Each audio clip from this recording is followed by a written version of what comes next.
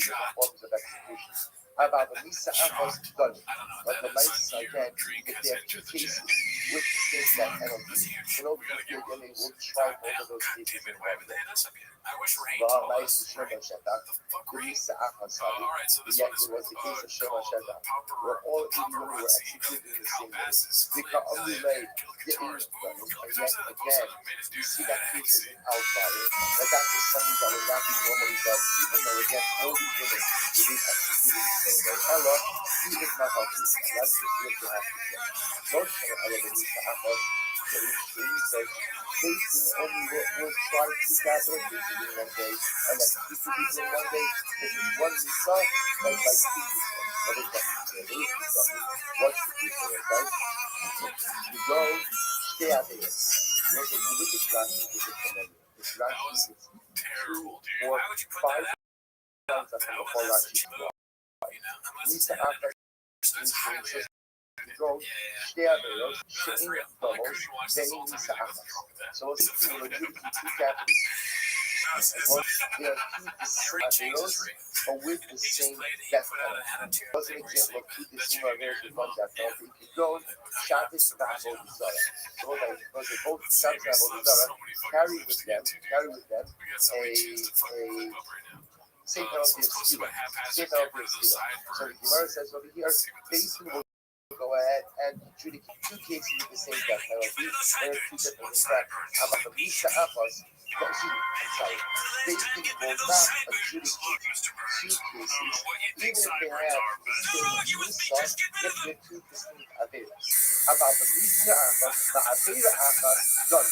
They will say there are two cases for the same infraction and the same death penalty, but ain't up to them basing the adjudication that case. So let's say, we're going to see only right now the following. When do we say that Beijing doesn't judge two cases? Obviously, if two similar cases, Beijing won't judge the gamble cases in one of them. But even if both of the cases have the same death penalty, but they're different infractions, we won't judge those as one. The only time there's a possibility for Beijing prosecuting of two capital cases in one day is when it's not going to screw up the same case. Or two people committing the same Avera, and therefore ultimately against same infraction, same death penalty. Back to Rabbi, ain't gonna stand by your Bafilu no Efesh. Or the Bryce says that a Beis Din cannot condemn two people, can't go ahead and give out two death sentences in one day, even with an adulterer and an adulteress. Listen, what this seems to be saying is about, let's say two people have brought to Beijing, a man and a woman. Why? Because they both committed an act of adultery together. Same Avera, and presumably what? Same Misa. Now, based on what we just said, same Avera, same background, what should be the halacha? Maybe should be able to adjudicate both cases. Yet we see the Gemara says the right that we will adjudicate those two capital cases on the same day, which the Gemara says, the background of both. What's the case? This is the case. This is the case. If a Bas Kohen commits adultery, it was a special test and custom. She is killed with straight up, even though again the man is killed either with skila or kenem, depending on her particular status. But it's already interesting that not only there, the woman faces a person in that. That would be the case. Where you know they both turned up with cases in the same Avera. By the way, same Avera committed with one another, because the death sentence will be different. Beijing will not move on those capital cases in one day. Oh, the Bas Kohen is from a nation about.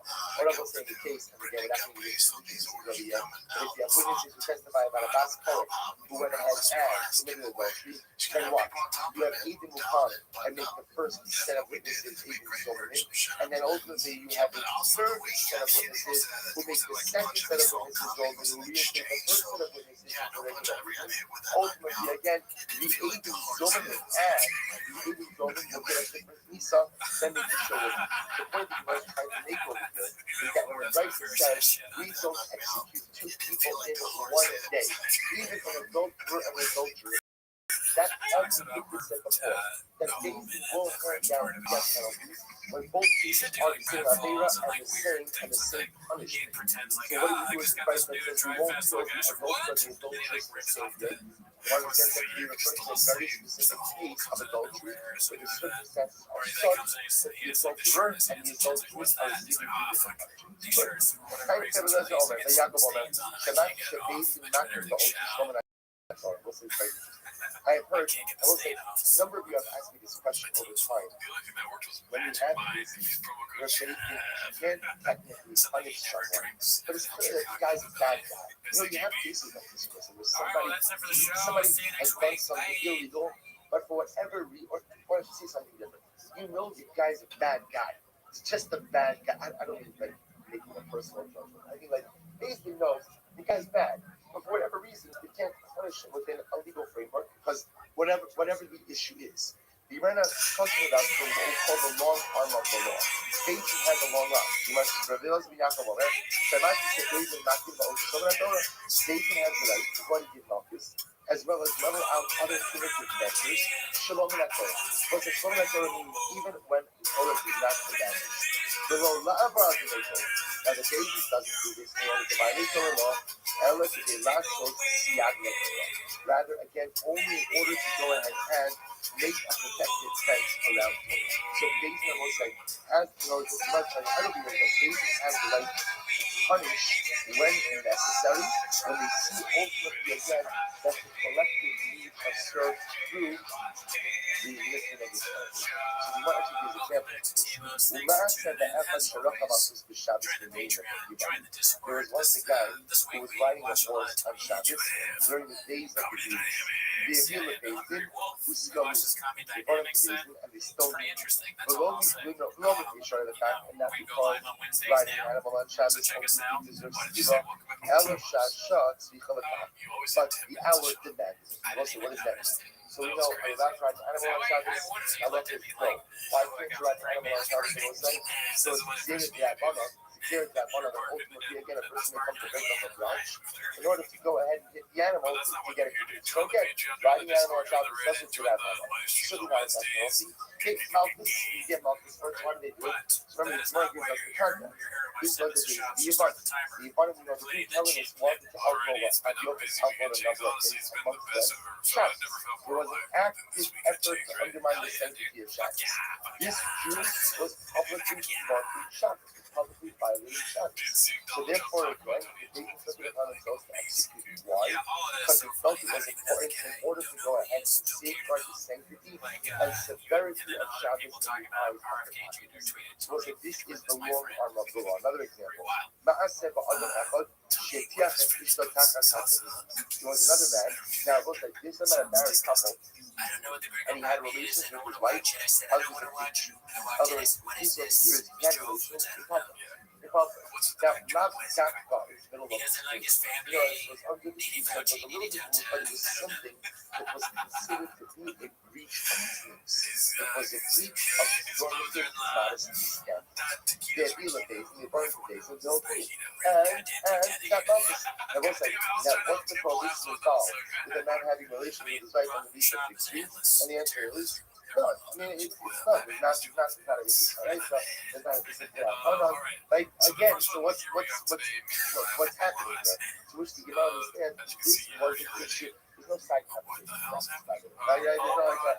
Right? So the Gemara says over here, the Gemara says, but the Rabbanan felt that this was an incredible breach. Now, what do other societies circumstances that are happening that this kind of don't know? But the Maestro, whatever it was, you can understand that this is raising of modesty. Even though it's not ulcer, but again, Chazal felt the need to step in and flog the guy, to give him out this. So the Gemara goes back to it. No, right, I'll show you that. Fine, Mishnah. Gates are told us. We'll say this is amazing. So what's the process for hanging the individual? Now that we've established what we say, so first of all, the only people who are hanged are the individuals who are executed from a God they can have all the sons. So only cases of where you curse God and where you worship idolatry. Those are the only cases that are all of the cases is not. Only a man is hanging a woman is not. So the Gemara says, Kate, so how do we go ahead and administer hanging? You're not funny in any locker room, anywhere, at any time. It's not an opinion, it's objective fact, and I will die on that hill. He's been in the company of some of the best shit talkers for how many years now? Yet to this day, he will win. Shocking as I thought about it. He feels so take a pole, every put single the time. pole into the It's ground. physically painful to But watch each, me. take it again, I will say, so you have the Every pole area, subject, topic, that's shop the ground, attempts to weigh in put on. another But I've pole been today across now. the top What I of really needed that to get off my chest was but the each daddy shit. but remember again, as It's we gotta stop. discussed, I've almost turned off the hanging podcast several times is now. not It's a bummer one because of the I things dig that most of the we banter otherwise. No a big deal. body is No one's only forced me to hung listen. I after just the person is use the always random bit. Cheers. Well, you're not wrong. I will tell you, You know, my the conception voice that he does, how do which you I'm hang the glad body? first picked up Like, on you the put a noose weird, around the neck, sexy and you voice, hang the whatever. body. It's like, That's not how they hung because people do that. It's this. Makiv Shtei Yadav Yual Gatsu. So you tie, the person's already dead. You tie their hands together, you tie their hands together, you told them, and you hang the individual by their hands. I was amazed by this. I started saying over this because I was so intrigued by this. I put a sudden kick under the table by my wife. It was like my kids are turning tail at the table, like, well, but I was so struck by this. I was so struck by this. Again, I don't know why. I don't know why I didn't remember this from before, but it's so dramatic. It's just you don't think about that. This is how the person is hanged. But okay, anyway, the point is, it's not good. I remember when we first were like, That's the take home of it. This no, Shabbos, not weekday, never. Because Rabbi Yossi says, Hakora Muta ala Koso, the Torah also, B'der Shat Nabakim, also listen to this. And we'll discuss the nature of the whole community. Rabbi Yossi says, you do not take the pole and put it into the ground. Instead, what you do is, you take the pole and you lean it against a wall. Now, what you would do is, again, and then you would go ahead and you would hang the person from that point where ultimately the wall, the beam hits the wall. Now, the image that he creates is the same way that the butchers hang meat. The same way apparently the butchers used to hang meat by taking up meat, leaning it against the wall. You would hang the meat from there. But you know, we hang the individual for just a few moments. We hang it, we're saying this because again, we have an obligation to hang those who ultimately are stoned at these ones in the situations. We hang him, and then we take down the body of the in blood.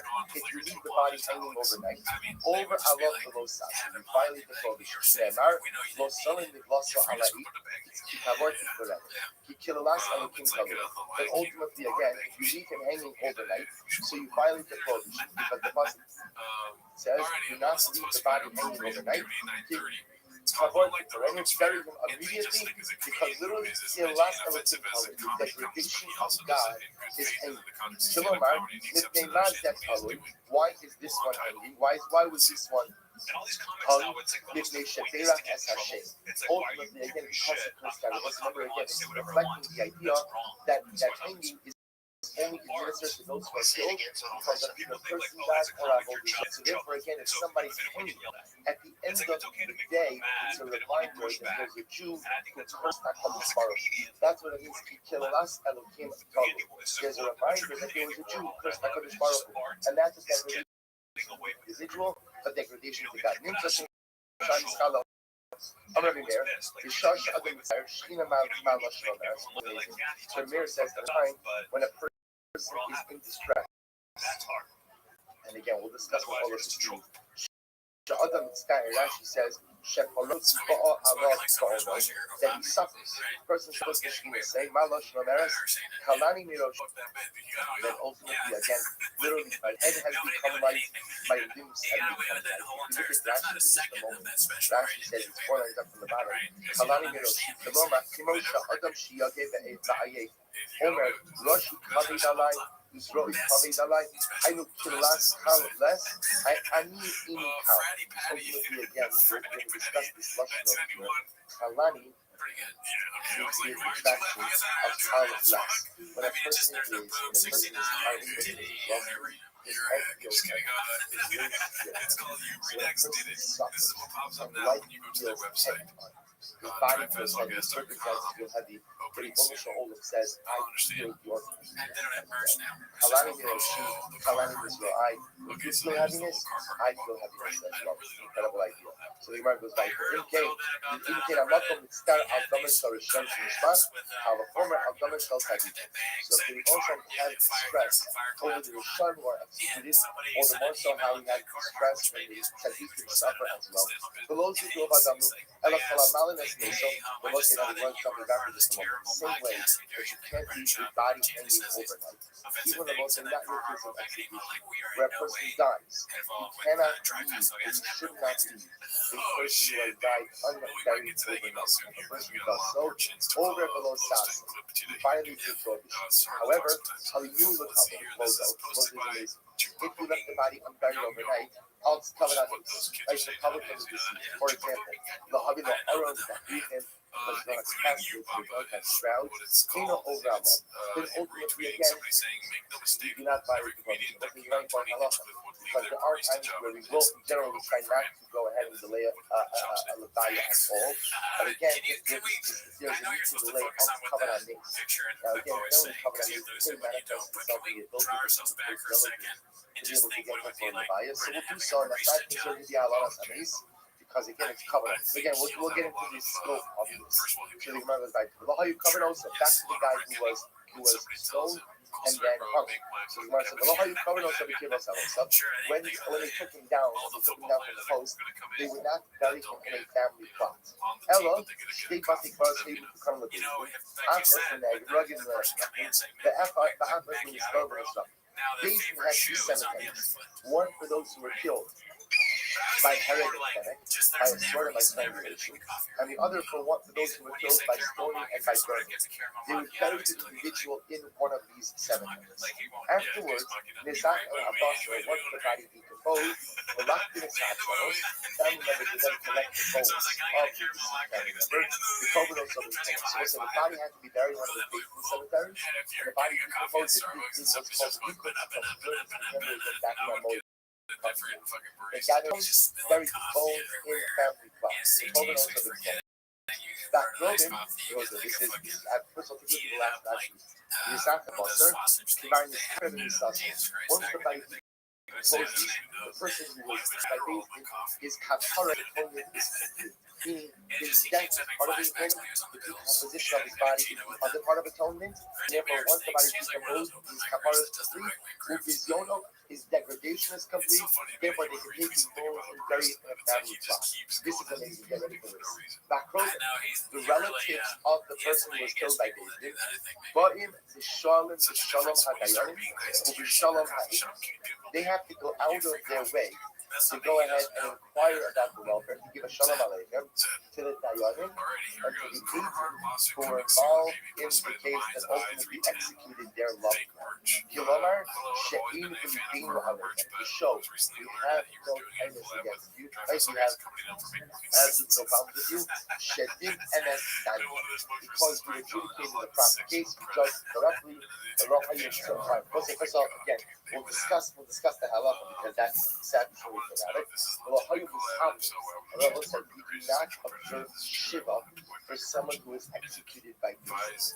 However, about owning, Rabbi said that we'll discuss what this means. Owning meaning for you grieve, you're permitted to grieve for a loved one, even if they're executed by David. She'ein aninus elamalei. Because grieving is they were no more than facts. Shiva, nothing like that. I mean, if you're a person who can't legislate ultimately again how a person feels, obviously very amazing. We do understand your concerns about this. Collaborate with the defect.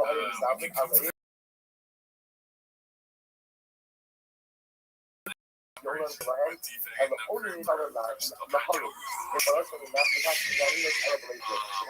part of the reason we did not observe Adela's for Shiva was because that was part of the degradation of the person who was executed, and that's part of the this was a call-out piece of work. I would have said first the body is, and then afterwards to the executing. I would have thought first, yeah, That's And then if funny. he's not How does killed it through just keep hanging, happening? then you kill him It with just stoning. keeps happening. You get him. He's stupid and he does stupid things. Apparently, And also, like I this is said, the way that we discovered may actually have the also Gemara a bad team. That's what I'm saying. The team is and just then getting what worse. he did in that I think it's a combination of that he is an idiot but and no the matter team what is actually also bad. the process says So it's you like will execute a bunch of and you idiots will working together the to reason be also produce something first you bad. He's execute like, the oh, what am I individual, gonna the attack Let's put out a card. then you So go he picks ahead that card up and then like and son, at like what 52 cards in, he's like, oh, Mash there's not also enough cards. And then understood it falls in. Oh, it fell they down. would Let's wait, make they another would house. delay Oh, okay, you're gonna use stones this time. until right Yeah, before there's sunset. never gonna be any The pushback from government a stupid then team. they would go ahead and they would He's like, back now truck can them, you they would stick deliver the verdict. he's like, stupid house is Over sticks. reason Do you also, screw they if would I throw a execute it fire? right then and there.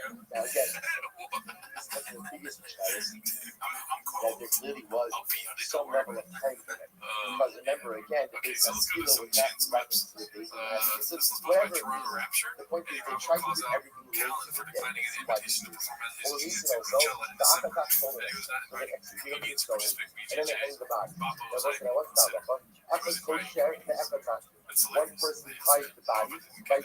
One person Like, hangs the that body, another Baba person shouldn't unties the understand body. that. They did like penny and No, he's mitzvah just children. In order ultimately to get to the penny and mitzvah of penny. Everyone said, why do they But I do this think right there before might have been Shia? a Why conversation not about before it sunset? before. Because I will say, remember again, Yeah. once the sun Maybe, sets, I mean, he knew about it, or at least he's pretending to. apparently it Or appears it's like that they all would the hang guys the were like, body literally for just a couple of moments. On one hand, to fulfill the biblical obligation. maybe it's one of those things where it's like a bunch of friends, and you know, one friend shouldn't be at something, so they all talk about it, and they're like hoping that he never mentions it. Yeah, that's what that The might be. Pasuk says that you will go ahead and hang the person upon an eight. The Kalisa Yeah, also dude, he already. can't say anything because They that's will the say surprise. that Brandon Trout eight, is coming the in. Pashtus, It's like, eight oh, can mean a yeah, lot of things. that's Eight can mean good. wood, but eight can also mean what? Tree. One guy's So on it. Shemir and David tells you All so right, maybe let's see. you So rather we got a lot the of clips pole from on the which you latest are Fight hanging Companion.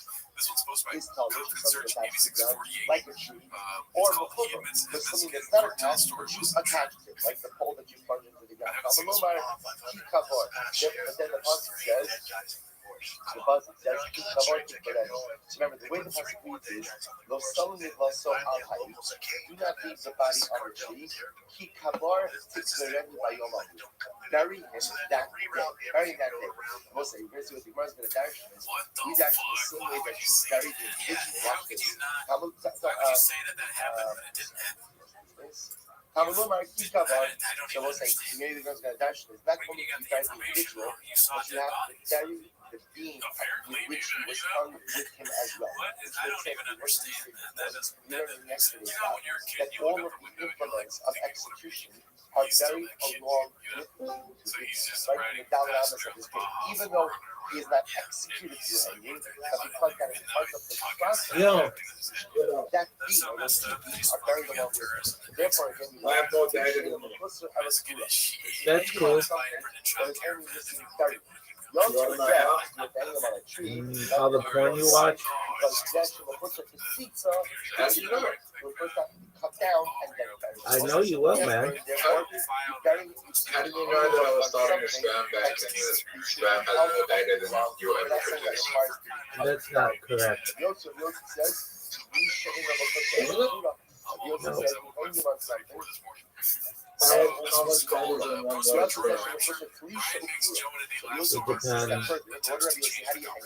You take a bean and you lean it against the wall. What's the closest to Rabbi Yossi? Yeah, And we came to the conclusion that Eddie is just making fun of plunge Brian. it into the Because ground. everybody Rabbi knows Yossi Scottish says, Dude, come back in 2 hours. I'll be late. that requires you. Yeah, he's Then like, after this you dude eat needs the some peanut fuck oil. What up, baby? Chow mein, some has to be onions, and immediately he's doing all very In this. the future, right we'll be able to after make again. AOS with I like agree. But I Also, like like that that, all day on. Brian Yes, sir. saying it's all the hips, Bubba. It's like my hell. Like if I go to hell, I die. I go to hell, it's gonna be him saying stuff like that over and over If again. they It's not like, that but it's all the hips, kind Bubba. of Mashallah, muscle. And here's when we give you a muscle. Ultimately, again, to what meaning? Why is it that we take the body down so What's the quickly? system? And what does it mean to I the think that Bubba is standing He up says, for his friend. "Yishnei achim tu." I think he's like compared trying two because he brothers knows who that they're just laughing These are achas, because the they're both of the making fun brothers of were in Brian. one city. Ask It's them so to know terrible. that Like this guy thinks that they're one brother. maybe Joe is an it's Joe And another brother like became dude, a rabbi. Brian gets annoying. See, Fucking Hamelech, this guy's Shalom. accent so we can laugh at him. So what And happened? Brian, after what Brandon happened, knows that. So one he's of the like, hey, brothers, Joe, ultimately what should again, you do? Keith's He's brother, even kind of angry when he was does it. found He's guilty like, of a what would you do crime, with and the therefore what would subsequently you do with hung. it? Kalaroa also Omer Hamela whatever Kala. the Holloway. Whoever So that's why. he's just doing exactly like you. so that They're takes exactly like the king. example. So whoever walks by it and says, "Oh, the king has been hanged." It's like the Gemara. Siva Hamela Kala. Therefore, command to get the body to his cage. And this the attention to Brian. He's not here. Of the muscle. That's the goal. Adam Asif is Shabbat. That's a beautiful idea. Man is made in the image of HaKadosh Baruch Hu. So when man is training to be all the almost part of the as well. Therefore, it's good, or we should really take the body down and move it. Really, because the Gemara says that This one's called Kirby Enthusiasm. the Bible says, I'm going to know it. My gosh, so there's what's the difference here? I'm going to buy you the man, the Amar, countless. We'll say number again. The Gemara over here is quoting Rabbi Meir's statement. And Rabbi Meir said, Rabbi Meir said, Ishash Adam Mitzvah, when a person is in distress, Shina Ma'omeres, Kalani Meroshi, Kalani Meroshi. Russia, and the word Kilas Elohim. What does it mean, Kilas Elohim? Kalani Meroshi, Kalani Meroshi. What does that mean? So, Rabbi Mash, the man Damar, Kalas. Kilas is like when it says Kalas. Kalas means it is not life. My head is not life. My body is not life, which is another way of saying my head feels very heavy. My body feels very heavy. So that's a loss of distress. I'm going to love us. I'm going to say, okay, Kaveh Alai Roshi, Kaveh Alai Roshi. Why don't you just say, my head is very heavy, my body is very heavy? Why do you have to say, Kidalas, Kavles, is not life? Which is like, Amarava, Jemai, Amar, Kil, Mi, Alva. It's like one says, the world, like one says, the world ultimately again is very light. And the Chana, the Ein wrote to the Hasir created life. So sometimes when a person feels overwhelmed, so instead of saying every world feels like it's crushing down on you, they use a metaphorical expression of the world is very light. Which the Gemara says, anybody in the book, what's that? I need that passage to keep your life in this trouble. Or is it teaching a general principle that a person is only executed, or a person is only hanged, or situations where they curse up in the like Avodah Zarah or Megabi. If that's the case, which the Gemara says, in Nima Kramekano, my kilalas. Neima, Kulila Hafuzasa. So they said the entire passage comes into this direction. In game, Neima Krakilas. My kilalas, why did we expand the Lashon? Therefore, what's it to kill us? We're learning two things. Number one, that the only people who are hanged are individuals who curse HaKadosh Baruch Hu, i.e. Avodah Zarah. And Megabi. And number two, I will say, we learn this idea that when the person is in distress, the Shekhinah is in distress as well. So we learn this incredibly so.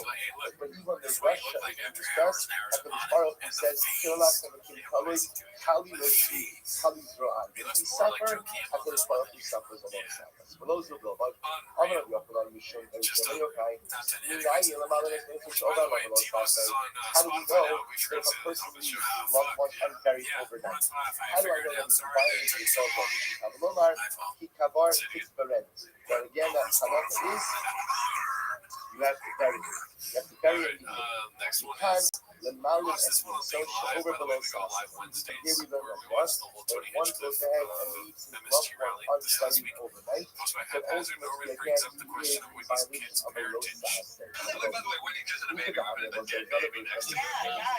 low sauce.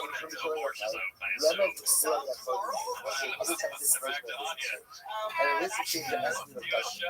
But where do we see scriptural allegiance that is very how do we know that a dead person or that person is very where do we see that concept? I will go learn it says you shall surrender it time leves and here we see I can't remember what Torah never says by Shabbat Shalom Moshe Leimon bury dead people in the earth. We're learning that from the inputs. The Pasuk says, when you stone someone, you shall hang them. Don't leave the body hanging overnight. Kavar Baredi Bayamah. You shall bury him itchy, it hurts. So when you take the body and you bury it in the ground. So therefore, again, from here we see that the Torah wants it to be that you bury a person in the earth. I'm really sure about it. So that's covered about that. Like you support. Ask for some of the following questions. Alrighty, this one's posted by Where Cable the Manager authority Bert. So King Shapur, where in the Torah does it say that you have to bury a person in the ground? Ishtik, but Hama didn't say anything. He didn't answer. The world is given over to the hands of the foolish. So what's the Makkah say? Is your comment wanting to answer? The finally the name are Kikabor. So just like the Pasuk says Kikabor forever. You have to bury him. So which the Gemara says? Well, maybe Kikabor means what? Other than that means you have to put him in a casket. Tikvarenu lo nashko.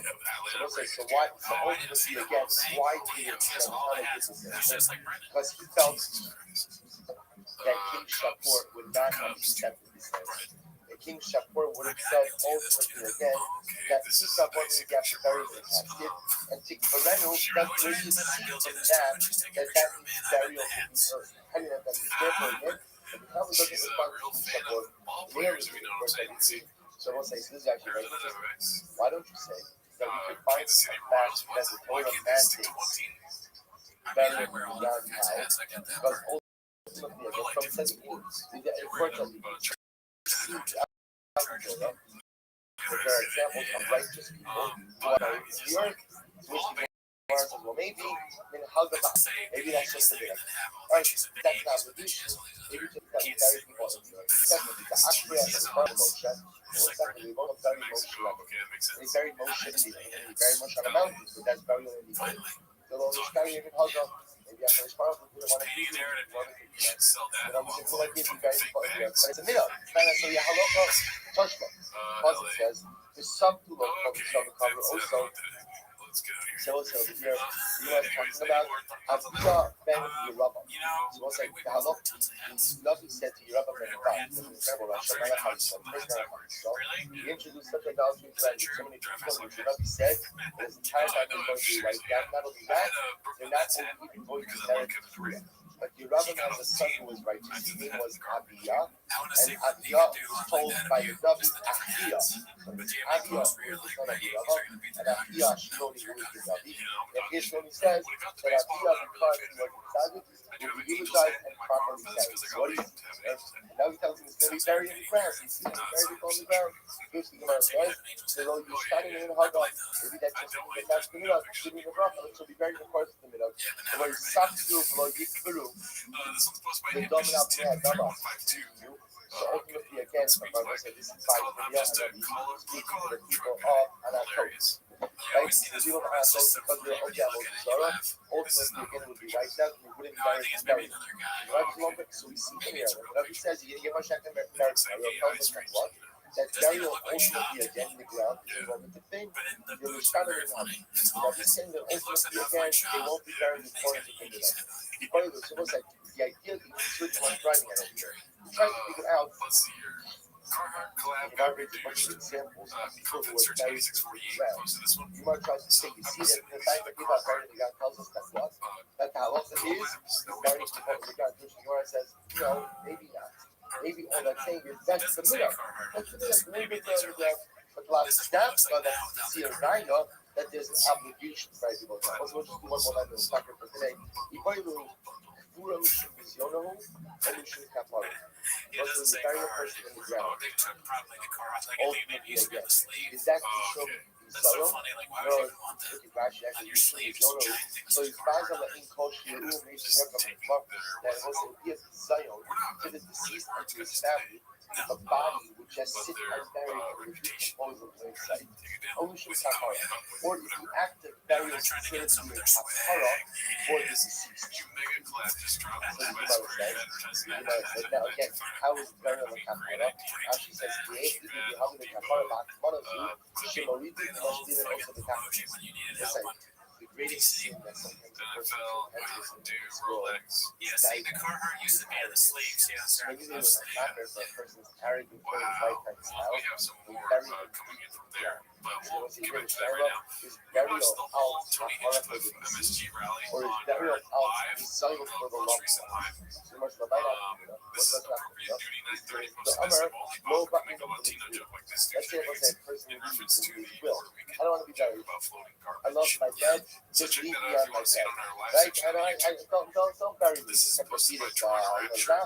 I want to Tries see to be that. serious, so Don't maybe go ahead and carry me. hilarious. This Well, man's you know, like, for the other books, you know, this is the say that stupidest burial point ever. in Just order think, to go ahead makes and no sense. prevent Maybe you don't need it. the He just knows the best thing he's ever seen. He's been in so many fights with the best one I've ever seen. Which I was like, as usual, garbage, nonsense. Like, he just, someone told him this, or he thought it at one point, so he's just going to argue it over and over again, even though it makes no sense. ultimately again to some And Kapara. even I told you, I think I texted you when I was watching this, the best Say UFC. I don't want Yeah, to you told me Kapara. that. So what's Yeah, happening? and Somebody. nobody has said anything bad. He's the only person that thinks that this fear is bad. See the fact that righteous people are Most very fighters, it key wasn't on like the Kapara Kapara. took away from the fighter. Like, I didn't know any of those fighters. There's probably like one article that said like someone extolled Of fights course, that in said the same, this fear is possible in fights, so now it's a child can't be involved in it, wants to shit on it. Yes. So good. So thank you, Eddie. Thank you. Thank you. Yes. Got a bunch of grease on his fucking shirt, you know what I'm saying? Real grease. He's got fire grease, Daddy. This is supposed to be a call puncher. Now we gotta go back to the bane of existence, otherwise known as the Fighters in the Kid podcast. It's called Papa Changes the Narrative, and the subtitles W and whatever that means. we ignored that Sava'a because even though he has certain rights regarding himself, he doesn't have the right to go ahead and Moses on the embarrassment.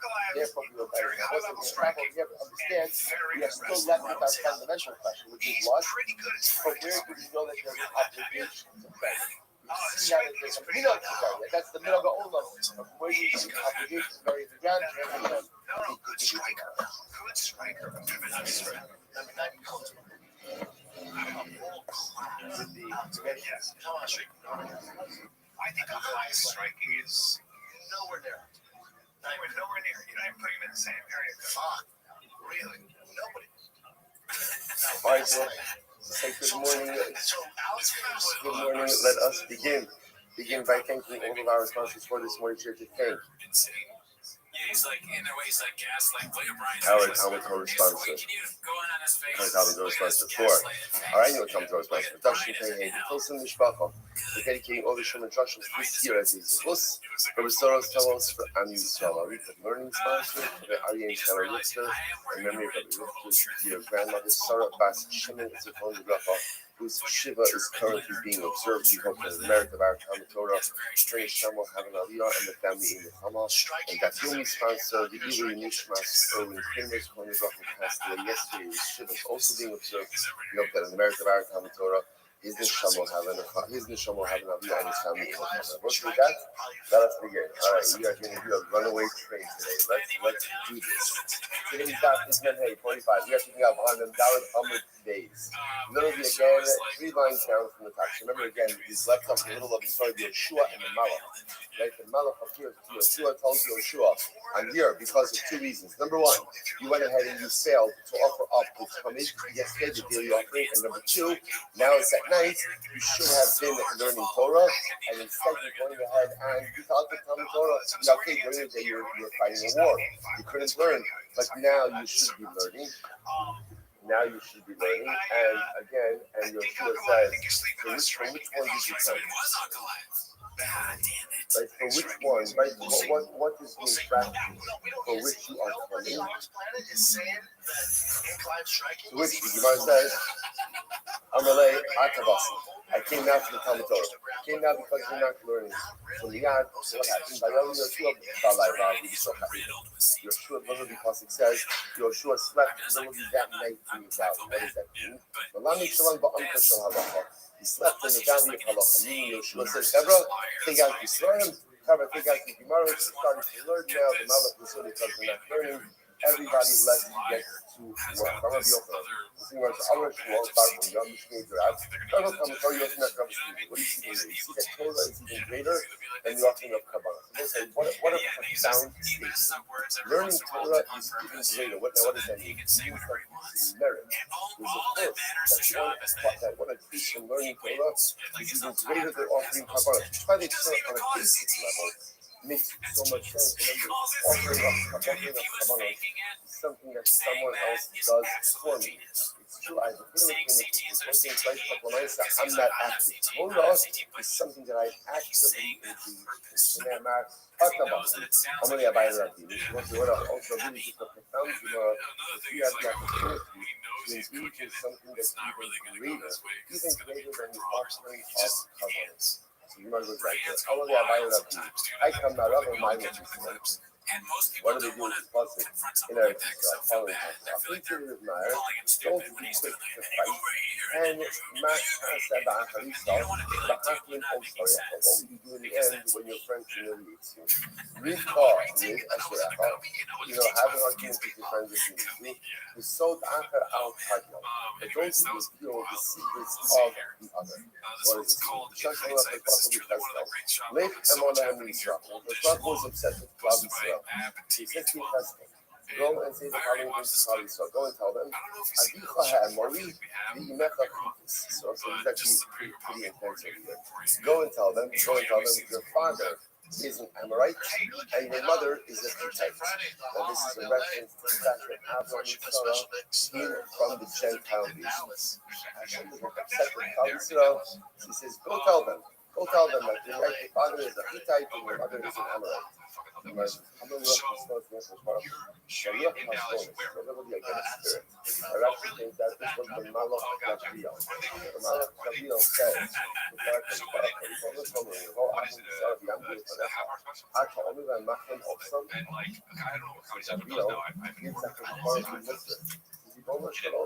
if Abba and Sarah were here, we could say this. Right? You go ahead and say something to the company, you go ahead and embarrass them. We've told it, that's way.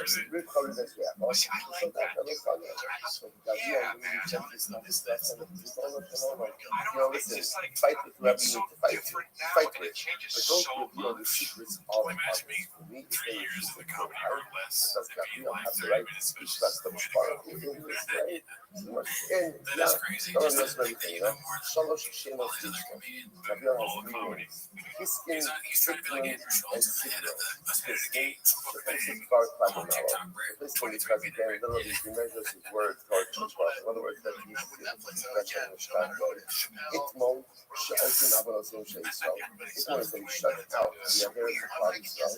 Sidro, Yevan She'Saga, shows that she's in a Mekah. Once Gabriel says the conversation is over, the conversation is over. Incredible. You want to see this? I know. Omar Zabalazar, the only closest to this passage is Nabil. Now, literally translated over here, what's happening is Eob's friends, there's this interesting conversation after Eob is suffering. There's all these interesting conversations between Eob and his friends, where his friends are trying to figure out the root of his suffering, right? Why is he suffering so much? So they say to Eob, had you davened, would you not have been saved from this calamity? On the laws of the only Yachtin of the Tefillah Tzara. So it is a profound below. A person should always daven before the suffering occurs. Daven proactively. Shemale Loiskim Adam Tefillah Tzara being based El Ubein Ha'ai Onishkaya Merisha Yisrael Serid Kupolit. Had Amnavino not proactively daven in the area between Beit El and Ai, Klal Yisrael would not have been saved. That refers to, remember again, that's the war. These stories connect back to, remember again, Often went ahead and took in the spoils of Jericho, but he wasn't allowed to. How did Joshua know that something was up? Because 36 men were killed in the battle of Ai. Now, again, that's what it's doing. Why we lose this vote? It doesn't make any sense. That's when they realized that all someone committed in that day. That why only 30? That Boston said, only 30. shorter special is harder than a longer special. But the casualties could have been much worse. You know, it's pretty to minimize casualties to the proactive kilos of abaddon for America. It's actually a very giving America using this to a different dynamic of kilo, which is proactive care. We're very used to the concept of reactive care. Something's wrong, I need something, there's crisis, I got it, which is incredibly profound as well. Nothing else is a social threat. And the proactive care is the approach is, while things are terrible, while things are good, recognize that things can and do change so quickly. Diving into the bonus of all of the views for active state of our voice that things should not go off the rails. So the part of I'm not even diving proactively against forest children, beautiful insight into Tila. The subject says, from the Amis Asma the Tila, with a Mala, starting near the Mala. So literally translated, actually says that they're called the Amis Asma the Tila, with a Mala, inside, before Masina, anyone who davens with intensity here in this world, so no negative when the orders are in, we will actually buy it and print it up and ship it to you in 5 to 6 weeks. This is drop shipping without any benefits of only package other wrapping, she reacoma ansin as coho. I'm sorry. The only package other wrapping, she reacoma ansin as coho, the all you know, sorry, the Mala. This is a very beautiful humor. The word says as follows. The New York Times says the person should always ask compassion. She has come out and said, she's Mala Hatchari, the fish happening, she knows you will Maskin Milamala. The hard match my access is beautiful. A person should always ask when they happen. A person should say, I should have Smata, the Shmaya, and the Celestial. Malokan should help me. Malokan should have to show them not to work. Mars like this in general are quite, if you look at the list of actions, Malak Hatchari is the fact is happening. Malokan, to help to ask for compassion for me. There should not be any prosecuting forces above. The honey match my yellow luck in Basra. So I say, in general, Muslims just always claiming this because this notion that Malachim help me, Malachim are against me, soliciting angelic assistance above. Is this appropriate? Is this not appropriate? So it happens to be part of a raging hashkafic debate about the roles of Malachim in our fields and things like that. The point of making over here, the person should realize in any given moment there's so many different wheels that are turning. Ask for help. Ask for help. Like ask for assistance for from Malachim. Beautiful. Minayin should keep it all. So again, Minayin should keep it all. How do we know that Vidui works? And when a person does Vidui, a person confesses their Averis, that Vidui itself has a curative effect on you.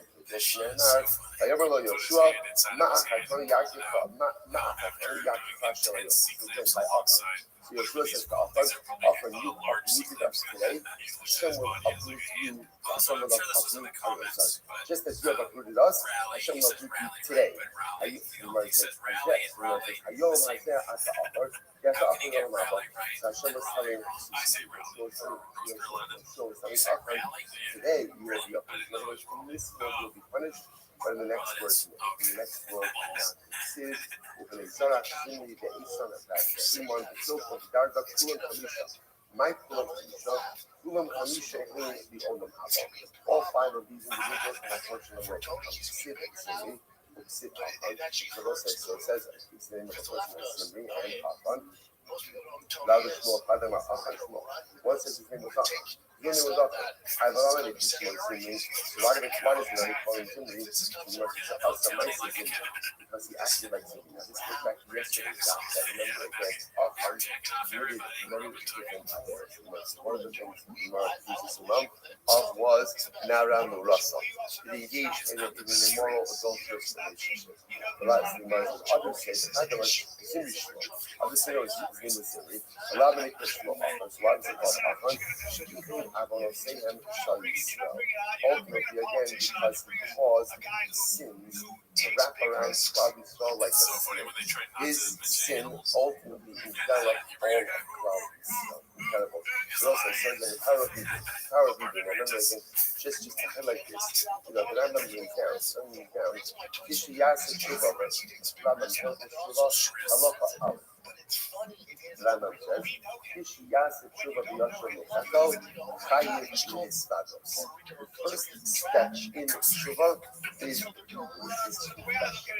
why is that? I love that shop. It's always like violently uninformed. Like he never really knows. Someone told him. I'm starting to believe that it is people just telling him about things. He doesn't actually say anything. Before you confess it, it's not real. Yeah, maybe not real. If I don't confess it, it lives in my mind, and again, what happens over time is, over time, I'm able to somehow justify. I think this is justified. I'm able to go ahead and kind of rework it, remake it, retool it in my mind, and if, depends how good you are. Sometimes I can justify it, but I'm really good at make it into a mitzvah. Right? And after enough time, I begin to think of myself as a tzaddik. So the power of confession makes the sin real. I acknowledge the fact that I did something wrong. I acknowledge the fact that I broke something significant inside of me. If I acknowledge it and I make it real, then I have the opportunity to fix it. If I don't do those things, I'm just never going to end up doing it. That's the power of confession. Also, what do you mean good for you? You fucking run like it's not a good move. He shouldn't say that kind of stuff in a rally. He should say that stuff in You know, we're talking about the idea that Hebrew is mechata. So listen, if you think about that, confession atones. How does that make any sense? If I confess it, I didn't do anything, right? I just confessed it. It's not like I did anything else. It's not like I changed my life. It's not like I retooled the way that I live. But oh my, what do you see? Act of having another form of parties, you're able to take a step back and say, I did something wrong, and to acknowledge it and to own it, that by itself is a huge and incredible step in personal growth. Even if I don't do anything, or even if there's no act that, there has to be more follow-up. But even for argument's sake, if there's no more follow-up, that is still tremendous. It's incredible. The word says, in New York, in the Jonas class, you use all the Nakba class. I Nakba is one number again. So the Gemara says, again, the end of the mission of Krishna is talking about this. So what happens if a person doesn't know how to do these things? The person doesn't know how to do these things. So what happens? What's halacha? The person will still say, hey, Brian's like, I know you're wrong, but I have no idea. So you must then Mishnah ends it off. He won't correct him. He's like, I know that Mishnah ends it as off. usual. The Rabbi Shav has says, no idea what he's talking about, but you know what? if Reuben, it's called Reuben, right? Reuben knows that he is innocent, so Reuben could say, my death should be a kapara for all of my averos, except for this avera. Then it will. So then it comes back to Yehuda. If that's the case, everyone's going to say that. Everyone's going to say that. Why? Right? Because every defendant is innocent. Every defendant is innocent. Says the Gemara. Says the Gemara. Good. You're not crossing. Who cares? Let everybody say it. Let everybody say it. What does it matter to us? So let every guilty person bring that out. Say, my death should be a kapara for every avera except this one, because I didn't do it. So what? But what does it matter if he says it? He needs to hold it back about it. Because it doesn't look right. At a certain point, it looks like you're casting aspersions on the judicial abilities of the state. Right? Because at the end of the day, every single person that's being executed says, I didn't do it. The optics of things. Yalla Edom, and on the Edom as well. Let's listen to this. Nice about the Mechad Shek Yotza Lehari. It was once a guy who was being led out to be executed. Amar, in the history of Ozelo King Sasi Kapara, the follow on said. Listen to this statement of this guy made. He's about to be executed. He makes the following statement. If I committed this sin, if I committed this error, which I being executed, my death should not be an atonement for any of my errors. Then any of the other death. But if I don't have this error, then ultimately again allow my death to be an atonement for all of my errors. So you hear this? If I did this error, my death should atone for nothing. If I didn't do this error, my death should atone for everything. And again, and says, you know what? And I hereby, Hazen just did their best. Hazen did their best. I don't hold them culpable for my death. However, even most of you that have the feeling that the witnesses should never be forgiven. Because again, what the guy's saying is like this, obviously the guy clearly what he was right. So he's doing two things. Number one, he's saying, if I committed this Avera, my death should have told for nothing. If I didn't commit this Avera, my death should have told for everything. Number one. Number two, I don't hold Beis Din accountable, right? Beis Din, they're just doing their job, they're processing the information, nothing else for them to do. The Eidim, they should never be fined for this, not in this world and not in the next. So what happens? If show us on the double, on the last zero, so he had started out, just come with this, and obviously, this was startling. This was very startling. Because the guy was literally willing to go ahead and say that if he committed this other his death should not have happened. Very startling. So now it's isn't this. We didn't know what to do.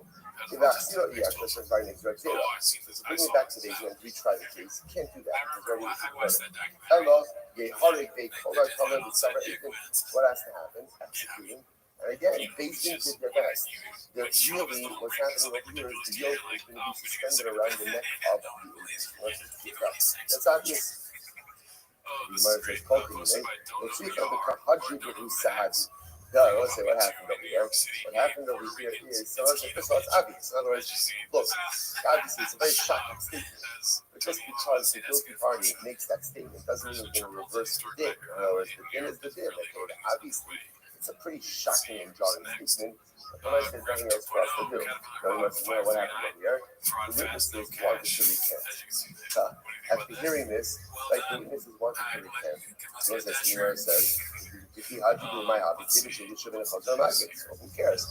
Also, there's a principle on April. What's the principle on April? One, go back to the principle. Once you give your testimony, that's it. You can't go ahead and retract afterwards. To which the Gemara says, April should have been a culture market. So please call the Afagab to Hayab and the Messiah. They want to say what happened over there. The witnesses wanted to retract and they wanted to explain why they were retracting. Even though now maybe they have a rationale. But why they were, we thought about it a little bit more. And then I will say, halacha is, eventually, once it comes to this testimony, you can't go ahead and go back and modify that. That's the end of the story. Even if you have good reason to go back and give a whole story, I give a whole myself, all information. Nevertheless, you don't go ahead and let them go back. And once they have to say, the rest is, the Divine Mitzvah, it's a straight tax collector. I'm gonna record it separately later on. This is an overwhelming story. It's brought down from that entire left hand column is pretty much one Rashi. It's like from the top to the bottom. I'm gonna record it later on in there, such a separate piece. It deserves its own time, but I can not finish that today. I'm gonna say before the ride. So it is a tremendous. All right, well, that's the end of that. So you have the power of confession to go and affect the all by itself. Says the Mishnah. Continuing in the execution process. So now remember, they're leaving him out. They're leaving him out to be executed. So now we'll say when they were 10 amos away, that's when the whole video, that's when the whole confession process occurred. Now they're Dalit amos away. So what happens?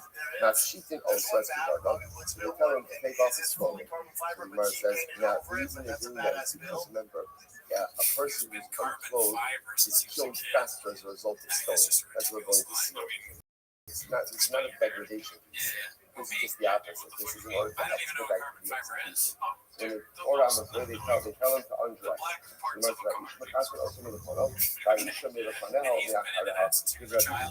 the Jesus said like this, a man who just had something, a little piece of clothing covering in front of the body, and for a woman, a small article of clothing to cover her front and her back. That's what he did. So to preserve some modicum of truth. From the front say, I each nisco aron, may I each change scholars on the 100 years, something no.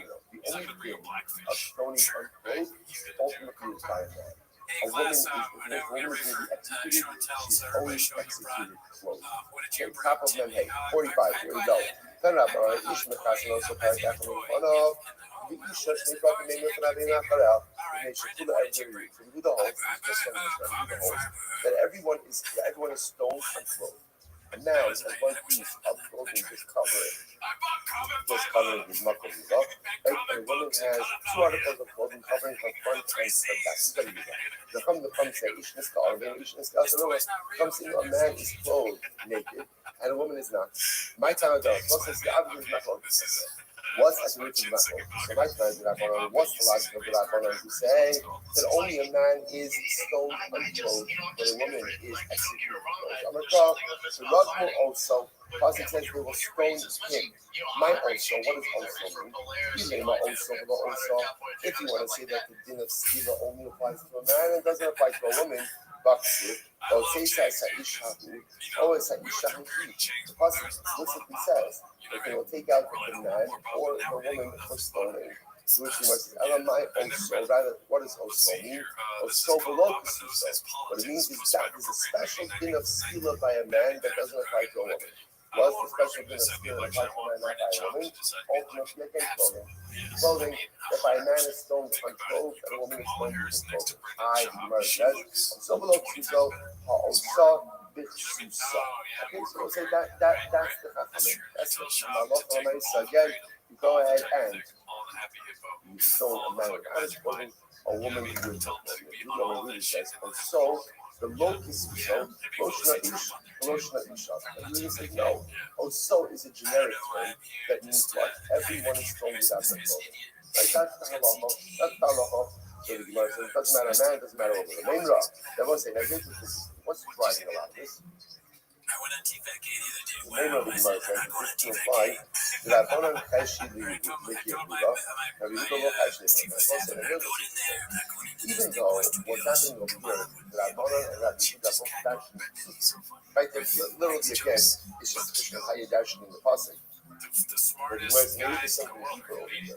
Maybe, right, the Chachamim are concerned ultimately again.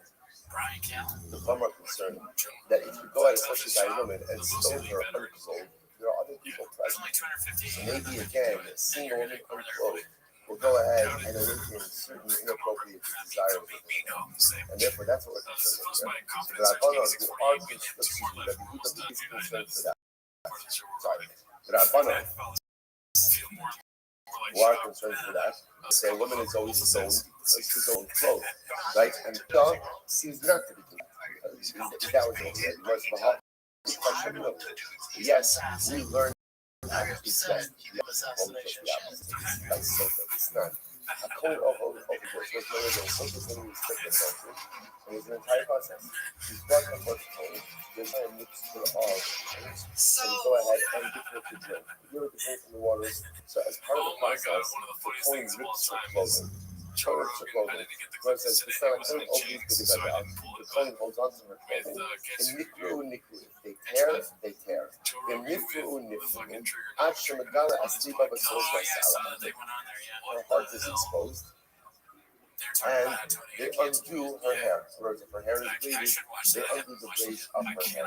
And you would lose this. That's not true. Now, interestingly enough, what that means is, in the social process, it was possible that a woman would be in some state of being unclothed. Some state in which that woman allowed. Rabbi Yehuda says, in Hayya Liba Noah, Lo Hayya Shalom. So Rabbi Yehuda says, if she was an attractive woman, you don't do this. You don't do this. In Hayya Sarah Noah, Lo Hayya Social, ultimately again, if her hair was attractive, we also don't do it. So the Gemara says, it sounds like what we do, that Yehuda is the one who is coaching, ultimately again, that if a man sees this soka, in some state of being unclothed, it's going to awaken desire within him. And the Rabbanon is not to be concerned with that. So that directly contradicts what we just said over here. The Rabbanon are saying, well, it's always on. And Rabbi Yehuda holds that she's in a partial state of being unclothed. So what's going on? So Rabbi says, no. Hassan had the time of Shemer Keitzi in the days in Zakah, the Yisgarabah Pirkei Kuna, on the katwa. Because it's incredible. The Gemara says, no. Here's the difference. The difference is in the case of the Sota, so what's going to happen? So she could come out of this innocent. She comes out of this innocent, the young Kohanim, Young Kohanim now are we're concerned that what's going to happen. She's going to emerge from Beis Din, right, innocent. That's good. And what's going to happen? The Pirkei Kuna are going to try to pursue her. And comes out innocent. What he plans for tonight? It's not dying. So I mean, not good also. So right? That doesn't work out well. Right? So the mice again. So because ultimately again she can be found innocent. Leaving the basin, which was still about potential immorality if they saw her in this partial state of being unclothed. Here, in our Mishnah, it's talking about a woman going to be executed. So there's no concern about that. We might say, if he came up, or maybe again, maybe you should be concerned by Skila. Because if they see a woman in a partial state of being unclothed, so again, fine. So nothing's going to happen with this woman. She's about to be executed. Maybe it will awaken within them a desire to do immoral things with other women, or just immoral things in general. This is fascinating. Rabbi says we have a tradition. What's the tradition? That the Sahara only takes hold of something that you see with your own eyes. In other words, what Rabbi says is like this: seeing one person doesn't awaken a desire for morality with someone else. Seeing a person awakens a desire for morality with that person. Essentially, what Rabbi says is immorality is not transferable, right? In other words, it applies to what you see, doesn't really transfer over to anything else. Such a fascinating and incredible idea. So therefore, again, the concern over here is immorality with Sota. The concern over here ultimately, again, is immorality, with this particular woman that's in a state of being uncontrolled. But if she's been executed, there's no further concern about that. In Sahara Shomri, Ella Benisha Ila Rose. The Sahara only goes ahead and takes hold over something that you see with your own eyes. But essentially, if you don't see it, or if it's transferred, if you're not seeing it, then there's not really a Sahara form. Tremendous. So again, Rava says, one second. The only opposing says contradiction to Yehuda. It's also a contradiction in the positions of Rabbanon. I'm sorry. Okay, so we just answered out about Rabbi Yehuda. Rabban Nami Lokasha. Amakra, the Nosu Palanashim, the Lo Tasena, Kizimaskina. Hata, in the Fayis, brother Uzak. So ultimately, you're able to say, so remember the passage says, with Rabbi Yehuda, there's two different things, right? With Rabbi Yehuda is going to say, all of this is done, Sota and by the execution, is in order to go ahead and give Musr to other people. So at the end of the day, the person's not going to come to sin when they see a woman in the partial state of being unclothed and executed. Witnessing an execution in and of itself is one of the greatest forms of Musr. So maybe like the other big character. So maybe we should go. Maybe we should go ahead and Allah for the myself. Compromise them both ways, meaning execution and also the basement to be unclothed. You have to know so ultimately again the Gemara says no.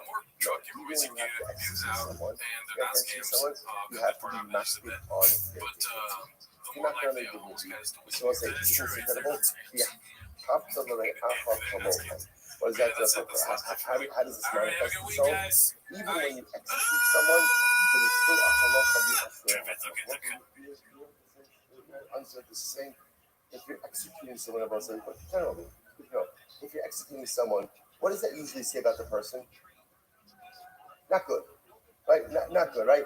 Good people don't get into those kind of situations, right? There are a lot of situations in life that even good people get into. Generally, if you're being led out to the base of skila, you're not a good person. You're conscious. You've done something that is deserving of execution. And again, remember, everything else we get. The basement's been advocating for you. The system is advocating for you. Yet no one can exonerate you. It pretty much means you're probably not a good guy. It probably means. Even for the Jew who's not a good guy, there's a halacha. What's the halacha? I have an obligation to love him like I manifest. How does it manifest? What it does manifest is minimize the pain and suffering or minimize the degradation that such a person is going to have in his execution. So again, in this case it'll be a friend to Rabbi for a woman, we're not going to execute her unquote. That's what it means. Or for a man, we're going to execute him unquote, or we're going to cover the area of the tefillah. In other words, we're going to preserve his dignity ultimately again to a degree. Even though such a person has engaged in such behaviors, we're still going to go ahead and do it. Because the mitzvah of the by the person who is liable to death, how much we have to love each other as well. Also, we get into such divisiveness, we get into such negativity within colleagues over what? Over hashtafic differences, differences. Also, at the end of the day, there is a profound obligation that we have to love each other. We don't dress like Papa for nothing. We got new merch, dude. We let out to be executed. How much I have to love you, no matter how different you are. Incredible Gemara. You know, it's a limit of Nachman Tanaiki. Maybe Rav Nachman's statement ultimately is not focused Tanoim, which the Gemara says low. So yeah, Alma is with Rav Nachman. Everyone agrees with Rabbi. Everyone agrees. So let's see, what are they arguing about? Marsabar Bizori, the English Adifale, saying we make a say. Marsabar make a the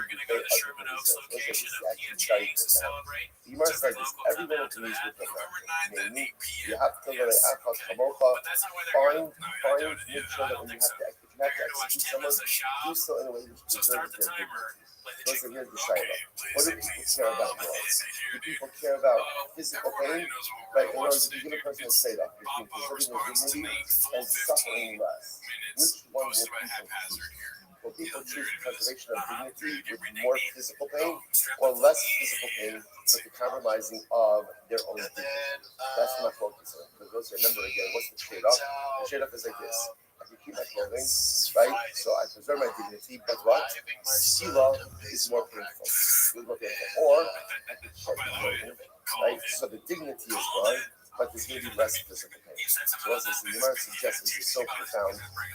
Which one, right? Which one do people prefer? So if you look at Rashi says over here, he says, "Lomar gotem ve'ina faith, mineta b'gufei." He says, "No, Moshe Tisaka b'Rabusha." The Tish Halamos. The Avaka being started with people. So he's not focused on here. He's not focused on the person. Like, well, of course, you have everyone agrees you have to come over. It's not focus in human nature. Which is such a fascinating focus.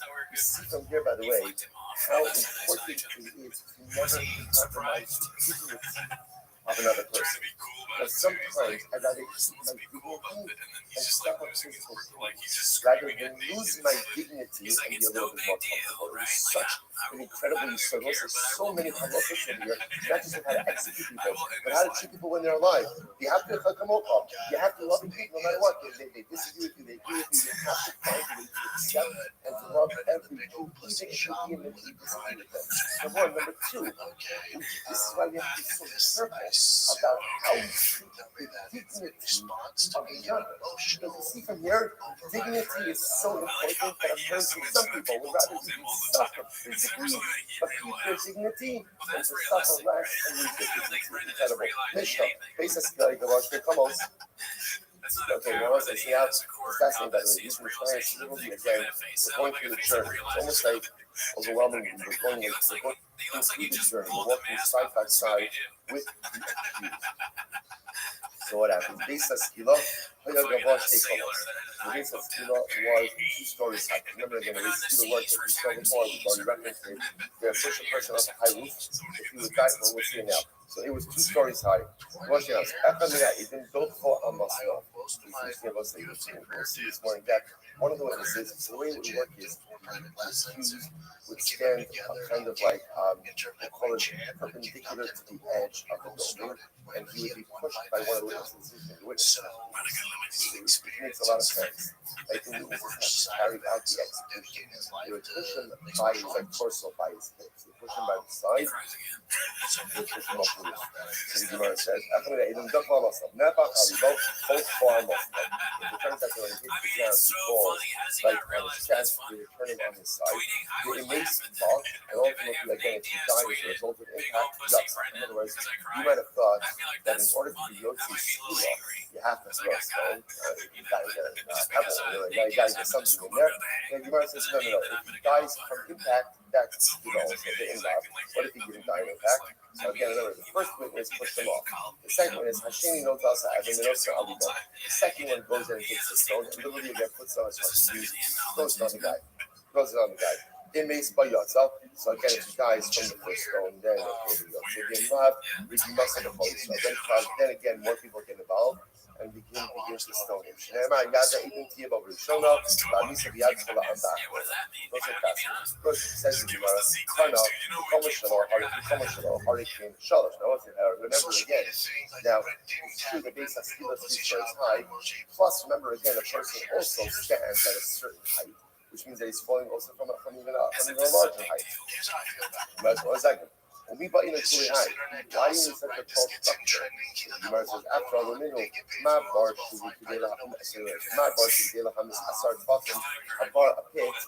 the ability to kill at a depth of 10 tefachim.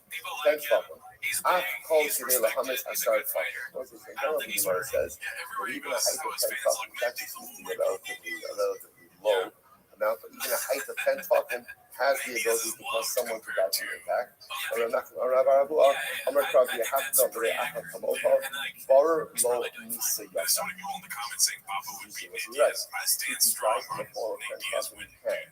chances are you won't, and you're just going to get very, very badly hurt.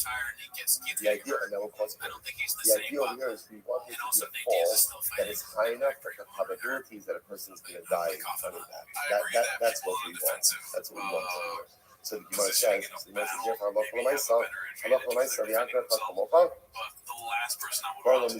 kill him in a way that minimizes the pain.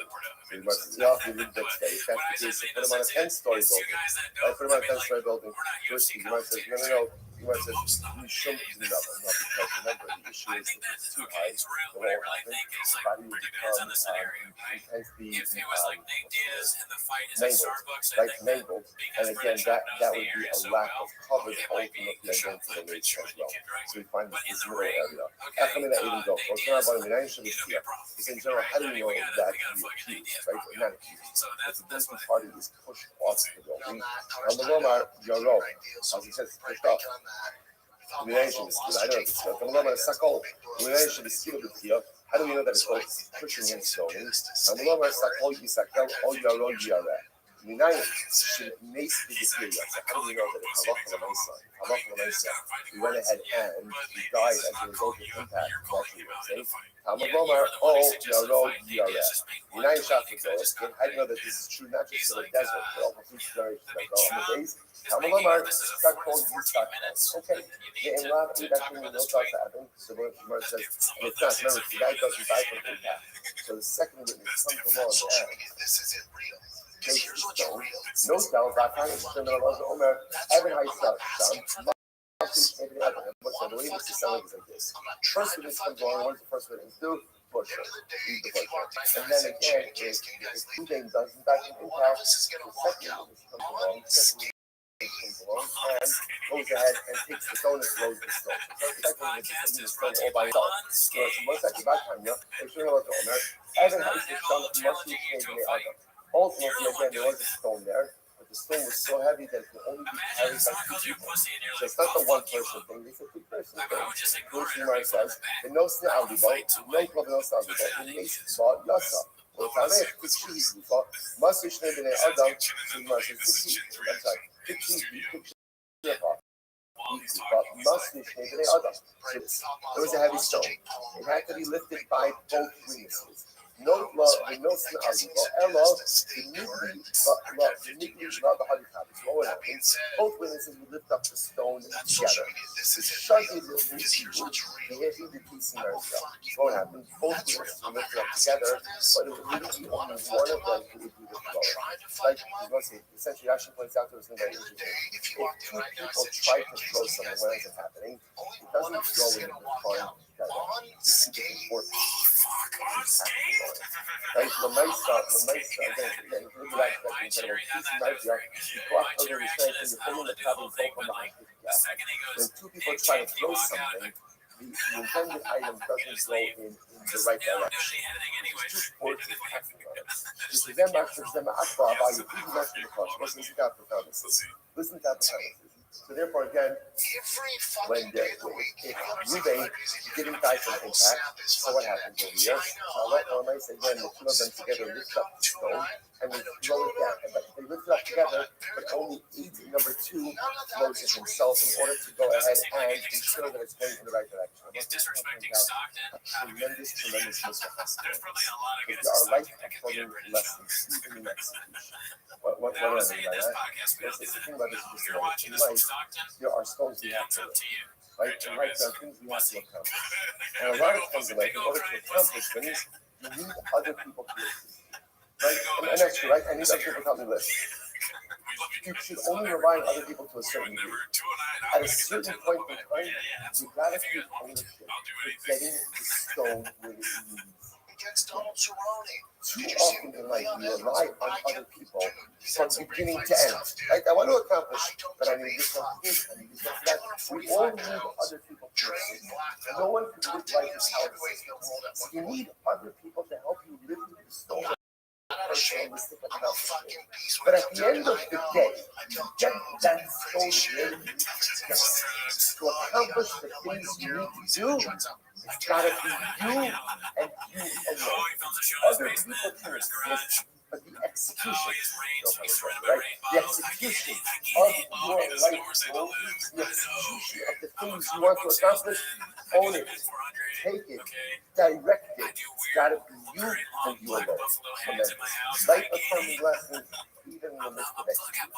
No matter like that. In row, we do muscle. The back hand one. Hold on, most of the other. So Gemara says, interestingly enough, Gemara says, again, so remember, Gemara says, that first stone didn't work, and all the Rothschild gets involved. Gemara says, the Rabbi says, it never happened that you had a person who didn't die from impact, or at least from impact, and then initial stone after that. I'm not this fake gangster. I don't go looking for fights. That's how you like it. It doesn't mean that it doesn't mean that actually again it's your additional stone. That's not what it means. That's what it means. In other words, if it was needed, this is what would happen. In other words, here's the process, right? We're laying out the process. The process was that Allah for the nice stuff, again, first push him off. If he dies on impact, good. If he doesn't die on impact, then first, second, he comes along and throws down a big stone. And if none of that works, then again, everyone else will lose the stone. Now, did that ever happen? That they need to start to get involved in the stoning? No. But nevertheless, that's how I'm not. Evan Heiss, Evan This is incredible. So the Mishnah makes it sound like again, there was a stone that was prepared for the second unit to throw if it was necessary. It says in Barak, after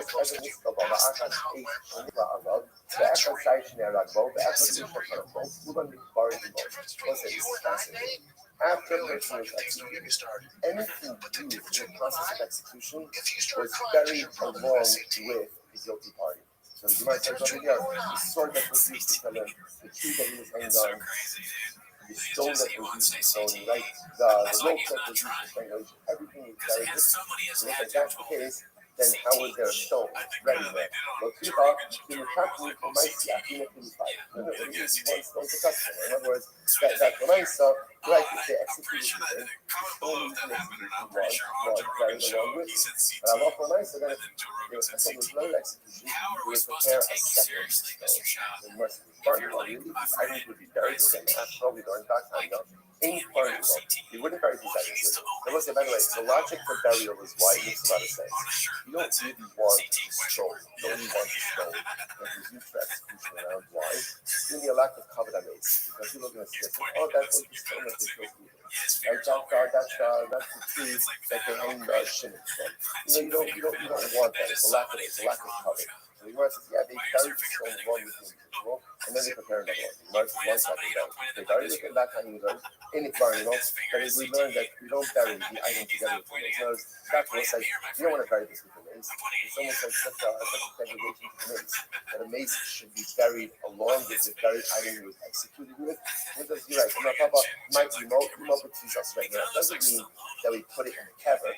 Like, in other words, you're not actually putting the instrument for execution in the cover itself. What it means is you're burying it along in the same general area together with the mace. How much more?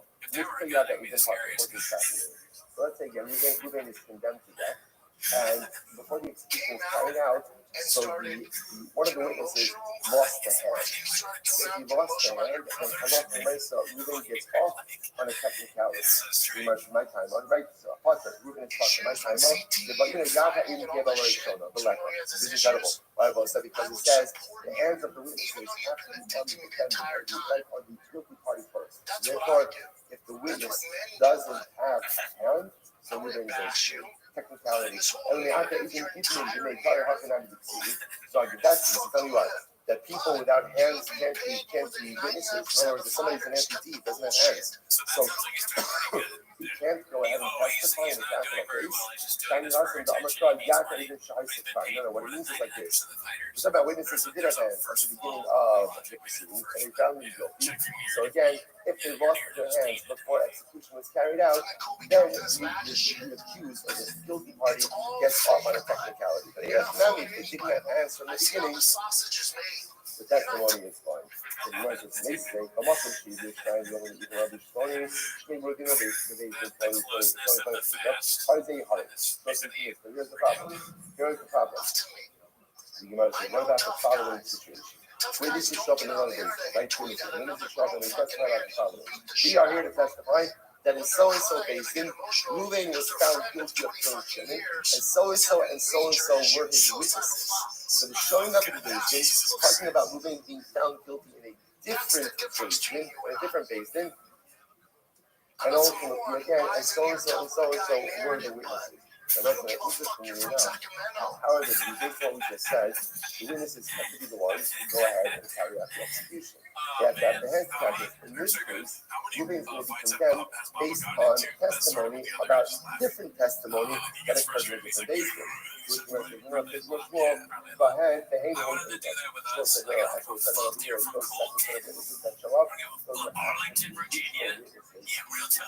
that Ruben was anybody in the truck, anybody to us the fascinating about this is this is quite a literal interpretation of the psukim, right? You are saying the yad ha'ivin kiyavo barishon literally means that what? The witnesses, their hands have to be on him first. Like the witnesses who push him off the side of the building by skill. And therefore the Gemara is literally saying if one of the witnesses doesn't have hands, then what? Ruben goes free. So Gemara says that is a pretty literal interpretation of the passage. So is that how we operate? Is that how we operate? That we're literally going to require such a literal interpretation? So the Gemara says, this is the real world. He sounds like a politician. All right, anybody in the front, we Because really need different rules. Most of us, I'm not going to go say in the other Misak Suva. Most of the budget, that's somebody for someone else. I'm not going to execute. Now, I only know that that's executed in the particular execution. That the Torah highlights, like,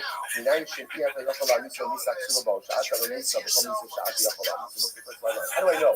So let's say someone's high skila. Like, how do I know that if for some reason I can't administer skila, that I kill him any way that I can? In other words, that halacha l'maaseh, even if you can't administer the particularly prescribed nisa, that you execute him in a different way. I'm not going to come up. You must execute it. What do you see? Or you see them as Allah, something, as the Torah says, that you give skila. If you can't give skila, you can only give herod. Right? But you give him herod. So you see from here that people don't have to be necessarily interpreted explicitly. Shiny house on the Amrata, most of us. That's not a good idea. That's different. Why?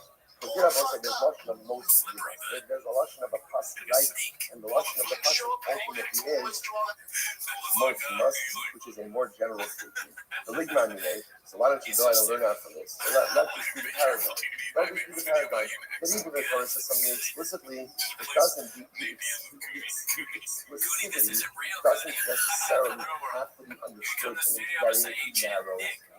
Right back to Yabo. Those who say the Gemara.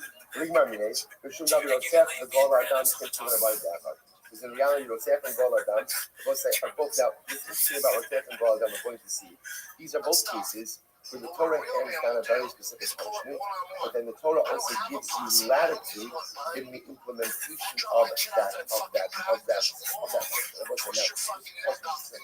What's the next to the Rabbi Gaffin? Things that are very important. I won't point out which is as follows. When the Torah says something once, right, that means that once is the paradigm. When the Torah says the same thing twice, what is that something to tell you? That these two situations are an exception to the rule. So watch this. So here we go. So the Gemara says, the first thing therefore, whenever the Torah says the same principle twice, that is to say it's an exception and not just a rule. So watch this. The Gemara says, Rothschild, you just said Rothschild. What's this Rothschild? Rothschild, the Torah tells me that someone killed someone, Reuben killed Shimon, he's found guilty. What's the halacha? We have to kill him with skila. What if we can't give skila? What if we can't give skila? Kill him however you kill him. Kill him however you kill him. Right? So the Gemara says, Gola Adam, right? Reuben kills Shimon accidentally. What is the punishment for accidental murder? What's the punishment? Gola Adam, you go to Gomer, but there isn't a avenger of blood. Who is the avenger of blood? Right? Who is that? That's a relative of the person who was killed. So the Gemara says, how do we know? This is going to go like that. In the Gosh of Israel, you're going to go out. How do we know? Now let's say again, Shimon doesn't have any relatives. So therefore, again, there's no Gola Adam. Beis Din appoints a Gola Adam. It's so interesting to see like who applies to that child, right? Beis Din goes ahead and appoints a Gola Adam. So ultimately, again, what do you see from here? Even though the Torah says that it's das for the Gola Adam, it goes and executes, he's a relative, but yet there's no relative, Beis Din appoints us. What do you see in these two cases? Even though the pasuk explicitly says something, we nevertheless interpret it to be not necessarily literal. So the Torah says a person who kills someone else is killed by skila. Okay, if you can't do skila, do something else. A person who kills accidentally is liable to death at the hands of Gola Adam, but if there's no Gola Adam, then what?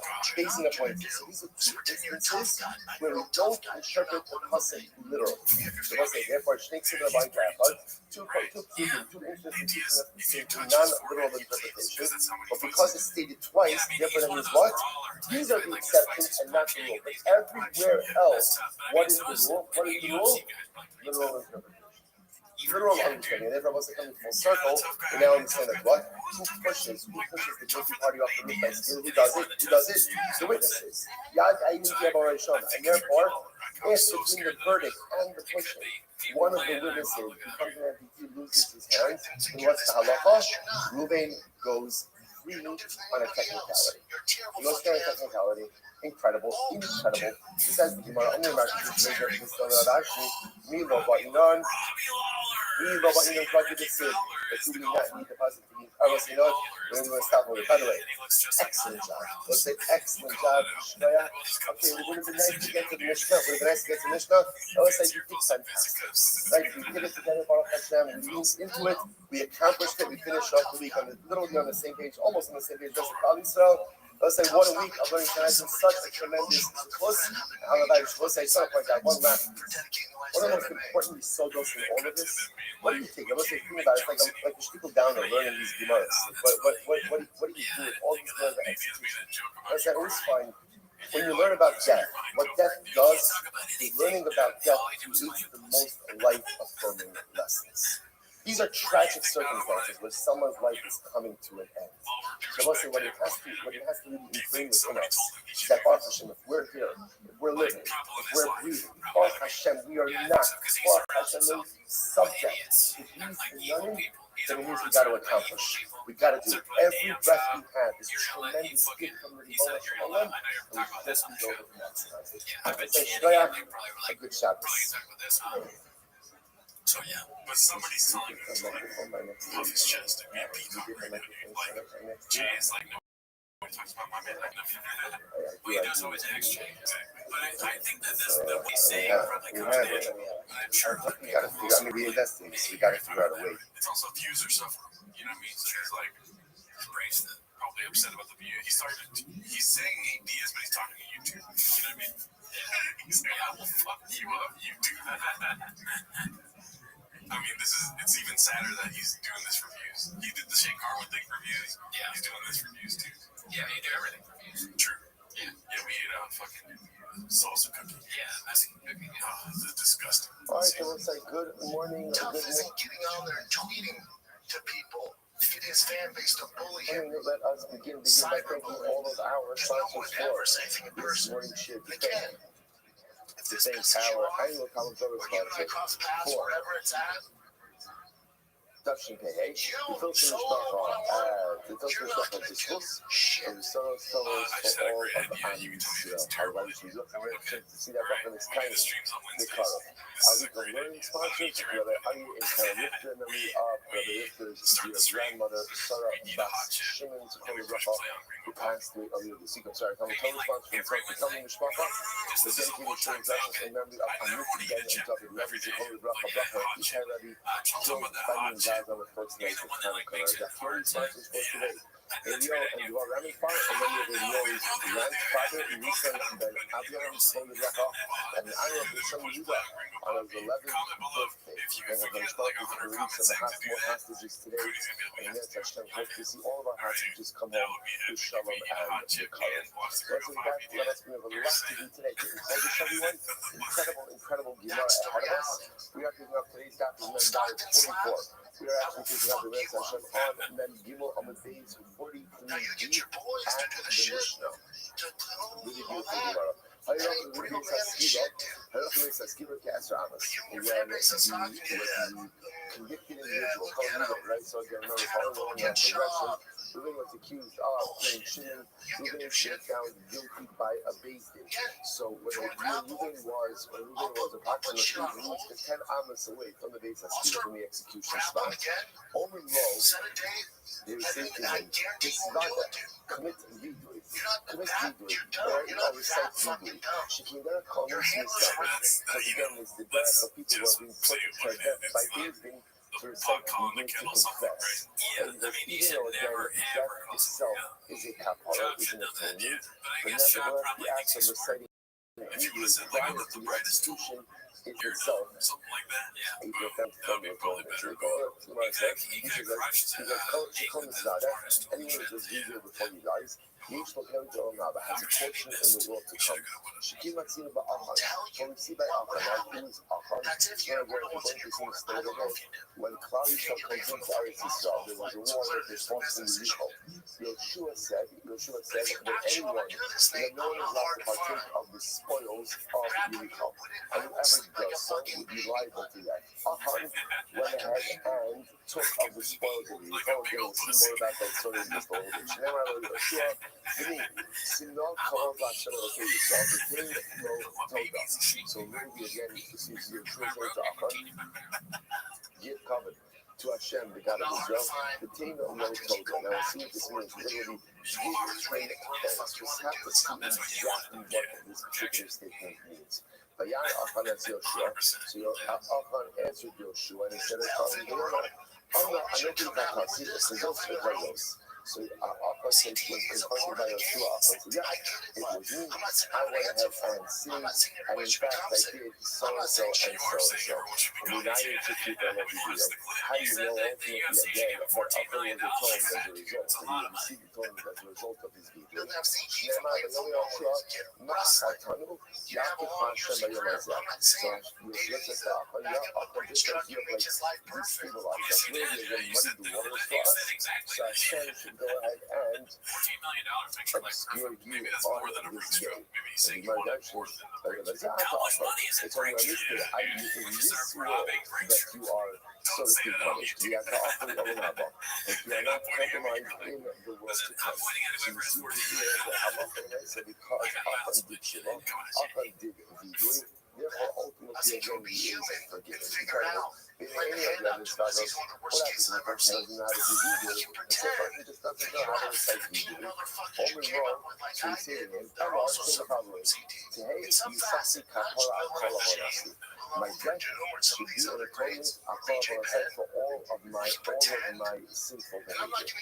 My death should be an atonement for all of my sins. Rabbi says. So again, so this I saw point out something very interesting. There's a concept ultimately of a faith deeply when a person is dying. It's called Vidui.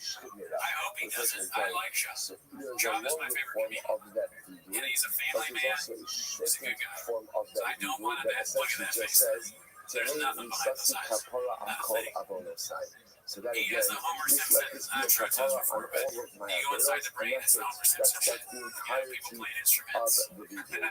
And Or Rabbi just says, completely in Ayurveda Shuvim Zuman, Rabbi says, if at the end of the day, I mean, I hope he doesn't. let's say Ruben knows that This is funny. he's innocent, right?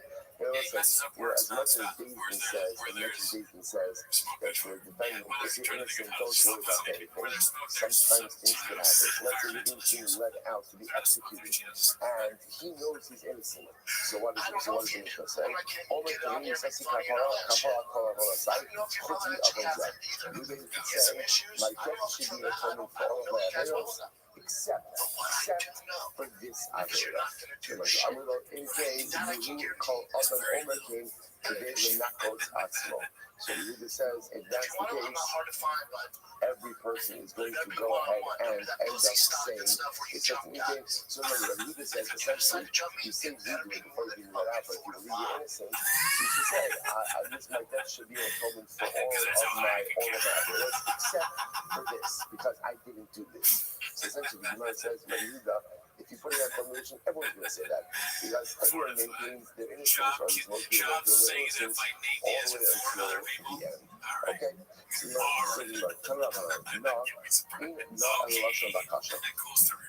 So interestingly enough, so remember again, Moshe Rabbeinu, Yeshua says to Achan is the example of this concept of seeing Hebrew prior to go ahead and be killed. So Yeshua says to Achan, please, when he asks him not, Russian over here, the Hagate not Sisi, please tell me what happened. Ultimately, again, no is a Russian request. What does this mean?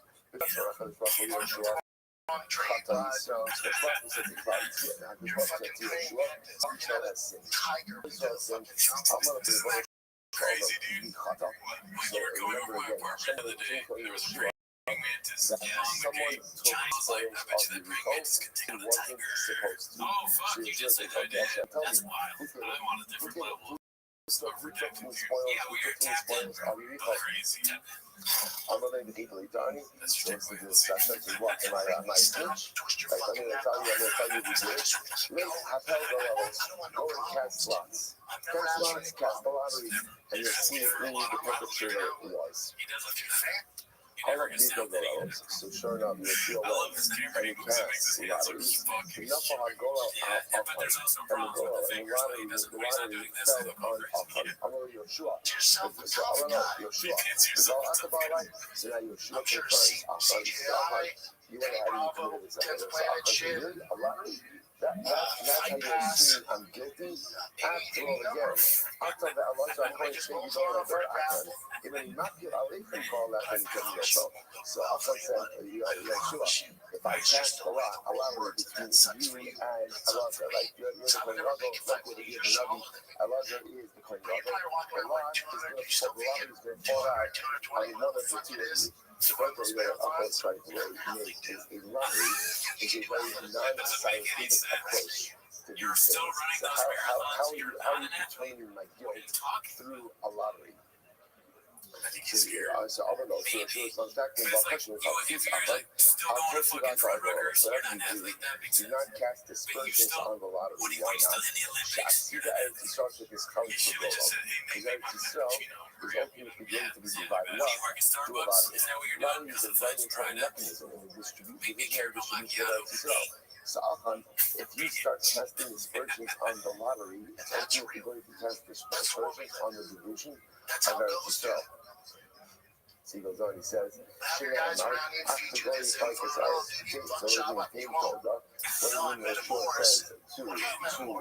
please give over.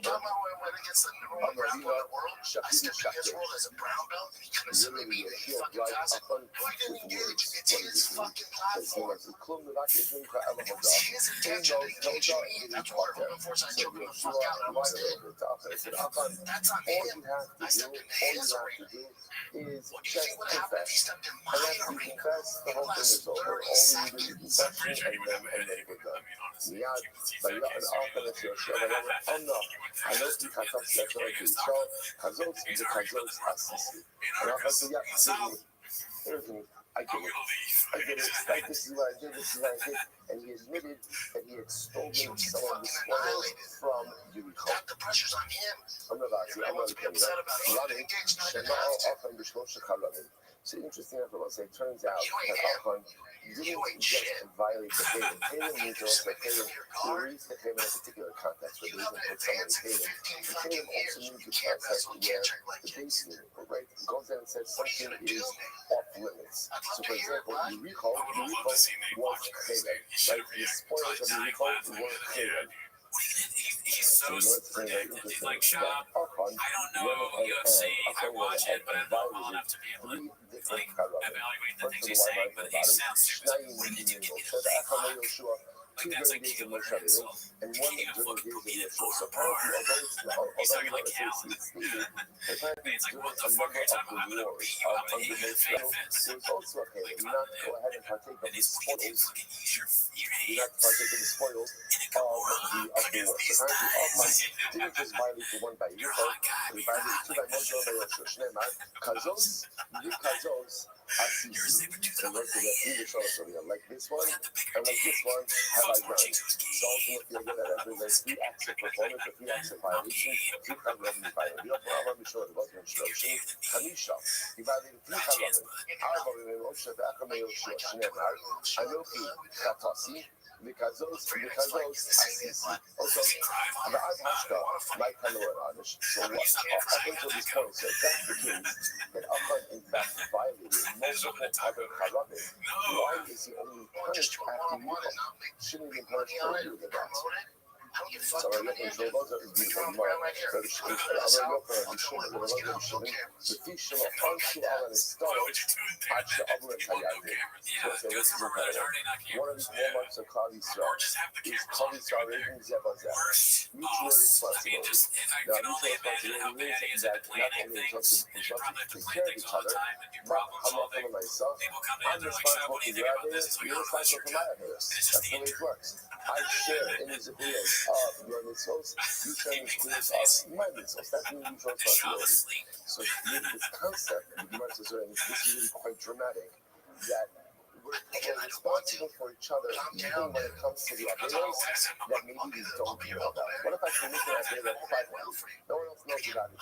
So Allah says it is your mutual responsibility for that idea. So listen to this. So Rothschild says there is, but that only that mutual responsibility only occurred when it actually crossed the idea.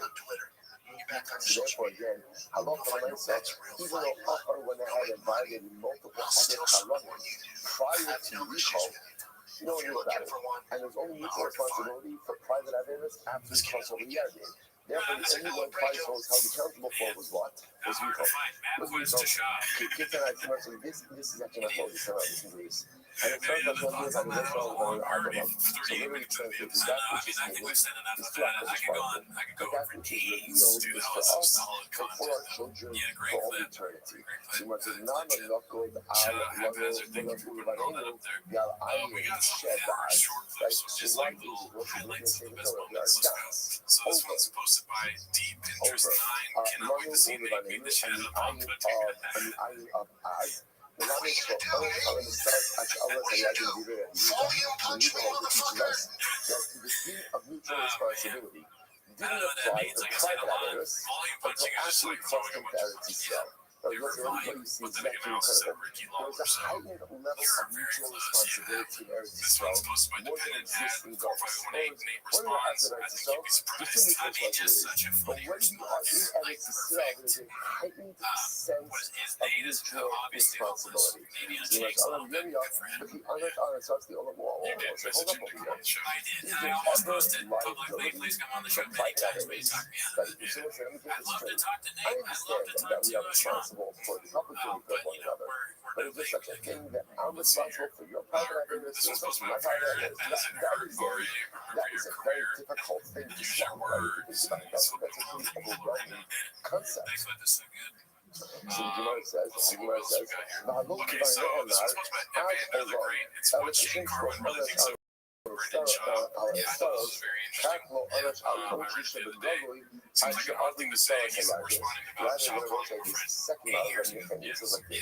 It's 2016. Seems like an odd thing to say, especially coming from him.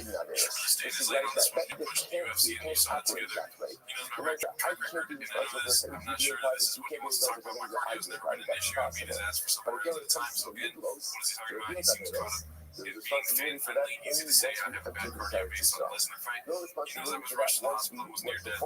He was with me. He wasn't. That wasn't cardio. I didn't knows it. While he has been deciding on his next hairstyle, I'm working on my training, staying busy. My back has been fine for a year now. I will game up with the entire division. I have a plan for all of them. Even Kane. He knows that I have great wrestling. He knows I can do a lot of footwork, and you have to come close to me to take down. I'll knock you. I'll knock any heavyweight out.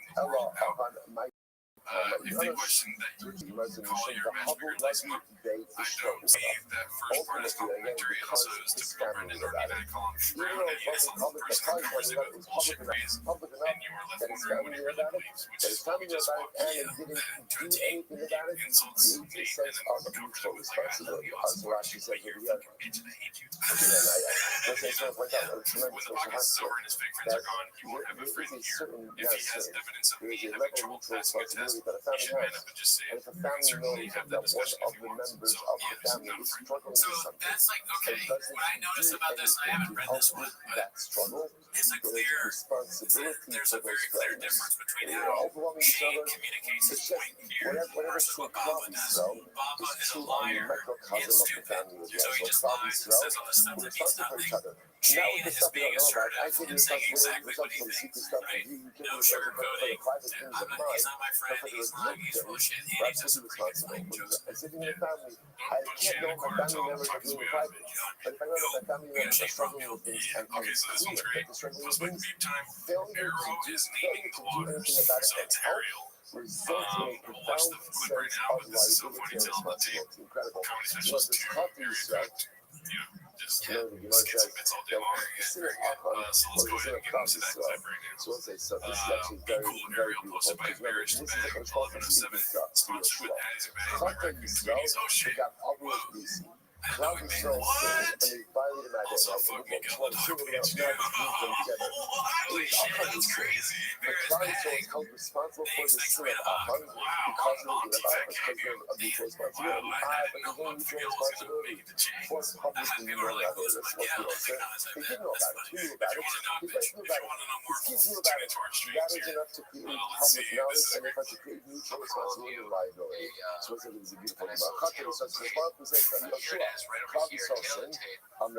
ATS currently standing at 6 feet even. Mr. Chuck 6'4". He has around 180 pounds. Last time we saw him, shot 245. Could very well be more than that. If you're wondering about comedy specials, Chuck Chill beautiful piece by the Balakaina. The Balakaina writes as follows. He said, listen to this phrase. He says, Hashem Yisrael, Eno Shem Torah. So the name Yisrael is not a descriptive term. For example, what are examples of descriptive terms? Tzaddik, Rasha. Those are descriptive terms. Right? Tzaddik is a descriptor of who you are. Rasha, he says that's not Yisrael. He said, what's the difference between a non-descriptive term and a descriptive term? A descriptive term could change. If someone is a Tzaddik today, he could be a Rasha tomorrow. Someone's a Rasha today, he could be a Tzaddik tomorrow. Elohim Shem Etzad. Yisrael is not a descriptive term. Yisrael is a statement about the essence of the individual. And he says, Shirishmo Yisrael, and Chilek Elokamim Ma'al Mamish. Again, open Russian because the Shema of a Jew is managed as a spark, there's a clip, there's a piece of the and the Mela Elo Yoko Mishtanos. It's not changing. You can't change that. That is the immutable truth. The Kasher Yisrael Chodei, who Chodei, okay, so you know, John. So the Bishop to think about what does it mean that the Yisrael Shechaka, what's the idea? Chodei Yisrael, Afafi Shechaka Yisrael. You know, let's say, the fact that I'm a Yid, the fact that I'm Yisrael, the fact that I'm a Shema, the fact that I'm a to the Spartans, there's nothing in the world that I can do to change that. I can commit the worst I don't know if it's possibly imaginable. And even if I do that, I'm still Yisrael. Why? Because at the beginning of Yisrael, being a Yid, which by definition means that I'm a Shema, there is a spark of HaKadosh Baruch Hu.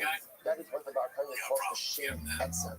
Right? It's ultimately, again, it's not a descriptive term, but back again, it's not a Shem Torah, it's a Shem Etzem. There are things that are Shem Torah, which are descriptive terms, and Shem Etzem, which ultimately, again, is an essence term.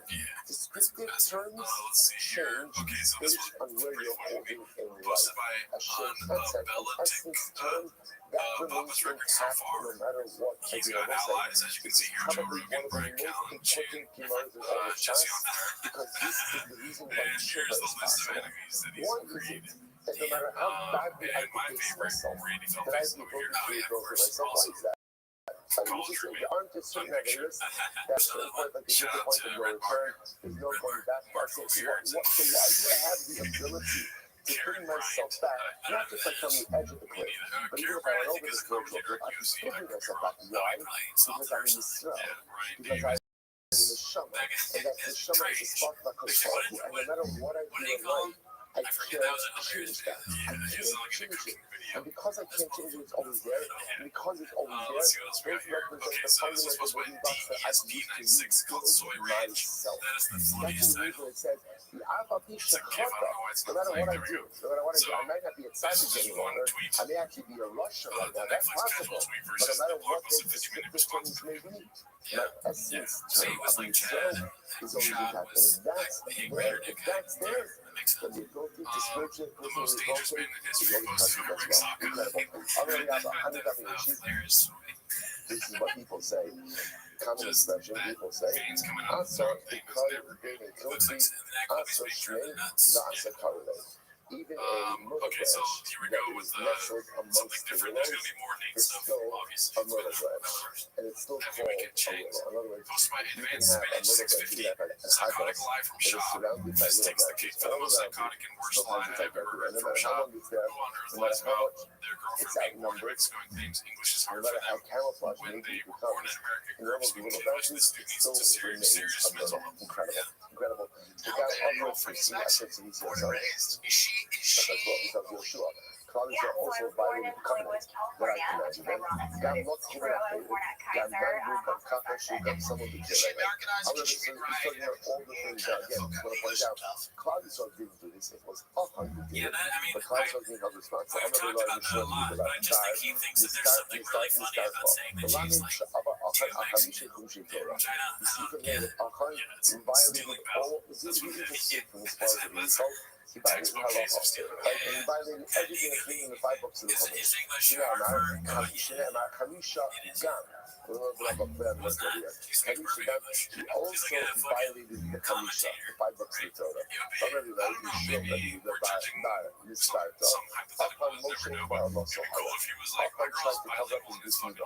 Right? So it's all about admiration also. You don't resist me. Siv Hafa says over here the damn public Siv Hafa as you do Siv Hafa. That's obvious. Now the ones who have mitzvah, the buffet no Hafa, maybe not.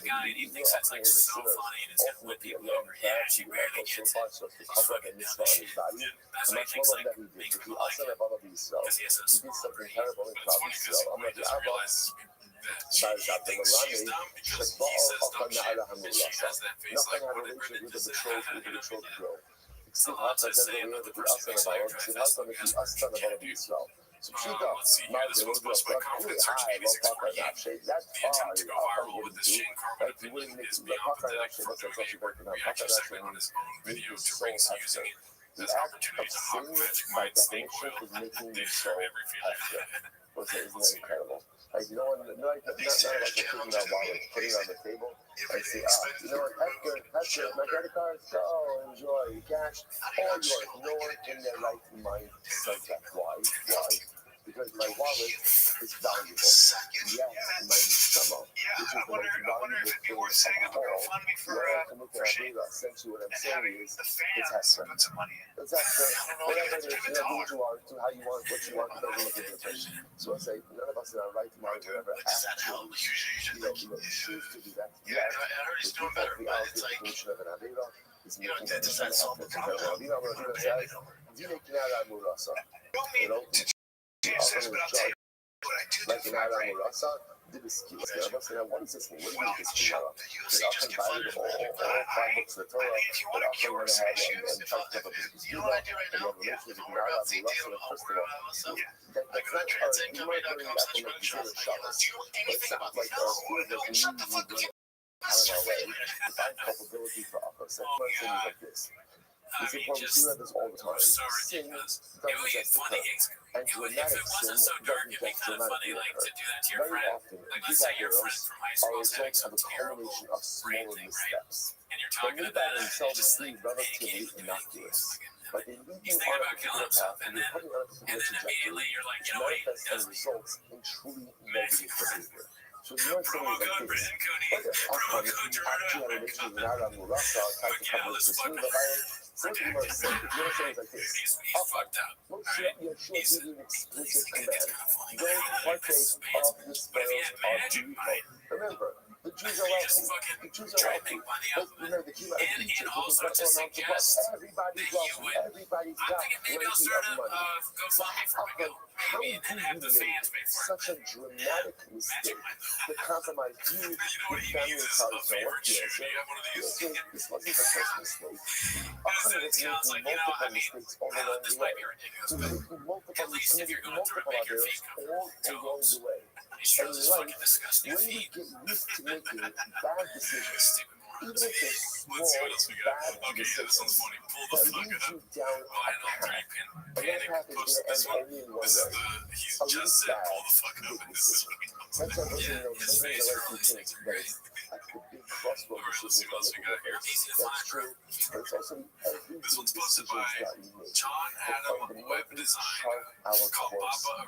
And if I'm consistently making the wrong small decisions, maybe they're simple, maybe they're relatively innocuous by themselves, but they come together, they conglomerate, and they become a derech of my life, and that derech sometimes just results in the most catastrophic circumstances. That's what comes out of saying over here. Don't think that Ahmed just woke up that morning and said, hey, maybe I think that some of the spoils of the Yeshua told me not to. It's not what happened over here. The ability to find the words of Yeshua and take the spoils of the recall was the culmination of a series of private decisions that put Ahmed, that put Ahmed down. This is why I mention this so often. It is so important to live with a sense of mindfulness of awareness, to recognize every single decision has consequences. Big or small, every decision has to be unaware. If I use that mindfulness, I set myself up for ultimate good. If I live without mindfulness, one day I find myself taking the spoils of the evil. So I was like, I was done with other truth that As you can see, 100% match. That's what we would be 100% match for. It's also the slugging account. Shazaziel. Let's see here. The funniest part of the shop name rated plus by big shoots. Let's see. Yeah, I think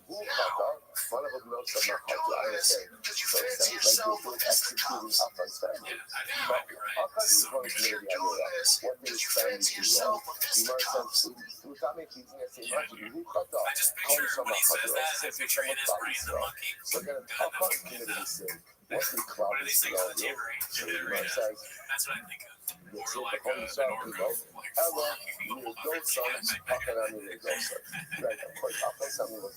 this one's posted by BarkyMan902.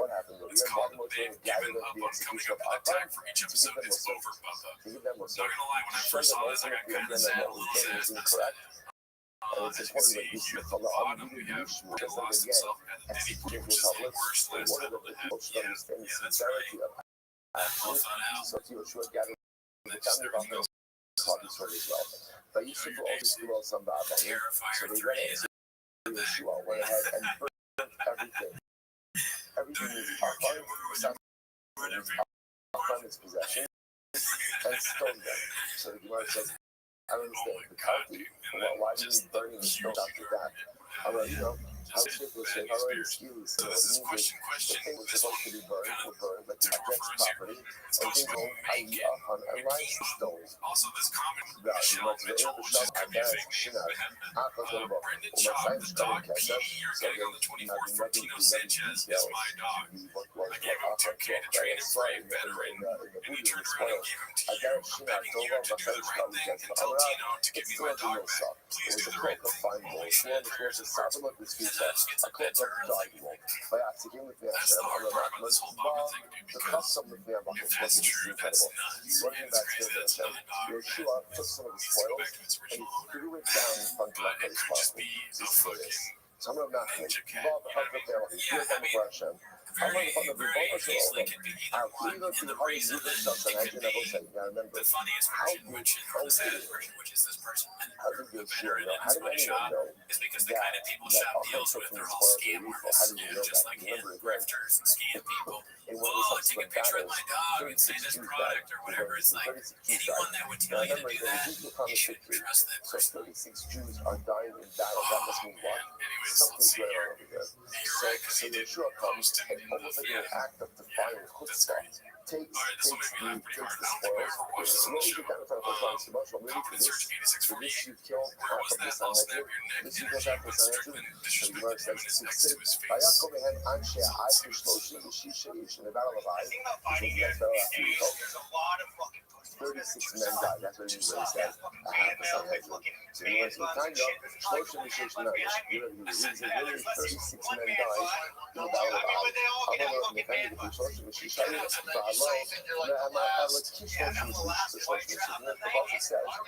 the Bible says he's giving us 36 men died. So who died? Allah is like the Russia. It was a great time to get in there and just shut the Canadian people on shut down. It's so great, but he was like, he was worthy as like 36 people, as half of the Sanhedrin. So Yeshua was upset. Yeshua says, you know something, so because of this, because of the money, because of the war, because of whatever it is that Ahmad stole from Yericho, this is why you killed the 36 people you're in there. So I'm not, my decision, Kachanidin Yigad Elash, Ma'asher Ya'aneh Ashim, the Pasuk says, but literally again, the Quran speaks in a supplicatory fashion, right? And the rich man speaks with a bit of arrogance. So the man says, who is this? So Rosh is Zen Moshe. So the important is the Moshe that we spoke to from with a sense of humility. But Asher Yana Azus, who which that he speaks with a little bit of arrogance, Zen Yoshua. It's supposed to Yoshua. Again, it's such the fact we just said that she was supposed to put the stuff in for my time. Now, what's the reason? Even with this by seeking with Hashem, because the budget is mentioned, so he took the spoils that are stolen. He threw them from his weapon. Almost like you see, why? Okay, you want to punish us, why you punish? But why take 36 neshamas for what? For some spoils? So you see, it's making a little bit of chutzpah. That's all I'll say about that. I'm terrified of all you see fighters here. This one is probably the funniest clip of the day. I don't know if you'll find it as funny as I did. Being defend Clinton, and then ad-read without telling the others, looks like Brandon is skipping off the top and Eric is not happy with that. Confidence search 8648. Stop. So the Lord says, it doesn't say Vayis Palel, it doesn't say Hinadu, rather what does it say? Vayis Palel, Melamed Sha'asa Palilos in Kolel. So it's like the short of Paynon Melamed Palel means to judge. So therefore, again, what does it mean? That you have to look and judge HaKadosh Baruch Hu. What do you do? Brought up and he brought the bodies of Syrian countries. Like the Zulu was in the country of the princess, you give me a vote to the immorality in public. Just be cool, just be cool, don't say anything. I'm not going to vote for all of them. He's not getting any of the draft needs. That's the narrative. 24,000 Jews should die. So you see, that Pentecostal actually is there's like a new sponsor you never heard of. insolence. And I was like, you can see by you, I listen on the Yeah, we should do that on the show. I'll just steal all the work and money. All of the people that sponsor us, you just never get any of it. Yeah, I agree. That's true. But you should give them. I think it would be so funny if you just sponsors and I'm just like, I'll sign, check up. So, we'll see. Right? The Shorish Lamed Lamed is to judge. The Halel is the reflexive form of that verb. Which means then, oh man, the body language is nuts. I didn't even look at Chris's reaction. I want to see this really quick. Sorry. Reflexive each other, right? So what's the concept of Tefillah, and Chris says, is not simply davening to Hashem. Rather, Tefillah is the mechanism, Tefillah is the framework through which we are to engage in introspection and personal judgment. Therefore, such a richness and it's so beautiful. This is often when it comes to Tefillah, we're hyper-focused on Kavanah. And Kavanah, means like it's written in a new phrase. I read the title on my right. Is it possible? The mind is wandering. Let's see. My mind is wandering, thinking about myself, thinking about my life. That's good. That's actually what you love. It's supposed to be. Tefillah is supposed to be a time of self-judgment, of self-reflection. Halal doesn't simply mean to pray. Halal means to engage in the process of personalistic judgment. It's a different way of looking at davening. We must Allah. So again, what did Yeshua say? Yeshua says, why did you take us over the Jordan? Because you asked me what the chief of the eye. Why did you take us over the Jordan? Like just to be defeated? So we must have much time on them. So most of us said this. So that was that. And it was just once. Moshe said, after going to Pharaoh, and Pharaoh said, kick by Pharaoh. Moshe says, why have you done so many devils to these people? Hello, however it comes from here. The nations are going to die. Yeshua says, you know what? After this defeat at Ai, Yeshua says, you know, we should never cross the Jordan. We should just stay where we were, but I'm not sure Yeshua. Kumla means get up. Now, the way the word says is Kumla is Hashem's telling Yeshua, bear some of the responsibility for what has happened over here. What does this mean? Brendan refuses to say why. Your culpability is more than the cause of house, so I am at the Samech no. So the ones listen to this. So I start to feel sure like this. You know, when I command you, right? You came over to Jordan, you're supposed to set up the stone, right? Upon which the Torah was to be with. You didn't do what you used to in my house of Jordan. What did you do? 60 mil into blessing Yeshua. You are also responsible because you violated my instructions. Process. As a friend, but you wear them like it's just not and he says, "I'm going to turn my back and forth races like a little tiny. Moshe Yeshua, so he sees sons. So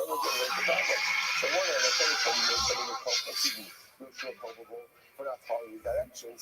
We have the pasuk says that Yeshua did everything that Moshe told him, and Moshe did everything that Hashem told him. Because that Yeshua was in complete compliance. And came out of Kumullah. So ultimately, Hashem says to Yeshua, you need to be partial responsibility. Now, why are you partial responsibility? What is? I guess it's just him dancing. Hashem never commanded Klal Yisrael not to take from the spoils of the Yichud. Hashem never commanded that. That was Yeshua's prohibition. So Hashem said to Yeshua something amazing. Well, I disagree with this. Why are you prohibiting? Everybody knows that you don't say wife until 10 years. If I want something prohibited, I'll tell you it's prohibited. If I don't need it prohibited, don't prohibit it yourself. Now, Yeshua did it because again, he wanted to singular focus on the Lord. That's what he wanted. So in Moses said, Yeshua, I didn't ask you to create that kingdom. I didn't ask you to go ahead and tell people they can't take. I was spoiled. You introduced that, and because you introduced it, therefore then you are partially culpable for what happened with Achan and Karabah. You probably like, why Basisalai, Ulamalka, Kasha Sisali, Ulamalka. So that even should be what I say now, incredible not so much. That's the story. Achan and Yellow say, why do you do all this? Don't make me stop. Right? Or why else do we do all of this? Because what did the Mishnah say? The Mishnah said that before a person is executed, we tell him do vidui. Who is the source, the biblical source for vidui? For vidui, the Mishnah will quote Achan. Right? Achan confessed his sin before being executed. Let's say, by the way, who is the real Makar for vidui? For confession, the real Makar for vidui is Cain.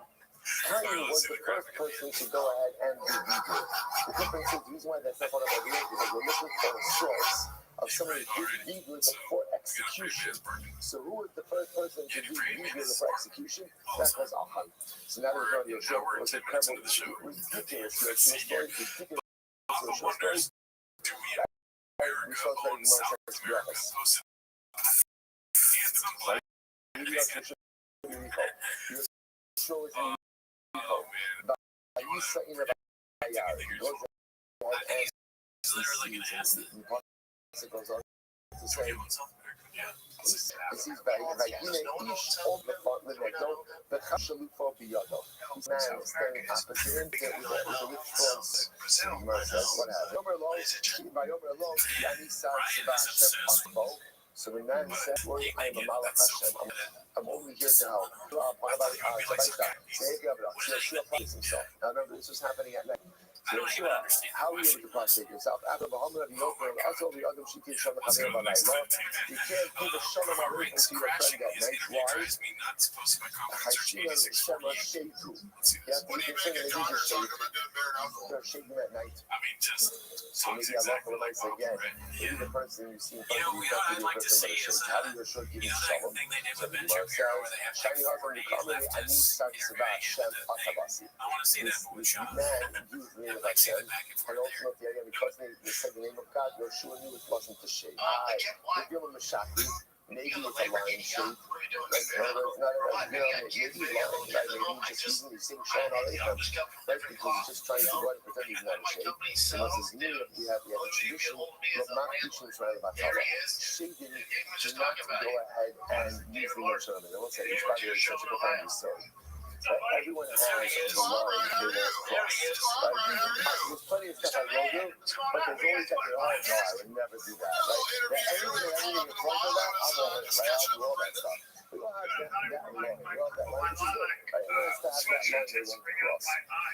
So apparently, Shagan also has that line. Shagan goes through the name of Hashem. Other days they will say, Amalei.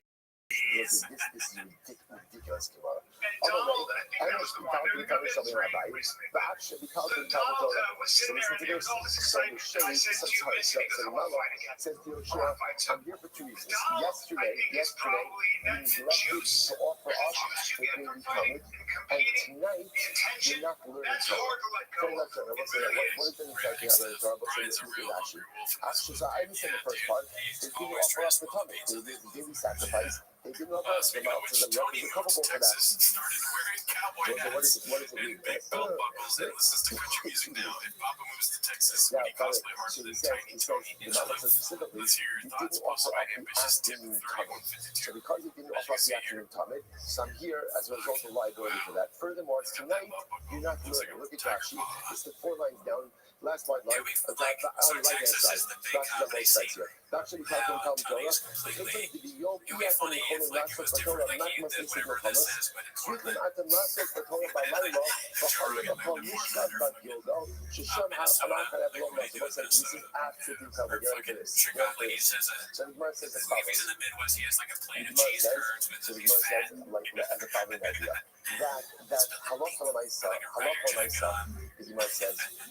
I understand why during the day you're fighting about you didn't have time to learn. I get that. Okay, you're doing battle. But at night, why are you not learning? At night, why? Listen, do you hear this? I understand you're fighting you. You're not working day.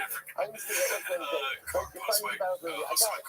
But now you're not at work. You're at work. There's no figure. Which is wrong. I don't understand. Listen, this is such a long night. It's a long night. There's no such thing as a week. It's beautiful. It comes to the expenditure in the morning. It's incredible. That is not up to her. Not to learn at night. I have to learn at night. Again, I do know this expenditure well. It's just a different kind of experience. So the Malach said, listen, it's more time. It's more time. And the Malach comes to Yeshua and says, where is Night Seder? Where's Night Seder? What's happening over here? It's night time. I understand. You learned before you went out to war. The whole day you're busy with the war. But for night now it's night time. Where is your Listen, this is what I want to do. Because sometimes you think you gotta open it out. I learn in the morning, I go to work, that time is sleep to relax. Just understand, again, there's pretty busy during the day. You'll be able to go and yet the amount of come out of the day to say, there's no such thing at night, there is free time, not a word, Also, James there, just in case time. things don't pop something on my back. I don't know if I was getting stabbed, James. Just that, Charles, we'll have to stop over here for today.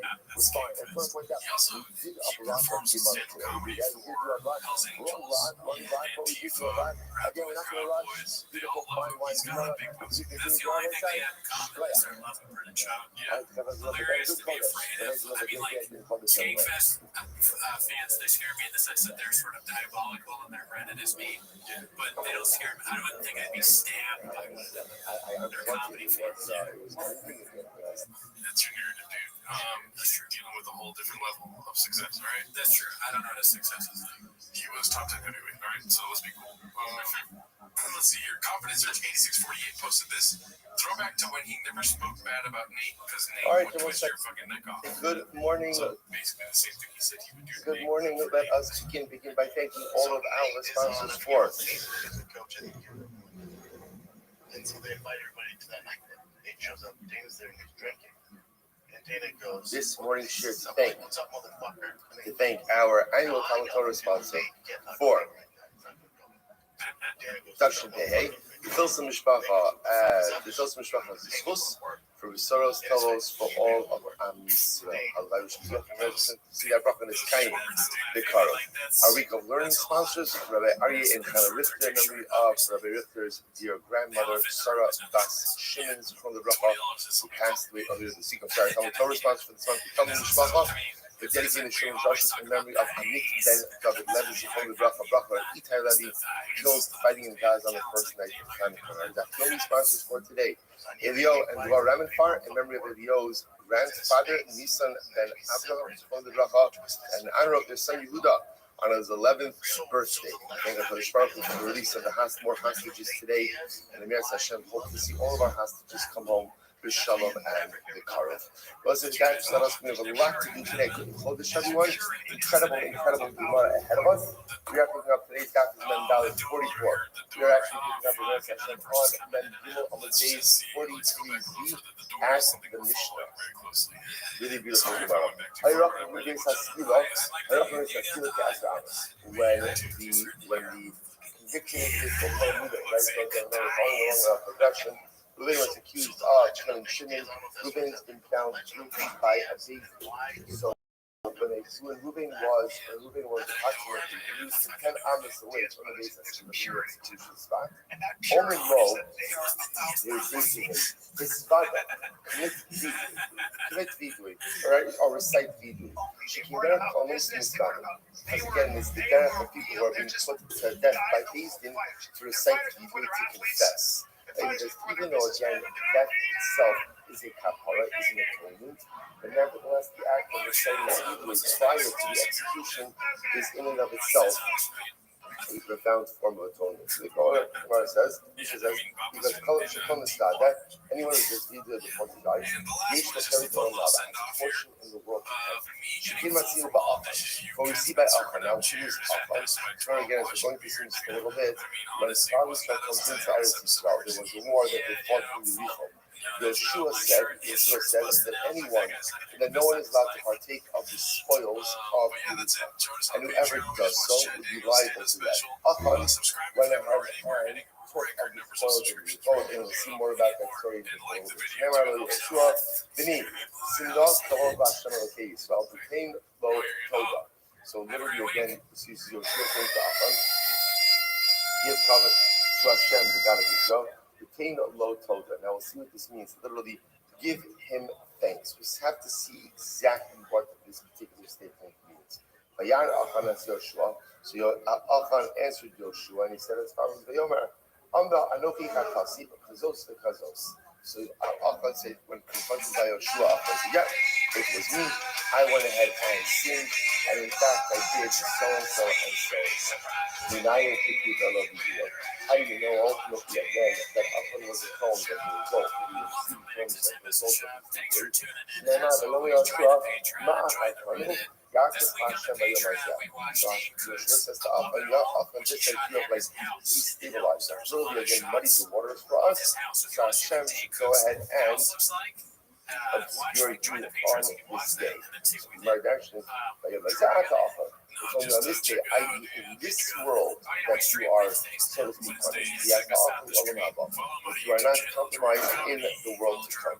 So you see over here that because Achan did Shuvah, Achan did Vidui, therefore ultimately again he is forgiven. Incredible. In any of the other styles, what happens if a person doesn't know how to do vidui? If a person just doesn't know how to recite vidui, only Lo, so we say to him, Emar, say the following: Hey, Yisasi Kapara Akolav. My death should be an atonement for all of my sinful behavior. Right? My death should be an atonement for all of my sins. But Yehuda says, so again, so this I just want to point out something very interesting. There is a concept ultimately of saying deeply when a person is dying. It's called Hebrew Shkizah. So there's a longer form of that deeply, but there's also a shortened form of that deeply that essentially just says, Tehei Misasi Kapara Akol Abonosai. That again, let this be a kapara on all of my averos, and that's the entirety of the Hebrew. And Yehuda says, in Hayodea Shivim Zuma, Yehuda says, at the end of the day, let's say Yehuda knows that he's innocent. Right?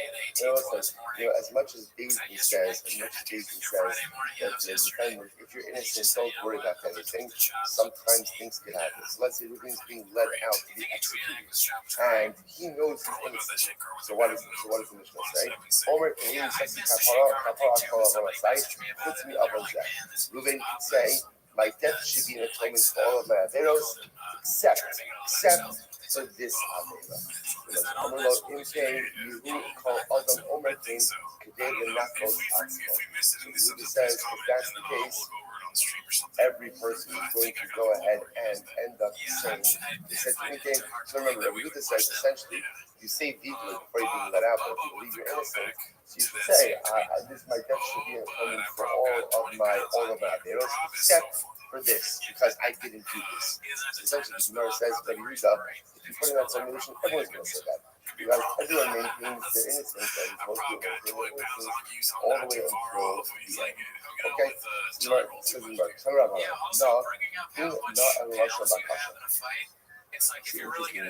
remember again, Moshe Rabbeinu, Yoshua says to Achan is the paradigmatic example of this concept of sin legally prior to go ahead and being killed. So Yoshua says to Achan, please, when he asks him not, here is the Hagid no li naasisi, please tell me what happened. Ultimately, again, no is a lesson is a request. What is it? Yoshua,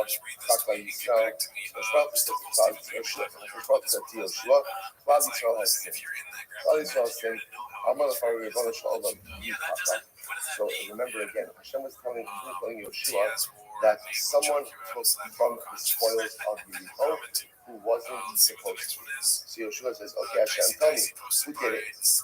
Who took from the spoils of Yericho? I'm not letting the people is Arnie. So Hashem says, what? Am I a snitch? Right? I'm going to tell you who did it. Wait, Hatel go and cast lots. Cast the lottery, and you'll see who the perpetrator was. All of people go out. So sure enough, Yoshua went, and he cast the lotteries. The Nafal go out, and the lottery fell on Yoshua. So Yoshua, the go out the bar life, and now Yoshua confronts Achan. You went ahead and give it a second. So Achan said, really? A lottery? That's how you're assuming I'm guilty? After all, again, after the Elazar coin, maybe going to go Achan. Even not to away from far less than no more. So Achan says, Yoshua, if I cast a lottery between you and Elazar, right? You're the Kohen Gadol, right? You're the Navi. Elazar is the Kohen Gadol. The lottery is going to fall out on one of the two of you. One thing that Achan was trying to raise is the lottery is a very non-scientific approach to these things. So how are you determining my guilt through a lottery? So other laws, Yoshua is contacting Bakashin, please Achan, I'll tell you that's all the laws. Whatever you do not cast aspersions on the lottery. Why not? Shas, the Eretz Yisrael is coming to go right. Because Eretz Yisrael is ultimately going to be divided up to a lottery.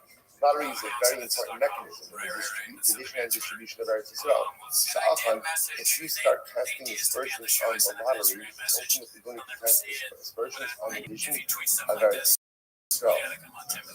He goes on, he says, Shina and Mar, after glory fight us our king, so we're being framed for it. What does it mean Yoshua says to Achan, please give over? Shahudi Shakne. Literally, Yoshua drives Achan with words.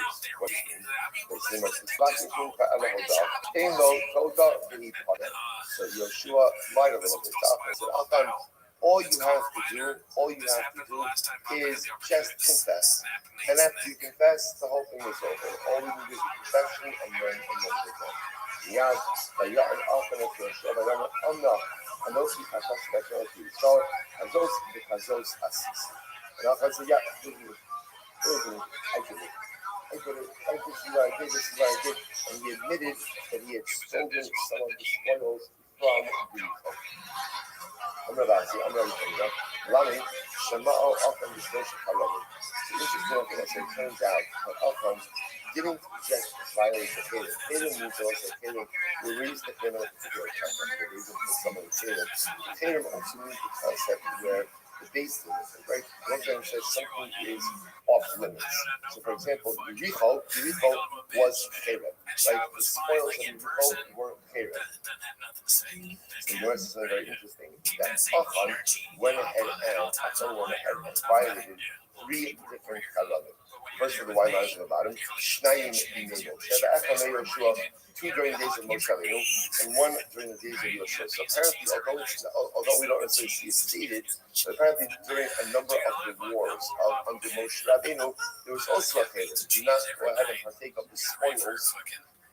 Do not partake of the spoils of the war. So apparently, Achan didn't just violate the one by Yericho, but he violated two by Moshe and by Yoshua. Shneimar, Kazos, Asisi. There's also the three Lashonos of them. Like this one and like this one have I done.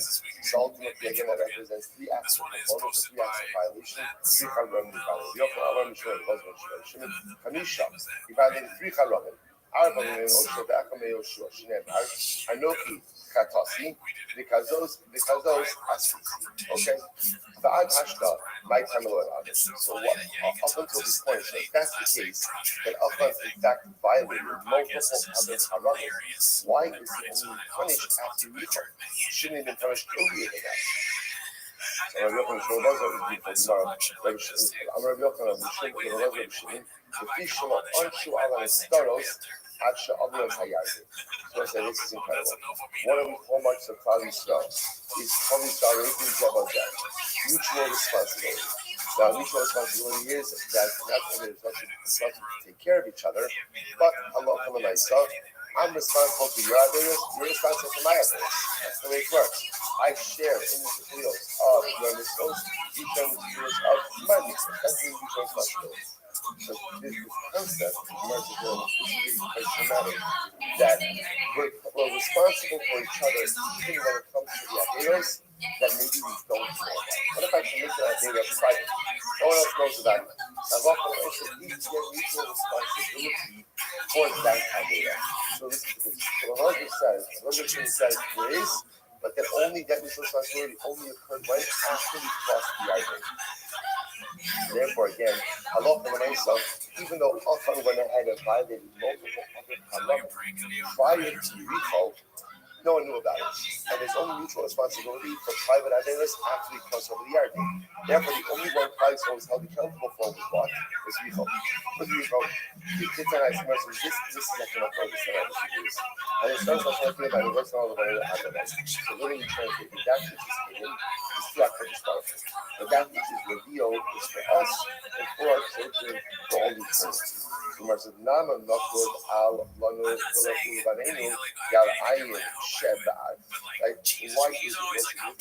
there are dots over Lanu Ulivanu and the ayin of Ad. Lanu shall punish the stars at others and Yagin Givir. Yehuda also teaches us that the din of mutual responsibility didn't apply to private averos until after it's crossed into Eretz Yisrael. So what you see is that incredible. There's a mutual responsibility in Eretz Yisrael more than exists in ghosts. In other words, when we are outside Eretz Yisrael, there's still mutual responsibility. But when we are in Eretz Yisrael, there's a heightened sense of mutual responsibility. So Rabbi Yirmiyah, if the other on the wall, say, hold up over here. Is there ever liability for private averos? Right? So listen, let me get this straight. I understand that we are responsible for the public behavior of one another, but is there such a thing that I'm responsible for your private averos, you're responsible for my private averos? That is a very difficult thing to swallow, right? If you think about it, that's a pretty overwhelming concept. The Gemara says, "Halok by ne'emar ad olam, elikishim shel onesh al staros, has no onesh al oshi shel begaloi ad she'avi yisrael hayayim." Rather than go to something that there is never mutual responsibility for hidden averos. You see, right? That can't operate that way. And I said, I can't be responsible for things you do in private. You can't be responsible for things that I do in private. That's possible. But again, when it comes to the niglos, the revealed averos, there's responsibility for that only once we enter into Eretz Yisrael. No responsibility for that once we went before fully open terms. Ella, that's the case, not of Mendalit. Also, my time of Yonish. So that's the case, it looks like, then that essentially cases of property from Yericho was a private act. So that's the case, similar happening there as well. Why would there be any level of mutual responsibility for that? Ella, on my time of Yonish, first the Mishum, the Havu Yadi Day Ishto. Ultimately, again, because his family knew about it.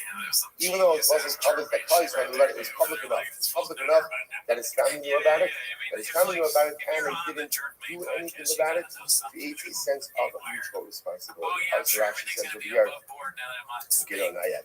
Just I just want to point out a tremendous possible that there is a certain, not certain, there is a level of mutual responsibility that a family has. And if a family knows that one of the members of the family is struggling with something and doesn't do anything to help with that struggle, there is responsibility for those failures. Overwhelming, in other words, it's just whatever's true in Klal Yisrael is true on the microcosm of the family as well. So Klal Yisrael, we're responsible for each other. Not with the stuff we don't know about. I give you responsibility for the secret stuff. You give me for the private things of mine, but for the revealed things, I'm absolutely responsible. I'm sitting in a family, and I can't know what my family members are doing in private. But if I know that my family members are struggling with things, and it's clear that they're struggling with things, failure to do anything about it can help result in a profound sense of liability and responsibility. Incredible. You want to see Yisrael? Remember the Gemara says that sin of Afan was a Klal Yisrael. So we'll say, so this is actually very, very beautiful. Because remember, this is a person speaking to Yeshua. Chata Yisrael, the Gam Avul Yisrael. Klal Yisrael sinned and they violated Ma'adir. Now, what we're seeing over now is moving them together. It was Achan who sinned. But Klal Yisrael is held responsible for the sin of Achan because of the din of Arba, because of the mutual responsibility. But there's only mutual responsibility. Of course, publicly known out here. What's the answer? They did know about it. Who knew about it? His wife knew about it. His kids knew about it. That is enough to create public knowledge and therefore to create mutual responsibility and liability. Those are the beautiful Gemara. Chata Yisrael, the Baruch Hu says that Yoshua, Klal Yisrael sinned. Rabbi Yaakov Bar Zafta, Afa Pisha Chata Yisrael. This is so beautiful. Let's say, what do you see from here? Even though a Jew sinned, he's still called Yisrael. Yisrael, Afa Pisha, right? Because again, Chata Yisrael. Even though, so the Prophet says, even though Klal Yisrael sins, they're still called Klal Yisrael. They're still called Klal Yisrael. So let's say there's a beautiful piece right about Atanya. Atanya writes as follows. He says, listen to this phrase. He says, Hashem Yisrael, Eino Shem Torah. So the name Yisrael is not a descriptive term. For example, what are examples of descriptive terms? Tzaddik. Russia. Those are descriptive terms. Like Tzaddik, descriptor of who you are. Russia, he says that's not Yisrael. He says what's the difference between a non-descriptive term and a descriptive term? A descriptive term could change. If someone is a Tzaddik today, he could be a Russia tomorrow. Someone's a Russia today, he could be a Tzaddik tomorrow. Yisrael is not a descriptive term. Yisrael is a statement about the essence of the individual. And he says, Kinishmos Yisrael, and Chelek Elokami Ma'al Mamish. It's again, the opening Russian and China, because the neshama of a Jew is mamish a spark, is a piece of HaKadosh Baruch Hu. Menela Eino Yachol Yishtana. It's not changeable. You can't change that. That is an immutable truth. The Kasher Yisrael Chodei. Okay, so he goes on. He said, this is absolutely incredible. What does it mean that the social Chata, Lashon over here is Chata Yisrael, Afaku Shechata Yisrael? Again, I will say, the fact that I'm a Yid, the fact that I'm Yisrael, the fact that I'm a Shama, the fact that I'm a Spartan, there's nothing in the world that I can do to change that. I can commit the worst Aveira possibly imaginable, Chas v'Shalom. And even if I do that, I'm still Yisrael. Why? Because it's being a Yisrael, being a Yid, which by definition means that I have a neshama, there is a spark of HaKadosh Baruch Hu. That is what the Baal Hanan calls a Shem Etzem. Right? It's ultimately, again, sorry, it's not a descriptive term, but rather, again, not a Shem Toar, it's a Shem Etzem. There are Shem Toar, which are descriptive terms, Hetzai, which ultimately is an descriptive terms change based on where you're holding in life. Shem Hetzai, Hetzai's term that remains intact no matter what I do. And I will say, this is probably one of the most important Gemaras in all of Shas, because this is the reason why Tshuva is possible. Why is it that no matter how badly I should face myself, that I can go to people and myself? Why is that? Like we should say, there aren't just certain avenues that after a certain point, like you get the point of no return, there's no going back, that's it. So why do I have the ability to bring myself back, not just like from the edge of the cliff, but even if I went over the spiritual cliff, I still bring myself back. Why? Because I'm in Yisrael, because I am in the Neshama, and that Neshama is a spark of His Baruch Hu, and no matter what I do in life, I can't change that. I can't change it. And because I can't change it, it's always there. And because it's always there, those represent the fundamental building blocks that I can use to rebuild myself. That's what it means. It says, no matter what I do, I'm not being a tzaddik any longer. I can actually be a Russian like that. That's possible. But no matter what, my essence of Israel is always intact. That's there. And the associate spiritual when you go through is always like as well. Incredible. Already have 100 this is what people say. Common expression people say. Aso B'Koi Deni Yofi Aso Shnei V'Asa Karevei. Even a myrtle branch that is nestled amongst the willows is still a myrtle branch. And it's still called a willow. In other words, you can have a myrtle branch, you can have a hadas that is surrounded by willow branches. All around it still has its identity. And no matter how long it's there, no matter how much it's outnumbered, no matter how camouflaged maybe it becomes, in all of the little branches, it still remains a willow. Incredible. The God of see, I should see your son. That's what he tells Yeshua. Fathers are also violated the covenant that I commanded them. God loves them and I hated them. Gam Jangu, Gam Kakashu, Gam someone became a however, so he's talking about all the things that, again, I'm going to point out, Father Son didn't do this because often he did it, but Father Son didn't have this mindful. I'm going to rely on Yeshua, he would go back, start. The landing of our often, Akamisha, you see from here that often violated all the things and he violated everything that's written in the 5 books of the Torah. Shneemar, Chamisha, Gan. A little bit of a play on words over here. Chamisha Gan, he also violated the Chamisha, the 5 books of the Torah. Already, like, Mishum, that he was a bar, misbar. Often, Moshe Svaraz also. Often tried to cover up his mismidah. Right? So I can call that admonition also. She's not his mismidah. Siv Hafa, it says over here, the Gam Obras, please. Siv Hafa is a greasy Hafa. She's not, it's obvious. Mal, the emoji of God, Mitzvah, the Gufei Lo Pakar, maybe not. He's not often was a sinner. Ultimately, again, perhaps he did not go so far as to cover up the mitzvah on his body. The mashmalah that he did, if he also had all of these, he did something terrible in God's Israel. I'm not the Abba, as Abdullah Shabba'al Akan Na'alahamullah. Nachman had relations with the betrothed girl. Siv Hafa says over here that the Aslan of Allah, the husband of the Aslan of Allah Israel. Shita, Mal Goloja, but really high, low Pakar Nash. That far, Aslan would be, right? He wouldn't make the Pakar Nash was such a place. Pakar Nash made his soul Esther. The act of sin, by definition, is making your soul Esther. So it's incredible.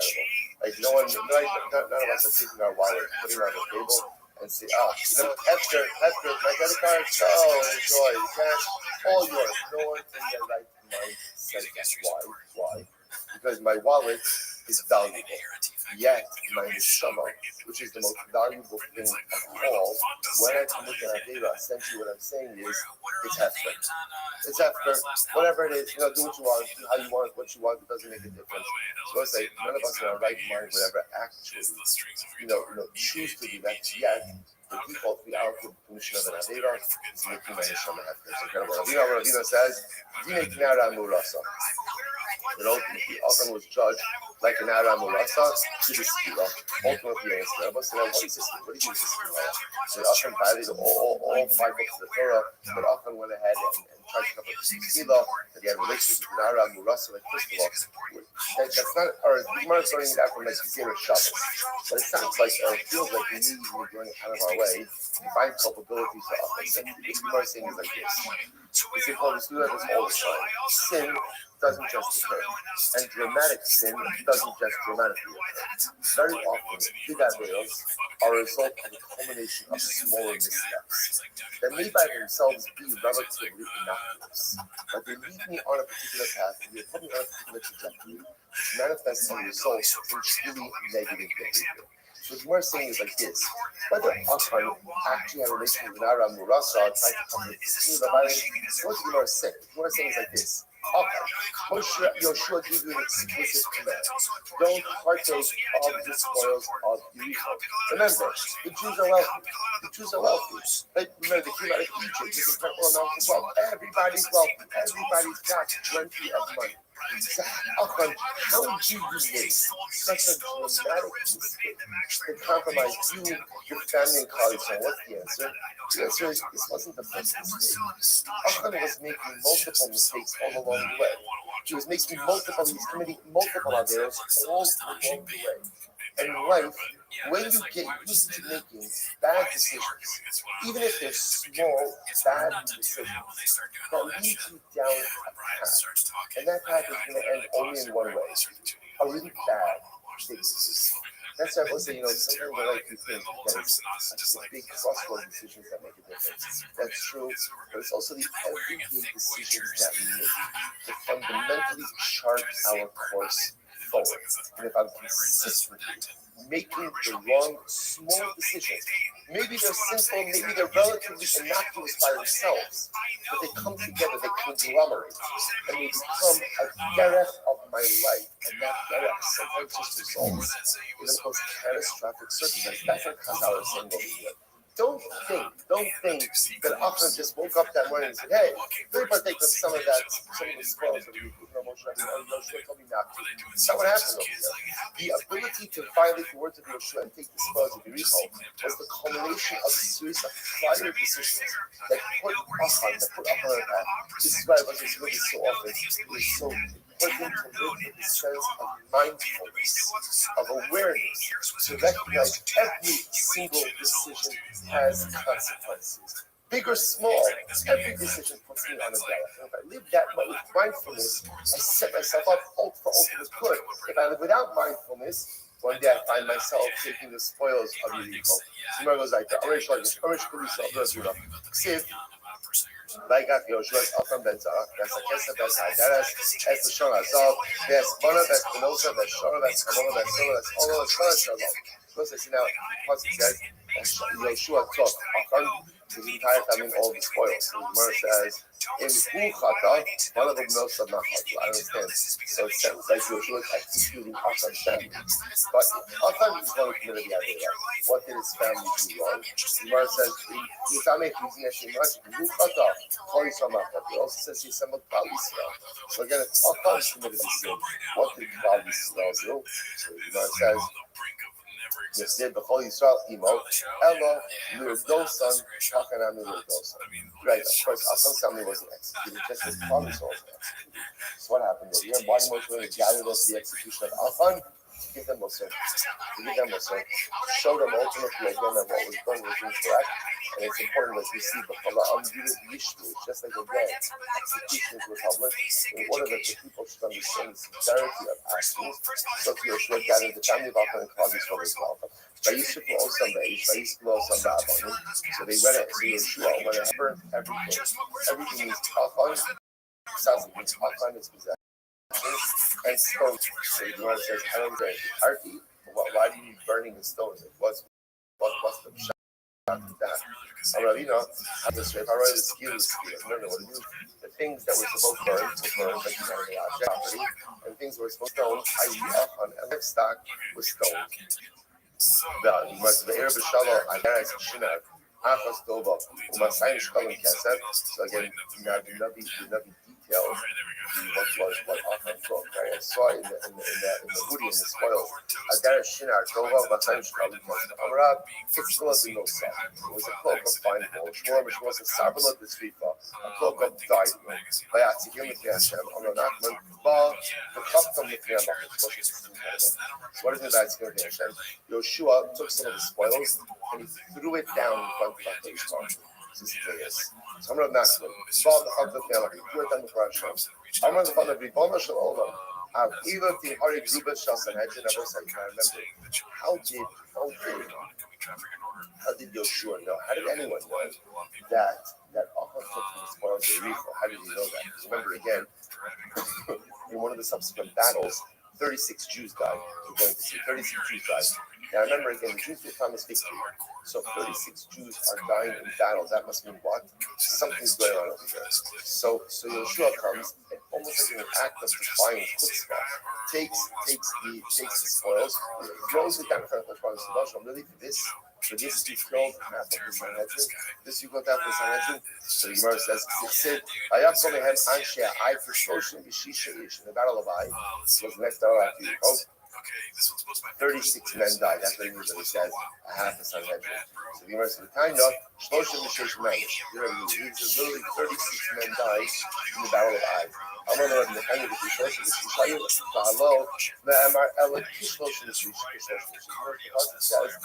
equivalent of 36 men died. Who died? Ella Zed Yotir Ben Menashe was a big advocate in Menashe. Shakal Kumeged Ridol Shasach. He was so great that he was as great. He was worthy of like 36 people, half of the Sanhedrin. So Yoshua was upset. Because of this, because of the money, because of the war, because of whatever it is that Achan stole from the Yericho. This is why you killed even 36 people. Amarav, my Yisib, Tachanudim Yidaberash, Va'ashir Ya'aneh Hashem. What is it the Pasuk says? And literally again, the poor man speaks in a supplicatory fashion, right? And the rich man speaks with a bit of arrogance. We want to say, who is this? So Rosh is Jan Moshe. So the poor man, this is Moshe when he was supposed to have some of the sense of humility. But Asher Ya'ana Aziz, who is the rich man, speaks with a little bit of arrogance. Jan Yoshua.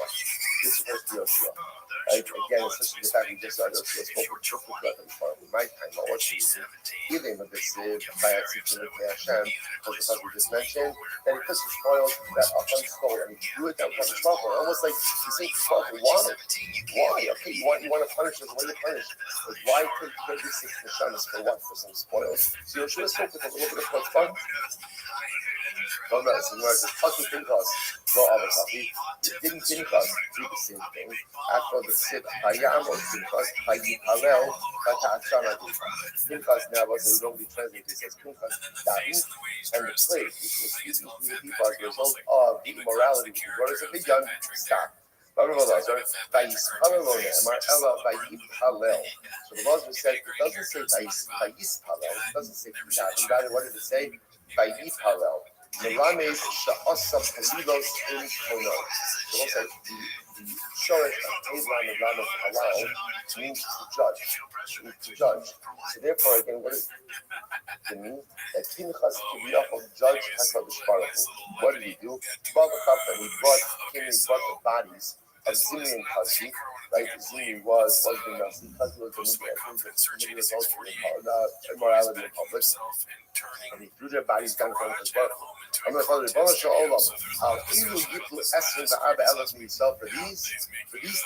24,000 Jews should die. So you see that things are also active with the insolence and arrogance. We'll say, I'll just mention you see by you I mention that these are tremendous Gemara. The Gemara teaching us something about tefillah. So the word introduces the idea that the word halal means to judge. Shashafal Hirsch brings down in Chol. He says we translate lehit halal as to daven, but if you think about it, that's not actually what it means. Like if the shoresh hey lamed is to judge, lehit halal is the reflexive form of that verb, which means then what does lehit halal mean? To engage in the process of personalistic judgment. Reflects it, right? So we'll say the process of tefillah, the Hirsch says, is not simply davening to Hashem. Rather, tefillah is the mechanism, tefillah is the framework through which we are to engage in introspection and personal judgment. Therefore, says the Hirsch is so beautiful. Often when it comes to tefillah, we're hyper-focused on kavanah. And kavanah, of course, means like Perush Hanilos, understanding of the words. The verse says essentially, it's okay to let your mind wander. Just depends what your mind is wandering to. So if my mind is wandering, thinking about myself, thinking about my life, that's good. That's actually what tefillah is supposed to be. Tefillah is supposed to be a kind of self-judgment, self-reflection. Hallel doesn't simply mean to pray. Hallel means to engage in the process of personalistic judgment. Incredible. Let's say a different way of looking at davening. So you must say, have you heard something like that? That's a Yarden. So again, what did Yoshua say? Yoshua says, why did you take us over the Jordan? Why did you take us over the Jordan? Like just that he's defeated. So the Moshe made So Moshe also says this. Lama Hari also Lama Zeh. And the Parsha Shmos. Moshe says after going to Paro, and Paro says, "Pick by Paro." Moshe Rabbeinu says, "Why have you done something terrible to these people?" Ella Mehacha. Either it comes from here. So Yeshua says, you know what? After this defeat at Ai, Yeshua says, you know what? We should have never crossed the Jordan. We should have just stayed where we were. Kum means get up. Now, the way that one understands is kum is Hashem telling Yeshua, you bear some of the responsibility for what has happened here. What does this mean? Shall call your culpability is more intense than Klal. How so? Ani amarti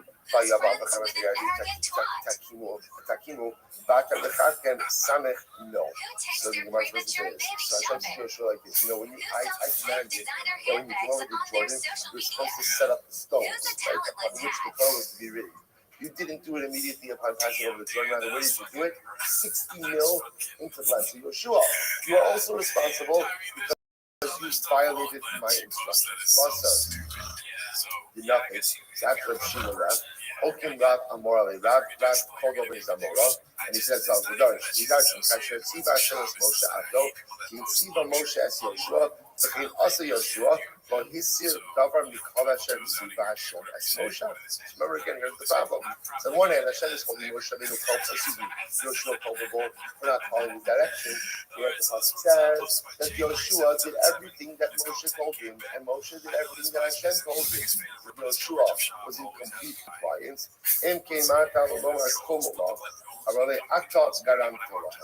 So ultimately, again, Hashem says to Yoshua, you were partially responsible. Now, why are you partially responsible? This is what we'll say. So watch this.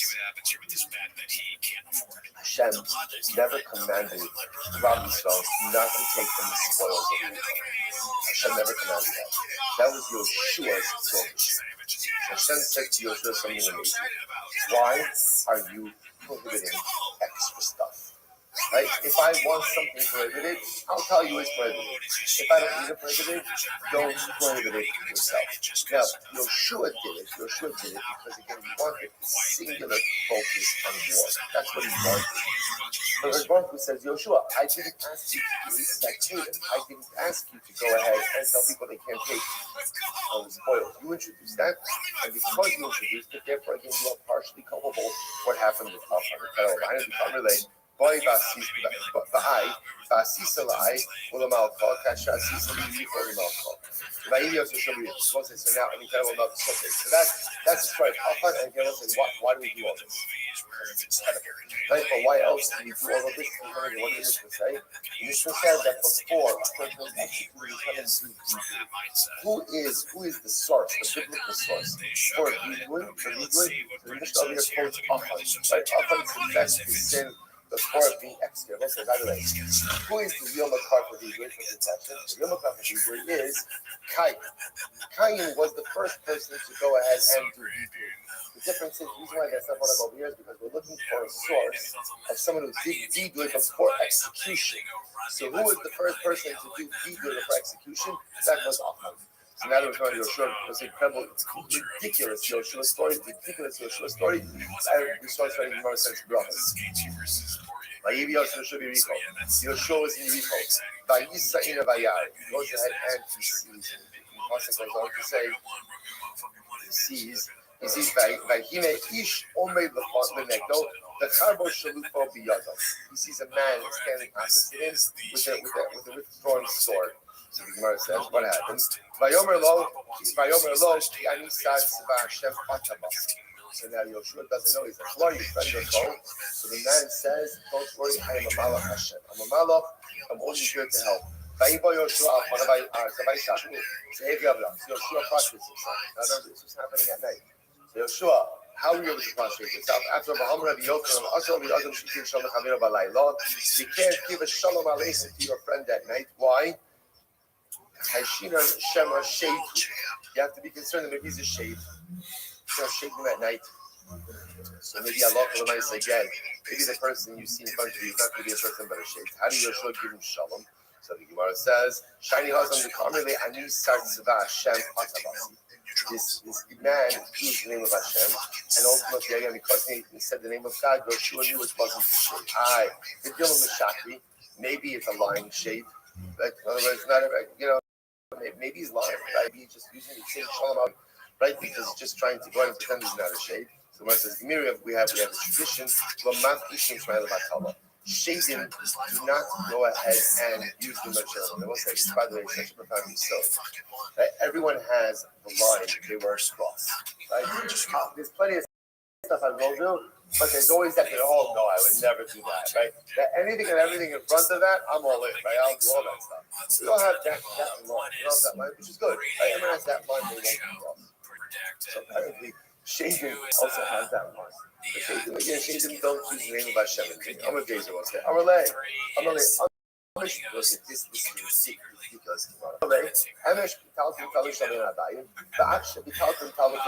so listen to this. So the shade, so the Mala says to Yoshua, I'm here for 2 reasons. Yesterday, you neglected to offer up the daily Talmud, and tonight you're not learning Torah. I wasn't that. What is the intent of learning Torah? Actually, so I understand the first part. They didn't offer up the Talmud. They did the daily sacrifice. They didn't offer up the Talmud. So what does it mean? By the way, so he says the Malach says specifically, he didn't offer up the afternoon Talmud. So because he didn't offer up the afternoon Talmud, so I'm here as a result of liability for that. Furthermore, tonight you're not learning. Look at Rashi. Put 4 lines down. Last 5 lines. On the right hand side. Rashi's on both sides here. That's the Talmud Torah. Even if you don't get any follow master for Torah, not much is for Torah.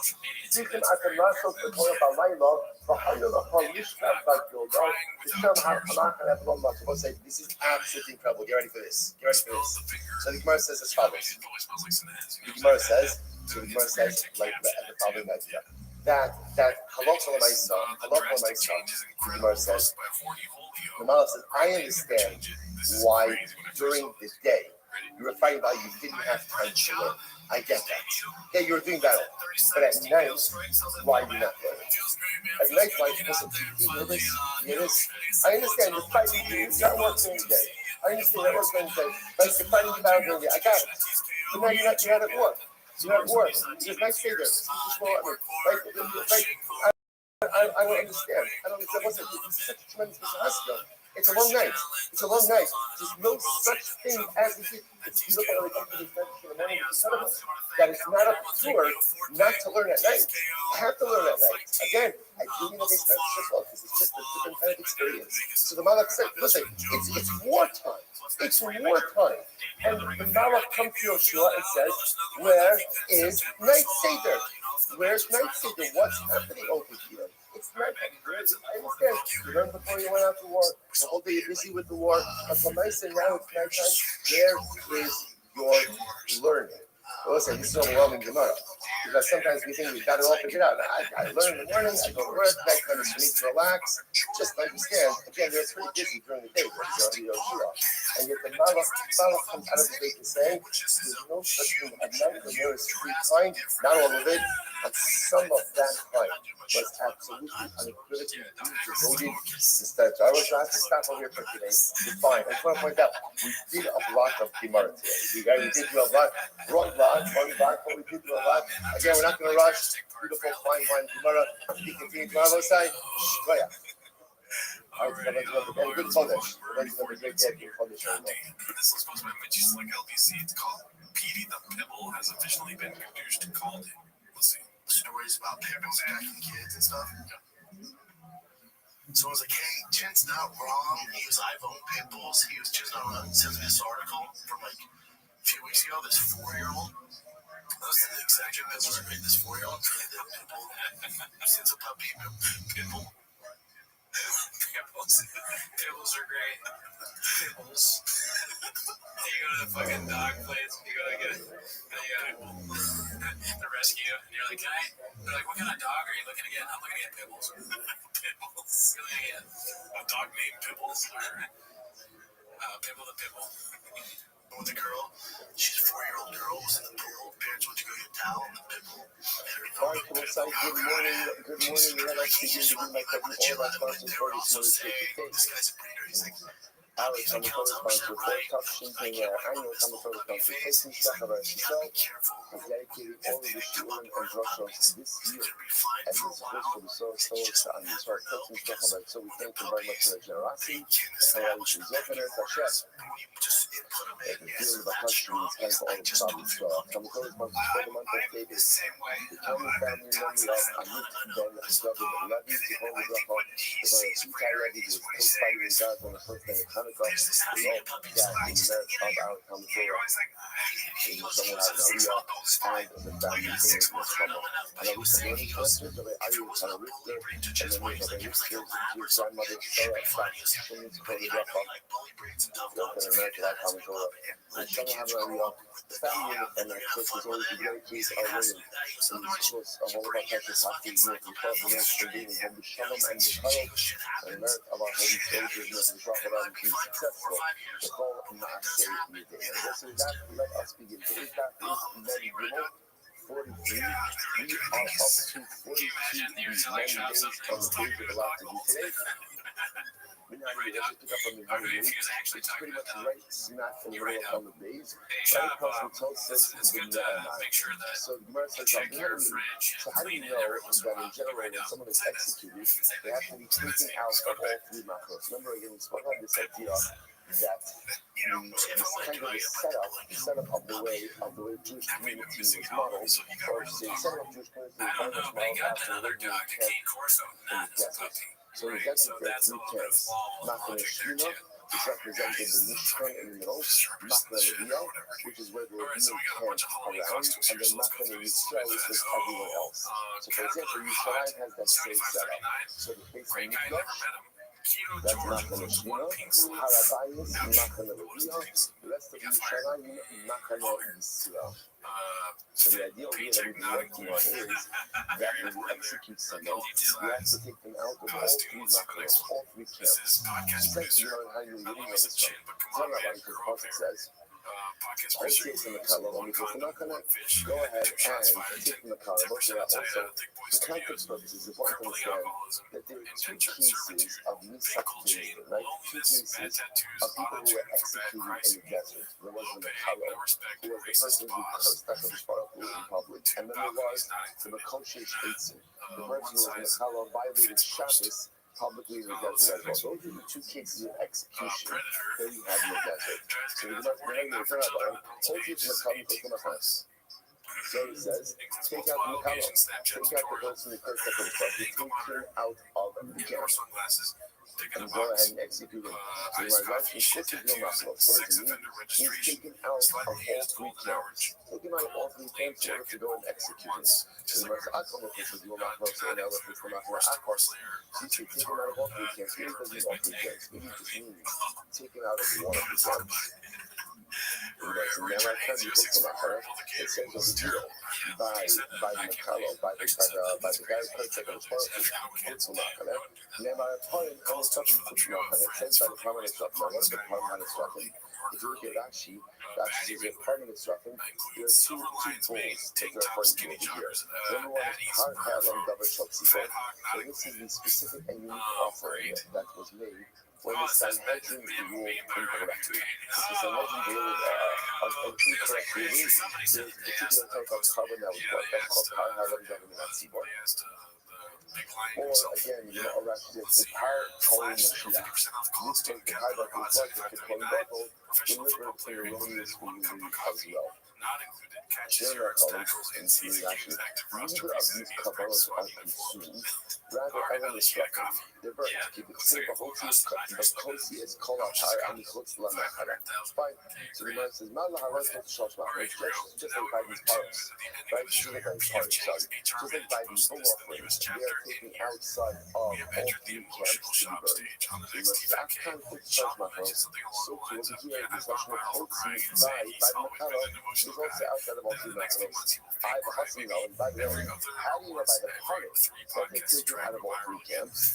The Houthi is called Hapar, and because the Machana goes to the Shalosh Macharos, the Pasuk says the Houthi is called Hapar, and because you shall take the par, the entire par, outside of the camp. What is outside of the camp? Outside of all three camps. The Gemara says, sorry, I can put Shalosh Macharos. You can mean all three camps. How do you know? Maybe you need to take the part outside of one of the camps. How do you know it means all three camps?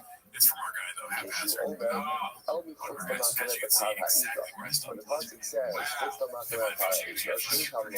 you don't require this process, right? I don't need this Pasuk over here. But I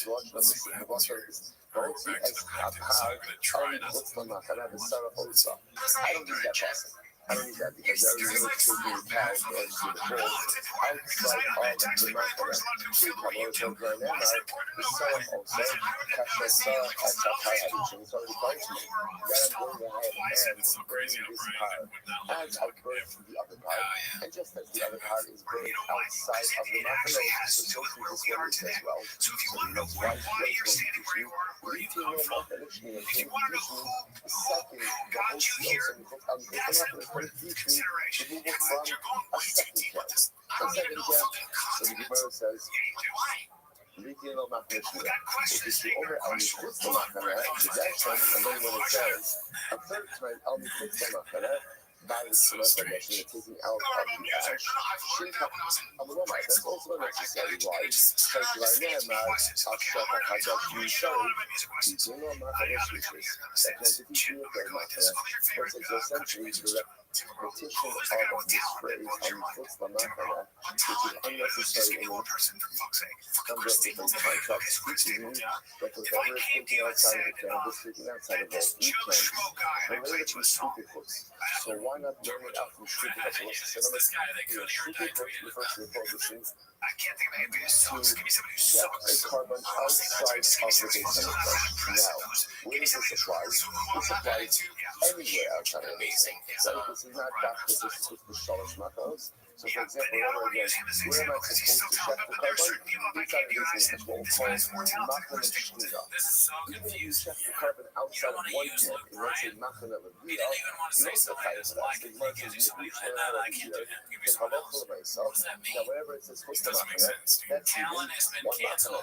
Martin, so now from Shliga goes, Mama Halach, Machan Achos, just like that Shliga goes, you can't go ahead and offer up a carbon outside of even one camp. So it's over here. Now what's the here? The here is by the Nakalo. Right? The here is the case of execution. So too by the case of execution, maybe execution just has to take place outside of what? One camp as well. So you might say, this is not else. You study how many steps. So essentially, you see over here as follows. Just to highlight this. So you see a number of things that are done, quote unquote, outside of the camp. Right? We have, again, we know that execution is done outside of the camp. We know that the party, the Parham government of Tzibor, and the Parham of Mashiach are burned outside of the camps. Now, you have to know that those two parties Those actually, let's everything differently. Yeah, okay, then we're Current going to have to are verbs outside of all three camps. That we know I'm going that. to do Okay, that when we we go established golfing. that just There's before. Should the principle is to shut the carbon outside of this instance applies This is a dumb even argument. That's outside not an of argument at all. one camp. Okay, You're so telling me now why I should I have know what two context are situations where things are done outside of a camp. Should they put you in one camp? Holland can't be a camp. Now I call something by execution, the whole CO set on the quotes from that camp. Take the person going to execute outside of the camp. What don't I know? What don't I know? How many camps? You're an execution. But the issue is, you know, what obviously wanted to compare the execution to the pollen. And if it's just that the pollen are done outside of all three camps, so the execution is done outside of all three camps as well. So which the one just says, well, how do you actually compare execution to what? Execution quotes. Execution quotes is only outside of one camp. Therefore, maybe execution is only done also outside of one camp. That's the shaila. I'll tell you what the point is. The point is, so if you don't, right, you say that that's an ignorant thing, so where you're going, what you're doing is you go way to go ahead and compare execution to others. Why? most people are low information voters, Not sure in the context, because execution always share all of these similarities. First of all, there are logistical similarities. That's what helps it applied by both. By both. Not sure both of the territory acts. And the fact that both provide coverage. So there's more things to compare execution to the party. You know, it's the different time of the year. I can go ahead and score at these people live. If you tell them, I don't think the summer people not to execute. Because again, on the other hand, you could compare execution to people in all these other ways. So let's get that done. Let's not quote them. You don't have liability, liability is right. And people, for example, the people processing out this is not sure everything. It is better to go ahead and learn out one preparatory act, two preparatory act. So if I look at the month's intent on religion, execution makes the pollen. It's just that the pollen are done outside of all three machanos.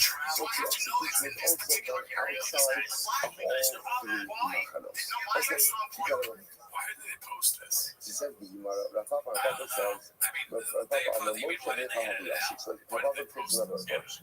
He says, where was Moshe Rabbeinu in the text? Where was Moshe Rabbeinu situated? So the Gemara says, the Nachala Leviah. Moshe Rabbeinu lived in Nachala Leviah. But remember again, Moshe Rabbeinu didn't live in Nachala Shechina, right? Because that was the Moshe Rabbeinu in Shechina. He was situated in Nachala Leviah. And the Torah was speaking Moshe Rabbeinu was responsible for carrying out the execution. Not really himself, but ultimately as overseeing it. Moshe is in the very sexually, Moshe takes an apollo, takes the guy's list of his prophet, taking outside of the camp. He says, maybe the leaves, put them out there. So that means that they're outside of Macharia. I said a copy book from Macharia. And then there's another one. So it says, they took the apollo outside of the Macharia. So there's another one side. What is that? It's like, you put the Macharia Yisrael. What is the Macharia Yisrael? So the whole thing, you just doing up everyone is agreeing in principle on the concept, which is that the person being executed outside of all three camps. So that's not what we show here. How do I arrive at that conclusion? Now, that's a different approach to address this. No. How is we got the last no. That last phrase of by a seal also by a seal and a color on the book from Machana, that phrase. That goes to the actually carried out the execution. In other words, that's carried out everyone just did what I said. Everyone not for your purposes.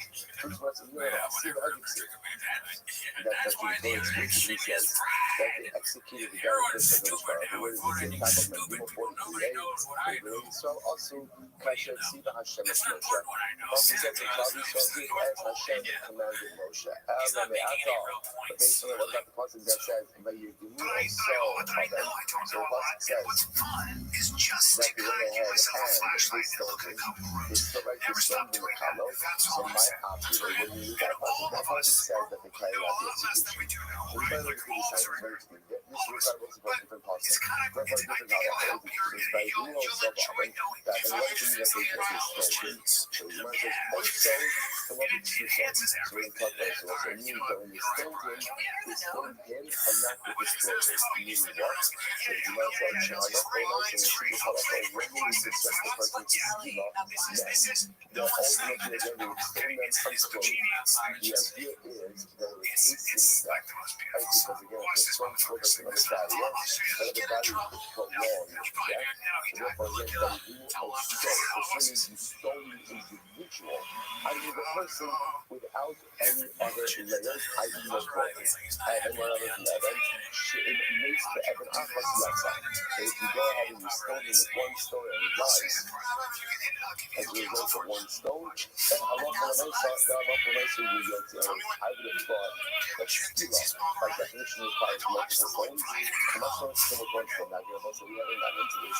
That's what we consider. See, the 2 days from now, that there's a process for how you administer the punishment, the ownership skila. So we'll discuss that in the session. So notice how the Hatzina is, and then it's different mikvah. It's different mikvah Adam.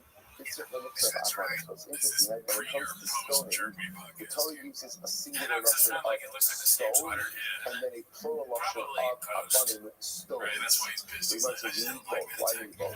Whereas we touch a Rahmana Evan, if we would have just said Evan singular, Havana, take everyone makes Pechada, then we see Ahisha's prayer. I would have thought like this.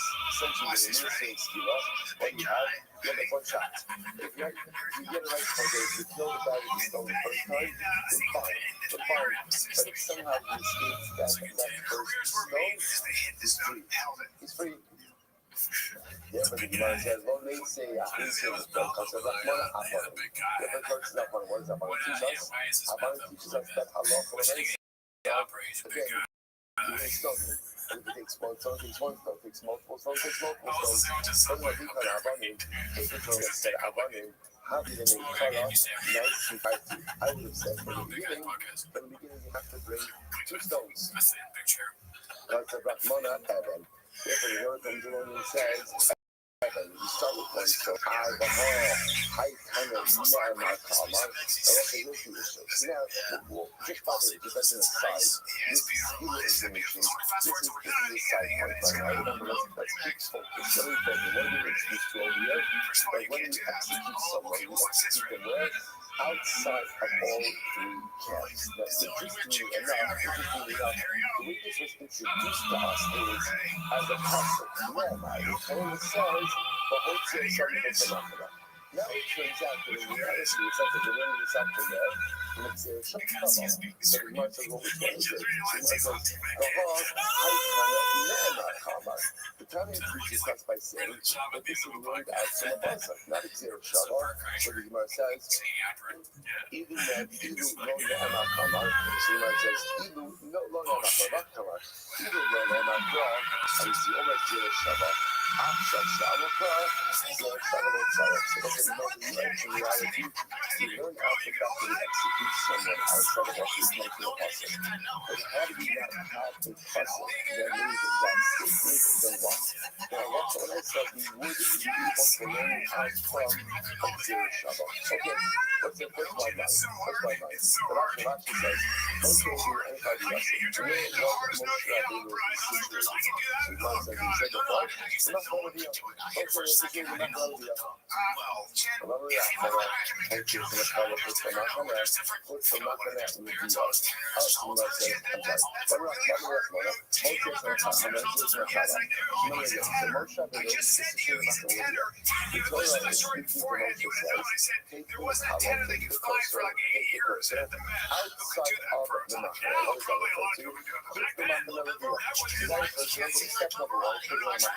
said no I'll can be I put go? them up on it. But you know, Then she it was like, says, I'm no, put she them up I on it a did it for a second second. time. What is that? Hold on. That's We're put myself the a little bit Machana on right now, nothing Yisrael. about music. That But it refers makes my ultimately life richer again to because I can taking them out of appreciate Machana when I hear that talking words, Yisrael. man. It's Well, it's beautiful. Makalo. And it makes the Then world the more Pasuk said beautiful. they took It out the makes me Makalo. less ignorant about music, right? That Right? You know Pasuk, what I'm that saying? first Because if you don't statement, seriously they get actually did it. but They to took your point, Brian, is the like, I so want much you as to know about this. Like, like you don't they need to carry know through about on this. it. It's That like gets to something you. you That you said that. you feel like Also, Kashet Sivasha the Moshe. That's what it says. Bali Sofi is Moshe and commanded. wistfully Which was ignorant a at your own peril. We Hahu, all do. Mubarak, Chad Smicha, the Chad B'Kriya. So then to see that has been necessary for another detail. So what they're going to call Smicha and the Kriya. So again, we'll talk about all of these items.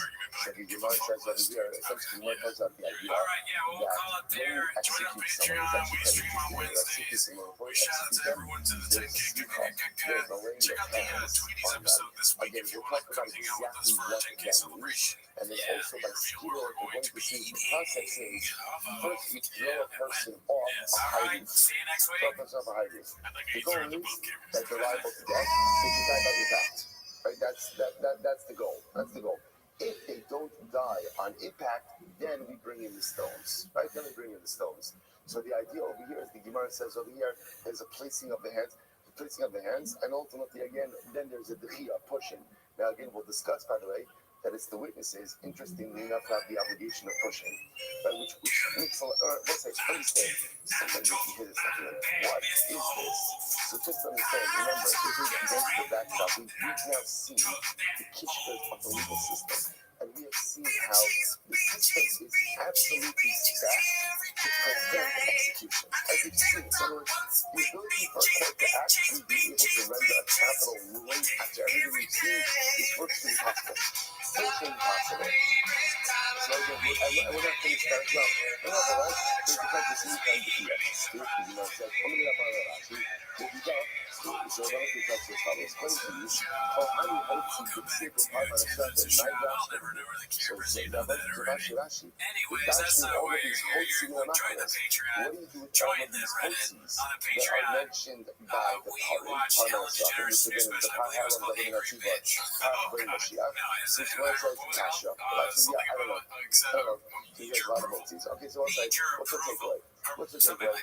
Our takeaway is anyways, that's on the Patreon. If you want to know execute what we think someone. about it, go join the So first of all, Patreon and this is subscribe good to for the two concepts. YouTube. Number one, If you aren't that subscribed execution already, was not done in we're days. thinking Very about important. The killing two anyone reasons that's that not was done subscribed yesterday, to that's this why YouTube. wasn't We're following just thinking about execution that, of days. maybe. Number one, that people should not think that Basin is able to execute anyone. And number two, by moving the execution space outside of Basin, it finds a little bit more time for the defendant should be proof, right? You proof for exoneration comes to bear. That's number one. So it's like, how far outside of Basin do we 65K grand. so again, it was established through Rothschild, right?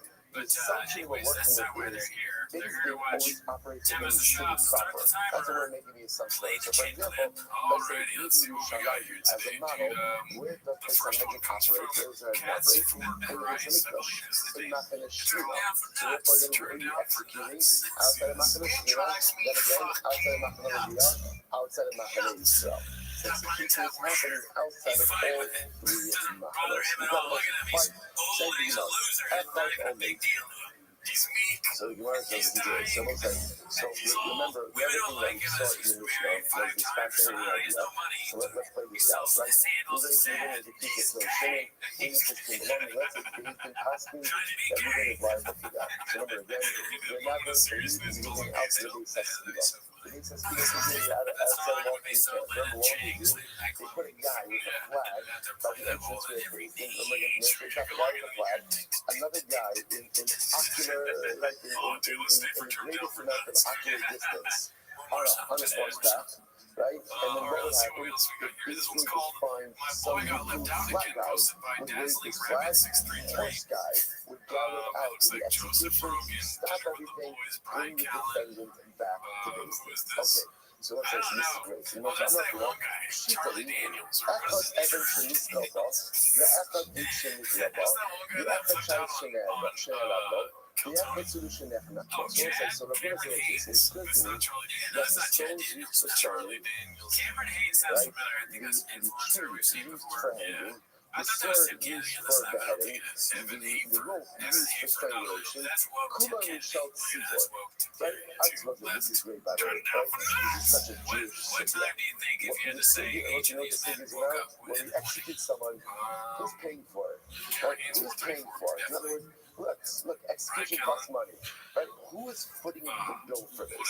So the Gemara says it is clear to me that when Bezdin is carrying out the execution, obviously the mechanism of execution is paid for by communal funds.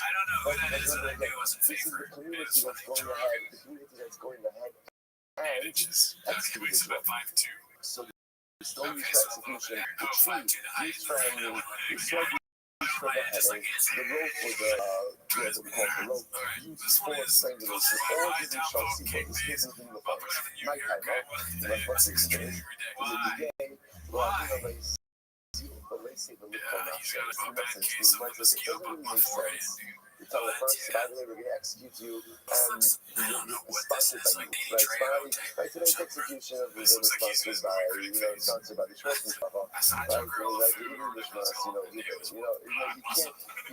can't go and say, I want to point out something. Think about it. Actually, yes, you can. Like, why should I pay for Ruben's execution? Right? Let Ruben pay for his own execution. He got himself into this mess. Right? Why came from communal funds? So it's interesting because if you look at logically, it should come from Ruben, right? The person is executed. Part of the penalty should be that you or your estate pays for your execution. So the man says the reason you don't do it is, you know why? It doesn't look right. It doesn't look like that's appropriate to ask the person, or to tell the person that they should pay for their own execution. Okay, fine. Listen to this. Rabbi Rahuna, Sutra Shemanitin Dal, the Sus Shratsu Ma'anidan, you shall be evil. Okay, second, let's go back to the Mishnah. Right, so now we're going to be sentenced to die.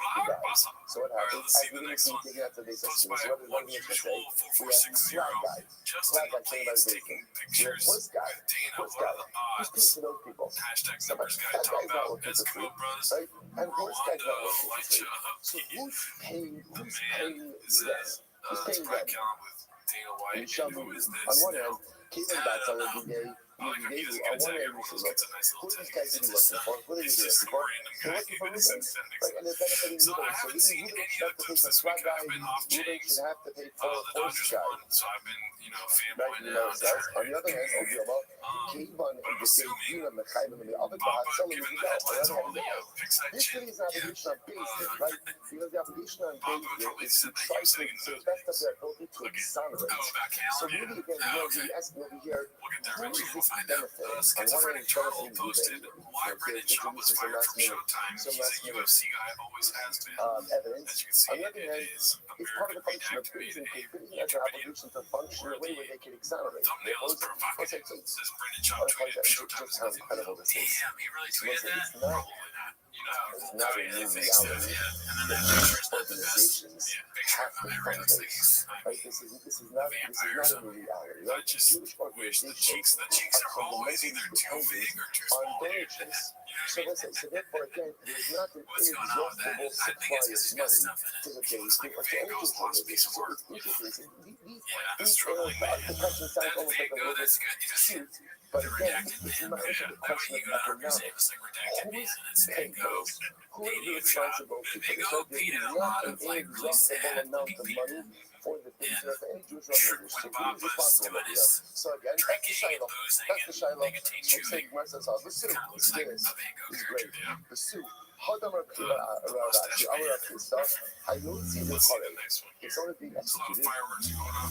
Mashkin also, Korat Shabbat, the kosher guy. So listen to this. They were given a special glass of wine. And in this glass of wine, they would put a Korat Shabbat, the one of frankincense, which is very expensive. They would put one of the ingredients for the Torah. So they would give him this wine mixed with frankincense. This wine mixed with Ravona. So apparently, what Ravona does with wine, is that it enhances the intoxicating qualities of wine. Right? And once in a while, why was this done? Kiddush, the Torah died. And the person who executed, he wanted them to be, essentially, we get them like a sticker like, I used to see how that actually Like over works. here, you got people on the each side. Coaches, he basically But the nice, so they would do, the only people that can get seats like that are rich famous people or people that have walked to a rich famous person's truck. So we say yeah, L'chaim. talented We say one of those L'chaim. things. Those Why are do you big say sucking L'chaim seats, when you dude. You drink? gotta sit so L'chaim hasn't really done it because of this Gemara. okay. Because when Anyways, they in execute Shop someone, World, they plus would my back could be up by the them with drug giveaway alcohol. winner finally So got that the walked to his senses truck. would be dulled and There wouldn't we fully go. realize That what fucking was time. I happening. mean, I'm still mad Henry at it. Huggy says when you drink, But it's all you good. drink with each other, That's they go fine. like, we drink with each Yeah, other. you're a good It should loser. never be construed past the shovel that I'm we're just, I dulling mean, our I'm glad I went to a senses truck guy. because of Because something like it would really negative suck that if is it went going to to somebody occur. who's just not Sometimes into people blowers drink and as an bonding and escape. shit, which is what I am into. It Like would suck if I went to somebody that would just go to T-ball practice. That's not why you drinks. Like you've never been to escape. Like you drinks because a little bit of mashka, like you feel smiling, that's a song. That's the ability to not dull my senses, but open my eyes. That's what how much I love every single person, right? And how much love I can share. And how much breath of it. Different time Martin says, when two Jews drink, they got to say, l'chaim, to life. That it should have, because drinking together is a life-affirming experience, not chas v'shalom something done to dull the senses because something negative is going to occur. Not just tomorrow. Incredible. So the rest of the Shabbos, so the Gemara says that when they execute someone, they give them a little bit of wine with laced with the bone up to get the touch guy going. But they should realize what's going on over here. Then it says the Shnemar, Tinu Shechar Ma'obei Yayin Amari Nefesh. Literally again, give Shechar, Shechar is like intoxicating beverage. Give Shechar to one who is lost, and wine to those who have fear of soul. Which I must say, just as a sign, seems to be something like cotton. The Gemara says, why did the Kohen create wine? Why did he create wine? For the Koshal Tanchumin. For the Kappa translation. Remember, I will say we learned this morning cotton that when the person will come back from the Rabbi, right? The person would lose a loved one. What was the first thing you got when you came back from the Rabbi? First thing is you got a big gulp, a wine big gulp, right? You got like a big glass of wine. Why? Because the person created with wine sometimes to be able to take a little bit of the edge off of life. That's what Shmuel created. Because sometimes, again, to you, Yain Amari Nefesh, give wine to those who are bitter of soul, sometimes a little bit, in moderation. And it takes the other maybe a little bit more than normal to take away a little bit of the bitterness. So the idea over here is you give a guy who's about to execute, give him a l'chaim, give him a strong l'chaim, so that he should not be fully aware of what it is that's going on. So listen to this. You learned from the time though, you learned, Nashim Mikashim Yisharayim, how you misnatlos. And this is fascinating. So who was this wine donated by? It was donated by the precious women of Yerushalayim. 22 years old. Isn't that incredible? So first of all, who was these Nashim Yikaros? These precious women of Yerushalayim. Yet once you donated wine, what's interesting by the way, that it's the women who donated the wine, right? Why not men who donated the wine? So, one maybe men are more reticent to partner with wine. That's not the only one. Okay, but it's also the idea that women generally possess a much greater empathy than men do. So you can imagine what happened. Men see the executed. What's the Chevra saying? What's the Chevra saying as doing that execution? I'm telling you, that guy, he had coming, We said it. We gave you one episode where we're shocked that you weren't wearing the beanie, and then in the next episode we watched, you were still not wearing the beanie. So as far as I'm concerned, you're a blockbuster and you're over. It's still tragic. And therefore, Don't go we be would once, donate the wine. So shame on me. let's do this. Yeah, That's don't okay. be twice. Well, it's not rules.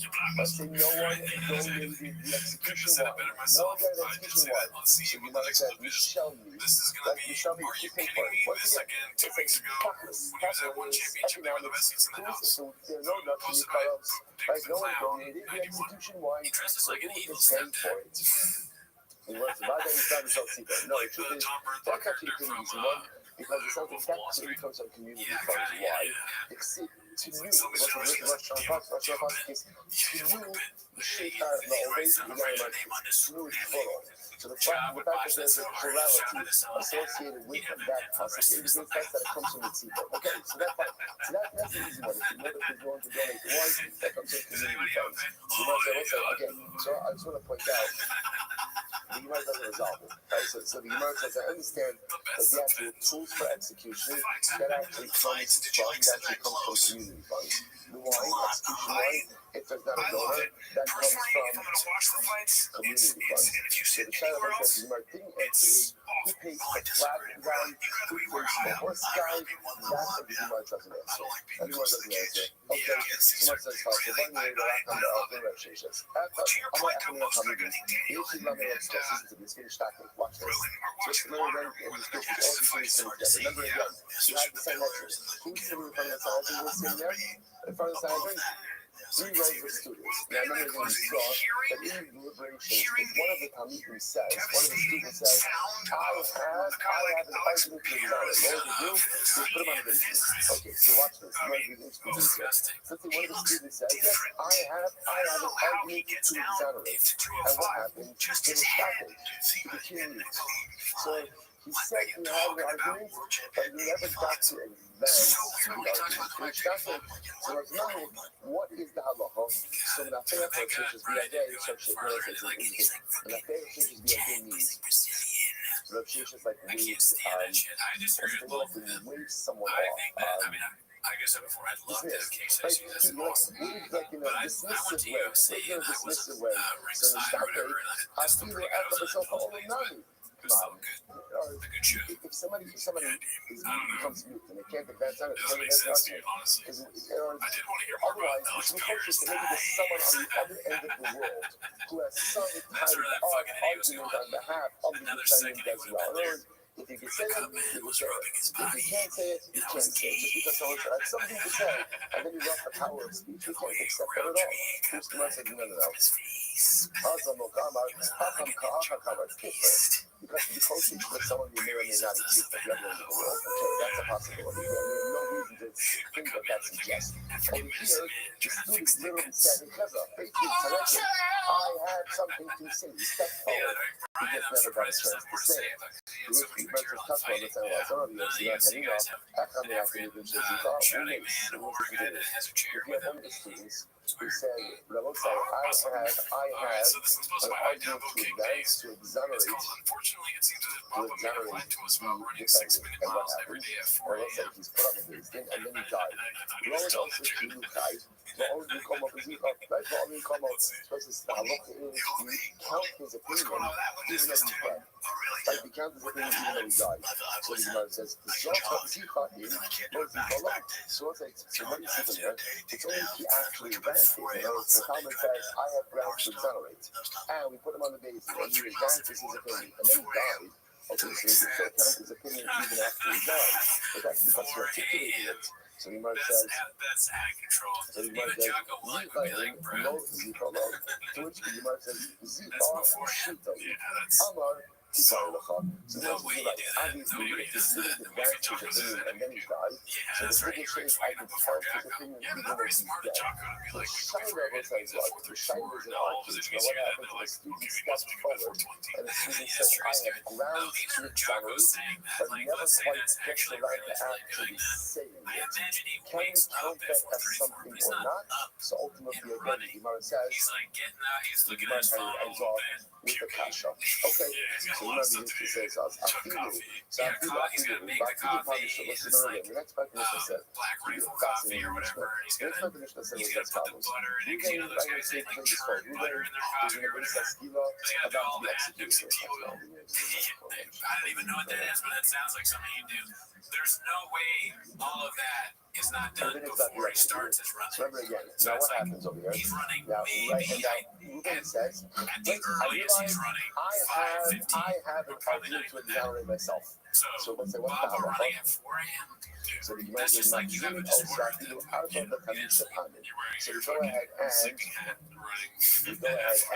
bring him back even 4 or 5 times. It doesn't make sense. There's no reason to do that. If you woke up and ran at like 5:30, nobody would be out. Very few people. So if that's the like, what do you need to do that's so early? Before, like, does he work super far away? As long as what? As long as it appears that there's some substance to what he's saying. In other words, that halacha l'maisa, we're happy to bring it back. We really are legitimately happy to bring it back. But we have to make sure that there is some level of substance to whatever it is that he's saying. Otherwise, he's just like, I hear that something you said. I have no stupid like that. Plenty of kids to that, right? One more thing. One more thing. At a certain point, there's nothing else. Right? He's talking about everything he's doing. It's not ready. There's nothing else. So this is an important caveat. So in other words, if you think, oh no, I realize I know what piece of evidence. So the issue says, fine, we'll take you back to the you but however, there has to be some level of substance associated with what it is that he says. That's not an introduction. Is that true? Is that true every time? Let's say we're reading that the base of Skiba, and he said, first time he says, oh, don't kill me yet. I realize I have new evidence. I just thought of something. So, do we have to essentially, do you have to investigate, a little bit investigate that claim already the first time, the second time, it says like, only when you go up to time number 3, 4, or 5. So you know, that's how you learn. I'm told you, I've been to the Bible, so email the Bible, but you know, so, then what you learn, that if you go for the first or second time that you then does this, can you just give them a pass? Give them a pass. First or second time you say, have I new evidence, what do we do? We take them back. We give them back to agents, and we allow them to go ahead and say whatever it is that you have to say. So I think it's only from time 3 and on that we need a little investigation over there to make us feel to make sure that he's legitimate and what he is some legitimacy. You can't go from time 3 and on, in each one is to be done Matzino, so Iman is to be done in Matzino, so if there's some legitimacy, not necessarily there's some depth, some legitimacy to what he's saying, I don't think that. If there's no legitimacy, we're not taking it back. Rabbi, you can't stay there. You're right. So it sounds like like this.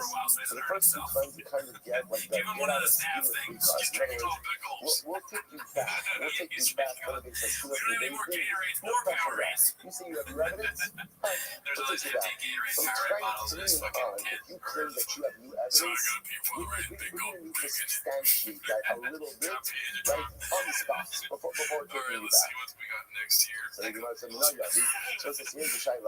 How do you know? Well, it's okay. So first 2 times it doesn't matter. First 2 times, as long as we then said, have I new evidence? We take him back. From second time and on, how do we know if he's telling the truth? Or if there's some legitimacy to his words? Because Rabbi the Masino is Zubit Rabbanon. These great 2 Talmidei Chachamim, 2 the base of fascinating, you know? He commanded to involve in low. So essentially, bring 2 Talmidei Chachamim, say base of Skila, and they say, hey, Rabbeinu, what do you got? Right? And if after he says it, they're like, oh, okay. Say good, then we'll go ahead and we'll listen to him, but otherwise we're just going to execute him. So the mercy of them, so they need Kala. Well, that's the case. If you're furnishing 2 Talmidei Chachamim to kind of vet the claim a little bit from time 3 and on, why don't you just what? Have them from the beginning. Have them from the beginning and have them vet the claim from time 1 and on. To which the Gemara says, Agav the voice, Lo Matzi Amar Kol My Say. Let's say, understandably so, Ruben is probably this. Right? So in the beginning, he may not be able to fully articulate the rationale for his innocence. Essentially, can you imagine at the execution spot? Like, there's got to be profoundly overview. Like, it was about the execution. I have no evidence. I'm going to be flustered. Therefore, again, when we do it for the first 2 times, we bring it back to basics and compose himself a little bit. But time 3 and on already, again, this has happened a couple of times. If you have something to say it, and the two guys will become obedient to that. So it's very this. Much more for sure. So again, now this is all progression, right? All the progression is actually tight. The shows like this. It's a very psychological again, it's flowing just one into the other. So now, let's say it turns out that they exonerated you. Right? It turns out you're right. Even they exonerated you, or it's this case where they brought it back to this Askila afterwards. And it turns out But in fact, he really does not deserve to be executed. So that's why the Baal Matzur was Matzur. So they found grounds to exonerate him. And they exonerated him. In Rabbi Yotzi Misakel. They took him out to be stoned. So he must have Ukruz Yotze the father. Listen to this. There was an announcer who went out before Reuben. And what would he say? Vodi ben Ploni. Yotze Misakel al Sha'abat Plonis. Right? So Reuben, the son of Yaakov, is going out to be executed because he committed the following crime. So we have to get his name, the name of his father, the crime that he committed, Ploni, and so are the witnesses who condemned him. Holy Shemodevos, whoever knows some type of exonerating evidence, come forward now. So this really does two things. Number one, the announcement publicly shames the offender, which is part of his kapara, part of his atonement process. The announcement also puts the general populace on warning. There is accountability for what you do. And there is accountability for what you do. And number three, which is really the most important over here, is a last-ditch effort to find someone who maybe knows information that alleviates the exoneration of the day. That's really the goal over here. So you might say, I'm not buying it. It's not for me, not the young funny, it's not funny, so funny, so much funny. Do you know, because you have to be awesome. So I say, Rabbi is inviting me to add some information. Does that information?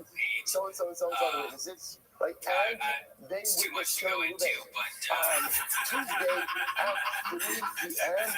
in Tel Aviv. Why do you put out that information? Because they were saying, there may be no one who knows exonerating evidence for Reuben. But maybe there's someone who watches and says, witnesses saw Reuben kill Shimon. Like that's interesting because we were having shawarma with us at a gas station outside of Yerushalayim, like at that same time. Right? That doesn't seem to make so much sense. So that's like, so because of that, ultimately again it gives us the ability to cross-examine. So the Gemara says as follows. Good. So the Gemara says the crews goes to the front. So the Gemara says and we have an announcer that goes out in front of the defendant. So the Gemara says the front of him may carlo. So he's interesting now. God knows his human. This from the Gemara over here. Because the way it reads is they have an announcer now, but not beforehand. They're not beforehand. They're actually saying, I brought in Yom Kodem. Not 40 days beforehand. So actually, if you have that ghost that's union, you can see over here, he mentions in the footnotes. I used to be able to see this level of print. He mentions over here that there's pieces of this that were taken out, pieces of this that were taken out. But it means the man just intrigued by the idea that I look when I saw it and putting it announced now, or we didn't put an answer earlier. Okay, commentators will say, I agree. This is a ridiculous Gemara. Ridiculous Gemara. I'm going to show you later. We're showing this as follows. Correct over here, he's from Svad the Allah.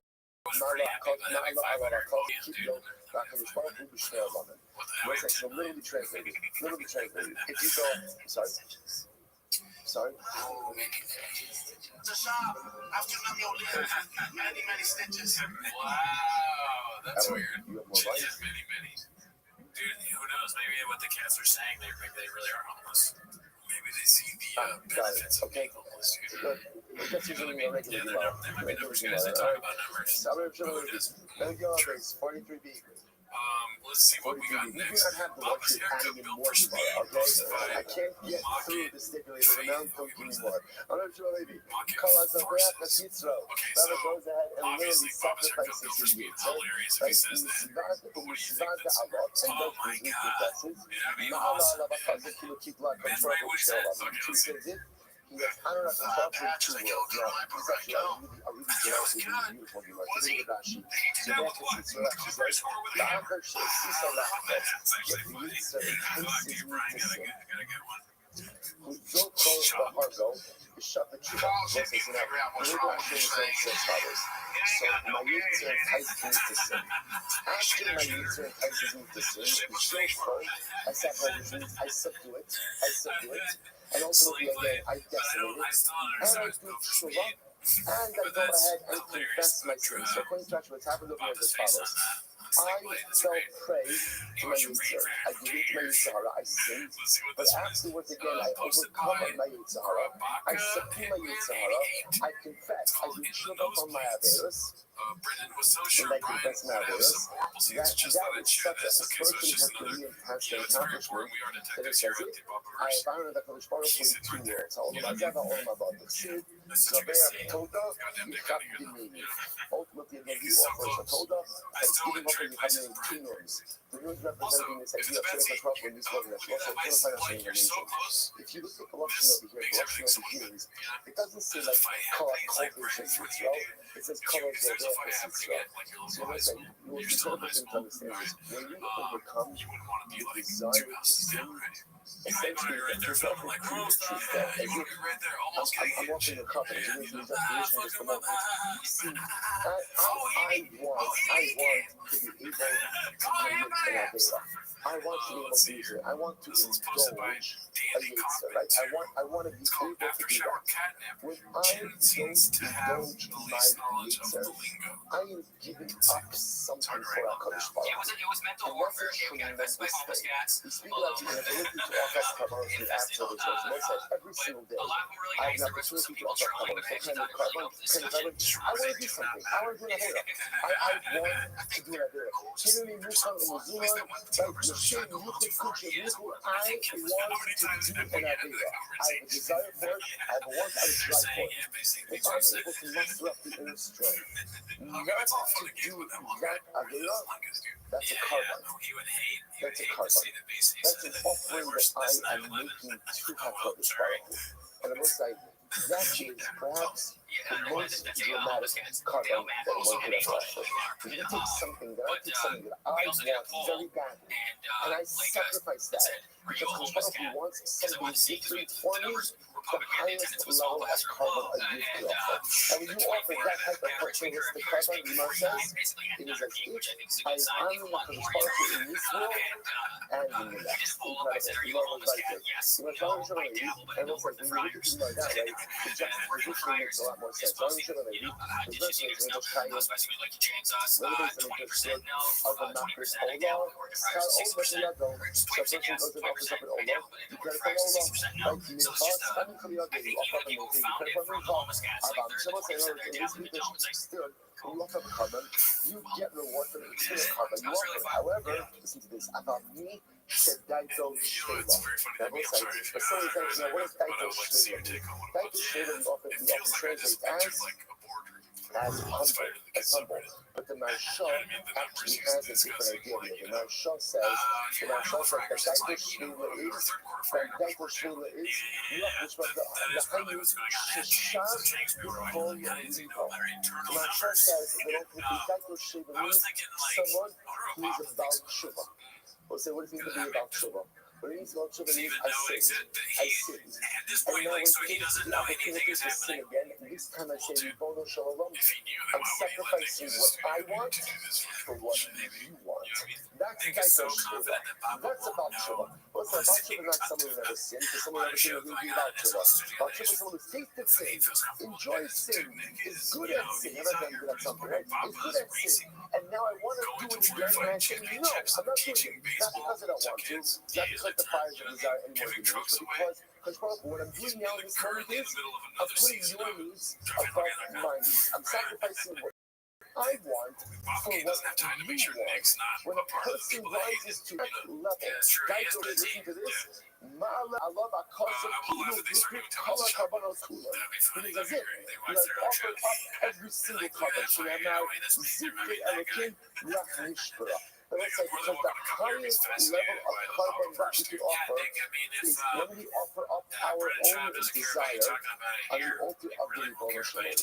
When I go ahead and I sacrifice what I want because of what HaKadosh Baruch Hu wants, that is the highest level of carbon that exists in this world. And when I offer up that kind of carbon, It's as if I offered up every item of sacrifice under the sun. My security luckily, but not only that, your own such a person possesses a dramatic rock his team has never rejected Shemar, little be again a broken heart. A broken spirit, a downtrodden spirit, ultimate yet the proper never despised. The greatest covenant we could offer is not a holy version. The greatest covenant we could offer is the covenant of our own desires. When I sacrifice what I want, because it's more important than what HaKadosh Baruch Hu wants. That's the highest level of covenant. You make that kind of sacrifice, it's treated as if you make every other carbon on the face of the earth. Not only that, when I'm able to make that sacrifice, I have a special co-op activa, a special power of prayer. I want to say about stop over there today. Good track, everyone. Tomorrow's much fun day. Sometimes I'll pre-package y'all the skits have been trying to sneak have a good day. All right, everyone's doing a good deal. Michelle lies a lot. Let's be very honest. Lies a lot. But outside of there, it's probably still good material. But outside of that, it's always been about getting Luke to pop. That's what have you seen this? That's what the show is built upon. Can we get Luke off the track he's on? Because he'll be on that track for a while. All right, we'll say good morning. Good morning. Let us begin by thanking all of our sponsors for this morning's show. Thank you. Formula for a show. The straight man and the funny guy. And looks all our Talmud Torah sponsor, for touching our annual Talmud Torah sponsor, Tosin Shtachar so dedicating all of the Shiurim and Rothschild this year as his host for the Soros Fellows and the Tosin Shtachar. So we thank him very much for their generosity. And I wish him Zochem Eretz Hashem that the feeling of Akash should be inspired for all of the problems. So our Talmud Torah sponsors for the month of Teves, the Kelman family in memory of Amit Ben David Levi, Zichron B'Bracha, the brother of Itai Levi, who was coach fighting in Gaza on the first night of Hanukkah. We hope that in the merit of our Talmud Torah, his neshama will have an aliyah and the family a neshama. And our week of learning sponsors, Rabbi Ari and Hannah Richter, and then we have Rabbi Richter's dear grandmother, Sarah Bas Shunitz for the Bracha. We hope that in the merit of our Talmud Torah, the neshama will have an aliyah. The family and neshama, of course, is always dedicated our learning in this course of all of our precious hashtags for the 12 minutes from bringing home the shalom and the karo and the merit of our holy soldiers, making sure that we be successful with all Maaseh. And with that, let us begin. Today's daf is Mem Gimel 43. We are up to 42 Mem days on the days of the lot to do today. Minhani, let's just pick up from Minhani Mili. This is pretty much right smack in the middle of on the days, right across from Tosfos the Nav. So the Gemara says, so how do we know that in general, when someone is executed, they have to be taken out of all three masters? Remember, when we spoke about this idea that this kind of the setup of the way Jewish community was modeled, or the setup of Jewish community was very much modeled after the Arabian camp in the desert. So in the desert, there are three camps: Machane Shina, which represented the Mishkan in the middle; Machane Leviyah, which is where the Rabbi camped around, and then Machane Yisrael, which was everywhere else. So, for example, Yerushalayim has that same setup. So the base of Mikdash, that's Machane Shina, Harabayis, Machane Leviyah, the rest of Yerushalayim, Machane Yisrael. So the idea here that we've been working on is that when you execute someone, you have to take them out of all three Machanes, all three camps. He says, you know, how many reading of this one? Come on, because the pasuk says, go ahead and take the makala. Both of that also, for context purposes, it's important to understand that there are two cases of misacting, right? Two cases of people who were executed in the desert. There was the makala, who was the person who cursed up in the forest in public, and then there was the makoshi, the person who was makala violated Shabbos publicly in the desert as well. Those are the two cases of execution that we have in the desert. So the Gemara says, take out the makala, take out the person who cursed up in the forest, take him out of the camp. You go ahead and execute him. What does it mean? It means take him out of all three camps. Take him out of all three camps in order to go and execute him. So you say take him out of all three camps. Maybe it doesn't mean all three camps. Maybe it just means take him out of one of the camps. But never can be taken out. It says over here by the Makalo, by the guy who first took the Torah, who's the Machane. Never Parim and it's nothing to Machane. It says by the Karman Esrafim. What is the Karman Esrafim? If you look at Rashi, the Karman Esrafim, there are two bowls that they're going to make here. Number one is Har Halam Davar Shal. So this is a specific and unique offering that was made when the Sanhedrin ruled incorrectly. The Sanhedrin delivered an incorrect ruling. There was a particular type of carbon that was brought. That's called Har Halam Davar Minat Tzibor. Or again, Rashi says Har Kohen Mashiach. This was the part that was brought that the Kohen Gadol delivered an erroneous ruling as well. Neither of these kabbalos are consumed. Rather, Ellen is Srafim. They're burnt. You can say Bahosius Kolapar Amiflama. Fine. The Gemara says, just like by these paros. Right? Just like by these paros. Just like by these bull offerings. They are taken outside of all three camps. Here, this Lashon of Hotzi by the Makalo is also outside of our two Makalos. I have a husband, and by the way, how do you know by the current that they're taken out of all three camps? The Rabbanon, the Hotzi is called Hapar, and the Samachana puts the Shalosh Makalos. Because the Hotzi is called Hapar, and you shall take the entire par, outside of the camp. What is outside of the camp? Outside of all three camps. Sorry, Itani means all three camps. How do you know? Maybe it means you take the parim outside of one camp. How do you know it means all three camps?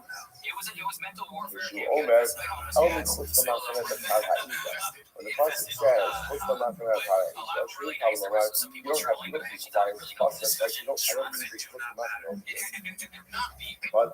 I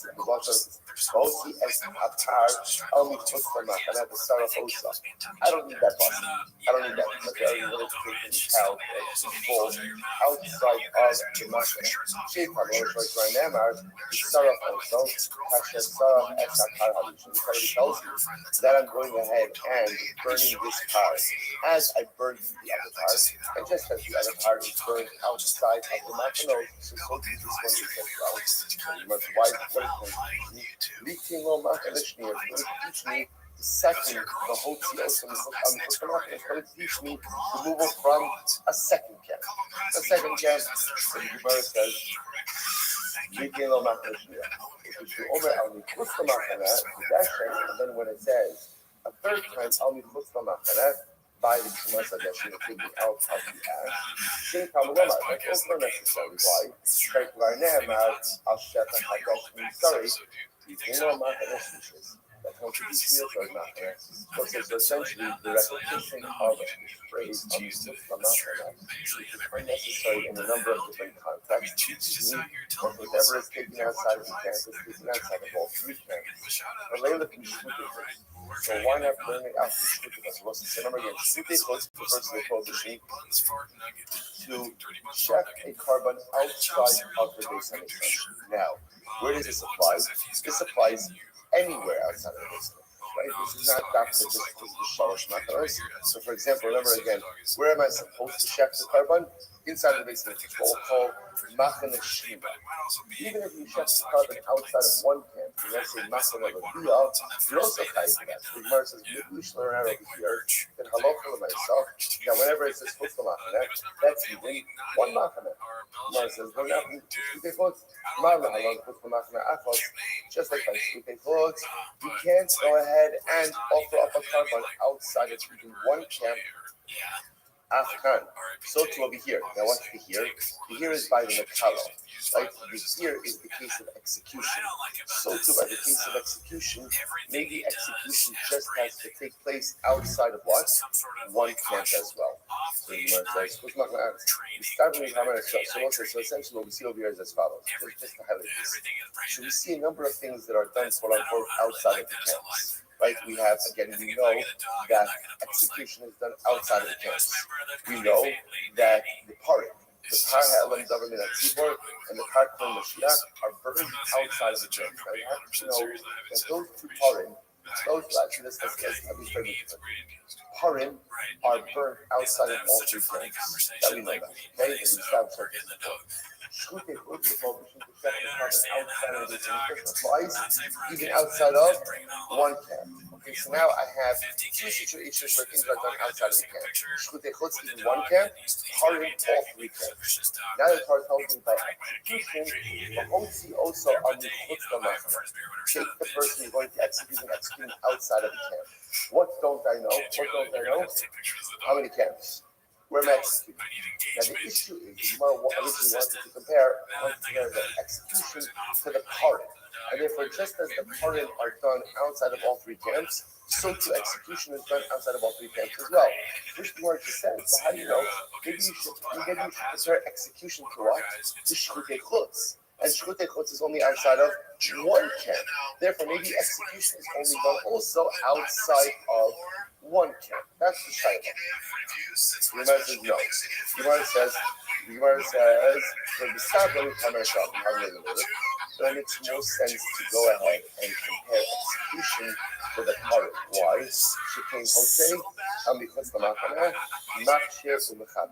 Because execution and Purim share all of these similarities. First of all, there are linguistical similarities. Russian of Hotzei applies by both. By both. Makshir, both are preparatory acts, and the Chaser both provide atonement. So it makes more sense to compare execution to the Purim. No, I can go ahead and go down to the Shkutei Chutz. Why? Shekin Adam, Chotei Beneshama, Pigol, Makshir of the Pigol. Because again, on the other hand, you could compare execution to Shkutei Chutz in all these other ways. There's Lashon of Adam, right? Lashon of Chotei, both have liability in his life. And Pigol, both are subject to Pigol. Most people around the commercials, not sure of the play. It is better to go ahead and learn out one preparatory act, another preparatory act. So therefore, both the Gemara seems intent on linking execution with the Purim. And just as the Purim are done outside of all three machanos, so the execution is also done outside of all three machanos. Okay, incredible. Says the Gemara, Rabbi says, Moshe hit on the Rabbi takes another approach. He says, let's look at this. Where was Moshe Rabbeinu? In the temple, where was Moshe Rabbeinu situated? So the Gemara says, Machane Levia. Moshe Rabbeinu lived in Machane Levia. I remember again, Moshe Rabbeinu, he didn't live in Machane Shechina, because that was the Mishnah. He was situated in Machane Levia. And the Torah, when speaking to Moshe Rabbeinu was responsible for carrying out the execution, not literally himself, but ultimately for overseeing it. Torah says to him, Moshe, take the Makalo, take the guy who first step of the Bible, take him outside of the camp. Gemara says, maybe you don't need. What's the Makalo? So that means again, outside the Makalo.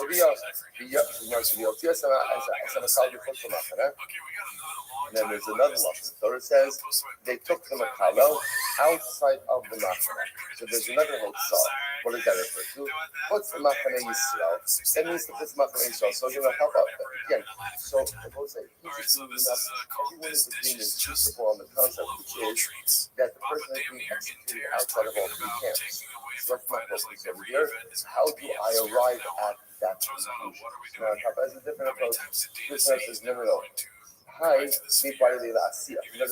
That last phrase of Bayotsu also Bayotsu as a Makalo on the Machana, that phrase, that's not going to teach you that actually carried out the execution. In other words, that is an important part. Not for legal purposes. Which was that's what the Torah explicitly says that they executed the guy who first step in the Shema. Where does it say? Top of Nefimo 43a. So also Kasher Tziva Hashem es Moshe. Pasuk says in Klal Yisrael did as Hashem commanded Moshe. Ela me'akal. Based on what about the pasuk that says, "So you grew also." So the pasuk says that they went ahead and they stoned him. They stoned the Makalo. So my option, what do you read that pasuk? That pasuk says that they carried out the execution. Anybody look to the science, right? This requires for a different pasuk, for a different halacha. What is it? So say you also and what does it mean that they stoned him? Also, the law of excuse. We're going to talk about this. It means that when they stoned him and not with this blow. Meaning what? So the Gemara says, halacha l'maisa, we'll see this halacha, when they would subject the person to skila, men, that ultimately, again, they would stone them unclothed. The idea is that it would hasten the death. Right? Because again, if they're stone clothed, that's another barrier. That other barrier could prolong death. Therefore, again, by also stone the individual, i.e. the person without any other layers, i.e. no clothing. Evan, where I learned from Evan, that if you go ahead and you stone him with one stone and he dies as a result of one stone, then halacha l'maisa you yotzi. In other words, I would have thought that skila, by definition, requires multiple stones. Kamash don't come with one stone. Now, so we haven't gotten into this. It's actually interesting. We'll see in 2 days from now that there's a process for how you administer the punishment, the ownership of skila. So we'll discuss that in the next. So make the other and then it's interesting, right? It's interesting, right? When it comes to stoning, the Torah uses a singular lashon of stone and then a plural lashon of abundant stones. You might say, you need both. Why do you need both? Whereas the concept of Rachmana, Evan, if it would have just said Evan singular, Habamina, Pechadula makes the Kaza, when we see acquisition, I would have thought like this. Essentially, when a minister is Skila, what do you have? You have like one shot. If you get it right, so if you kill the guy with the stone the first time, it's fine. It's fine. But if somehow he escapes that first stone, he's free. He's free. Therefore, the Gemara says, "Lo neisei akrisiyom like kasher rachmana afon." If the Torah says upon what is upon teach us, upon teaches us that Allah again, you're going to stone this. If it takes one stone, multiple stones. Furthermore, because of Rachmana Abanu, if the Torah would have just said Abanu, Habamina made Kara, nicely party. I would have said from the beginning, you have to bring 2 stones. Like the Rachmana Evan. Therefore, the Torah comes along and says, Evan, start with 1 stone. I kind of ne'emar ka'amar. Here's the issue. So now, just by the way, just as an aside, this skilla information, this is a side point right now. Remember, let's keep focused. What are we focused? What are we introduced to over here? That when you execute someone, you execute them where? Outside of all 3 camps. Now, interestingly enough, the way this was introduced to us is as a pasuk. Ne'emar, the Torah says, "V'hotzio samach l'samach." Now it turns out that in reality, it sounds like we're learning this out from there, from a Xer Shava. So the Gemara says, well, which one is it? The Gemara says, Baha, Haitana, Ne'emar Kama. The Tana introduces us by saying that this is learned out from a pasuk, not a Xer Shava. So the Gemara says, Ilu lo ne'emar kamar. So the Gemara says, Ilu lo ne'emar kamar. Ilu lo ne'emar kra. I see Omer Xer Shava. Achshav Sha'amar kra. So the Gemara says, you're right. In reality, we learn out the fact that we execute someone outside of all 3 camps of a pasuk. But how do we not have a pasuk that made that statement? Then what? Then Allah and myself, we would be able to learn it out from a Xer Shava. Okay, let's say first wide line. The Rashi says, Moshe, where was Moshe Rabbeinu situated? The Gemara says, as we said before, Moshe was situated in Machane.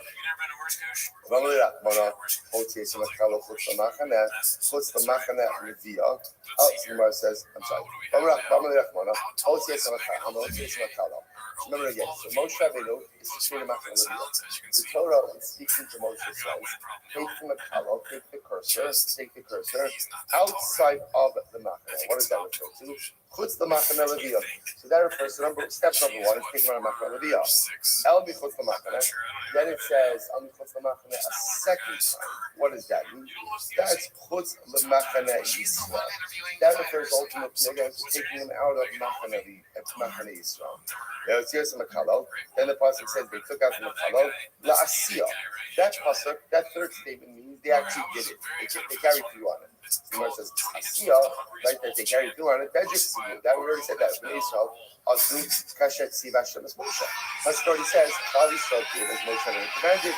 Which Gemara says no. We violate Chad Yismicha, the Chad Yismicha.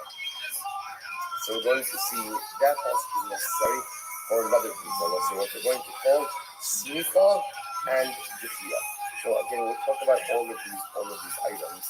So the Gemara says over here, essentially the Gemara talks about the idea that when we execute someone, it's actually quite interesting. When you execute someone, before you execute them, there's a smicha, there's a laying of hands on them. Again, we'll talk about exactly what that means, and then also by skira, what we're going to see is the process is first we throw a person off a high roof. Throw a person off a high roof. The goal is that they're liable to death. They should die by impact. Like that's the goal. That's the goal. If they don't die on impact, then we bring in the stones. Right? Then we bring in the stones. So the idea over here is the Gemara says over here, there's a placing of the hands, and ultimately again, then there's a dechia, pushing. Now again, we'll discuss, by the way, that it's the witnesses, interestingly enough, have the obligation of pushing. Which makes also understand. Sometimes it is, what is this? So just understand, remember, this is against the backdrop. We have seen and we have seen how the system is absolutely stacked to prevent execution. Right? We've seen it. So in other words, the ability for a court to actually be able to render a capital ruling after everything we've seen is virtually impossible. Virtually impossible. So again, we're not finished with that as well. But nevertheless, there's the concept of smicha and dechia, to which the Gemara says, Amar Rabbi Rashi, the Dida, so Rabbi says as follows, according to you, Kol Hani Hotzi B'Sib B'Parman Esrafim, my Drashim. So Rabbi Rashi, you're darshaning all of these Hotzi Minamachos. What do you do with all of these Hotzi that are mentioned by the Parman Esrafim, which again is the Parhalam doesn't even have Tzibor. Train Mashiach, which Gemara says Kasha. Rashi says, yeah, I don't know. There's like a lot of hopes. Okay, so I'll say, what's the takeaway? Our takeaway is that when we execute someone. So first of all, interesting two concepts. Number one, that execution was not done in Beis Din. This is very important. The two reasons that we said yesterday is that why wasn't followed execution in Beis Din. Number one, that people should not think that Beis Din is able to execute anyone. And number two, by moving the execution stage outside the Beis Din, it buys a little bit more time for the defendant should new proof, right? New proof for exoneration come to bear. That's number one. So it's like, how far outside of Beis Din do we place the execution spot? So again, we've established 3 machnos, right? The assumption we're working with is Beis Din always operates within the city proper. That's what we're making the assumption of. So, for example, let's say using Yerushalayim as a model, where does the Sanhedrin operate? Where does the Sanhedrin operate? In the Beis Hamikdash, in Machane Shechina. So therefore, again, where are you executing? Outside of Machane Shechina, then again, outside of Machane Leviah, outside of Machane Yisrael. The execution is happening outside of all 3 machanos. Incredible. Fine. Says the Gemara, Echad Omeid. So the Gemara says this. So remember, the other thing that we saw in the Mishnah was this fascinating idea. So let's play this out, right? Reuven was a priest of Shimon.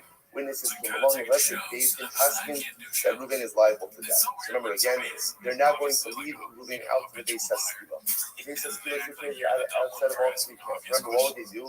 They put a guy with a flag by the entrance to their Beis Din. Remember again, they got the guy with a flag, another guy in ocular, right, in the greatest amount of ocular distance on a horseback, right? And then what would happen if Beis Din would find some flat guy would wave his flag, horse guy would gallop out to the execution, stop everything, bring the defendant back to Beis Din. Okay.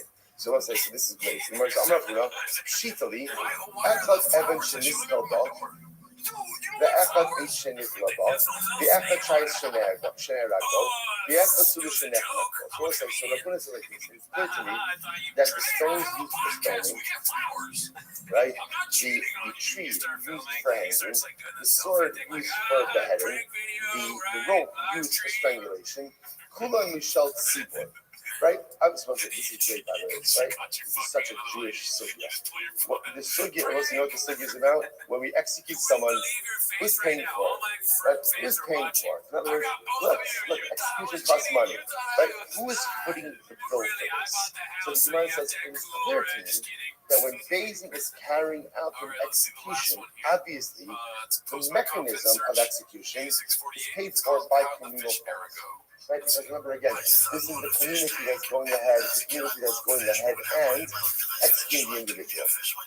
So the stone used for execution, the tree used for hanging, the sword used for beheading, the rope or the rope used for strangulation. All these you shall see this. Taken from the phones. Nighttime, huh? You know, what's reason for this? In the day, Amina lays the lacy the lick you must understand, it doesn't really make sense to tell a person, by the way, we're going to execute you, and you're sponsored by you. Right? Today's execution of Ruben is sponsored by the Schwarzman, right? The Illy Nishmas, Ruben. You can't. I want to point out something. If you think about it, actually, yes, you can. Like, why should I pay for Ruben's execution? Right? Let Ruben pay for his own execution. Ruben got himself into this mess. Like, why just make him uniform? So it's interesting because logically, it should come from Ruben, right? If a person is executed, part of the penalty should be that you or your estate pays for your execution. So the Gemara says the reason we don't do it is, why? It doesn't look right.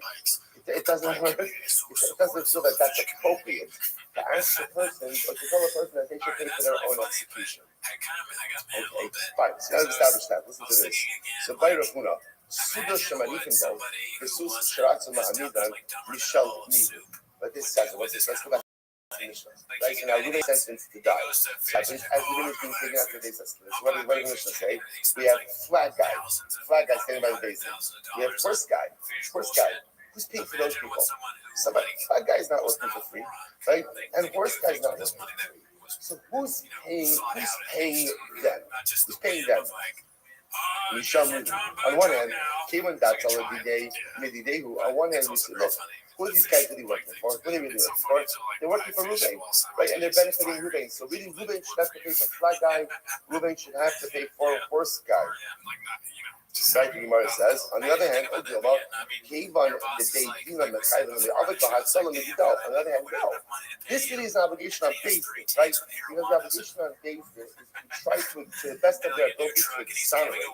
So really, again, the Gemara is asking over here, who is this benefit? On one hand, it's benefiting Ruben, which is introducing some last minute evidence. On the other hand, it's part of the function of Bezin, because Bezin has an obligation to function in a way where they can exonerate.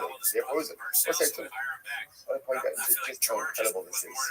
So it's not a new reality that Jewish organizations have to function. Right? This is not a new reality, right? Jewish organizations are fundamentally dependent on donations. So therefore, again, there is not an inexhaustible supply of money to the base, to any Jewish organization. So it's interesting. These that are to us, the question sounds almost like a little bit cute, but again, it's not just a question of economics. Who is paying this? Who is the responsible for this? Right? There is not an inexhaustible amount of money for the base of any Jewish organization. So who is responsible here? So again, that's the Shiloh. Let's say the Gemara says, listen to this. This is great. Listen. Hadam Rav Chiya bar Rav Ashi, Amar Rav Chisda. If someone is being executed, Mashkin also, Korat Shalavona Koshal Yain. So let's listen to this. They would give him a special glass of wine.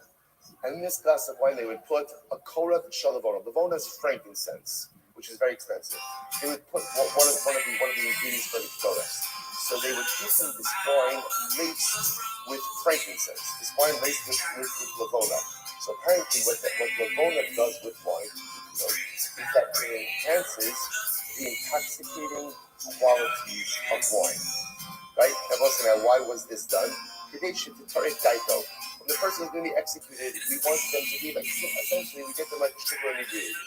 Right? It's interesting to see how that actually works. Can you imagine? Right? But the mindset, so they would do it. I want to check it out tomorrow. They will say, how can bring down that when you didn't drink the other way, we say l'chaim. Why do we say l'chaim when we drink? L'chaim can bring it out because of this tomorrow. Because when they would execute someone, they would apply them with alcohol so that their senses would be dulled and wouldn't fully realize what was happening. Husband says when you drink, we drink with each other, make a prayer, we drink with each other, can never be construed as shalom, that we're dulling our senses because of something negative that is going to us. Sometimes people drink as an escape. Life is difficult, life is right, I'm drinking as an escape. That's why he drinks. He never drinks to escape. He drinks because a little bit of mashka, like nichnas yayin yatzasod, has the ability to not dull myself, but open my eyes to how much I love everything, right? And how much love HaKadosh Baruch Hu, how much love it. If a Taminazzi says, when two Jews drink, they have to say l'chaim to life. That is shit. Because drinking together is a life-affirming experience, not chas v'shalom something done to dull the senses because something negative is going to occur. Mamish this Gemara, incredible. So Gemara says as follows. The Gemara says, so again, when they would execute someone, they give them a little bit of wine laced with lavona. They should have daito. Remember that they shouldn't realize what's going on over here. Double sense of shnemar. Tnu shechar la'ogei yayin amari nefesh. Literally again, give shechar the one who is lost, and wine to those who are bitter of soul. Which I don't say just as an aside. It's just a more part. You learn why did it create wine? Why did it create wine? For the kosher country. That's not true. The double translation. Everyone looks at the learns more important that when the first will come back from the Rabbi, right? First of the group of loved one, always the first thing you got when you came back from the Rabbi, first thing is you got a big gulp, a wine big gulp, right? You got like a big glass of wine. Why? Because the Baruch created with wine sometimes to be able to take a little bit of the edge off of it. That's what the Baruch created. Because sometimes again, to you guy in the Mari Nefesh, give wine to those who are bitter of soul, sometimes a little bit, in moderation. In the case of the other, maybe a little bit more than normal. Take away a little bit of the So the idea over here is to give a guy who's about to be executed, give him a strong l'chaim, that he should not be fully aware of what it is that's going on. Listen to this. You know, so you kind of, you learn, Nashim Mikashim Yisharayim, how you misnat those, and the Rabbi says, this is fascinating. So who was this wine donated by? It was donated by the precious women of Yerushalayim. Isn't that incredible? So first of all, who were these Nashim Yikaros? It's who these precious women of Yerushalayim. They're the ones who donated the wine. What's that? Interesting, by the way, that it's the women who donated the wine, right? Why not when they donated the wine? So one of these men are more reticent to trust the wine. That's possibility one. Okay, but it's also the idea that women generally possess a much greater empathy than men do. So you can imagine what would happen. Men see women being executed. Like what's the Chevra saying? What's the Chevra saying as women being let out to execution? I knew it. I'm telling you, that guy, he had it coming. Right? Better than the empathy. Women possess deep reservoirs of empathy. So you can see again how the Nashim Yikaros of Yerushalayim is seeing someone who's going to be executed. Again, maybe he deserves it. It's still tragic. And therefore, again, they would donate the wine. So let's listen to this. The Gemara says, okay, most thankful. And say no one donated the execution wine. No one donated the execution wine. So the Gemara says, Mishelmi, right? Mishelmi, who pays for it? Once again, it says, capitalism, economics, who is the food? There are no Nashim Yikaros, right? No one donated the execution wine. So who is paying for it? The Gemara says, no, the truth is, that's actually a pretty easy one, because it's exactly really comes from community. Why? The city, to new, it was the good Rothschild, to new, Shechar, La'ovei, Yanamar, to new is plural. So the fact that there's a plurality associated with that concept indicates that it comes from the seaport. Okay, so that's fine. That's the easy one. If you know that there's going to donate the wine, that comes from community funds. The Gemara says, let's say again. So I just want to point out, the Gemara doesn't resolve it. Right? So the Gemara says, I understand that the actual tools for execution that actually comes from community funds. The wine, execution wine, if there's not a donor, that comes from community funds. So the Shaila says the Gemara didn't answer is who pays for flag guy, who pays for horse guy. That Gemara doesn't answer. Okay. Someone says, "So why may Rabbi come to our Rabbi Sheshes?" Amar Akamina Talmidim. Yeshi Lamed of Skos. It's been shot. Watch this. Let's remember again. Take all these things together. Remember again. You had the Sanhedrin. Who was sitting in front of the Sanhedrin? Who was sitting there in front of the Sanhedrin? 3 rows of students. Now remember again, we saw that in the deliberations, if one of the Talmidim says, one of the students says, I have an argument to examine. What would they do? They put him on the basement. Okay, so you watch this. One of these students here. So let's say one of the students says, yes, I have an argument to examine. And what happened? Then Ishtate, he became used. So he said he had an argument, but he never got to advance the argument. In Ishtate, what is the halacha?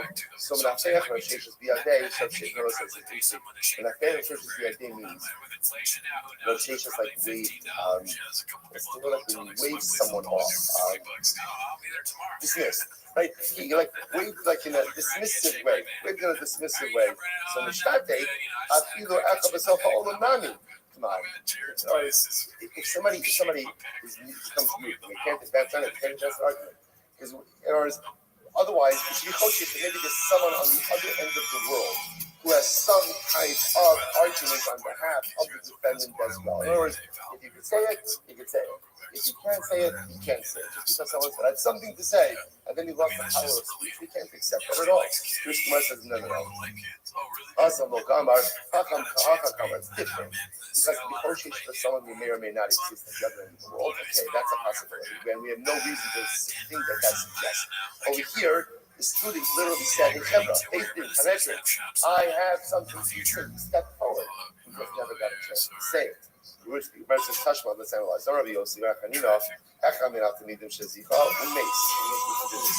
you have one of the students who says, I have an argument to advance to exonerate the defendant. And what happened? And it was like he's put on the basement and then he died. Rowan also Kiruchai, Rowan Komo Zichos, right? Rowan Komo, the halacha is we count his opinions even though he's dead. Right? We count his opinion even though he died. So the Gemara says, Zicha in, Zicha lo. So what do you see from here? It's only if he actually advanced it. In other words, the Talmud says, I have grounds to exonerate. And we put him on the base, and he advanced his opinion, and then he died. Okay, so he could still count his opinion even after he died. But that's because he articulated it. So the Gemara says, Zicha in, lo, Zicha lo. To which the Gemara says, Zicha shito. Amar Tibai Lacha. The Gemara says, right. Obviously, if the student advanced his opinion and then he died, so the figure is actually dead. The Shaila says what? The Shaila is in our case, but what happens if a student stepped and a student said, I have grounds to exonerate, but he never quite gets around to actually saying it. Can we count that as something or not? So ultimately, again, it says, the Gemara kind of ends off with a kasha. Okay, so the Gemara begins and says, Afilu, Pamisha. Let's remember again. The next part of the Mishnah said, it'll be fascinating Mishnah. The next part of the Mishnah said was as follows. Reuven, right, was page 34. Reuven is in the base as Skila about Skila. This one might get confused too. This is another long one. It's called Bo Burnham confirmed homeless. Art is dead. Reuven is about the actual. So remember again. Now what happens over here? Now Reuven says, wait, I realize I have an argument to exonerate myself. So let's say, what's the halacha? So the Gemara says, Machzirin also afilu arba b'chamisha panim. So we go ahead and we bring him back even 4 or 5 times. Like we'll keep bringing him back. So the Gemara says, Ma'afilu panim. Now the issue the Gemara says is the caveat. What's the caveat? Ubilbat Yisha. So last week in the Mishnah, Ubilbat Yish Mamish B'Torah. As long as what? As long as it appears that there's some substance to what he's saying. In other words, that hello to myself, we're happy to bring it back. We really are legitimately happy to bring it back. But we have to make sure that there is some level of substance to whatever it is that he's saying. Can you imagine this? Otherwise, you're just like, I realize I have something to say. Like putting your kids to bed, right? But hey, one more thing. So at a certain point, like, there's nothing else. Right? We've spoken about everything. We snack already. There's nothing else. So these are important caveats. In other words, if you're going to say, oh, no, I one more piece of evidence. So this is like, fine, we'll take this back to the but however, there has to be some level of substance associated with what it is that we say. Now, I'm asking this question. I think is that true? Is that true every time? In other words, let's say we think that's a basic idea. And you said first time, oh, don't kill me yet. I realized I new evidence. I just thought of something, thinking back to this. So, do we have to essentially, we have to investigate, a little bit investigate that claim already the first time, the second time you said that, or only like for up to time number 3, 4, or 5? So the Gemara says back and we learn. I'm the Shonu Shmiya, Ben Sheish, Nam Kedvar, Nesha, Imam Kedvar, Maximum ourselves. Then also we learned that if he does this the first or second time that we then does this, can we just give him a pass? Give him a pass. First or second time he says, have the new evidence, what do? We take him back. We take him back briefly, and we allow him to go ahead and say whatever it is that he has to say. Sounds like it's only from time 3 and on, but we need a little investigation over there at the base of Shiva to make sure that he's legitimate in what he's listening to. The time that he was from time 3 and on, the Nishman is the Bar Maxino, so Imam is the Bar Maxino, so if there is some legitimacy, I'm attracted to some depth, some legitimacy to what he's saying. Fine, we'll take it back. If there's no legitimacy, we're not taking it back. You're right. It's like this. So what's that's very interesting. But it sounds like it's like this. In the first 2 times, you kind of get like a get out of steal a free card. In other words, we'll take this back. We'll take you back from the base of steal a free card. No questions asked. You say you have new evidence? Fine, we'll take you back. From time 3 and on, you claim that you have new evidence. We're going to need to substantiate that a little bit, right, on the spot before taking you back. So you might say, no, Yadi. So here's the Shaila. How do you know? In other words, okay, first 2 times it doesn't matter. First 2 times, one is within says, I have new evidence, you take him back. From second time and on, how do you know if he's telling the truth? In other words, there's some legitimacy to his words. This is very interesting. Rabbi, the Masuna is good Rabbanon. It's interesting enough, we bring 2 Talmidei Chachamim to the base of Skira. Fascinating, you know? So essentially, we bring 2 Talmidei Chachamim to the base of Skira, and they say, okay, what do you got? Right? And if, after he says this, they're like, oh, okay, same good. Then we'll go ahead and we'll listen to him. But otherwise, we'll just go to execute. So the Gemara says, well, so they make kara. Well, if that's the case, if you're furnishing 2 Talmidei Chachamim to kind of vet the claim a little bit from time 3 and on, why don't you just what? Have them from the beginning. Have them from the beginning and have them vet the claim from time 1 and on. To which the Gemara says, Agav the boys, Matzi, no, Matzi Amar, Chol my goose. Once they understand that so Ruvain is probably a little bit nervous. Right? So in the beginning, he may not be able to fully articulate the rationale for his innocence. Especially, I was like, can you imagine at the execution spot?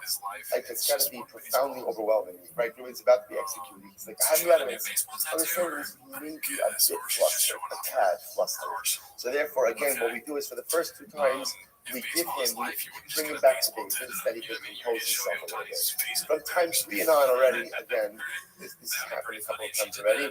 If you got something to say it. Say it, and the two guys will be there for that. But so I said, get ready for this. These figures are ridiculous. Mishnah, muscles with control. So again, now this is all progression, right? All progression. Mishnah is like this. It's very exciting. It will be again flowing one into the other. So now, let's say it turns out that they sound really good. Right? It turns out you're right. Either they sound really good or it's this case where they brought it back to the base of Skila afterwards. And it turns out that in fact he really was not supposed to be executed. So what's halacha? So Masur was they found ground to exonerate. And they exonerate him. In love and if not, Yotzi Misaka. They take him out of his home. So the market chose Yotzi L'Chama. There was an announcer who went out before Reuben. And what would he say? Ish Ploni ben Ploni. Yotzi L'Saka al Sha'avar Plonis. Right? So Reuben, the son of Yaakov, is going out to be executed because he committed the following crime. So we articulate his name, the name of his father, the crime that he committed, Uploni Eitav, and so and so and so and so are the witnesses who condemned him. Whoever knows some type of exonerating evidence, come forward now. So we'll say interesting. This essentially does two things. Number one, the announcement publicly shames the offender, which is part of his kafara, part of his atonement process. The announcement also puts the general populace on warning.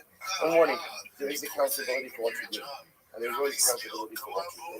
And number three, which is really the most important over here, is it's a last-ditch effort to find someone who maybe knows information that will lead to the exoneration of the case. That's usually the goal over here. So Gemara says, I'm Rabbi. Sorry for name Rabbi. Phony, Rabbi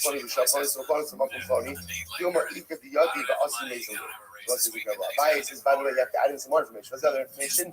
So and so and so are the witnesses, right? And they witnessed killing Reuben on Tuesday at 3 p.m. in Tel Aviv.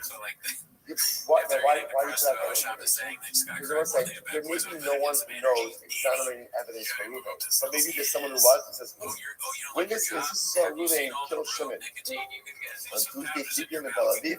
That's interesting because they were having shawarma with us at a gas station outside of Yerushalayim, right at that same time, right? That doesn't seem to make so much sense. So listen, so because of that, ultimately, again, it gives us the ability. To cross-examine. So the Gemara says as follows. Good. So the Gemara says, the crew goes to the front of. So the Gemara says, and we have an announcer that goes out in front of the defendant. So the Gemara says, the fun of in Mekaralo. So it says, he's interesting. That goes, it's union. This he's missing from the Gemara over here. Because the way it reads is, they have an announcer now, but not beforehand. It actually says, Arboim Yom Kodem, not 40 days beforehand. So actually, if you have that goes with Siyunim, you can see over here, he mentions in the footnote, right? He mentions over here that's Mincha, that there's pieces of the Gemara that were taken out, pieces of the Gemara that were taken out. Okay, but it means you might just consider by the idea that Allah for the myself, we're going ahead and putting an announcer now, but we didn't put an announcer earlier on. Okay, other days. This is a ridiculous Gemara. I'm going to show the lady. She's running this as a follows. So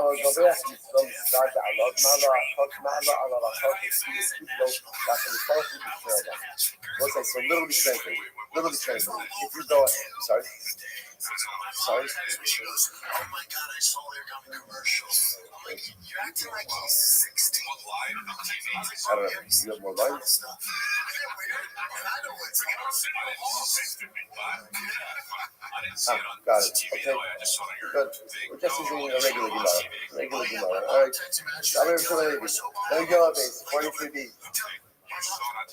You do not have the luxury of adding in more Gemara, okay? I can't get through this quickly with a non-term Gemara. I'm going to show you. Whoever goes ahead and literally sacrifices his gift, okay? Right? And does these confesses. He says this, he has Hanukkah and Pasuk in two worlds. Now, this is actually a really dramatically beautiful Gemara. So look at that sheet. So there you see, so that she says, if the Yetzer entices me to sin, who's so close to Hargo, Shabbat Shiva.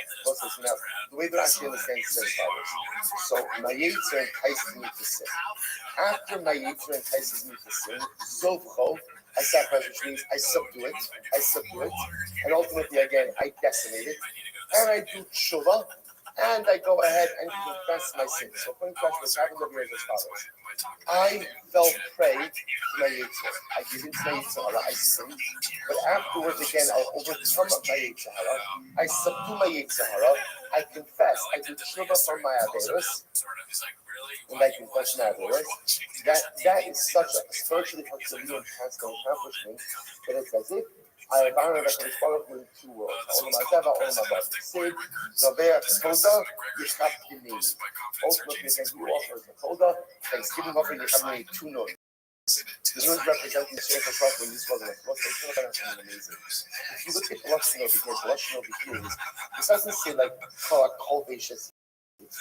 It says Kol HaZoveh Yisrael. There was a most incredible thing to understand is when you overcome the desire to sin. Essentially, the treats that as if I'm offering a carbon. You're going to do the moment. See, I want to be able to commit an idea. I want to be able to use it. I want to indulge a Yetzer, right? I want to be able to do that. When I don't indulge my Yetzer, I am giving up something for others. And that's a tremendous thing. We speak about the inability to offer up carbon to the actual business. Every single day, I have an opportunity to offer up carbon. What kind of carbon? I want to do something. I want to do an avera. I want to do an avera. Right? I want to do an avera. I have a desire for it. I have a want and a drive for it. If I'm able to muster up the inner strength, not to do that avera, that's a karma. That's a karma. That's an offering that I am making to HaKadosh Baruch Hu. On the both sides, that is perhaps the most dramatic karma that one could ever offer. When you take something that I take something that I want very badly, and I sacrifice that because HaKadosh Baruch Hu wants something different for me. The highest level of carbon. And when you offer that type of personalistic carbon, Gemara says, it is as if I am honoring HaKadosh Baruch Hu in this world and in the next. Incredible. Gemara goes right there. Gemara started to already, and we'll say, when you look at the Gemara that way, the juxtaposition makes a lot more sense. I'm sure already. The first thing is Chayyim. When the base, I mean, it's good. The Makola, Skar Ola Biago, Japan goes in office of Ola, you can find Ola, right? Minchas, I mean, Kuyago, you offer up a Minchas, Aban, so what's saying, this is still, you offer up a carbon, you get reward for the carbon you offer. However, this Kami Shedaito Shtela. That was like, but someone is like, now what is Daito Shtela? Daito Shtela we often translate as humble, as humble. But the Maharsha actually has a different idea here. The Maharsha says that Daito Shtela is the Hainu Shishav B'chol. The Maharsha says that ultimately Daito Shtela means someone who is about tshuva. They say, what does it mean about tshuva? What it means about tshuva means I sin. And now when it takes the opportunity to sin again, this time I say, Yichonu Shalom, I'm sacrificing what I want for what you want. That's Daito Shtela. That's about tshuva. Let's say about tshuva is not someone who never seen. Someone who never seen a movie about tshuva. About tshuva is someone who's tasted sin, enjoys sin, is good at sin. I know I'm good at something, right? Is good at sin. And now I want to do it again, and I say, no, I'm not doing it. Not because I don't want to, not because the fire is desire anymore. Because what I'm doing now in this moment is I'm putting your needs above my needs. I'm sacrificing what I want for what you want. When a person rises to that level, Daito Shir, listen to this. Ma'ala Allah B'Kasha, it is as if you have offered up every single carbon. Shinamar Zivkei Elokim Ras Nishbara. They will say because the highest level of carbon that we could offer is when we offer up our own desire on the altar of the Ribono Shalom. When I go ahead and I sacrifice what I want because of what HaKadosh Baruch Hu wants, that is the highest level of carbon that exists in this world. And when you offer up, when I offer that kind of carbon, it's as if I've offered up every other type of sacrifice under the sun. Such a person possesses a dramatic clock of tefillah. The tefillah is never a amar. They nishbar the nidkeh and the tefillah. Little be again a broken heart. A broken spirit, downtrodden spirit. Ultimately, yet the Rabbi would never despise. So, most of the greatest cover we could offer is not an older, not a shalom. The greatest cover we could offer is the of our own desires and sacrifice what I want because it's more important than what HaKadosh Baruch Hu wants. That's the highest level of cover. You make that kind of sacrifice, as treated as if he made every other carbon on the face of the earth. Not only that, when I'm ready to make that sacrifice, I have a special koach hatfilah, special power of prayer. I want to say that's the word for today. Okay, good. Guys, everyone. Tomorrow's Rosh Chodesh. Have a good day. We'll be fine. We'll be all right. Have a great day, everyone. That dude is a lost cause. Haven't heard about him till this comment. It's been like a year or so. He's been tied up in a few lawsuits. Hilarious, dude. What do you think? I mean, he's a funny guy, that Mark. He's got some zingers. I'll just tell you right now, there's no more Mark posts this week. So that's the only one if you want to say it. Oh, shit. Well, great guy. Never met him. Alrighty. Well, let's go to the next post. This is posted by Worm Breath. I randomly came across this post in the wild LMAO. That's Mark, dude. Is this scene that the universe is Got you, dude. I fucking baited. Who did you do? I know, I fell right for it, dude. Yep, you did. He kind of looks like an action hero. Yeah. He looks like the villain of Fast and Furious 11. Let us begin the Villain warrior. I feel like this is like this would be like a great comic book or like a graphic novel. Bit of a redemption arc of Mark. Yeah, Arc of Mark. The Arc of Mark. The Arc of Mark is a pretty Arc of Mark could be a good name for a superhero. Yeah. He's like, because like superheroes are more interesting. They have like layers and it's like overview. The Arc of Mark, the Return of the Veins. And it's just like beefed out. Shalom. Let's see what's we got next here. Okay, here we go. Possibly Mark Whiskey. It's a Baba falling from the PG clickbait, so let's see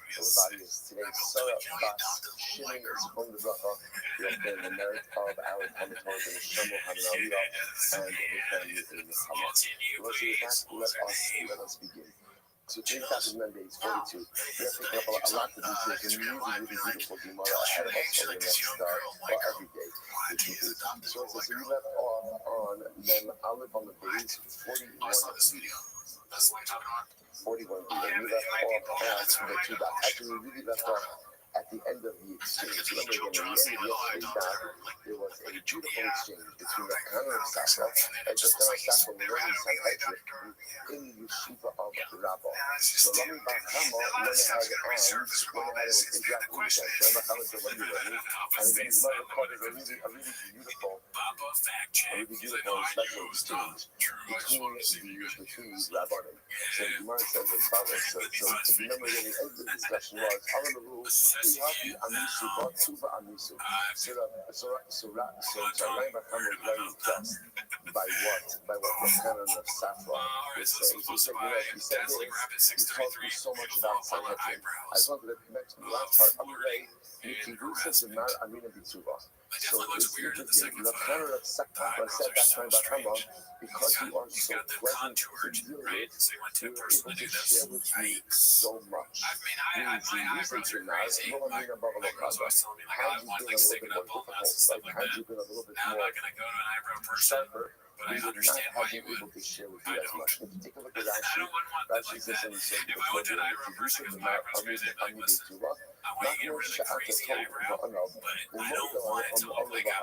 so it is beautiful. So because you are so pleasant and you are so humble, we're able to share with you so much. Conversely, means you using the mouth and you sort of to the heart because you want to be contrary, right? If you want to be difficult, if you want to be combative, well, the heart shows, well, are you using the death close? So this is such a beautiful and incredible idea. But the canon of Safra is saying, the story of the Hama, because you're so pleasant, you feel comfortable sharing with me so much. Your pleasantness, your kindness brings out so much kedusha from us. Had you been a little bit more hostile and difficult, and perhaps not as agreeable, it would have been more difficult to be able to share with you our Torah. So it's really beautiful and profound idea that sometimes, when we are pleasant, we are interacting with other people, it brings out greatness inside of them as well. And the people who act positively to kindness versus When you ever know about it's like when you have an interaction with someone who's like combative or contrarian, there's something about it's like, you know, I saw that whatever injection, whatever injection I have to have, I'll have it, and then I want to get out. I actually feel interest in interacting with someone who's kind, and someone who's compassionate, and someone who's sweet, and someone who's just emotionally giving in their interactions. There's a desire to want to engage, and that brings out even more on the person who has so much to give. It's a very beautiful design. That's like, oh, that's another factor. I comments. What's this video again? What's that idea?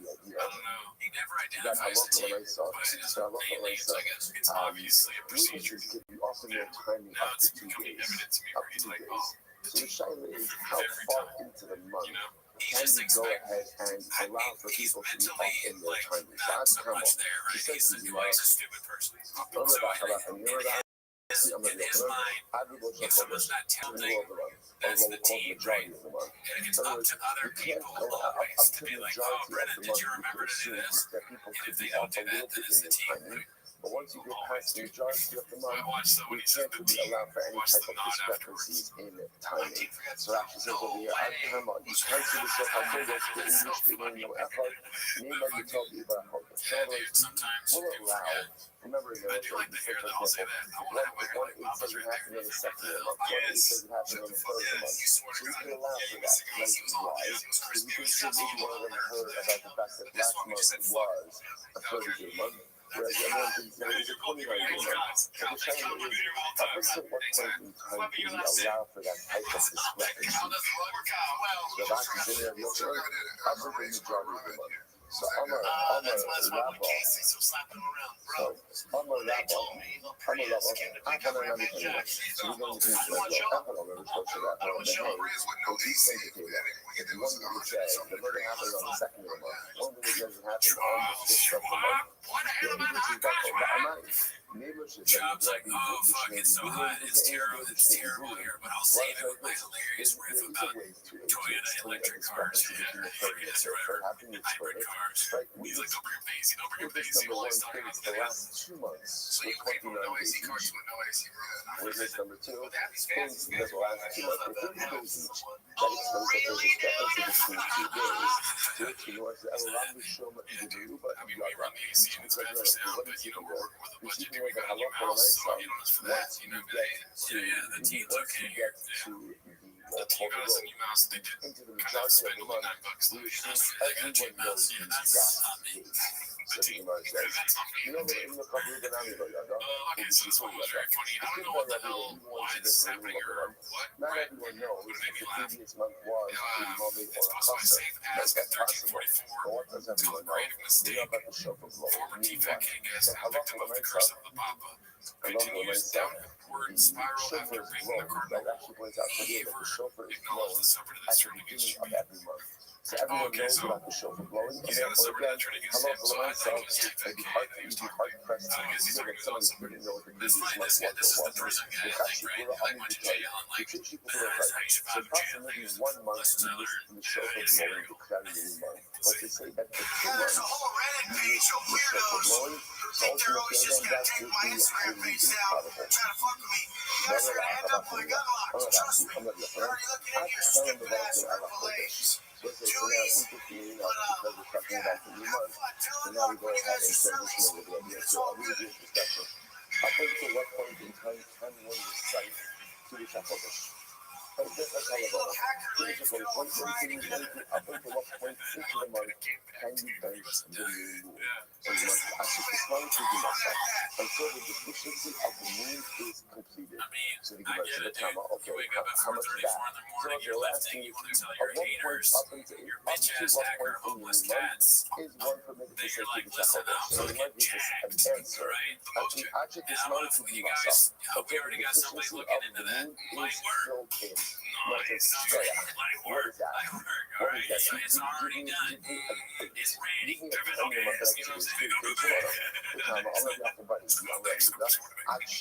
so he says, up until the 7th of the month. Up until the 7th of the month, you can go ahead and say Kiddush Levana. It's called Papa Okay, Cuss's at so Peak the Baseball Gemara Riff. says, and now Apologies to going the on Tiger, but it doesn't help. Achisha, But it does and now help. going to say up until the Didn't watch this 16th one yet. Maybe of Eric's the month. just reading the So I title. say, it's the Machlokes over here. Then you go, Lot of you can baseball say for your Kiddush boy Levana as until the usual. 7th of the Travel month. ball. From I now can't going, say I would like you to can say rest the Kiddush pitch Levana right up until behind the the batter's 16th box of there the month. because I Top yell. of Mondays, And we're 42 gonna say days. yell Says with Malachi, right? And appearance. Kind of sus to say and yell both like of them that. hold. Like Yeah, Yochanan, because I now yell. one second, interestingly enough, so this is fascinating. Because I But yell. Yochanan And we're said playing the on a rule. The field rule where is that you was can not say really Kiddush an Levana option, so I had to after sit there. Tishnalei Chill Kizimasa out. until the deficiency of the moon is filled in. So these machlokes in terms of what does that mean? What Rabbi cook Yehuda out did he tell says the story that means and up they were all until laughing as I 7 kind of put days that on the into pod, the dude. month. Yeah, where do And, these words and and then I'm sayings going to come say up from? until Shell it out. 16 Yeah, he was days wondering into about the month. Papa. So the Gemara says, The ref was like, strike. I was like, say less. Showing up.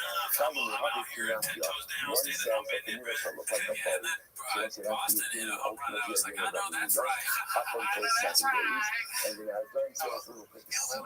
That seed is fully circular. Now, by the time you get to the middle of the month, what does the moon look like? The ref The was moon is really complete. goals our way all day. So let's say some fundamental machlokes over here, really incredible machlokes, an important machlokes. Up until one say Kiddush Levana, that you got 7th of the month, because at that point again, the deficiency of the month has been, of the moon has been frozen, that the moon no longer looks fully incomplete. Looks like a bowl. Looks like a bowl. And now going, up until the deficiency is complete, that is the middle of the month, when the moon is completely full. So let's go back to the Gemara says, Tamalei Rav Acham. So we got a Tova Hamiti. So maybe the bracha that you make over the moon should be a Tova Hamiti. So we got to touch the book of Rashi. We got Ivan Danin that. We got a Tova Hamiti. Again, we do the part of the Mishiva Leka Lemina Lekish Hadashin. We buy a Tova Hamiti. Shekal Shashi Mika Vela B'Mimisa. Tommy Kushmo Sarkas Lahar Olam. So Rashi points out that this is really going to be right, that is interesting, right? So the Yehuda holds, that halacha myself, you could recite Kiddush Levana up until the 7th of the month. So it's not just okay, but from the 2nd up until the 16th, you should be able to say Hashemah Mitzvah. And what's going to happen over here is the bracha, Hashem, what do I talk about Mitzvah like 6 brachas? So Shechiyah is the bracha when you say something positive that benefits you. Hashemah Mitzvah is saying that benefits you, and also has the ability to benefit others. So why do we say Hashemah Mitzvah? And it's still in love with me each and every month. So according to Yehuda, say Kiddush Levana up until the 7th of the month. And from the 7th up until the 16th, you should be able to say Hashemah Mitzvah. Which, you know, so already, if that's the case, also because the Mitzvah is Diana Aris, so maybe then you should say that from the 16th and on, when the moon begins to diminish, you should say Baruch Diana Aris. Remember, Hashemah Mitzvah by definition means, right? The Hashemah Mitzvah means that the completion of the moon is something objectively positive, which would then have to mean the concept would have to be spiritual objectives, but the diminution of the moon is something objectively adverse or negative. And therefore, again, if you look at Hashemah Mitzvah as the moon is sin, you're going to have to go out and say Diana Aris as the moon diminishes. Maybe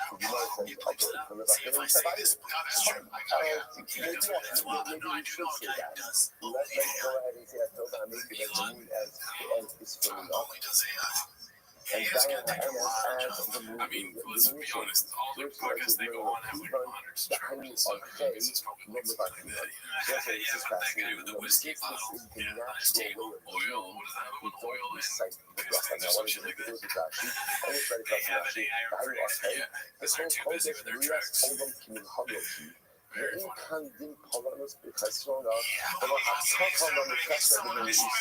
So the Rashi just said it here, this is the natural way the world works. Because it's natural way the world works, it's interesting. It's not per se a bracha in the completion of the moon, and it's not a koala, it's nothing recognition of doing the shape of the moon. It just is the way that it works. Guys, he's using real good words again. Let's keep going. Damn it, man. Keep at it. Just run. Oh, yeah, let's see. He's someone else.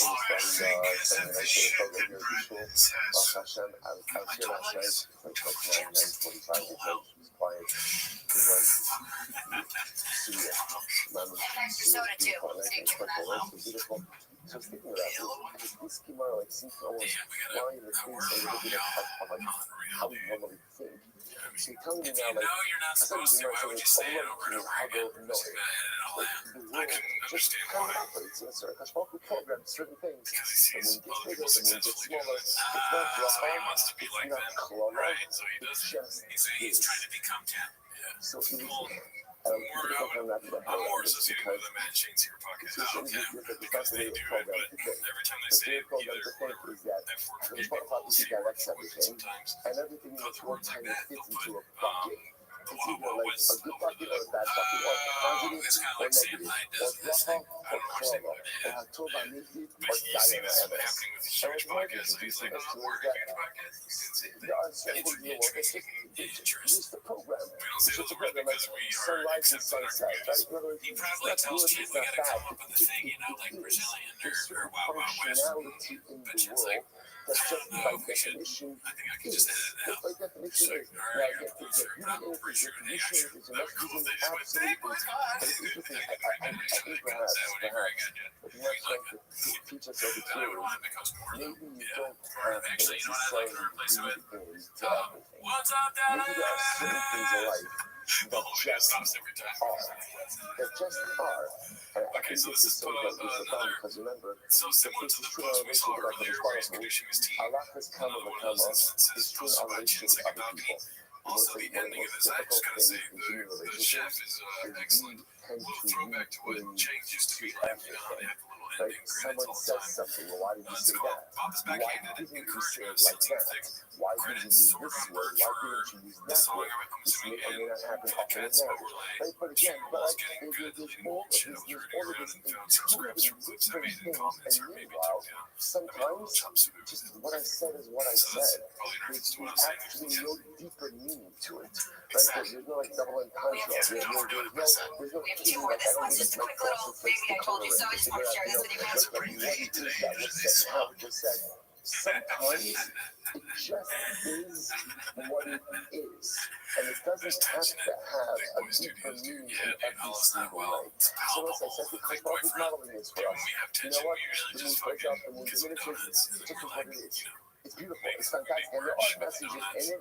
But again, you don't have to read into it. Diana MS or October Hamid. That's what I think. We always have rain here. We can hit the guys head. We have things there to remind us to stay a hug and never a duck. Goes ahead and recites Kiddush Levana. Whoever recites Kiddush Levana at the right time, she will Mikabo Nation. Never bring it to the show, dude. If it's their fault, which it usually is, This is such a am I beautiful gonna blame Gemara. myself for If you something go that's ahead like and you fucking recite some other Kiddush guy's fault? Levana at the Store, appropriate time. yeah, Now remember, what's the appropriate time? That's how my quote is. Shut up, Right? And he usually says up until 7 days, and eventually 6 weeks before the time, you know how he passes. He passes like 10 hours on. That's how you have the ability to say Kiddush Levana up until the middle of the 16th day of the month. And the other one, you get to pass the movie until the night of the 15th, which is normally how it works out. But I'm also mentioning that's how we pass it. So you might say, whoever's a Kiddush Levana, it's a gift they are receiving the Shema. You might say, Sit Hafa, Chodesh Hazeh, or Sit Hasan, Zekiri V'Andehi. It says ultimately again, this month, this Chodesh Hazeh, but it says Zekiri, so it's the Zeh. HaChodesh Hazeh, not only says Kiddush Levana, and Zekiri V'Andehi. That's a very excellent point down. It is fascinating that probably one of the most neglected kilos is Kiddush Levana. What is Kiddush Levana? What is Kiddush Levana? Kiddush Levana is what stands between you and your car on Motzei Shabbos, right? It's the tefillah I need to like avoid eye contact with, like duck through, like get out of there. Isn't that fascinating? Isn't that fascinating? So like it is the tefillah where some side of the population is jailed off, or the government, or even if it's not like chop, right? So it's fascinating. That's the tefillah. But the Gemara says, if you say Kiddush Levana, It is They as go to if you have are to school and they're like, my grandma asked me to you know, one of the interesting things in witness, and they get sometimes taken to the whether principal's we office. recognize it Then or the not, principal calls up. many of They're us like, here, you made this up and you're in of trouble. And the spiritual mom comes up, she's intimacy. like, didn't say that. We live in a versus Russia. You're scared that if I get too close, the expectations are going to grow. If I get too close, I may have to make certain changes. Mom, can you tell us So about there's a how to certain fast fear of food? She's spiritual like, intimacy, which is why, whether we realize it or not, we keep our Kaddish Baruch Hu a little bit at a distance. A little at a distance. And we always want for that.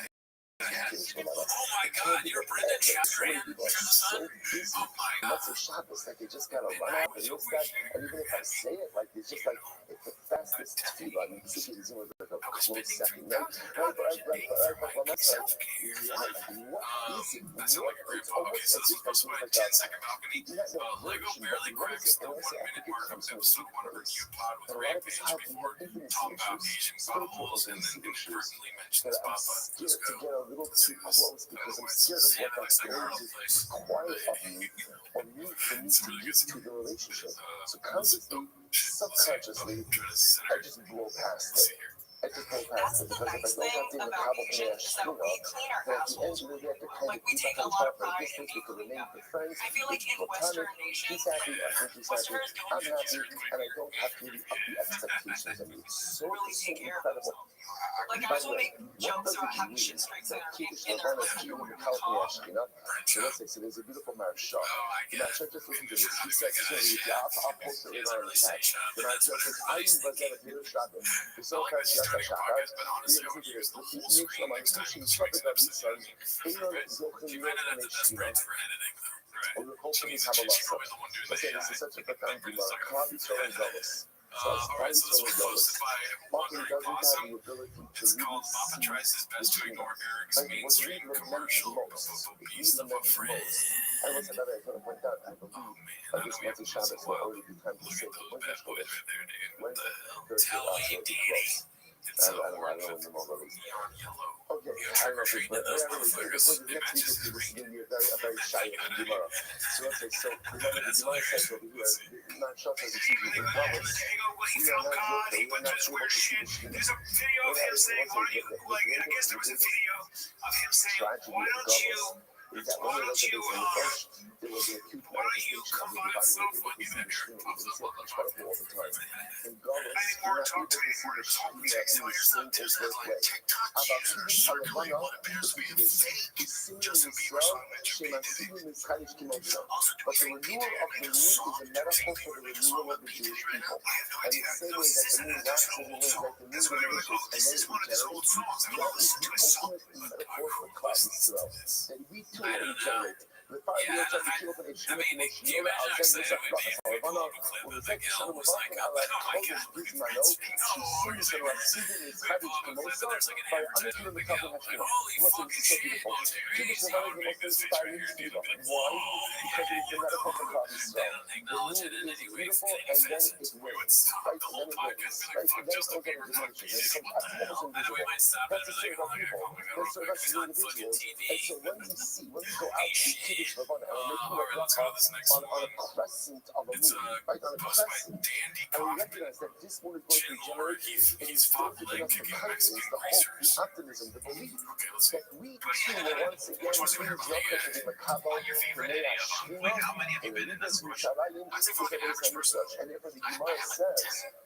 do Kiddush Levana, it is as if you are being Makabal Nei Ashvina. Such an overwhelming and incredible and beautiful Gemara. Let's go back to the very slow. I'm going to go back to yourself. I want to have your question. I'm going to go to the diet. But you can do very tough. If the only thing Klal Yisrael you go through each and every month was Kiddush Levana, it would be enough. Wow. It would be enough. Unless that makes sense. Why? I don't like hearing his voice unless he's wearing a Kiddush BM. Levana instills within you the confidence and the optimism She's got an anger of problem, y'all. renewal. I mean, this is And crazy. that is 10 the fights. most Yeah, well, important listen to thing this. so Imagine as a him and people Papa and talking to as each other. Does individuals anything to happen? Like believe if a that tree no falls matter in the how forest, no one's far gonna hear I it. sin, no Because matter everyone's how so much much I happy to diminish chat about myself, or no them. matter how I much mean, I they am both are kind of like diminished, they're similar I in that always they're have they the like to fight. ability to They rebound and to they remake both have myself. anger This is issues. true I as a think nation and Jim true as has an been in individual. he's been And jumped who 3 gives me times. that car? Dude, where's he Very from? Shalom.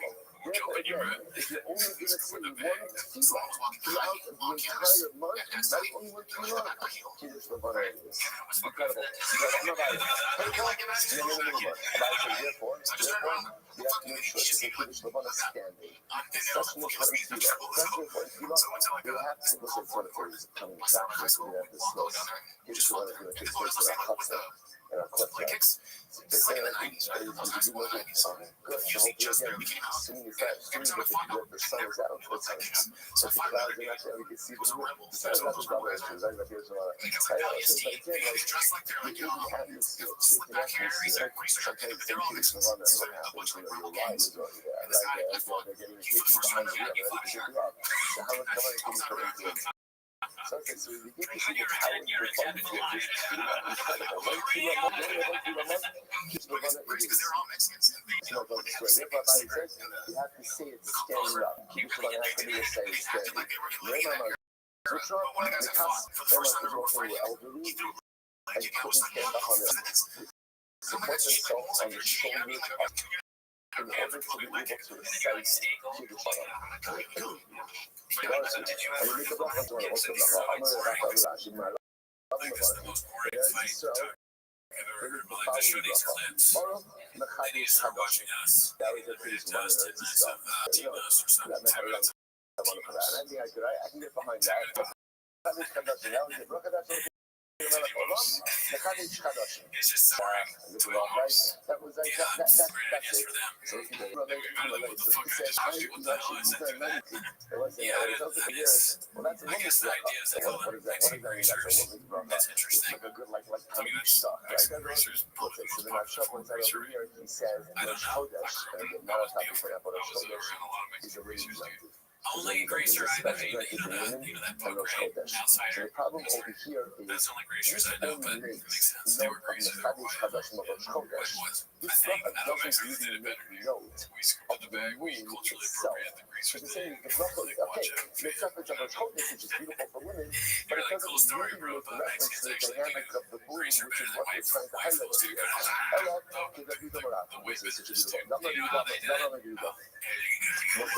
We're getting out looking the bracha of Kiddush Levana. As Chatan Maskir, okay, the Sikh for many years. I never said the bracha in a way I think you want to highlight it. And you see what you just think that this, like I said, you use whatever reason, and what you try to do in a rush. What we're in a rush for or rush for not. And you be clear. Like we're always in a rush. So let's look at the Gemara says.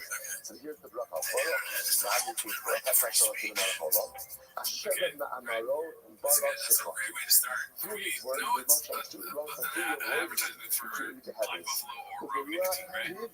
It's like a real. I think this is real. And ultimately, I want to the breath of his mouth all over the house. Okay, this is real. I'm telling you, it's real. It's fucking real. Whose mind and set times we are given to each of the celestial hosts. Everyone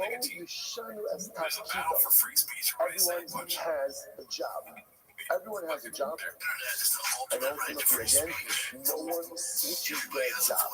Everyone has a mission, and no one forsakes their mission for something else. Sasim is and not so for some God, and they are so happy to perform the work of their Creator. So I just want to point out over here again, what's so beautiful is the man short comments on this. It says, Shor Yishanu Tafidam Perush, Shor Yishnu Yishanu Mir Shalahem. You know what's incredible when you look at the heavens? The stars never say, no, today I'm going to be the moon. Right? And the moon never says, no, today is my turn to be the sun. Everyone has a mission, and everyone in the celestial universe is focused on their mission. And it's a job that's stuff in we spend so much time in life trying to be other people, or trying to be other things, when instead of trying to maximize who and what we are. If the celestial hosts have their mission, and the devil says, stay on task, stay on mission. So my avoid the right to figure out, oh, I want your mission. I like other qualities of people, but sometimes we spend so much time trying to be like others, then we forget to maximize our own personal recognition. And when I look up at the heavens and I see everyone being the best version of themselves, I recognize that that is my avoda as well. Stay on point, stay on mission, stay on task, fulfill your shlichus. But it's like someone you're It jealous goes on, of, it you know, says, life is going so well. That's the idea. Look at that. But his eyes, he looks like me when I hang in this. I've been recording all night, hanging up sleep, waking up early in the and morning. your work is true. They're trying to give like a Modelo feel to the commercial. Yes, that's the better said, yes. But this is like some general's auto insurance. There's a crown of glory to those who come That's from the exactly womb. what it's like. Those Modelo things are just like, I'm from the neighborhood. I'm For more they than are destined to renew And like then, like, the only they moon could have hired itself. an actual Like the voiceover moon guy itself. instead Just of Brennan as the Schaub moon voicing over renews, himself. showcasing in And the humans Modelo are ads, when you destined watch to them, renew I think as they're well. good ads. For the And fire when you watch them, you're like, damn, that guy deserves a Modelo. and to go ahead and build your own praise their creator, That's the thing. It's like I Hashem should. Rabbi. So, But in these through ads, the you're like, name of your he doesn't everlasting deserve kingdom, even black Baruch low Atah nicotine. Hashem He's Mekadesh immoral. Kadosh. You're lucky that nicotine is so addictive because people are like, The one fuck, who Brennan Schaub's renews, I love it, interestingly dude. enough, again, we use I the love that his same mustache Mekadesh is like Kadosh, this. we use that same I mean, bracha, mine will or probably we be just add on a decent, little but bit beautiful text to it. I Such just, a the beautiful one Gemara. side is not, it looks like he's shaved it off. Because again, with great strategy, you can do you can affect people. I'm not going to tell you, I'm not going to the new acclamation that comes from Torah. Can you find That's so funny. more It's not even like a nice truck. It's like some fucking 360p shitty like cell phone video. Kabilas Shamishna. It's beautiful. However long that Mishnah, because if you know Mishnah, like you're armed with a lot of knowledge. Mishnah can make you know. Now again, it doesn't give you Gemara, it gives you a lot of halachas and give you a lot of things, but it arms you with a lot of knowledge. Kari, I'm sorry, Kari Yosef, I'm not saying, without two of the co-op stars. So it's a beautiful idea over here. Again, the juxtaposition of this is just in opinions, right? Some authors, but there might be the Mishnah, the Gemara, the Mishnah, the only way to go ahead and engage the word of Torah is how is if you argue with ammunition. And what's the ammunition to engage the word of Torah? Mishnah is. Mishnah is, at least again, because that arms you with the general knowledge you need in order to go ahead and be successful in the cause. I feel like we're right. That was right. I think it might be. I mean, it's at least there was some kind of ad. I don't know if they put AI over it, but I think it's real. Yeah, We do allow for some level of time discrepancy between the witnesses as well. Right? So if one says, right, this was sort of been killed in 2 hours instead of other witnesses say, you saw something been killed in 3 hours instead of ultimately that works. Right? That works as well. The Gemara says about ultimately to come up. But if one thing is that I saw you, right? One thing is I saw you go swimming, before sunrise, and then one says after sunrise, we're able to walk. Why? Because that doesn't make sense. Like, that doesn't make sense. There's no discrepancy like that before sunrise, after sunrise. Before sunrise is not light, after sunrise it is light. So how do you, the only way to explain that discrepancy is that I don't think someone's lying, or that someone's just talking about their facts, right? The one says, shoot, that's obvious. Ella, Echad, Omer, Kodem, Yitzachama, but Echad also still comes. No matter what's happening over here. One witness says, we saw Ruben go swimming before sunrise, another one says it was during sunrise. Another truth, that's also obvious because we get the testimony because it doesn't line up. So there's not the ones that fuck. How did you be a cause you got even the armor with the country? That's a similar that happening over here. If you really say the same thing, and the one who says ultimately again that it was during sunrise, wasn't even during, rather again, it was during the glow of the sun and he saw the rays. So maybe they're really saying the same thing, maybe it's reconcilable. So much more on that. So I'm sure that we have discrepancies like that before sunrise, after sunrise, during sunrise, before sunrise, so we are objectively observing events. And the witnesses are not in the same way about it. That essentially disallows because we have to talk about these things. So it's again, so the Mishnah went on to say that however it is like if one of the students in the basement, one of the students in the section finds a reason to go and examine the defendant to invite him onto the basement, and he remains there for the rest of the So just Then gave you us want to like also big you pills go and to stay for the over. rest of the day and sick, not anymore. So you want to Never back mind that to big. See, I the was at a young age saying that's if weird. the Yeah. student was saying to it, like the student Yeah. had something Call it positive that to day. go ahead and say, I'm good. like the Let's go. student What's next? What's next on the tactics for showing if you're loving admiration? When I was a kid, my deal with my Denise, I would call each other babe, but like way too much. Because they were also like, let's just say one of them used to say the N word a lot, right? I'm not gonna say which one, right? But they're like, babe, babe, babe, babe, babe, and I mean, the cousin would all just laugh for like counting the number of babes they would say in like a sentence. Did they ever like see you doing that? No, they were probably drunk. Plus, just counting them. But ever since then, I'm always like, I'm never gonna call a girl babe, right? Yeah, you got traumatized from that because it's cute. It's cute. I don't think they want to show it. I'm very anxious now. It's very cute that they do that. I was just kidding when I said the only thing that I ever say is Edie. Oh, okay. You thought you were daddy. Yeah, and you call you daddy. Hey, daddy, you want to go see Joker tonight? But afterwards, we'll go ahead and Everyone's take saying him off. co-workers, Okay, parents, so much as follows. Lots of girlfriend, merciful. fucking Not homeless that people. so remember Okay, again, daddy. if the Gemara talks about two things talks about the videos, It's weird if when they it's can't like a agree formal, on like, an exoneration Anthony, verdict. get So over it. what I'll they do see is you they go ahead later. and go Hello, back and forth friends. with Monday the morning, like September overnight 30th or at over the course of the night, the next day. 9:07 And the on Gemara the says that they also go ahead and they don't drink wine. And they Chris. diminish it, and they diminish the food consumption. So once it's yain my time, I miss why these don't they days, drink dude. wine? Yeah, it's getting fucked up. A shekar. Literally translated rulers, a shekar. What does this mean? Ha'oskim b'rosh ha'shalom al yishtaku. Those who go ahead and deal with the secrets of the world, which is called judgment. Those who deal with secrets of judgment should not go ahead and become intoxicated. Which makes sense. So if you're going ahead and you're dealing with demons, factors, and dealing with capital cases, one should not go ahead and become inebriated. No wrong with mics and Let's see what's next. Plus, my dad's like Rabbi 633. You know how they celebrated their 1,000th episode by doing Zoom calls? They can't reach a verdict. Like they can't reach a verdict. So then halacha l'maisa again, Gemara says they have to keep, let's say it's deadlocked. The baby is deadlocked. They have to keep going back and forth until they're able to emerge with a majority one way or another. Either a majority of one to exonerate, or a majority of two to implicate. That's if you have to keep going. Gemara says, no right. What happens if they can't do it? They remain deadlocked.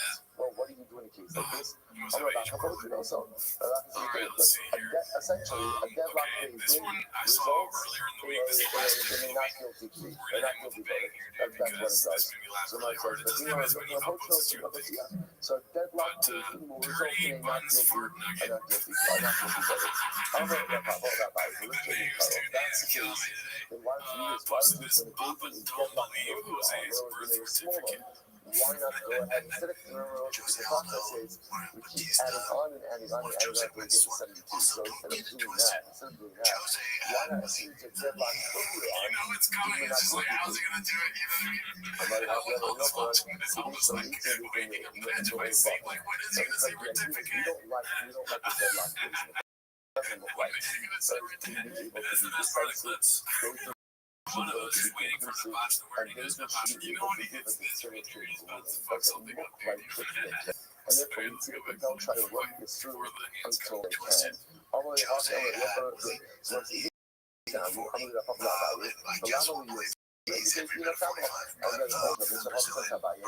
do you have to keep everyone playing? Essentially, once you see that they're deadlocked, just exonerate them right again and there. And we'll do it because that's supposed to That sounds like a wrestling move. You put him in the old Brazilian it seems you can't add on to a basin of 71. You also don't have to add on to a basin of 73. That's not 23. But if the basin is deadlocked, then you know what? Exoneration. That's the way it works. We're not buying. I'm recognizing the moment he's backing up here. And all he's doing is also backing up here. What's the interesting right? So when it comes to financial agreement, we say this backing has been. Now what that literally means is what? The judgment became old, but when it comes to capital cases, we don't say is backing has been. So what does that mean? Mine is backing has been. What exactly does that mean? Kosh Dina. So it's putting like this. Kosh Dina means that halacha relates to the days was saying this case is too difficult for us. And we can't get to the verdict now. We have to give it more time. That's what it means. They don't come by the way. So you should say that back by capital cases and not by monetary cases. I'm not talking about Manuach, Ushay, Rav Acha, Brave Rav Ika, Ipok. You're right, switch it around. No, don't switch it around. What does it mean? Oh, mine is Dakinadin. What does it mean, Dakinadin? Chacham Dina. It means a declaration that we decided appropriately. Right? We decided appropriately. So therefore, again, Allah, when it comes to Dinei Mamanis, Beis Din says we have decided appropriately. Even if the Bashas, they don't make that the quiet statement. Unless the Mesa is the Kasha, so the Dakinadin, so the head of the judges, he makes the declaration of Dakinadin. Unless he does nothing. If you want to say that ultimately again the Dakinadin means a declaration. We did good. We judged appropriately. Then Hayuda Amar Yoda, which says to him the baby says this. And Iyam is Hashina, but if you say that Halakha when I said that the thing is too difficult and we can't find the resolution, Masaki below Amar Yoda, assuming you become yourself Nashem, why does the brother have to say it? I'm not that I have to be declared by basis, but does the brother, does the head of the basin have to say it? Doesn't that embarrass you? There's going to be some level of embarrassment if the basin can't reach resolution, but it is better to have the embarrassment come from the guy himself than to have it come from others. So let's say you down the other side, you have to put someone Kashmina, if you want to say that it's the basin says, if you can't reach your verdict, I do any of the ones that I still sound sick. I'm sorry. I'm still sick. You know, if you want to say that we do declaration, It's your fault. You brought it from wherever you were, New Orleans or Seattle. Not the vid, but I got probably the coughs maybe. Yeah. But I'm feeling better, dude. I'm is the person supposed to praise themselves. Okay. Well, I'm not a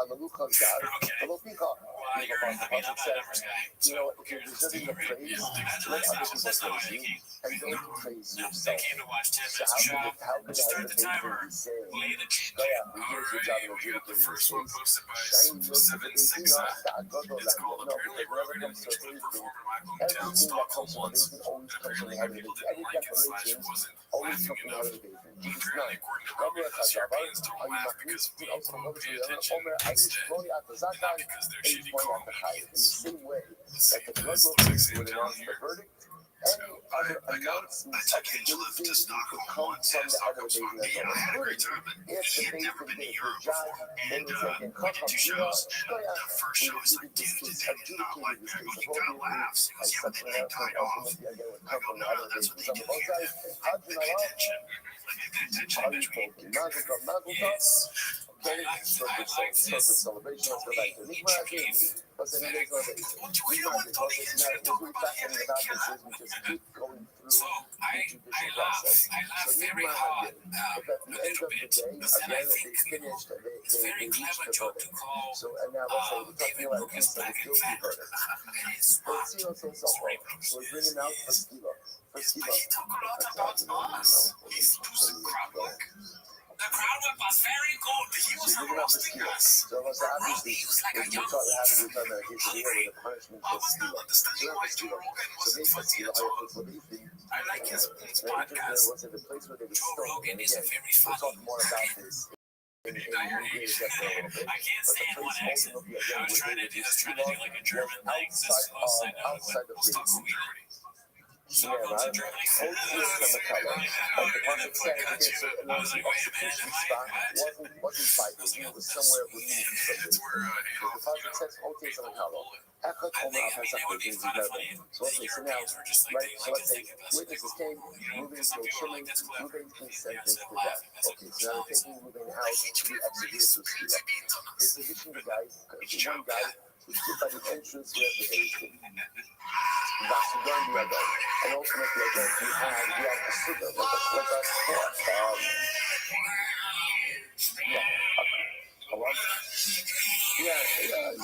something bigger, right? A sheep here, got a Suda, like Suda was in his hand, the Sus rough up in the middle, he didn't share, it wasn't a watch this, this is how this was set up, so it was actually not amazing. He had like essentially like a flag, right? Now there was a guy in the distance on a horse, horse-mounted rider, right on side. And this guy was far enough away, but in opposite direction. So he was able to see the flag guys by the days. Now why did they do this? Why did they do this? כדי שהוא האחד אומר, over האחד יש לי number of books, so much as now watch this. They're reading it as we executed. Well, let's say as we're reading now, someone comes into the basement and they say, I have testimonies that could generate Ruben. Remember again, David was accepting testimony for silent Ruben. Literally up until the moment he was going to be executed. So therefore, again, the meaning of Methodism that if there was last even a testimony that they would be able to get word that he would be executed. So then somebody came to the basement and said, I'm not going to testimony what happened. Flag and ride would raise his flag. Horse-mounted rider would quickly go to the base and say, wait. And say, wait. So he might say, how long they get this regard? That's this flag. So now he's going to say, so flag guy would wave his flag. Horse-mounted rider would race off to the base and I will tell everyone to pause. Even if Ruben said, let's do this. Ruben is not the executed. Ruben thinks, you know what? I just thought of something. Okay? I just thought of something. It's amazing how you think about things. I just thought of something. It's going to sound like you. You might have just not seen yourself. You listen to him.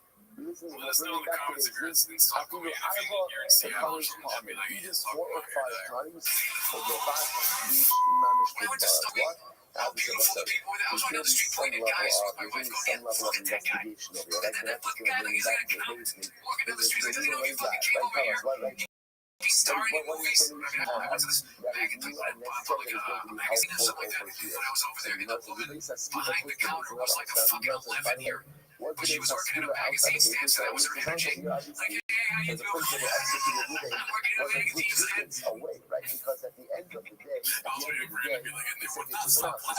He was a good distance away. So that's Rabbi time. Let's say now, this is something all you have to do over here was put the base of school up somewhere out of base. It doesn't have to be far. It just has to be somewhere away. You must really back to Rabbi time. Your base of skill, how you push the shot of Machalos. You just will say the base of skill was outside of the 3 camps. Now remember again. The rest of the 3 camps is usually reminiscent of the desert. That is a wild dress. I know it's so great that she borrowed her chops. Rashi actually points out that over here, Job is like, you remember those old shirts that kids would go on vacation, they come back from the boardwalk and they have like a shirt with like cartoons, like big boobs, and it's like some guys trying to be like fun, whatever, like some stupid saying. That's kind of like that. Oh, can I get the shirt that has just boobs on it? There's like, way specific. And you find the site that's called Machane Yisrael. Where was it? If you had to stone someone, where was he stoned? Outside of Yerushalayim. So that means the students outside the season here, it's not enough for the execution spot. It's just to be a little bit removed from the basement. But you just have to be outside. You have to be outside. So what you like to do, yeah, absolutely. But we see that the base of school is outside of the basement. It doesn't even a little bit outside of the basement. It means we remove all 3 camps outside of the basement. I must already tell you after you. He said, why does the Mishnah list it this way? She must have been nothing. If you do nothing, you do listen to the Shah Machanos. I've been in Beis HaSila Chutba Beis. She must listen to this. She must come to this high halacha. And even if, for other reasons. Let's see what else we got here. I thought it was funny. This one, I haven't watched any of the Chins this week clip. outside of the city.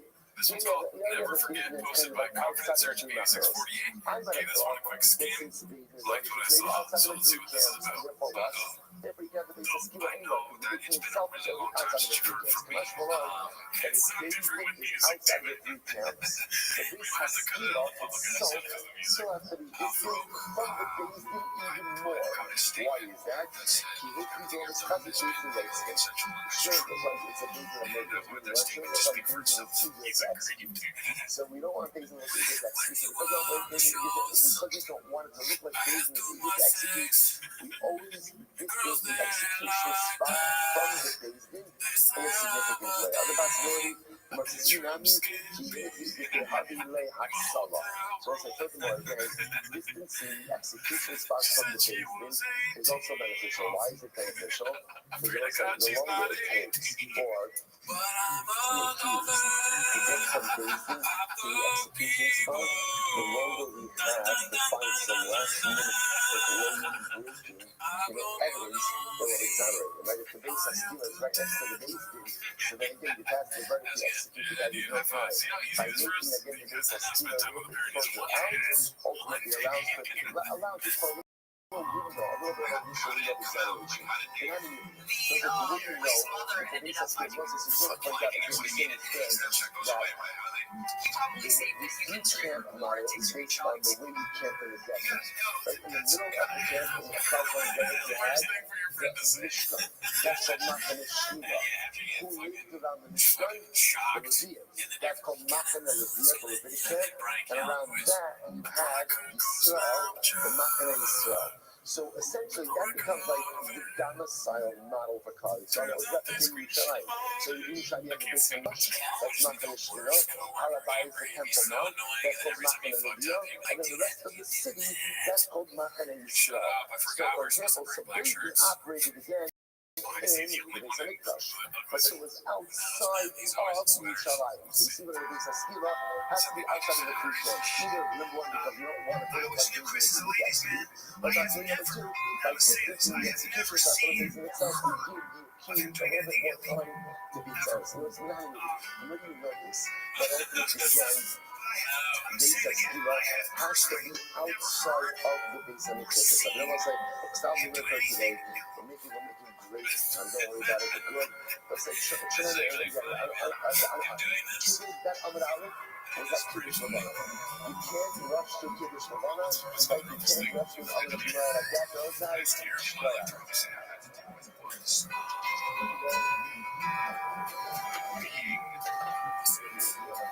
that wasn't a good idea, everyone. I did that.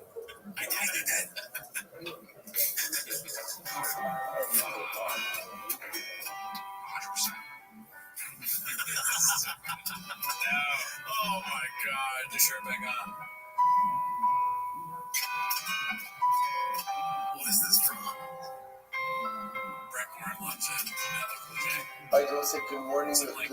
Let us begin by thanking all of our sponsors for this morning's show. We thank our annual Talmud Torah sponsor for the year of Tafshin 5785. It's Tosin Mishpacha.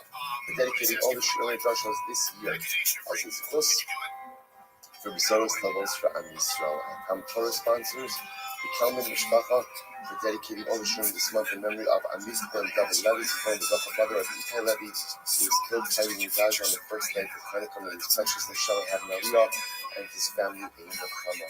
All these are learning sponsors, Rabbi Aryeh and Chana Richter, in memory of Rabbi Richter's grandmother, who was just with us yesterday.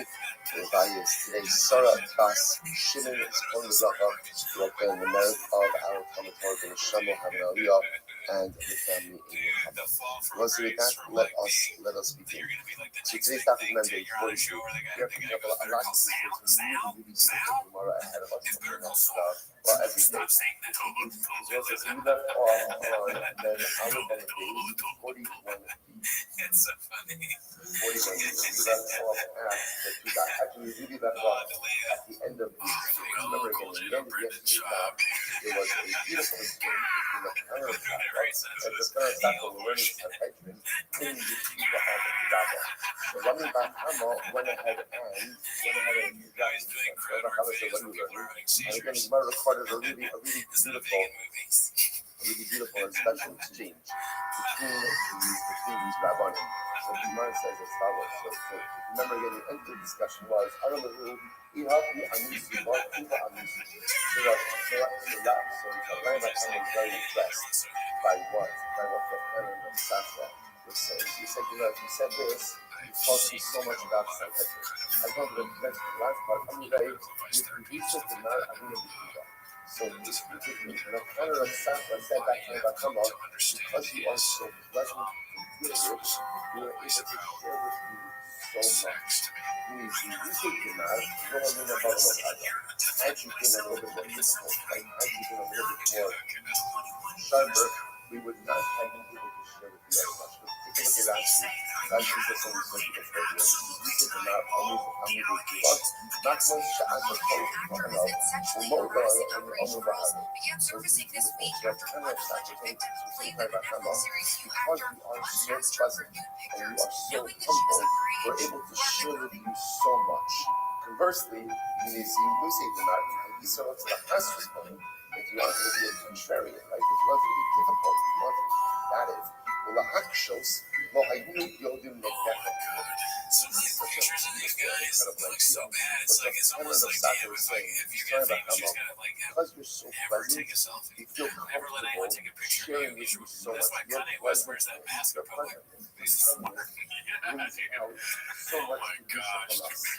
I have so many bad. I can never do anything. I have so many bad pictures of myself. What do you think, dude? Take a picture right now. It's really bad. Yeah, dude. Golf, fishing, kids. That's it for me. Yeah.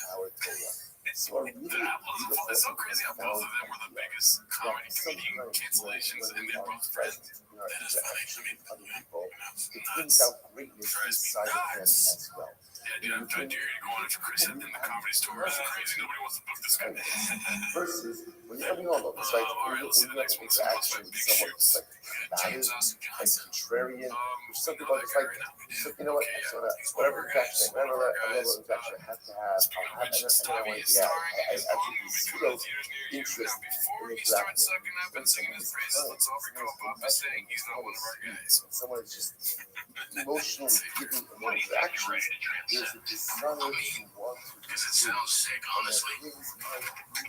more from the person who has so much to do. God's watching.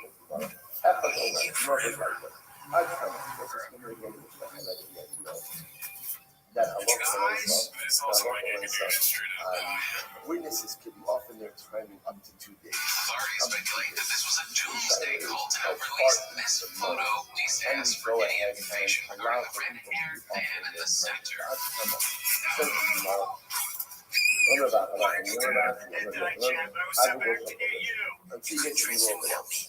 In other words, you can't go up to the majority of the month. So you guys are like a family? That's right. No brothers marching on your privacy. But once you get past the majority of the month, we can't be allowed for any type of exceptions in this. So I can figure it out. I can That's not him at all. That's so funny. they might be talking about this. In other words, we'll allow, remember again, let's say, for example, one aid doesn't happen on the second of the month, one aid doesn't happen on the third of the month. We can allow for that, right? Straight up watching a commercial now for a movie. More than sure about the fact He's that just last doing month well. was I mean, 30-day month. I wanted to watch it because I thought it was Jason. The challenge is, up until one point, I think it looks pretty cool. I mean, it's funny. I like the premise. As close as you can the get to a last thing point nowadays. up until the majority of the They're a month. cult. They So do a lot of suicide things, but he doesn't die. That's a good premise. That sounds like a screenplay. Yeah, shout out to Stavi, dude, one of our guys. Very funny fat man. You heard that? One says the murder happened on the second of the month. One witness says it happened on the fifth of the I thought month. it was like a saying or Your something. English is about to But buy you can't deny it. Neighbors The man is fat. I mean, be cool. If you're funny, be cool, Brendan Schaub. I see what you're doing. Would you fucking try it out, Schaub? Don't make me go in a room and suck my dick right now. Go in a room and suck my dick. This one's posted by ROFL Rule. Truly, it's so much stand-up. What's worse? I saw this. What do you think? I like serious question.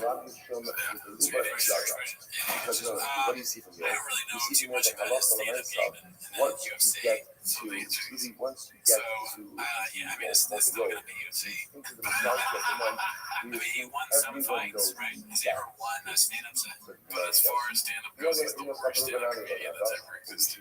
Sure, yeah. it could So very well be that that would he be wants his to get to worst the middle of the stand-up, month. right? Not everyone knows if the previous month was a mullet or a cluster. I don't have any balls to fight, dude. But what does everyone know? And he was like top, he always said, I would talk to him. I love the nice stuff. I mean, I respect his stand-up. I would respect his stand-up. shofar is blown, right? Actually, when I forget that the shofar is blown at the beginning of every month.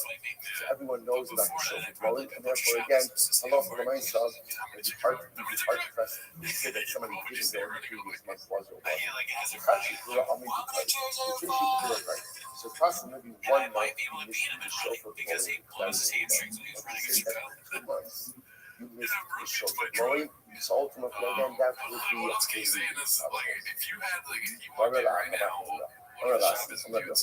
I tell them about Allah Kodesh. So let's say, so now, interestingly enough, because we're talking about the new month, so now we go ahead and transition a little bit to a really great discussion. Up until one point, and the site to the shackle. And that's how we're going. When you up until what point the month, and you bench the new moon. Until the consistency of the moon is complete. Okay, how much is that? So we're asking at what point up to what point in the month is one committed to say to the shackle. So the right answer. Actually, it's not thinking myself until the deficiency of the moon is filled in. What is that? What is that? Toy Story is basically That's the greatest version right there.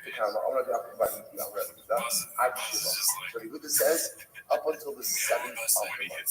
Up until the 7th of the month, you can go ahead and say Kiddush Shabbat.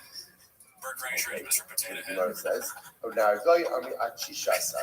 Now going to say up until the 16th of the month. What's the HD back over here? So you go, you say Kiddush Shabbat until the 7th of the month. So now going to say Kiddush Shabbat up until the 16th of the month.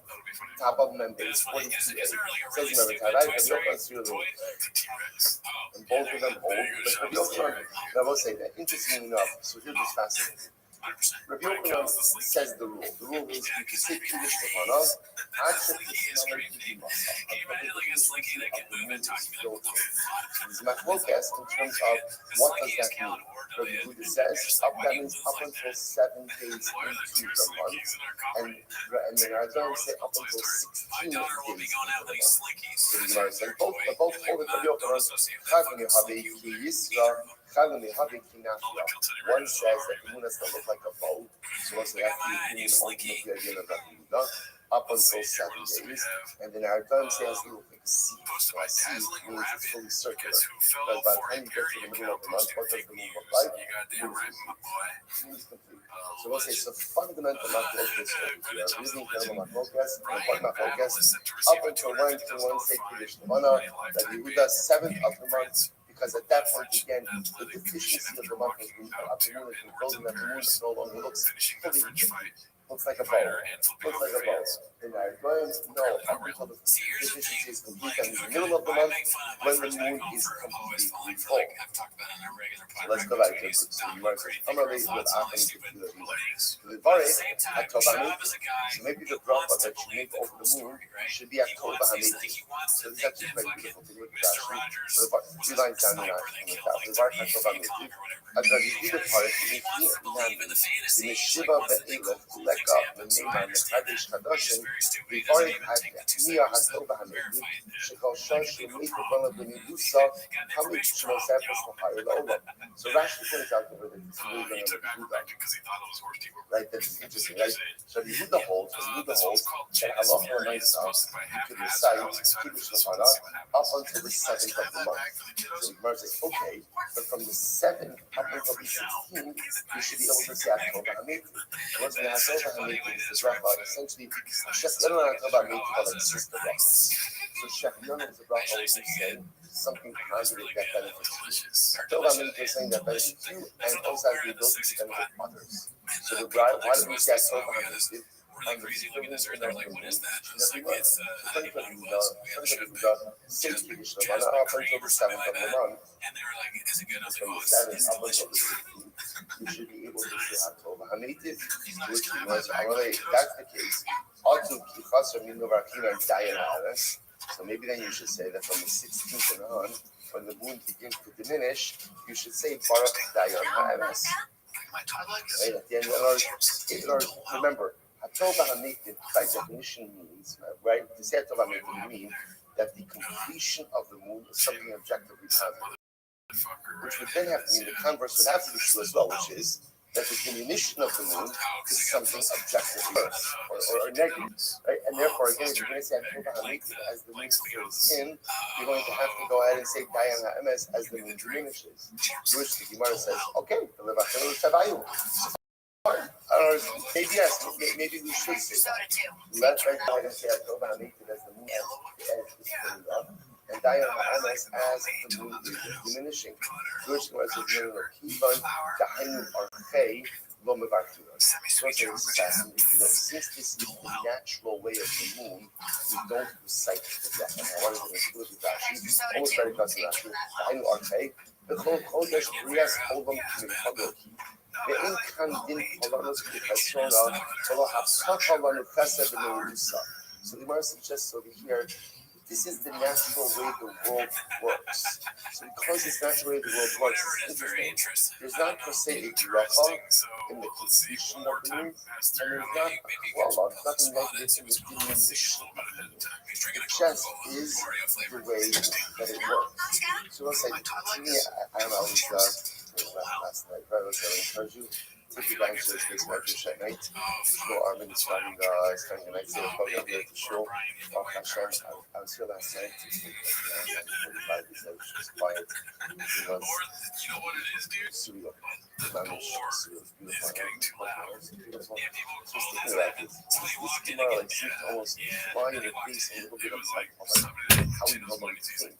So you're telling me now, like, instead of the Muslims, hold on, so the world just kind of operates in certain programs, certain things. The moon gets bigger, the moon gets smaller. It's not bracha, it's not klala, it just is.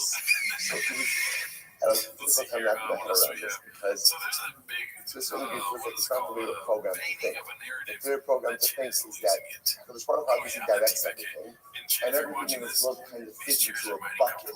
It's either like a good bucket or a bad bucket, or positive or negative, or bracha or klala, or Atova HaMikdash or Dayan HaEmes. And what the Muslims is that there are certain things in the world that just the program.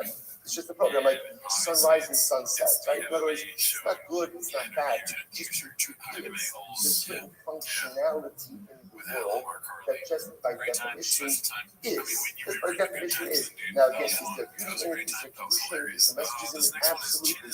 But it's interesting, I think perhaps what I'm trying to teach us over here is maybe you don't have to necessarily maybe there are certain things in life that just are. That just are. I think this is something that we profound because remember, if this is true in our relationship with Allah has come with Allah, it's true in our relationship with other people. Because one of the most difficult things in human relationships is we tend to read in right? Someone says something, well, why did you say that? Why didn't you say it like that? Why did you use this word? Why didn't you use that word? This maybe you're not having right? But again, there's all of this intuiting different things, and meanwhile, sometimes what I said is what I said. There's actually no deeper meaning to it. Right? There's no like double entendre. There's no hidden, like I don't need like my frosted flakes to put on it. Like what it is that was said, how it was said. Sometimes it just is what it is. And it doesn't have to have a deeper meaning in every single way. So let's say, I think Rothschild was modeling this for us. You know what? The moon goes up, the moon diminishes. This is what it is. It's beautiful. It's fantastic. And there are messages in it, but again, you don't have to use this with Dayan HaEmes or Atova HaMikdash. Incredible. Let's go back to this. We'll say it's beautiful.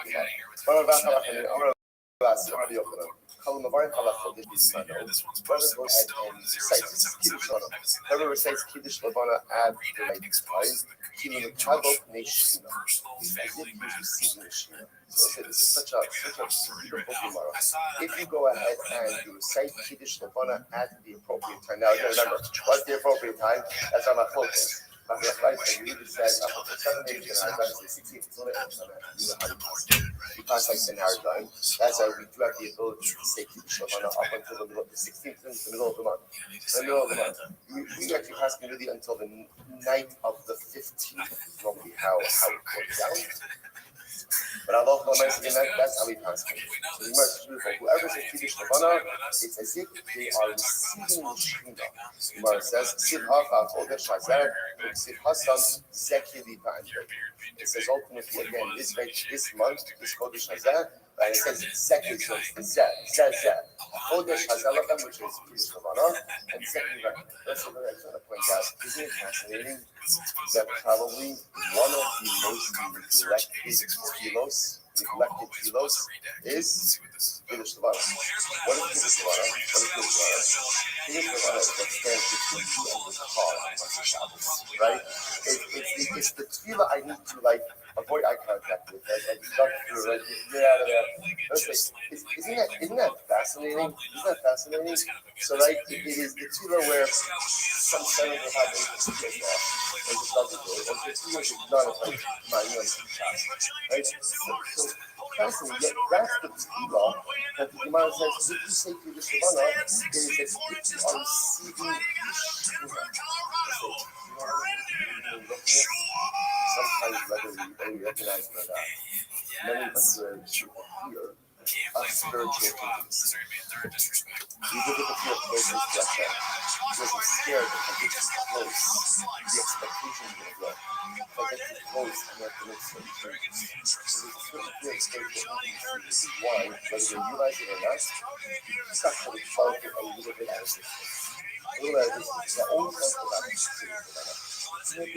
for that is so many people are so busy on Motzei Shabbos that they just gotta run out and this, that, and even if I say it, like it's just like the fastest people on YouTube is some of the close second, right? But on my side, what is it?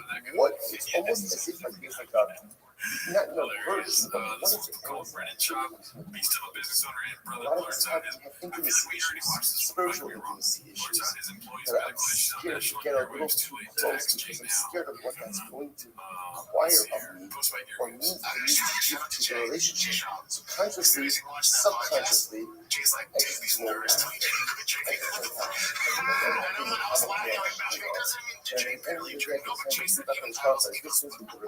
friends, it's platonic, he's happy, or he's happy, I'm happy, and I don't have the expectations. So incredible. By the way, what does it mean that Kiddush Levana is even the power of the action? So listen, there's a beautiful Maharsha. Maharsha says this, he says, I'll post it later on in the chat. The Maharsha says, Ayin Bazet Perish Rabin, the Zohar Paraktilas HaShachar. Listen to this.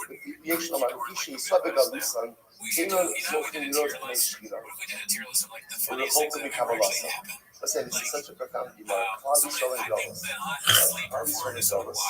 Often doesn't have the ability to really see the Shkina. When we lament most. And what's the better? I just want to point out, I believe that this Motzei Shabbos will only depend to say Kiddush Chodesh. Wednesday, Thursday, also close. I don't know. Okay, I don't know if it's right. Anyway, the point is next week or two, this is going to be a very shy Gemara. So let's say, so remember the Gemara says over here, the Gemara shows us the Davos. We are not close, we are not able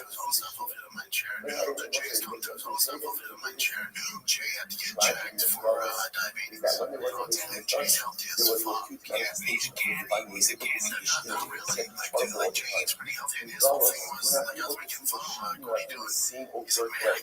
About Kiddush Halavana, listen to this. Seemingly Israel, Shemasidim is Kaddish Mosa. But the renewal of the moon is a metaphor for the renewal of the moon. And the same way that the moon diminishes from many generates, that is the ultimate metaphor for Klal Yisrael. And we too will regenerate. בשער להיות שם בקיאו בני שכונה כמו שביעורה על זה נוסח פרחס הרבנו ובזה כשאנו מברכים על החודש בזמנו ששים של הסידר לסחדיש כמוסר ואנו כאילו מכוון השכונה. Was it so beautiful? Kiddush Levana is the most inspiring. Why? Because it is the metaphor for Klal Yisrael. the moon is beautiful and then it wanes, right? Then it wanes, right? Then it goes out of dimension. That's the story about people. That's the story of us as individuals. And so when we go out to the Kiddush Levana, and we're making a bracha on a crescent of a moon, right? On a crescent. And we recognize that this moon is going to be generated, it instills in us the confidence, the hope, the optimism, the belief that we too will once again please Rabbi in the Kabbalah, Pnei Ashina, and the Riva Yerushalayim, and the Gemara says, when you do Kiddush Levana, it is as if you are in the Kabbalah Pnei Ashina. Such an overwhelming, incredible, and beautiful Gemara. Let's go back to Sunday Yisrael. And one of those up in Yisrael. I like to put out Yisrael Shemayim to Polish diet. What's this? Today Yisrael says, if the only thing Klal Yisrael had the ability to do each and every month was Kiddush Levana, it would be enough. Wow. It would be enough. It wasn't that makes sense. Why? Because what does Kiddush Levana do? Kiddush Levana instills within me the confidence and the optimism of the people. And that is the most important episode as a people and as individuals, to believe that no matter how far I sink, no matter how much I diminish myself, no matter how much I am diminished, I always have the ability to rebound and to remake myself. This is true as a nation and true as an individual. And who gives me that koach? The Ribono Shel Olam. Therefore, again, if you're only going to say one tefillah throughout the entire month, right? Only one tefillah. Kiddush Levana is incredible. I'm Rabbi. Hilchot, never in the middle. Rabbi says, therefore, we have to make sure Kiddush Levana stands. Such an important tefillah. We have to, let's say, it's becoming attraction. We have to discuss Kiddush Levana is going to take place in our custom, in our courtyard. This one is good. Hopefully, again, that the sun is out, that the clouds are not there, we can see the moon. Sorry about this other issue, right? But again, like, creating atmosphere, like, sometimes St. Peter's Levana, what happens, your ride is already there, right? They're getting a patient behind the wheel, they're ready to pick you up. So how much money can they put into it? So I say, so you get to see the power of the function of this incredible. One tefillah a month, if you only have one tefillah a month, Kiddush Levana it is. So much else the story. Therefore, Rabbi says you have to say it standing up. Kiddush Levana is standing up. Remember, Sutra, Mikasvi. Remember, Sutra, and people can stand up on their own, would support themselves on the shoulders of others in order to be able to recite Kiddush Levana. And you make a bracha like this one. I'm going to back other Rabbi. My Rabbi Mavar. In Eretz Yisrael, they make the following bracha. Baruch Mechadesh Kadosh. That was a Kiddush Levana in Eretz Yisrael. Okay, you know what? I got my head around Kavanah for that, and I think I can get behind that. Right? Baruch Mechadesh Kadosh. And that was it. Bracha Dash Elokim Melech Olam. Mechadesh Kadosh.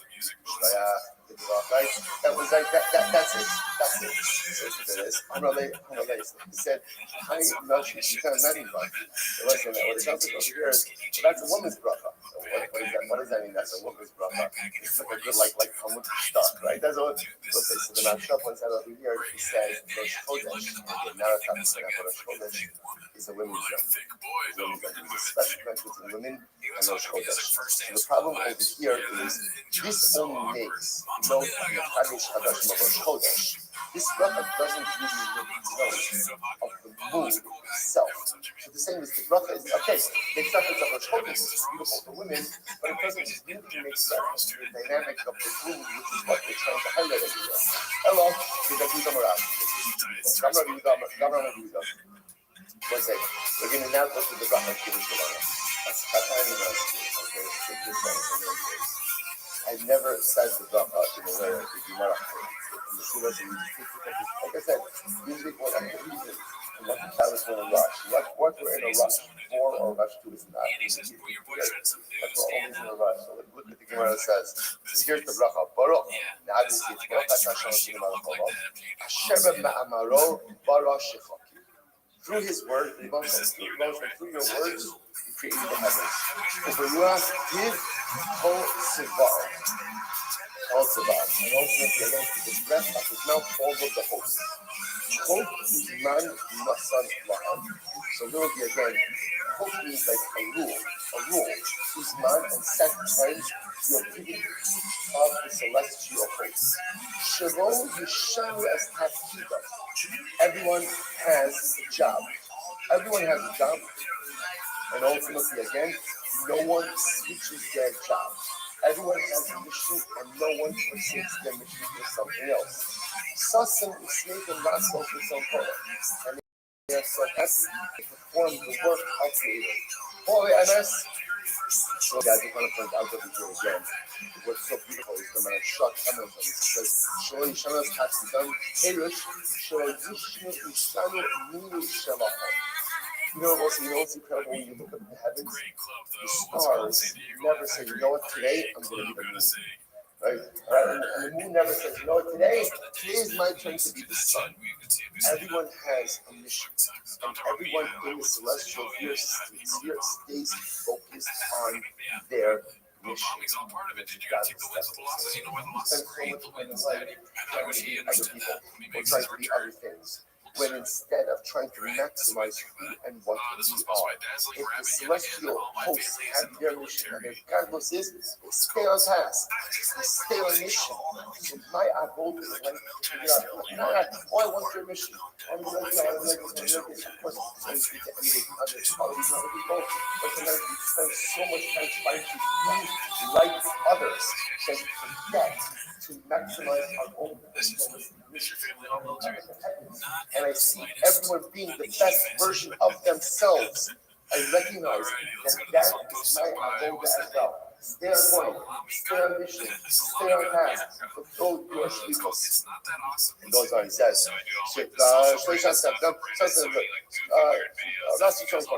Paul the MS, again, they affect works of truth, and their work is truth. Which Baruch says to the moon to renew Ateres, Seferes, La'amusei Paten. And literally again, there's a crown of glory to those who come from the womb. For they are destined to renew like the moon itself. Like the moon itself. Just as the moon renews, so too human beings are destined to renew as well. Well, the fire, the Otzram Hashem Kivod Malchuso, and to go ahead and literally again praise their Creator, Hashem Kivod Malchuso, through the name of your everlasting kingdom. Baruch Atah Hashem Lechadesh Kadosh. Right, blessed are you, Hashem, the one who renews. Interestingly enough, again, we use the same Lechadesh Kadosh, we use that same bracha, or we just add on a little bit beautiful text to it. It's such a beautiful Gemara. Because again, with great strategy, you could affect more.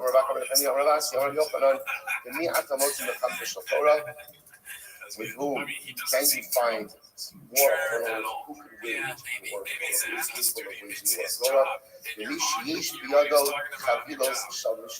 beautiful. Everyone learns a lot of Mishnah, because if you learn Mishnah, it's like you're armed with a lot of knowledge. Mishnah is knowledge. Now again, it doesn't give you a lot of halachas, it gives you a lot of but it arms you with a lot of knowledge. I'm sorry, Kari Yosef and Avshay, Rav Tulos, the Sloach Shar. It's a beautiful idea over here. Again, the juxtaposition of this is just the same opinion, right? Some authors. That's why I say again, the Mishnah of Gemara then goes down and switches gear. That the only way to go ahead and engage in the word of Torah now is if you're armed with ammunition. And what's the ammunition to engage in the word of Torah? Mishnah is. At least again, because that arms you with general knowledge you need in order to go ahead and be successful in the fine.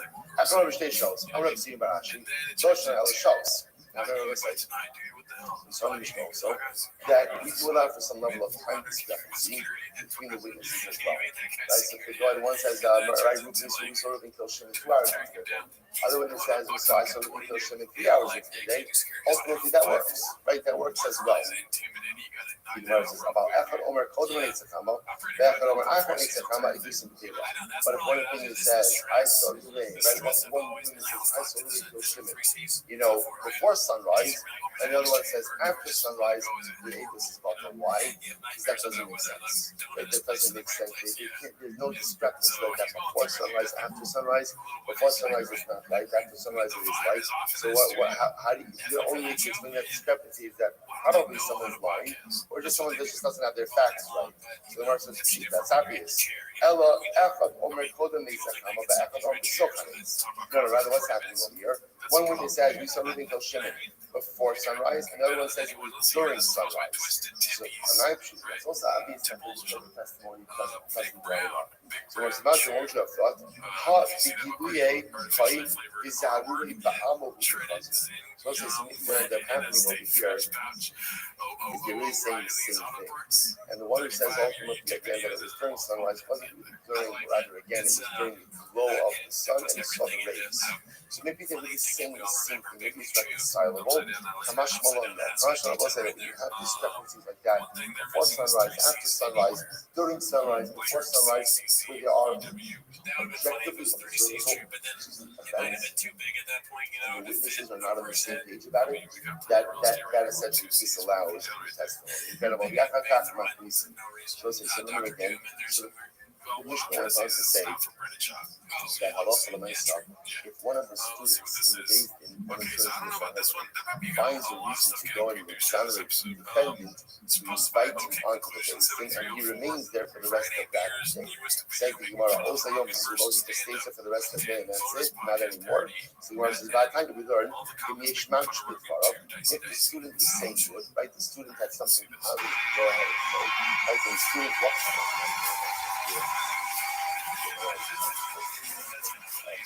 So the Gemara says, we just invited ultimately again for that day, and no one doesn't get to stay on the Beis Din, but when you learn Mishnah, the Lord shall be over. If the student says, good, we invite you to be part of the Sanhedrin, and you can go ahead and take you down in our Mishnah Torah, in your Torah below. And it's what he is saying ultimately again, when we let him stay for the rest of the day, then not after that. Why? Kadesh, okay, hey, Aliyasa Yurugasa, Rabbi, Targumua, in Mamish. No, what it means is like this. The student says, I simply contribute to exonerate the defendant. So he invited to join the Beis Din. If he has something good to say, keep him on the Beis Din. Going forward, if he doesn't have something good to say, then keep him on the Beis Din that day. But afterwards, we'll go ahead and take him off. Matzah Mosefus, the Gemara says, remember again, if the Gemara talks about if they can't agree on an exoneration verdict, so what do? So they go ahead and they go back and start to do it like overnight, or the first something else the next day. And the Gemara says that they also go ahead and they don't drink wine, and they diminish it. One says, Yain might come, but why don't they drink wine? The Roseman a Shefar, literally translated rulers a Shefar. What does this mean? Ha'oskim barazal shel olam al yishtachu. Those who go ahead and deal with the secrets of the world, which is what calls the judgment.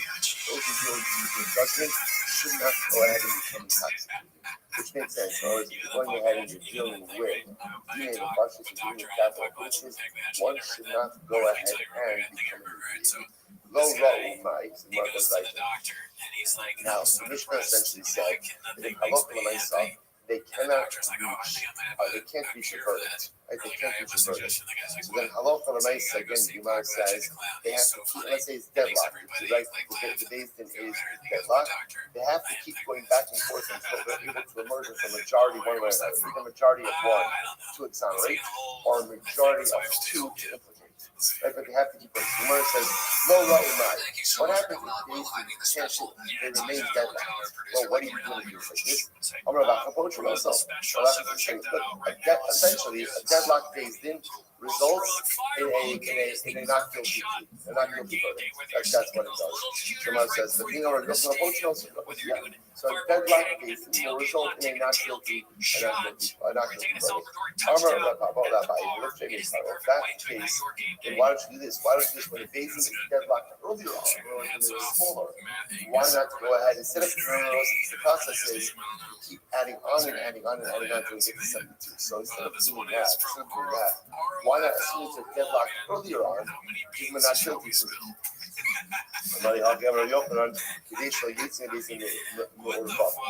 Because the idea is we don't like his deadlock. It doesn't look right. Whereas Basin should be able to be decisive, Basin should be able to be conclusive, and Basin should be able to give a definitive. It doesn't look like if they can, and therefore we feel compelled to try to work this through until they can. Normally, I got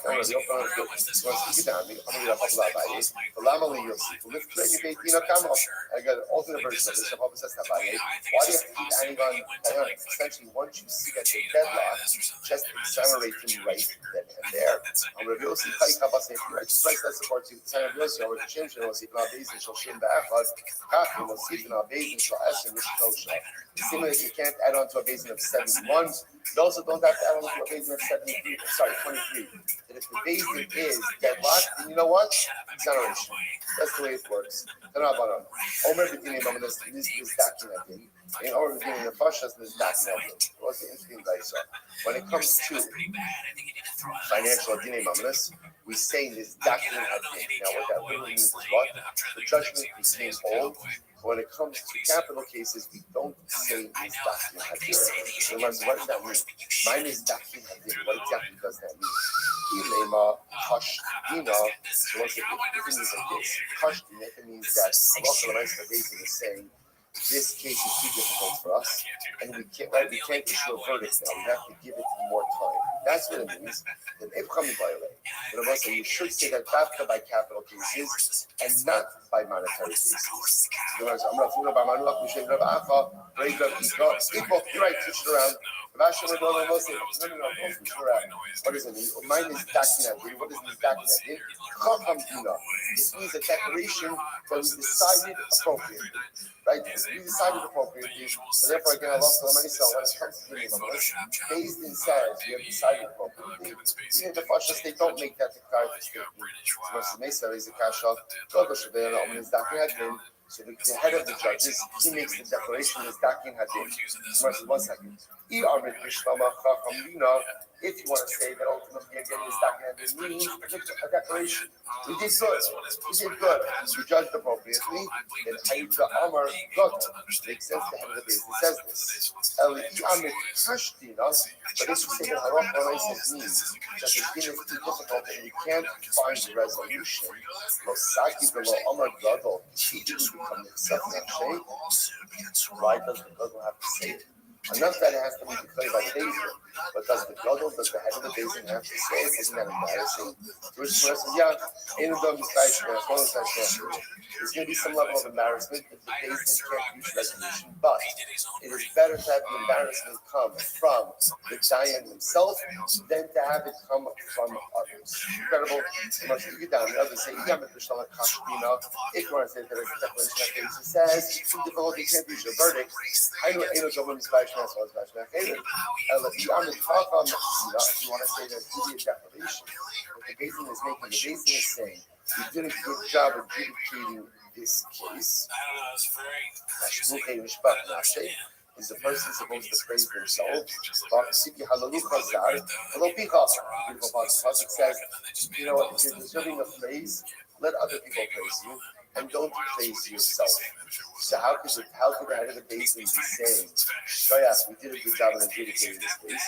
Shining notes of the Basin, no, because whenever it comes to the Basin, everything that comes from the Basin always comes from the head of the Basin. Every declaration always comes from the head of the Basin. If it's not, are you Mahrisin also Omer Aish Poni at the Zakai, Aish Poni at the Chai. The same way that the judge of the Basin would announce the verdict, any other announcements of the Basin would come from the head of the Basin as well, including if the Basin did a good job, they would say again, Chacham, we adjudicated this case simply, and such an announcement ultimately again would come from the head of the Basin. So for both sides, Hadran Allah, are you both? Mazel tov, Mazel tov. Short celebration. Let's go back to Nigmar Adin. What's the name of it? Nigmar Adin. What's this now? What's fascinating about this is we just keep going through the judicial process. So Nigmar Adin. If at the end of the day, again, they finish the verdict. So and they're talking about a case of his verdict. So we bring him out for Skila. So you're bringing up the skill. So obviously, we're talking about a case over here where the punishment for skill. So remember skill. The base of skill, and it was the place where they stone them. And again, we'll talk more about this in greater depth in a little bit. But the place ultimately again where they would do skill was outside of city. Shneimar, Hotziah Samakalo. Like the Pasuk says, again, so in other words, the execution spot wasn't by days, it was somewhere removed. The Pasuk says, Hotziah Samakalo. Echad Omar Al-Hasach is incredible. So let's say, so now, right, so let's say, witnesses came, moving to the sinning, moving to sentenced to death. Now they're taking moving out to be executed. They positioned the guy, one guy, stood by the entrance to every day. Vasudon Biado. And ultimately, again, he had a sukkah, like a cloth. What? Yeah. Or something bigger, right? A sheet, yeah. So the like video was in his head. It's just rough up in there. And listen, I watched it. This is how this was set up. So there was a guy stationed on a baby. He had like essentially like a flag. He had like a flag, right?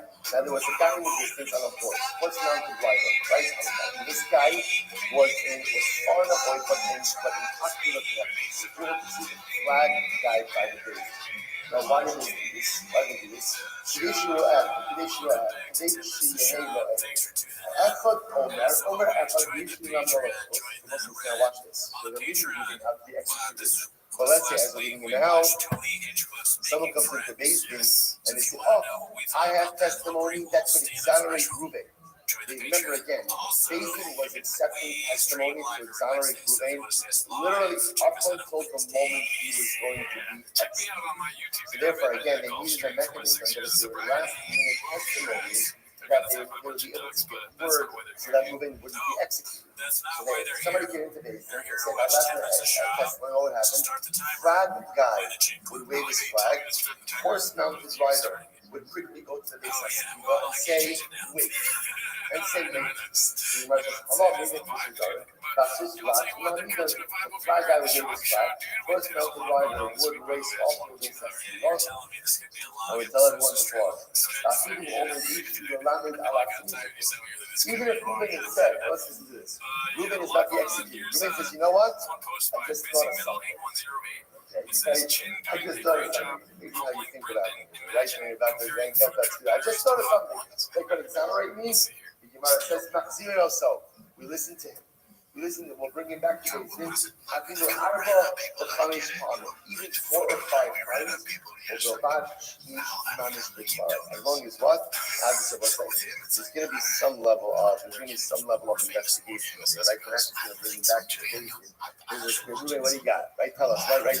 What information do you have that is new and necessary that is going to be helpful over here? The Beis Haskila puts it is not outside. The Gemara says, by the way, was the Beis Haskila outside of the Beis? It was kind of the place where they executed Reuben was a good distance away, right? Because at the end of the day, it says they took him out. It sounds like he was a good distance away. So the Gemara says that's a lot of time. I must say now. It makes it sound like all you had to do over here was put the Beis Haskila somewhere out of base. It didn't have to be far. It just has to be somewhere away. You must agree with that true about your Beis Haskila. Inshallah, let's say the Beis Haskila was outside of the 3 camps. Now remember again, the rest of the 3 camps is usually reminiscent of the desert. But this is also the same 3-camp model by Yerushalayim. Right, Rashi actually points out this over here. Rashi puts the Yerushalayim is Shayach U'Madika Azara Machane, Ba'is Machane Yisrael, the Kolayim Machane Yisrael. This 3-camp model is like this as well. The Azara, the itself, that's called Machane Shkina. Right, the Harabais, that's called Machane Yisrael, the British camp, and the Yerushalayim itself is called Machane Yisrael. Where was he had the stone somewhere? Where was the stone? Outside Yerushalayim. The Beis Haskila is outside Sisivin there, not enough to the execution spot. It's just to be a little bit removed from the but it really has to be outside. It has to be outside. He's got it. Yeah, He takes his finger and he wipes it across one of the rain piles. He's like, look at this dust, disgusting. People drink this. Three Why is camps this in the same outside of the Do basement. you have any cups? I must have 20 houses. Buy the 20 houses. So why is it I need some boxing circle Your jerk. favorite shirt. Dude, Dude, how you living, pimp? Even if, Dude, basement. Let's see if a basement. are you ready to lose? Zoot, are you ready to lose? Yeah. Excellent. All right, that's what I like to hear, baby. That is what I like to hear. All right, we're playing darts. We're playing 501 darts. And I'm going to continue my domination. What up, baby? You think people are dumber or stupid today? Then when? The 1980s? They are smarter today. Yeah, you know what I was just thinking? What's that, baby? That even people with Down syndrome are probably more knowledgeable than people in just a non-person in the 1980s with the amount of information they have access to. Dog, you've got to understand, in the 1980s, I mean, I lived in them. People were very superstitious, and we didn't have the internet, and we were fortunate to just have television. I mean, think about like 1930s or like 1900, how people were. Not to say they were dumb, they just might not have known as many facts. Well, in the 60s, the American government tricked everyone into thinking, tricked the world that they landed on the moon. Baby, people still believe that. People still believe that? Oh, dog, you ask any American, and anybody who doesn't say that, you're looked at as an outsider. You're looked at as unintelligent. Why do you think the moon landing happened? Dog, I've been one of the biggest detractors of that bitch since I learned about it, and I was heartbroken. I wanted to dedicate my life to the greatest scientific achievement or human achievement in global history. And I went down this road. You love beating Rabbi. You love beating off, baby. And I went down this road, and at first I didn't believe it. I didn't like. I believed Apollo like through and through. And then I saw that video where they're like faking being like 2/3 to the moon when they're in low Earth orbit. And then I saw Astronauts Gone Wild, where these guys are confronted on this shit. And it just made me like, dog, these guys are just normal old men. They're like any other old man that I've ever met. They're not like really scientific about how they're discussing this. And they're not, the way they describe it, the way they describe it is like the way that I would describe it if I'd never been. Like, basically, they'd be like, well, the sun was over there. They wouldn't be like, well, the sun was 300 miles away or whatever it was. Like, they were like a million miles away. They weren't like really specific about things. And it caused me to question some things. And then I saw Astronauts Gone Wild, and these guys are like punching like somebody just for asking questions. And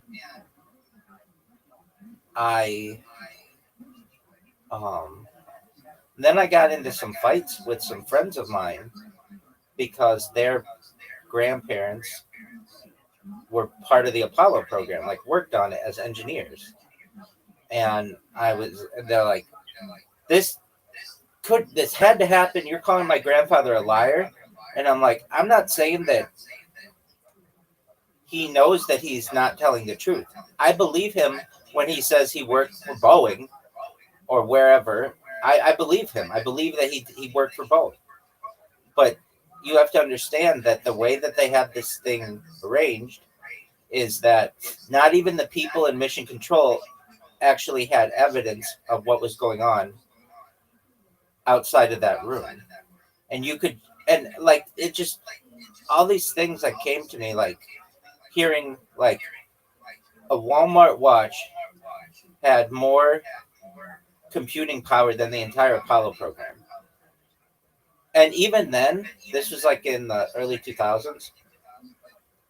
Even then, it raised questions to me like, computers aren't that good right now. So how were they so much better back then? And that was a big one.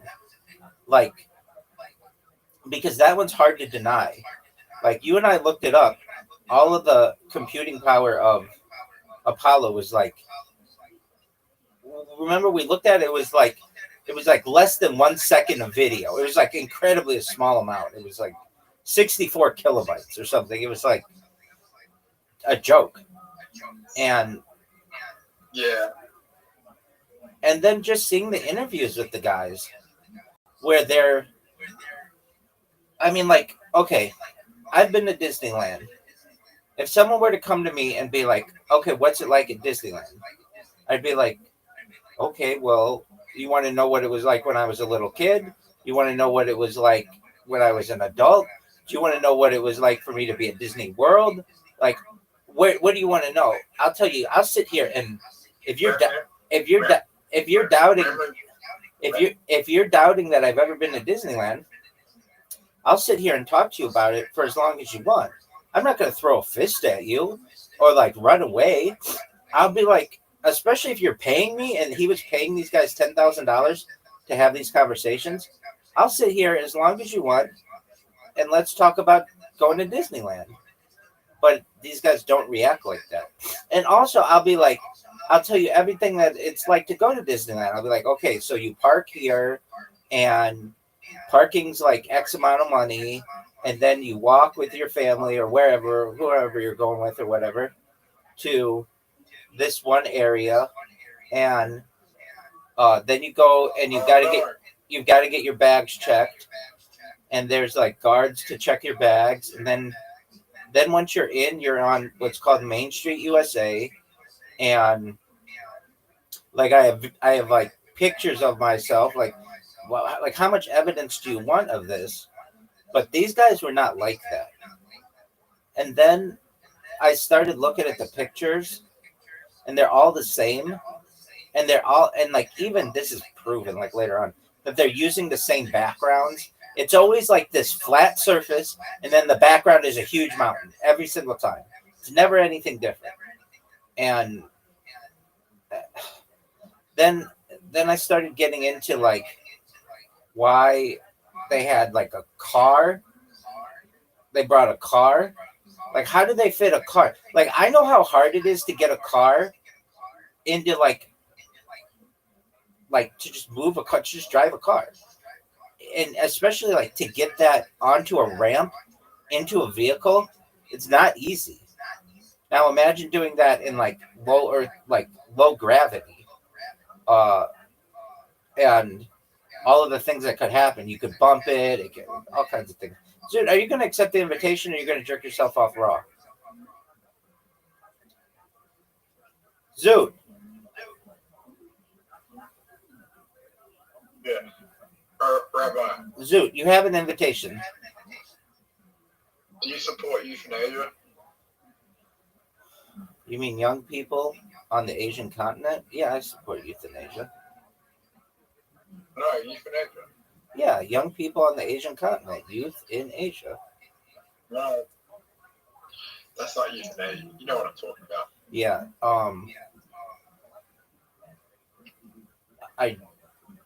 I do. Under the right circumstances. Like if someone has a terminal illness and they're in like incredible amounts of pain all the time, and their life isn't. They feel their life isn't worth living, and there's no solution. That is an incredible burden for someone, and I would want to, if possible, give them as many drugs as possible to be able to alleviate their pain. But let's say we couldn't alleviate their pain, and they were still just always in pain, and they were going to be like that forever, uh, or for the remainder of whatever their natural life would be. Oh wow, Zoot, that was really good. Um,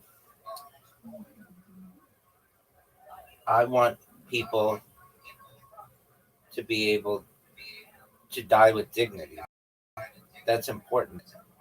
Like, What about mentally ill people? yeah, that's different. That's different. Um, What about you don't support that penalty, do you? it's a good question. Um, if the death penalty is available under some circumstances, if it's available, then it should at least be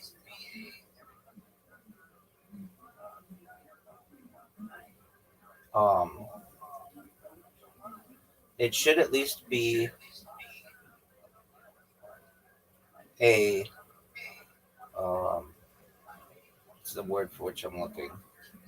A hindrance to people doing things. However, because of DNA evidence, I feel like anybody could be found innocent or manipulated to create a crime or commit a crime. So I personally don't want it to happen. But like in the state of California, like we haven't had one in like 20 years or something, but it's still on the books. And the fact that it's on the All books, right, Rabbi, I'm going to win this next round. Zoot, Just that down. Zoot, you're going to lose. But you can tell yourself it's Squid Game if that helps you.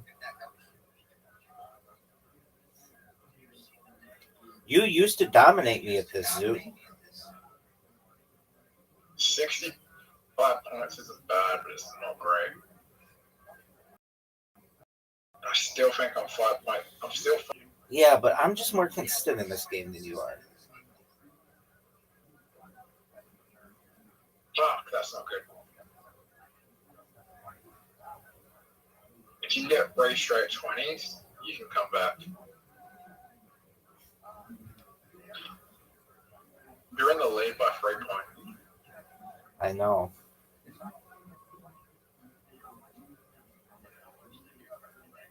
Now you are in the lead by a lot.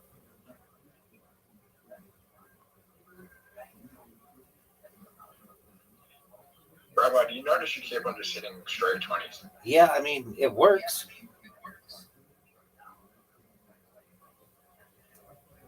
Yes. That was big time, Zoot. You're back.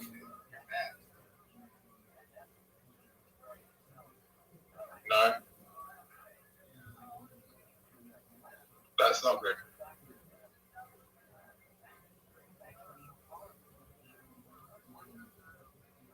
Straight 20s.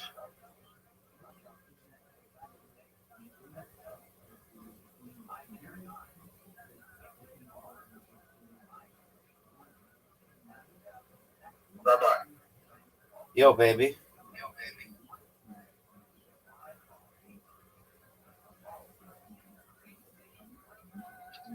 Do you think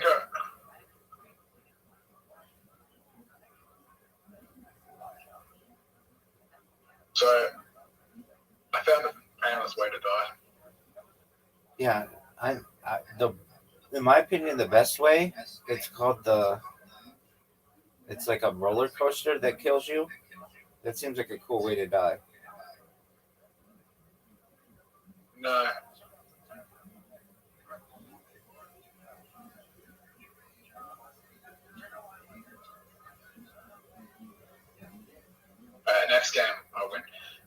monoxide poisoning is probably the least painful way to die. Yeah, that's a good one.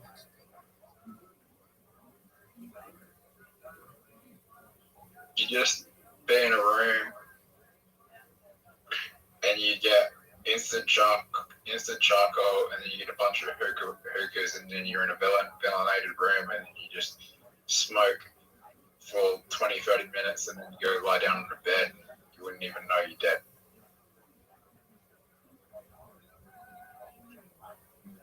Wouldn't that be carbon dioxide?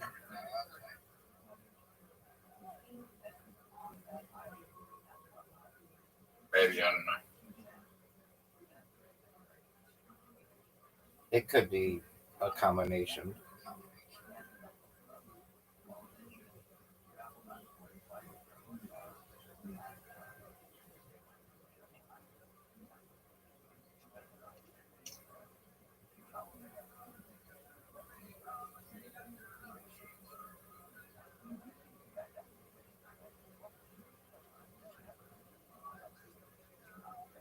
Are you afraid of death? No. You're not? No, I mean, it's like an inevitable thing unless you can escape it with mind uploading and life extension Just from the technology. conversations I've had with you, I feel like you're afraid of death, and you're I think you're not afraid of death as much. I feel like you're afraid of not being remembered.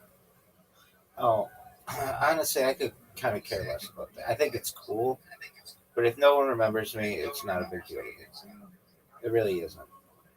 I would have done everything I could on this earth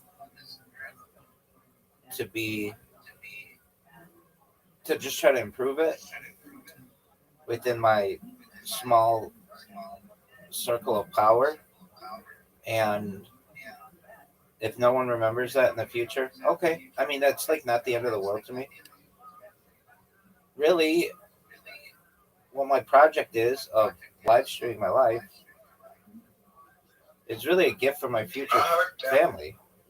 It's not necessarily. I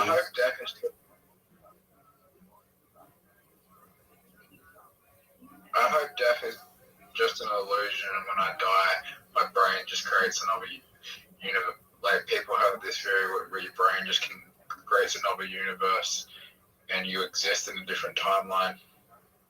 So, do they have a theory that you don't suck dick at darts?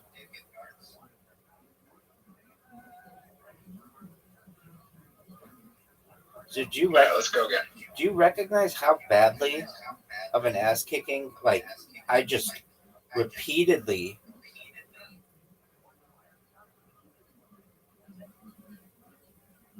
perform on you?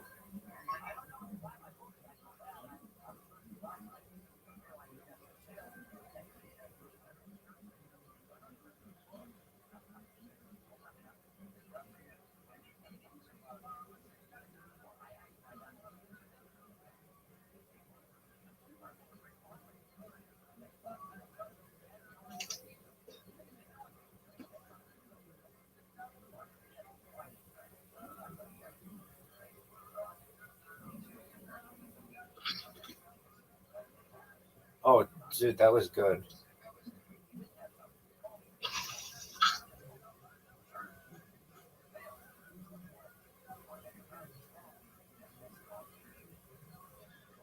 Zoot, do you think you'll ever beat me at 501 darts?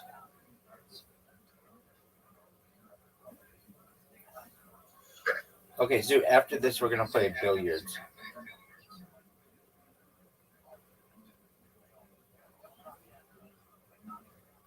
Because that's the one game that you and I have played that you've beaten me more than I've beaten you.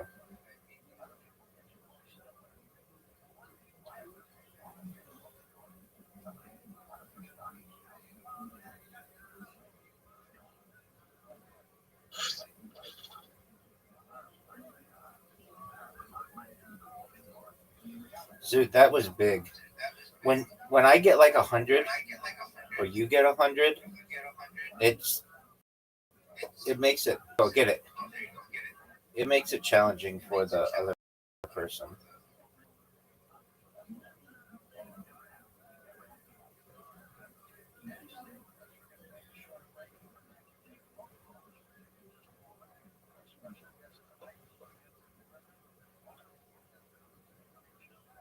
Get it. Dude, that was big time.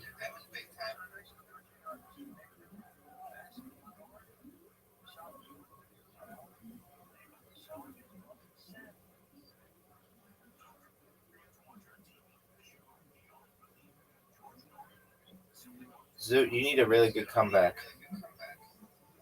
Triple.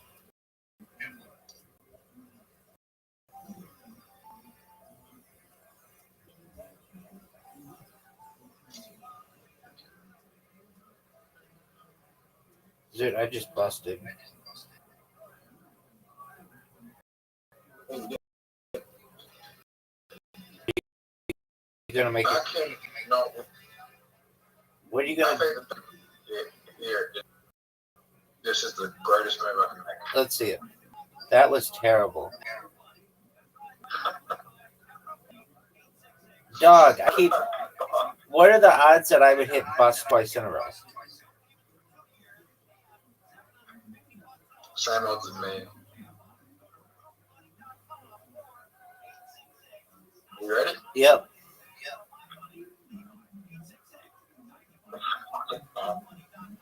We're gonna go to a timer. It's over, baby. You need such a comeback. 2021 or double 777. Okay, he's got a chance, folks. He did it. He did it. He did it.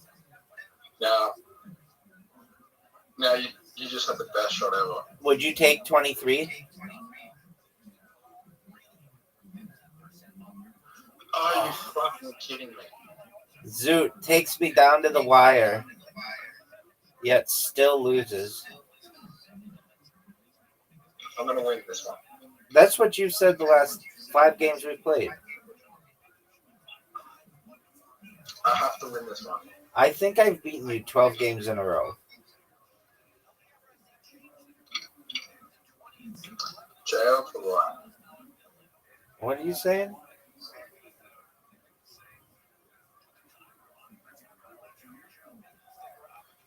Dude, how'd you like that? 120 points right off the bat.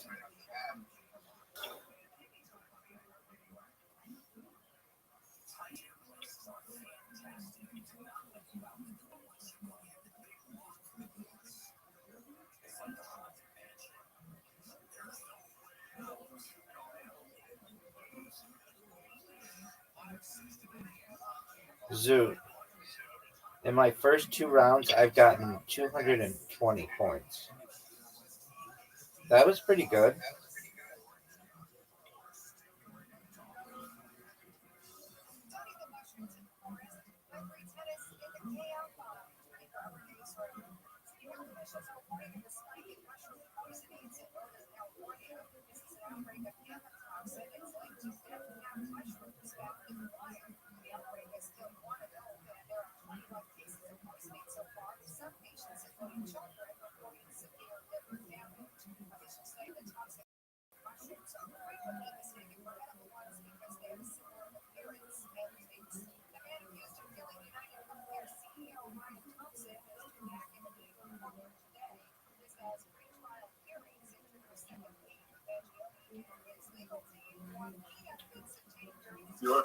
When you're listening for Coast to Coast, Word, dog.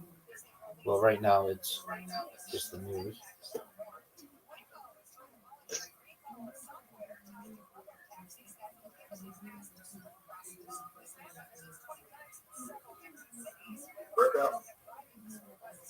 breakout card.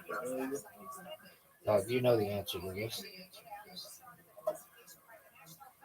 No, I don't. Yeah, you do. You know Irvine. Goodbye.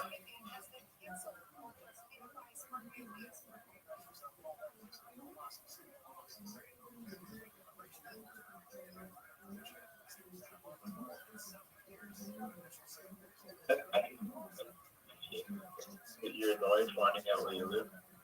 What'd you say? Are you worried to become kids?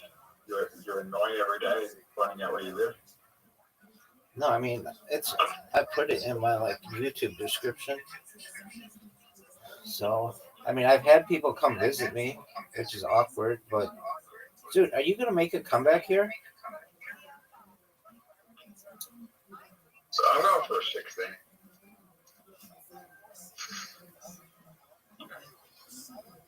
You know why I got the 16? Dude, I just busted.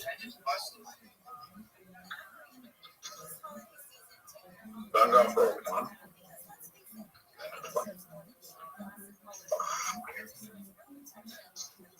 What are the chances we both bust?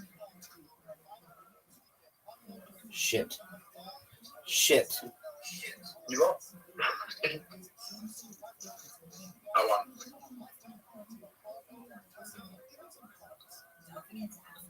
Yeah, I won.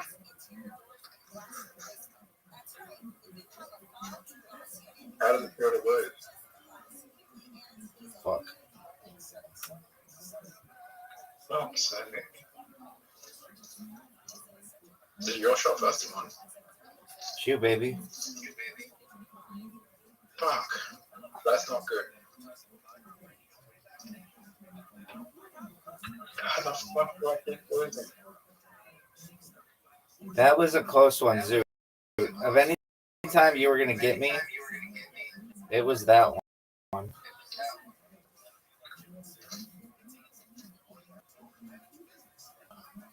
But I'm gonna go with it.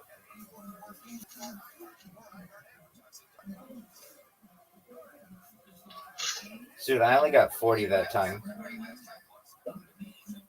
I only won by 100 points.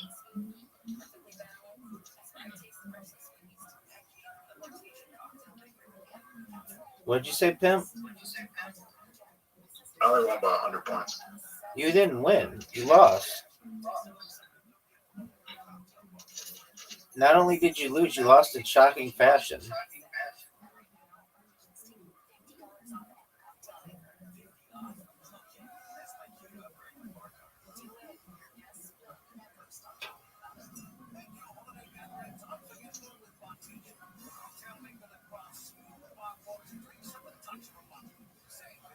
Yes. Are you happy with that? Like that. Out of 10. That was really good.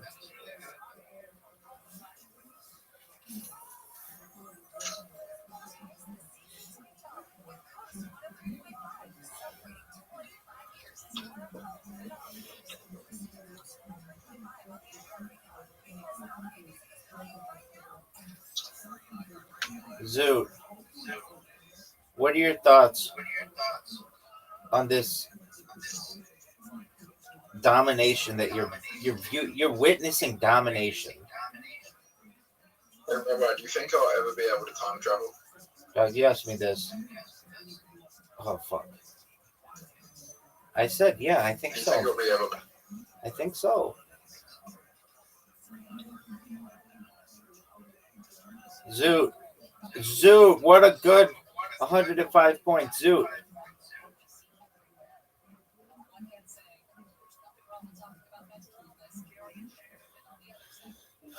Zoot, you have the lead. I just won. 20. 20.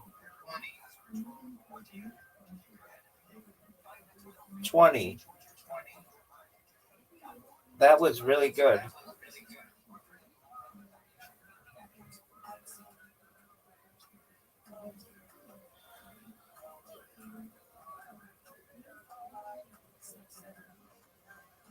No way. You still get to go.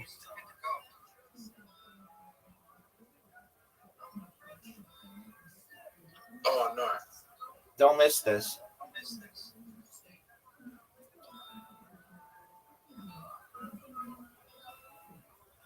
That's not good, Zoot. I just won.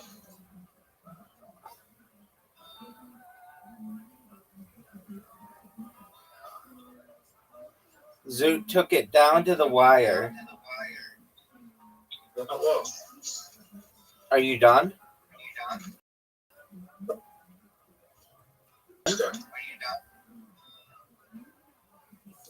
Are you done? Do you think you're going to win? Yeah.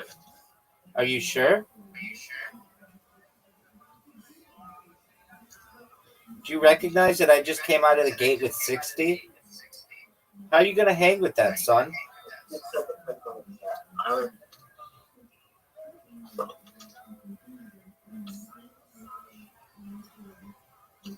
Zoot, how are you going to hang with that? It's 60 to 28.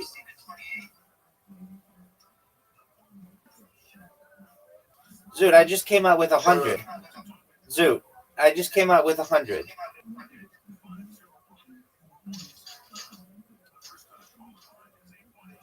I just tested it out. Zoot, you're just blaring out garbage. How do you feel about Katy Perry dating Justin Trudeau? I think he's a scumbag. So, I mean, I don't really have an opinion on their relationship, though. That's Katy Perry's thought. Got a good point there. Oh, Zoot. That was big.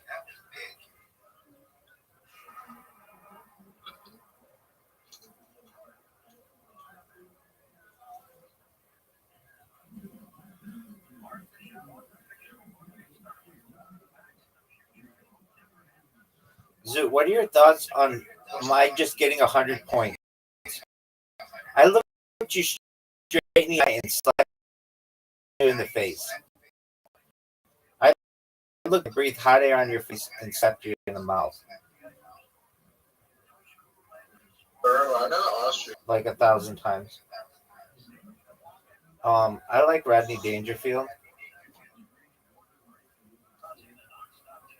That sounds like a wrestler.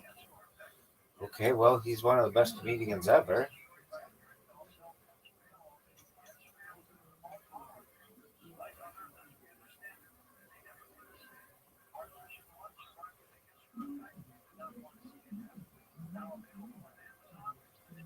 Fuck.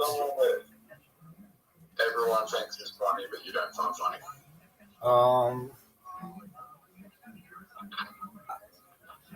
Who is someone that everybody thinks is funny that I don't find funny? I kind of think the opposite. I think that there are some people who aren't generally known as funny who I think are funny. Who is somebody who everybody thinks is funny? I mean, if you get to know like stand-up comedian, Zoot has a chance. Are you kidding me? Zoot, you just lost. I know. That was the worst way to lose. Are you done?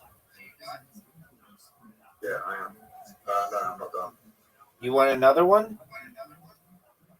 Yeah. Okay, Zoot. If I beat you here, this is 10 in a row. And then I'm taking a break. All right, folks, if you're watching, I'm going to give a play-by-play. That's 3. That's 5. That's 19. That's 27.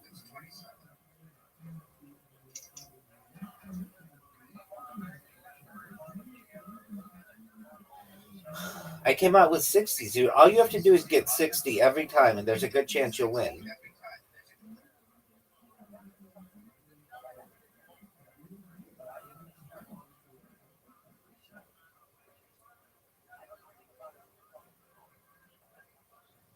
Zoot, what are your thoughts on my getting 140 points just now?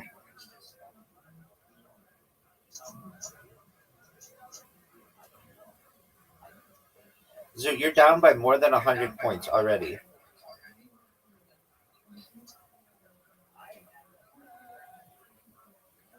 Zoot.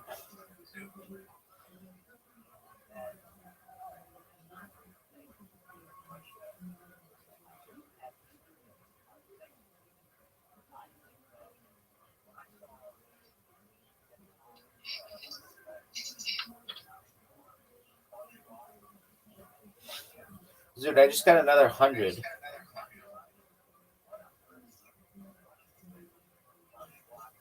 Okay, that was good.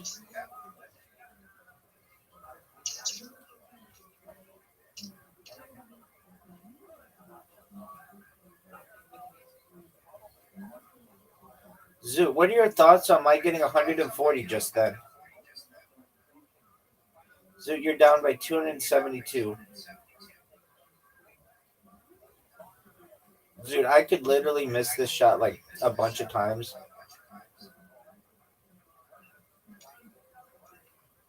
And still win. Zoot, that was the most efficient ass beating that you've ever had. I just beat you 10 times in a row. I wasn't paying attention. All right, let's go again. Zoot, you're full of shit. You were focused. All right, this is the last one. I just said the previous one was the last one. But because you asked nicely, we'll focus on. Are you focused? That was good. I think anything above a 60 is good. That's what I say. Zoo, you have a big lead. Oh, wow. Whoa.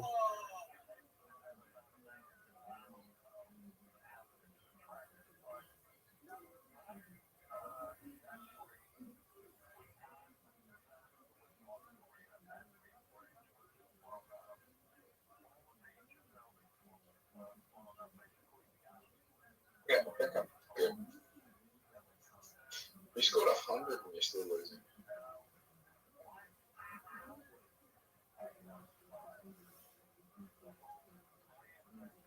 Zoot, are you proud of the way you're playing?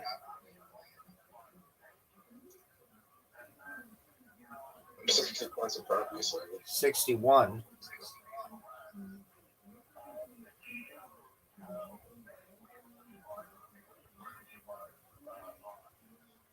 Zoot, what are you going to do? 20. 20. I'll just try to fight back though. 20. I'm just trying to get to 60.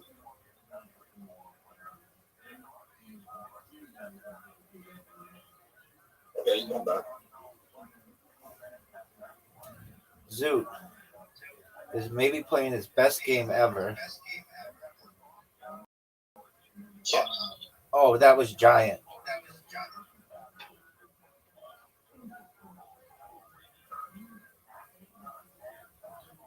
So I need a triple and a 20.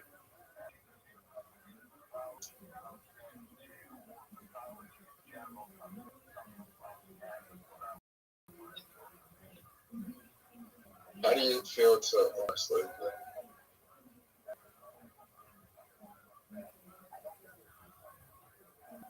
I can win in the next shot, Rabbi. Let's see it, Zoot.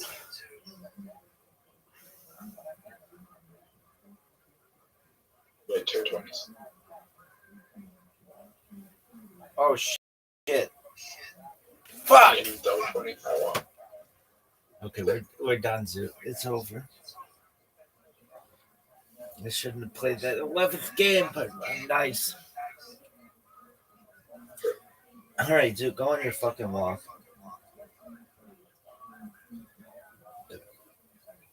Are you proud of the way that you played?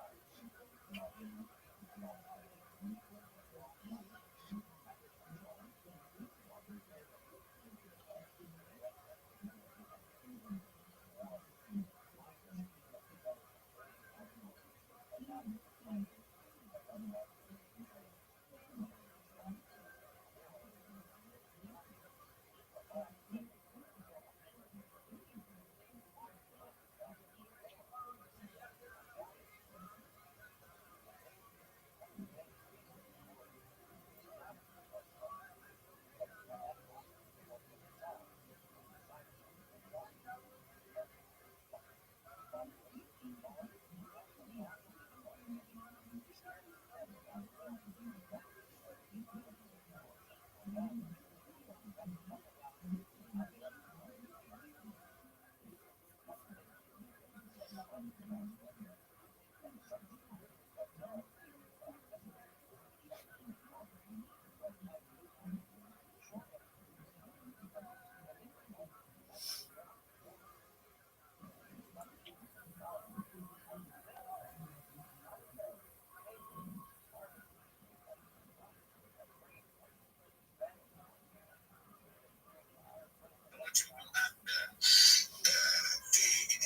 number of people will reach out to telling them this is what we do and this is what I know that I can do that. But then I've never heard anyone talk about a Web 2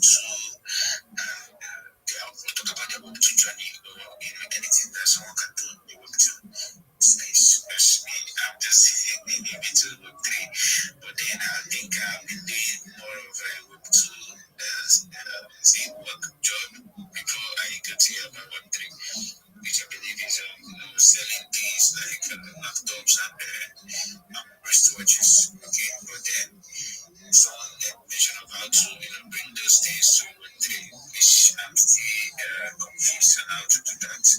Now, if I start selling to people and then receive payment in crypto, how do you recognize that we should doing in the Web 2 properly into Web 3? Okay, thank you, and God bless you as well.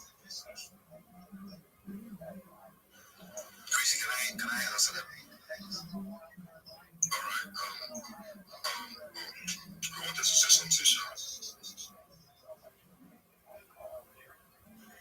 First of all, I'd like to say something based on your profile, because while you're speaking, I just went through the profile to check some things, because that's what I do.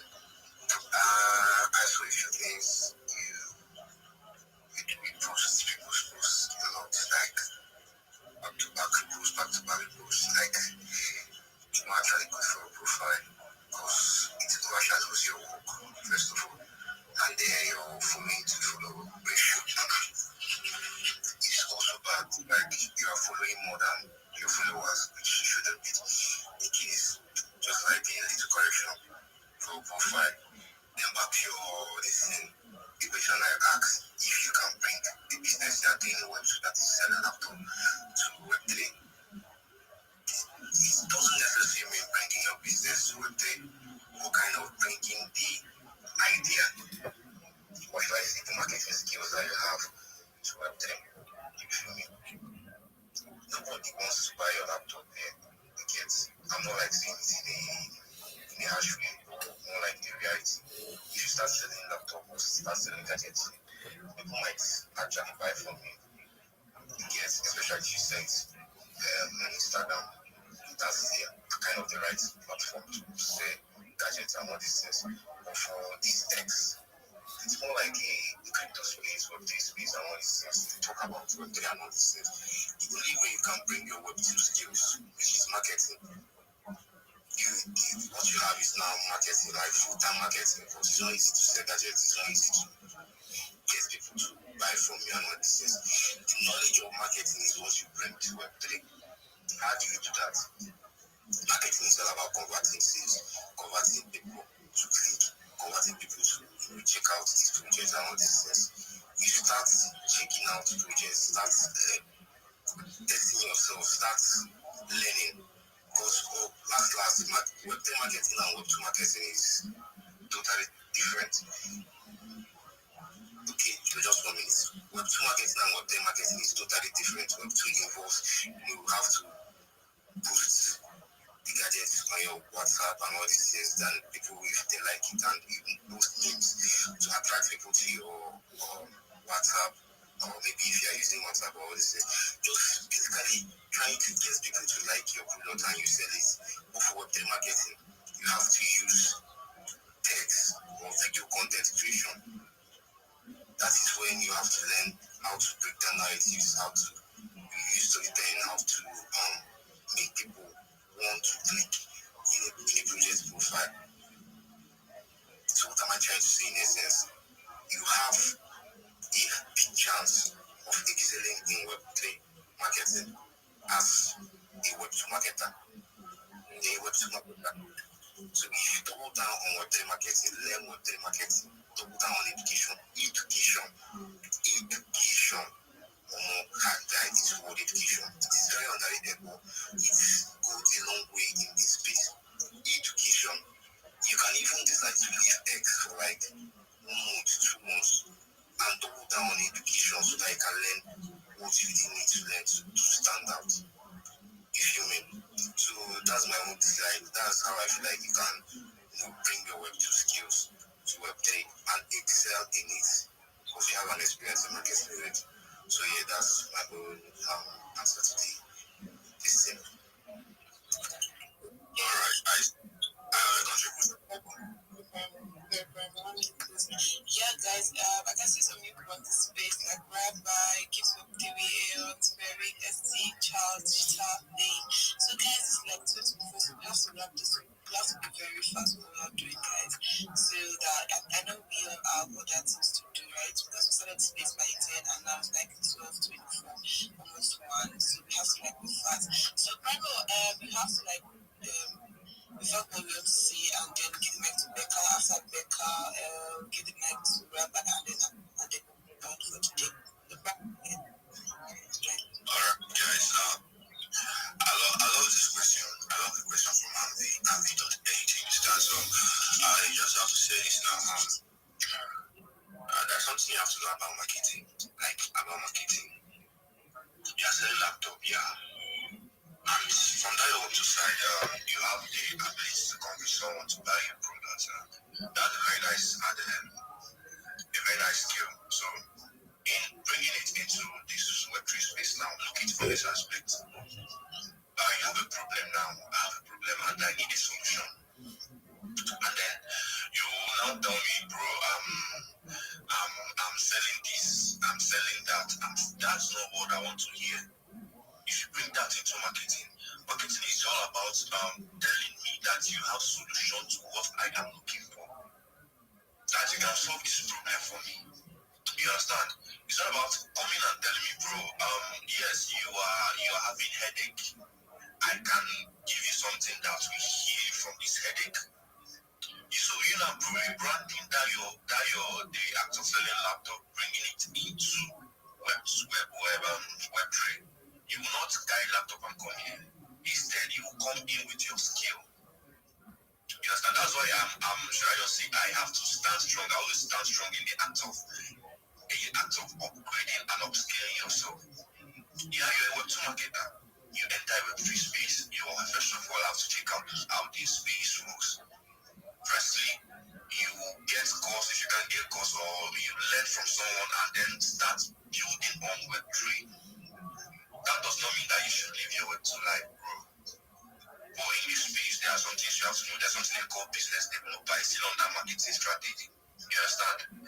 There's something they call direct marketing. You come on spaces like this and then there's something about advertising. You come on space and tell people about the project. You're advertising about the project, but you come in directly, meaning you are kind of trying to sell yourself. When I mean sell yourself, I mean you should just tell me what you are doing directly, because you are talking to me directly. You understand?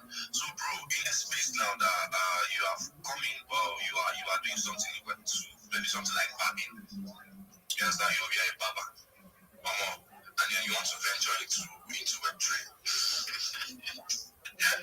So now you tell me that you carry that barbing and then you bring barbing. We want all this thing is just online.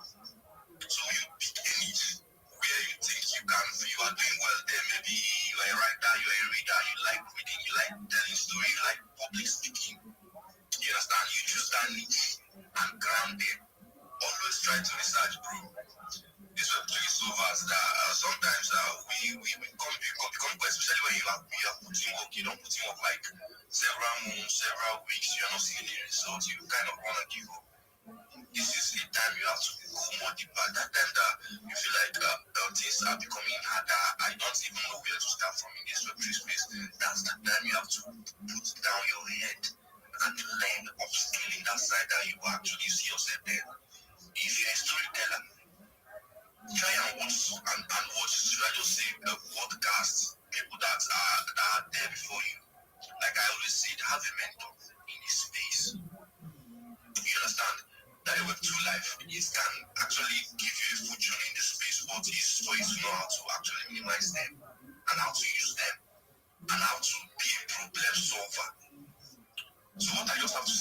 Now, should I just say me summarizing this thing so I'll give others my keys? Bro, that's your side. Being a problem solver in this Web3 space. If you are upgrading from Web2 to Web3 and entering Web3, what you have to have this mindset of people are not interested in what you are selling. They are interested whether this thing that they are getting from you will solve their problem.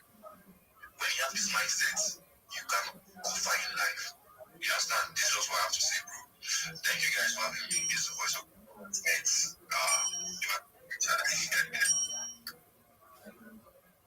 Okay, thank you very much, Primo. Thank you very much, Primo. What did I say? Okay, Becca, please. Yeah. So I'm not actually like say much because I'm not really much like about this thing. I just wanted to basically what Valentine said. And to be honest, like Valentine, you actually spoke like you said a lot, and I really appreciate the fact that you did not get deep because that's another issue in this space. When people they see like opportunities, they are not going to like share it out, they just give and all of that. Like I don't know if many people were here. I'm just thankful that this space is actually recorded. And one thing I know in this space is that most of the time people that actually like maybe they are in background, they have like so much opportunities and so much alphas. You're literally asking for alpha when you see like pro alphas. These are things that most people don't actually know. You talked about trying to like there's this particular word statement you made, which I am also like I really love that mentality from your game, which I also try to like build on. That is tiny drop of water makes a mighty ocean. Most people actually when they come into this space, they believe that when they come into this space, the first they should get that $500 cannot. They don't want to like start building from the scratch and process and all of that. Now you also referenced with three righteousness as an example. And I went to her page. It's not like I know her. I also follow her. But then I went to her page and I looked at the amount of posts that the lady has created. She has created over I think when I checked about 24.7k posts. That means she actually had like an origin. She actually went through the process. But then it's just funny how many people try to like compare their 1 month journey, their 2 weeks journey to someone that have gone that far and gone that high. That's like for me, I'm actually just like really moved on. And I feel most people try to also move on to that particular where you say that tiny drops of water make a mighty ocean. You actually be working for a particular project and maybe out of it you're making like maybe like $10 weekly. I may think it is small, but then I feel at the end of the day, when that project is actually like a solid project, they get like fair because having solid project or a solid project is like it's a big win for you. Don't just think about the money. And at the end of the still boils down to having something you pay to that you are working with. If you have something in website giving you money, even if you pay in web place small and you're passionate about it, eventually that small will actually become something big. It will begin to accumulate, and as it continues to accumulate, those projects they may be done with their projects and they have friends, they also have friends developers, and those projects they may reach out to their friends and be like, that I'm actually working on this thing, I need somebody that may refer you, obviously, and from that you receive an higher fee. So I just want to like really appreciate Valentine for those amazing alphas, like those way, like legit alphas, and I feel that that's something that people should actually also work with basically. I said talked about space gradient. Space gradient is actually another alpha. But I feel that most people are usually trying to come up to mind. Imagine seeing yourself in the midst of now most of them I entered this most of this big stepper space and the likes. And usually I do that most of them I try to like request the time, not just sitting in the background. Because there big steppers have like connections with top projects. If you have the opportunity to like show yourself, captivate them, just capture them with your words, and you don't know when you get that next thing. And you are now opportunity to actually like in connection, close connection with one of the big stepper guys like that. That was another amazing connection. So connections are actually like really, really, really key. In that the only way you can get that connection is through visibility, through showing up every day. And also believing that this space, you're not just going to make it look at once. They said, like you said, tiny drops of water make a mighty ocean. That's something I always stick to.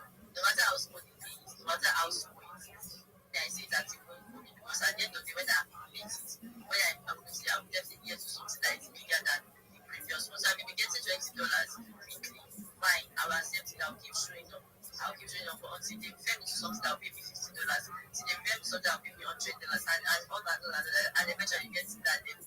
So compare your now self to a Muslim righteousness or a have you actually just think about the process she has gone through? She has gone through so many processes. She has failed. She has made mistakes. There's a time she has earned maybe $50 and possibly and all of that. That was not the before I actually sorry, I'm not sorry, before I actually go to any this thing, whether myself with any top influencer. I'm someone that I give it. Should I say waste of it's not really waste of time. Then I scroll down to their origin. That I will scroll down, so I will start scrolling, and that's the way they started from that I used to use it to motivate myself and I'll be like, that means this lady actually started from where I started from and she built herself, she built brick by brick. Imagine 27 point something came for a post and you are just having like maybe 3K post and you're saying you want to be making what she's making. That's just crazy. So anyway, that's just the thing I wanted to say. With this, let me teach myself. These guys, I am Rebecca, that's another girl. So I'm built to connect with me. I will definitely choose you. I unfortunately lost my account like in this back, so I'm trying to like keep this intentionally and organically. Yeah, I love it fine. That any opportunity I get at this point, I'll really give up this space. So do not. And my space, I focus on intentional connections to be honest. And if I see your person there, I'll definitely connect with you. So I've been with three feature space was and analyst. So thank you so much for giving me mic. I really appreciate it. Thank you so much for hosting such an amazing space. Big ups to you. And Lawrence, yes, your voice is actually sweet like me. Be speaking, please speak more. Want to hear more? Girls want to hear more of you. I'm like, thanks, you have a voice. Let me just say, three guys are now this. Sorry, I thought I've already done it to be funny. I know everybody's serious now, like everybody's serious. But let me just put this out. Three guys now that are on this space that their voice are that yes, not so serious. Other guys are serious. But Lawrence, Valentine, I'm thinking, your voice. Then let me just say this one here. Thinking you have a nice voice, like what is so odd. Bye. Myself that you call Okay, yeah, guys, please, we have to be fast yet. I know, Prime, I don't know, why did you send me that message about my room? It's like, all these things that we are saying on this space, but you don't have to do it, Rabbi. All right, now. Okay, let's hear from you. Who am I going to pick? D5, please be the one to pick this time. Okay. Because Bianca said I was laughing earlier before people that joined this space would think I'm laughing at her flight. I just laughed at what she said, opportunity. Because that word, she has a history with that word. So let's roll that thing. We have Abney. Abney, yeah, you go ahead because you spoke earlier so we can get the mic to Rabbi. sorry, just based on what the one of the reply guy that replied to my question, and I forgot the person, but he said something about me having a follow the ratio. I don't know how to actually balance that. Then another thing is, having a lot of purpose on my ticket. Okay, so what would it have been? Is it like how do you engage with someone's post without reposting, or they just focus more on likes and comments? Okay, I don't know if that's the best way to actually engage in people's posts. Okay, because I'm trying to engage intentionally, not just spam engage people. Okay, all right, thank you. Okay, so I think the question is for me. So, okay, first of all, thinking about ratio of following to following. Okay, let me just go to your profile again. Okay, you're having 461 following, like you're following 461 accounts, and you're only having like 380 followers. If you let's take for instance, you post, let me see your last post. Let me just use it as an example. Last post. See how many people like. Okay, let's just use your pin post. Your pin post is like the post is 28 September.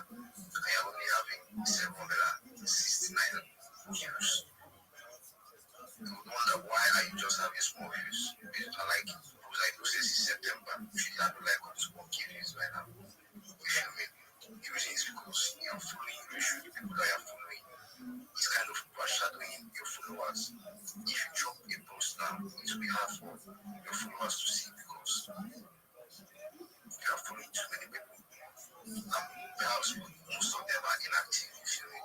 The right ratio should be reduce your following, should be below your followers.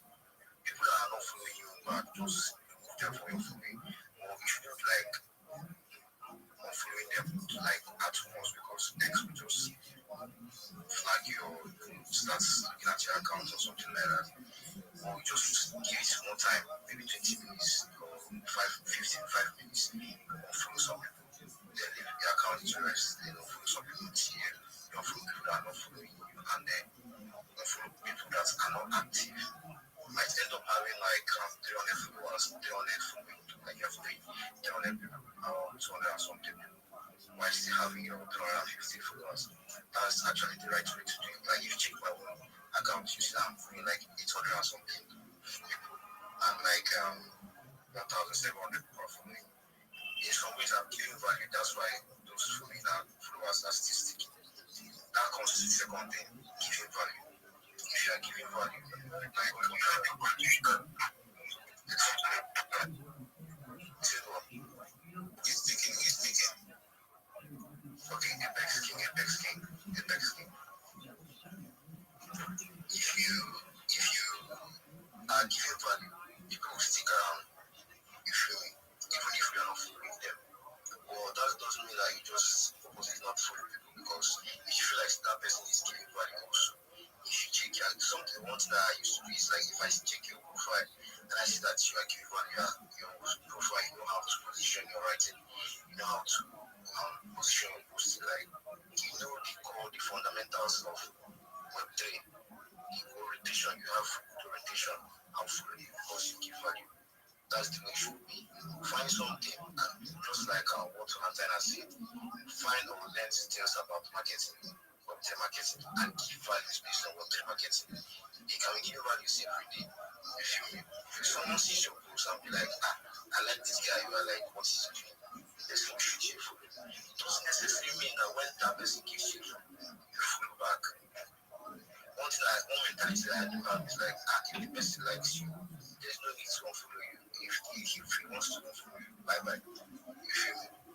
Just give value, do the things that you need to do, let your following below your followers. And the repost part, if you check it, I couldn't find the last post I made because we are having to make reposts to make it like repost is kind of too much. If you want to repost people's posts, repost only the ones that you feel like your community needs to see, your followers needs to see. Valuable posts only. And to some extent, after the reposting, maybe after 24 hours of reposting, you won't repost that post, you remove it from your tier. So I do not make your work that, like, for instance, you repost my work and I'm having value. People don't look at your profile again, people will use your profile, go to my own profile, I'll be like, hey, this guy, instead of following you, they'll not follow me, something like that. That is how, like that is the reason of giving your own value. So like, if others see people's reposts and see your value, they'll say, you have linked with value. You are linked with value. There's no reason that why I will not follow you, something like that. So that's basically what I mean. I don't know if you understand. Yes, I understand. Thank you very much. Okay, thank you, Apex King and Abney for that question too. So we have Rabbi. Rabbi, you go ahead, please. Thank you for the opportunity. Firstly, I disagree respectfully with the idea of not following people back who follow you. Um, you can get into ratios anything you want, but it's basically sending a message to someone that you don't feel that they are important, and that causes more dissension amongst your social media network, I think, than just having a really great ratio.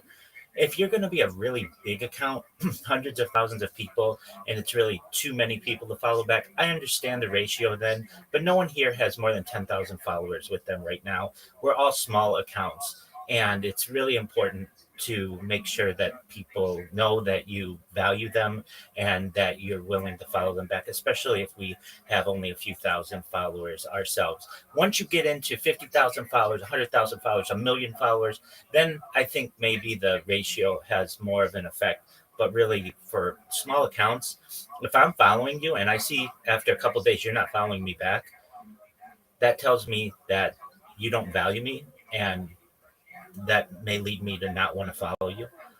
We're all small accounts. We're here to build. That's just my personal opinion, but I know I've had many conversations with people who feel the same way. It almost, in many ways, people take offense to it. So there are those of us who feel it's really important to follow people back. It's appreciated, and unless you don't actively like that person, send them a follow back. There's nothing wrong with that. Um, and then you can certainly go through and perhaps people who are not active, if you're following them, to remove them. There's nothing wrong with that. You shouldn't have a feel of superiority that, oh, this person does not have as many followers as they are following. They don't have as strong of an account, um, because really we're all small accounts. We're all pretty weak accounts in the big scheme of things. In the with the question that's posed to the room, do we need Web 2 to survive Web 3? I think this is an excellent question.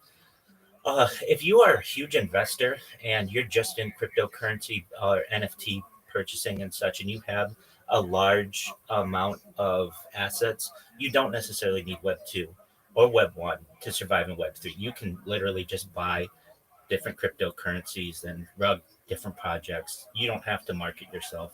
You can just do that. But for the rest of us who may need to rely on marketing and the ability to be able to connect with other people, Web 2 is essential for Web 3. Just to give a quick definition of what I'm referencing here. So, Web 1, essentially, websites, Web 2, social media, Web 3, blockchain.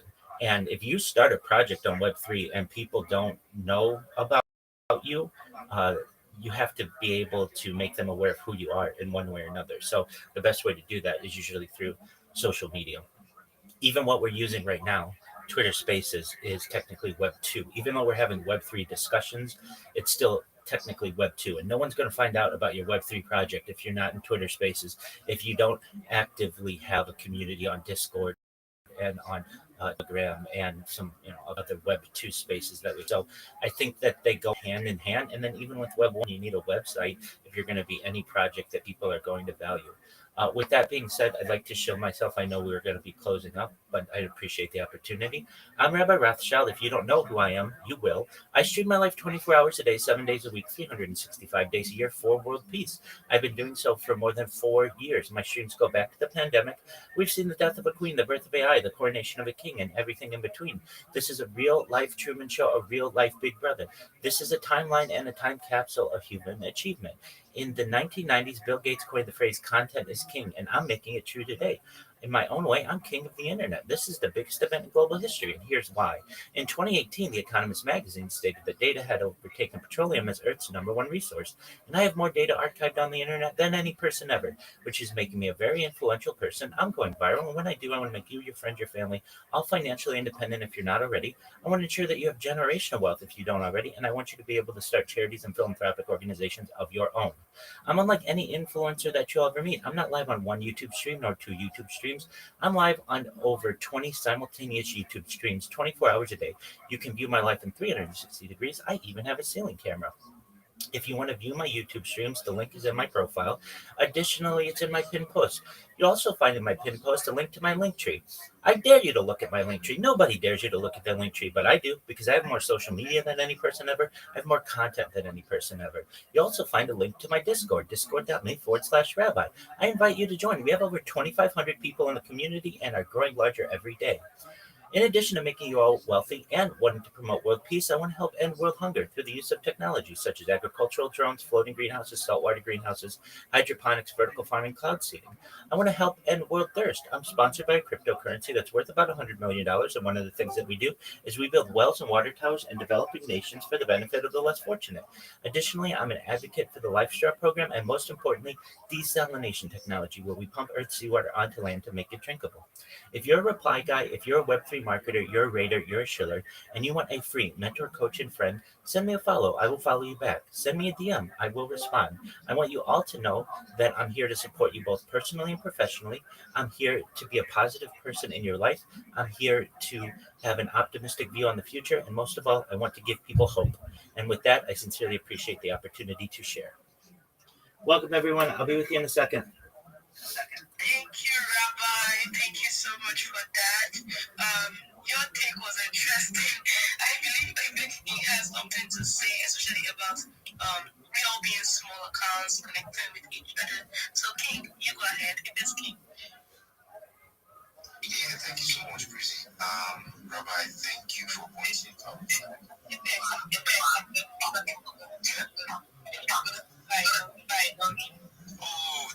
Thank you so much. She's not my baby self. Don't mind me. Thank you so much, Defy. Yeah, Rabbi, thank you so much for the corrections. And I want to point out that I didn't mean it in a bad way.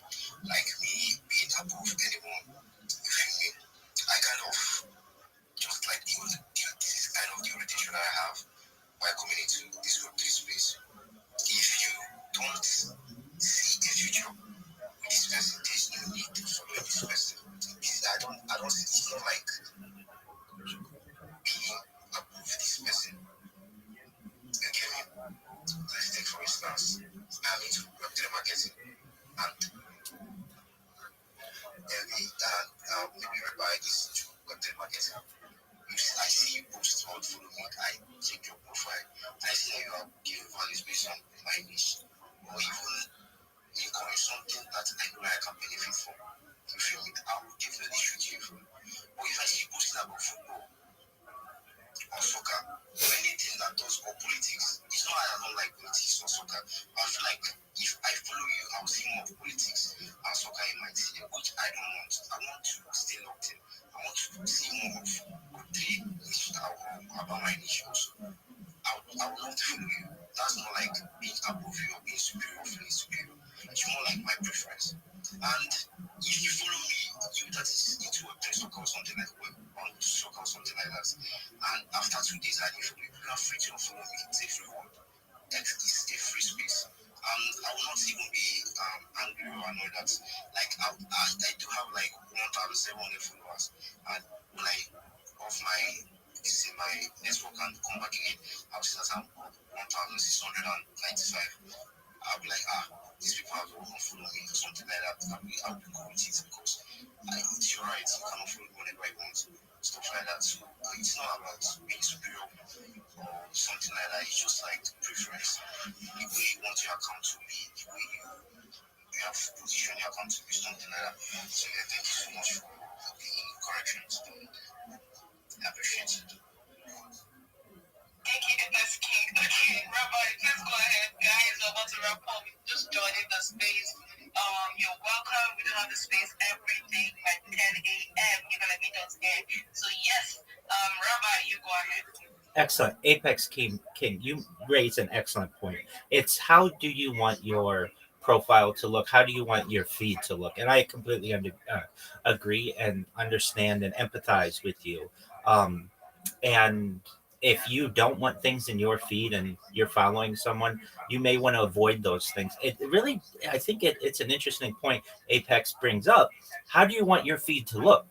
If you don't want soccer things in there or you don't want finance things in there, then don't follow people who are interested in soccer and finance. That's completely understandable.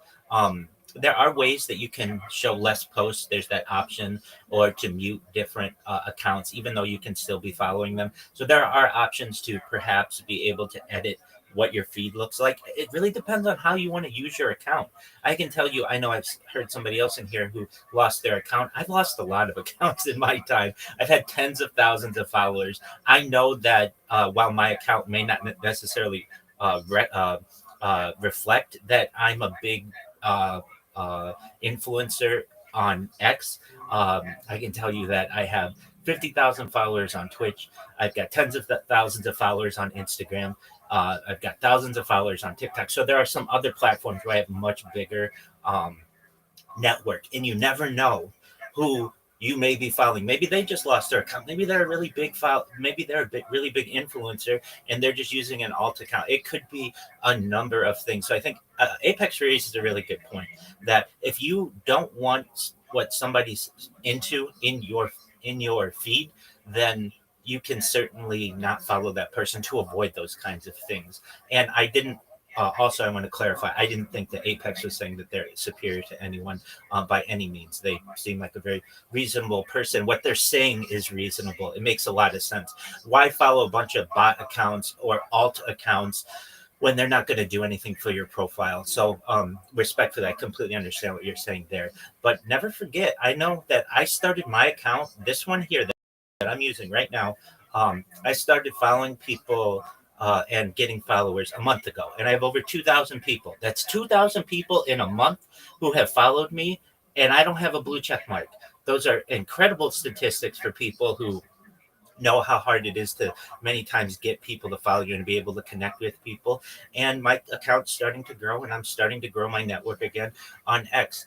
The best way, if you want to do that, is following people when they follow you back and saying that you'll do that. So if you want your account to grow, that's a really great strategy. But if you're focused on your feed, it's exactly what Apex is saying. Don't follow people who aren't interested in what you're doing, or if you don't think you're necessarily going to have connections with them in the future. However, you never know who's behind that account, and it could be someone who could change your life, who could be a big influencer. So it's a personal choice up to the individual of how they want their account to look.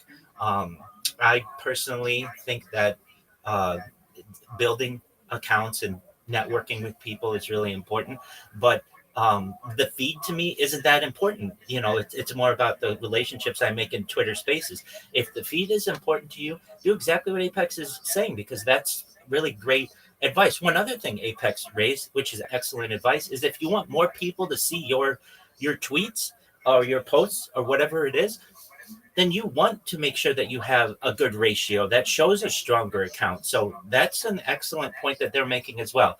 There are those of us, and I'm included in this, who could care less if you'd see my tweets. If you want to see what I'm doing, you'll look at my account and you'll see what I'm doing, and that's all I care about. But to me, what's of value is the Twitter space. When people hear what I'm saying, I know that I don't have that much of a reach. It's a small account that I have, and like many of us here, we have small accounts. So what may be important are the relationships that we're making.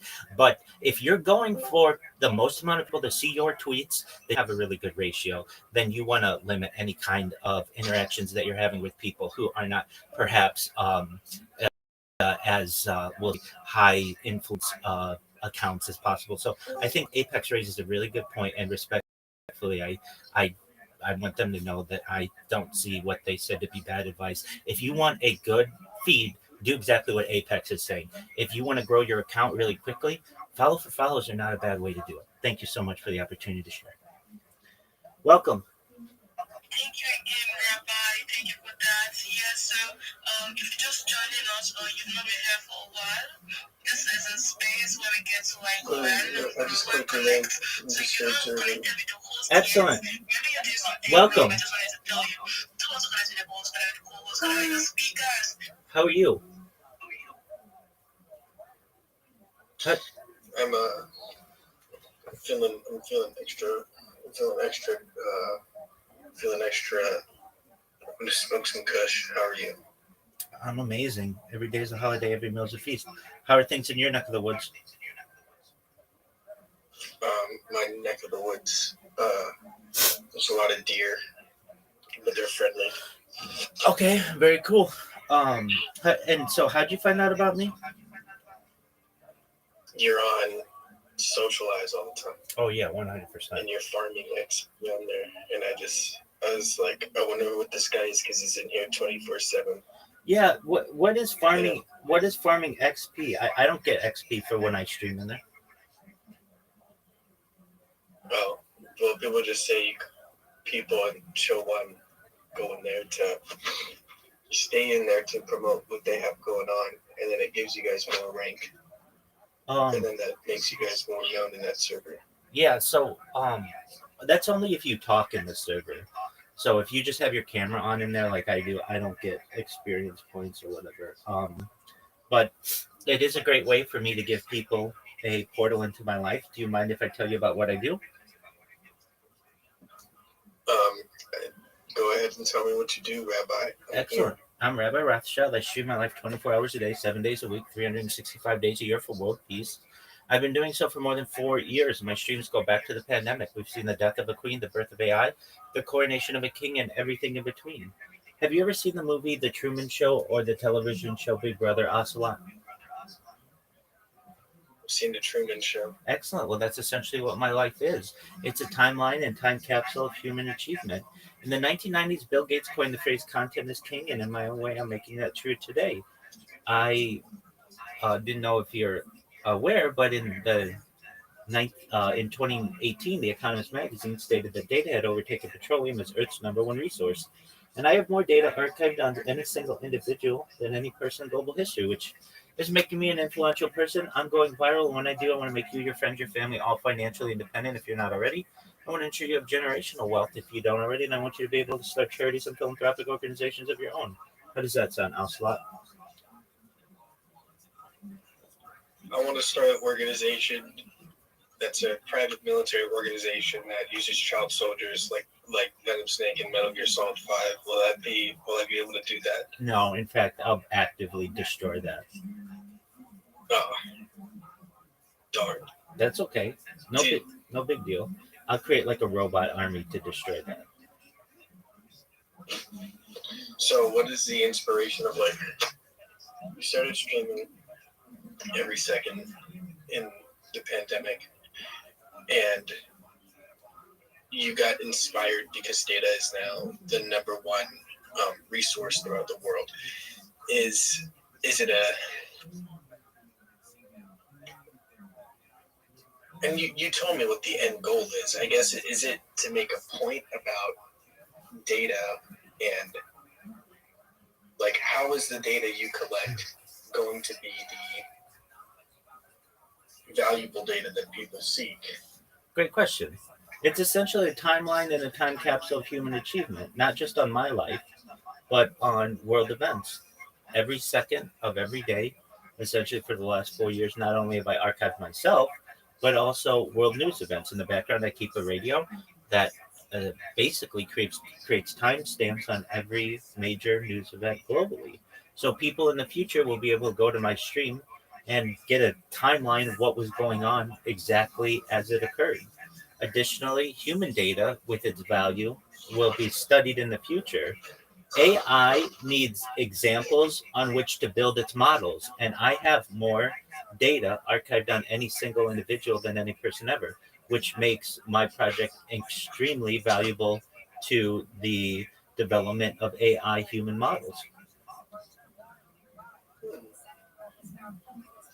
And it doesn't have to be any specific kind of data. It can just be raw data. Well, no, it does. It matters what data is. There's a difference if I had this camera just pointed at the wall for 4 years without anything going on. Would that be of value? To some extent, yeah, but not as much as the content that it's currently recording, which is human interaction, behavior, eating habits, drinking habits, bathing habits, sleeping habits, circadian rhythms, breathing habits, every aspect of human biological processes. Okay. So I guess what I want to ask is when something goes down, do you talk about it? Do you hold discussions about it, or do you just live stream news about it? Both. Are you kind of like always watching to see if there's something to talk about in your live stream, or is it more so if it gets brought up by happenstance, which is all about the organic thing of human interaction, you then report on it, and you just like let people talk for the 24/7 as you allow in this live stream? Both. So if there are events that occur, many times I comment on them, and then I get asked about them regularly, meaning multiple times a day from different parties, and we have discussions about them. I do my best not to get too political, just because I see both sides as opposite ends of the same coin. But I do my best to make comments on human development, human achievement stories, inventions, technological advancement. All of that's really important to me. And then I get people who come in every day who want to talk about an assassination, or they want to talk about a coup, or they want to talk about a global war story or whatever it is. And I let them say whatever they want, so long as they say it in a respectful manner. I let people say things that I don't necessarily with which I agree, but allow people generally to say whatever they want. The only time when I uh, warn people is if they're just screaming into the microphone or playing like an alarm or a chainsaw, like those kind of sounds. I don't put up with that. But if you want to come in here and say an opinion respectfully on something, and I feel like you are doing it in uh, a forthright way, I'll have discussions with people on any subject that they want. Okay. I have a lot more insights as to what you do now, because I used to just go and show one, and I see everyone there like completely quiet. Yeah, yeah. And so, I mean, why do I give people a portal into my life? Um, to do good. I mean, you might get interested in what I'm doing and curious someday, and then you come here and then you find out about what I do. You're like, wow, this is a much bigger project than I thought. I'm live on 20 different YouTube streams right now and have been for more than 4 years. Other people may stream their life, which is cool, but you can't go back and see what they were doing last week or last month or last year. With mine, you can from 20 different YouTube streams. It's an incredible undertaking. It actually is. It most certainly is. In When you started, did you when you started, did you have the intention to make it as like an everyday thing, or were you solely inspired by people encouraging you? Great question. I was not inspired by people encouraging me. The way that it started was it was during the pandemic, and by trade, in addition to being a rabbi, I am a certified project management professional. I've successfully launched apps on the App Store and Google Play, and I was working as a contractor for a Fortune 100 company, and my job went remote during the pandemic. And I went from not having social media to being on camera for like anywhere between 8 and 12 hours a day. And I basically became more comfortable. And after work, I would go to Tiger Woods golf course and hit balls at the driving range. And I wanted to see what my golf swing looked like. And so I started recording that. And I would say some funny things on camera and I would upload that. And I thought, after doing this for a while, this is taking up a lot of my time just uploading it. I would like to just have it instantly available to me. And probably the best way to do this is perhaps through live streaming of it. And if I'm going to live stream, well, I want to do it better than anybody's ever done it. I'm not a normal live streamer where I'm going to have, 5.5 million people watching me at once. And I recognize that. That's fine. I don't really care about the numbers. I just care about the fact that I'm able to record. This is a wonderful gift. Maybe a generation or two ago, I would have been a diarist or someone who writes in a diary, or a journalist, someone who writes in a journal. But for today's day and age, I'm a blogger. I'm someone who's created not just a live stream, but a life stream, doing my best to archive every aspect of human existence. And when I first started, for like the first year, I didn't really talk to people. I just streamed my life. I would talk to some people in my chat, or I might find people on like TikTok or something like that. But I didn't have a Discord that was open and available to everyone. And over the course of the last year and a half or so, as I've built the Discord, we've gotten over 2,600 people in it. I've been able to meet people from just about every country in the world and really built a nice framework and a nice community. And as I grow and people find out about what I do, they're generally extremely positive towards it. I get people every day, particularly on X or Twitter, who are extremely positive towards this project. They think it's really important. Generations ago, or more than that, going back to antiquity, this would have been something like the Epic of Gilgamesh or perhaps the Bible. It's basically long form stories. And that's what essentially I'm building with these live streams. I restart my live stream every 12 hours, so I don't have the longest live stream in global history. I don't want that. I want the most amount of data archived on the internet, and that I do have. I see. Huh. Well, it seems like you're just a positive voice that has niche that you want to do. That's exactly right. Yeah, I mean, Hell yeah. if I didn't do this, I would still be.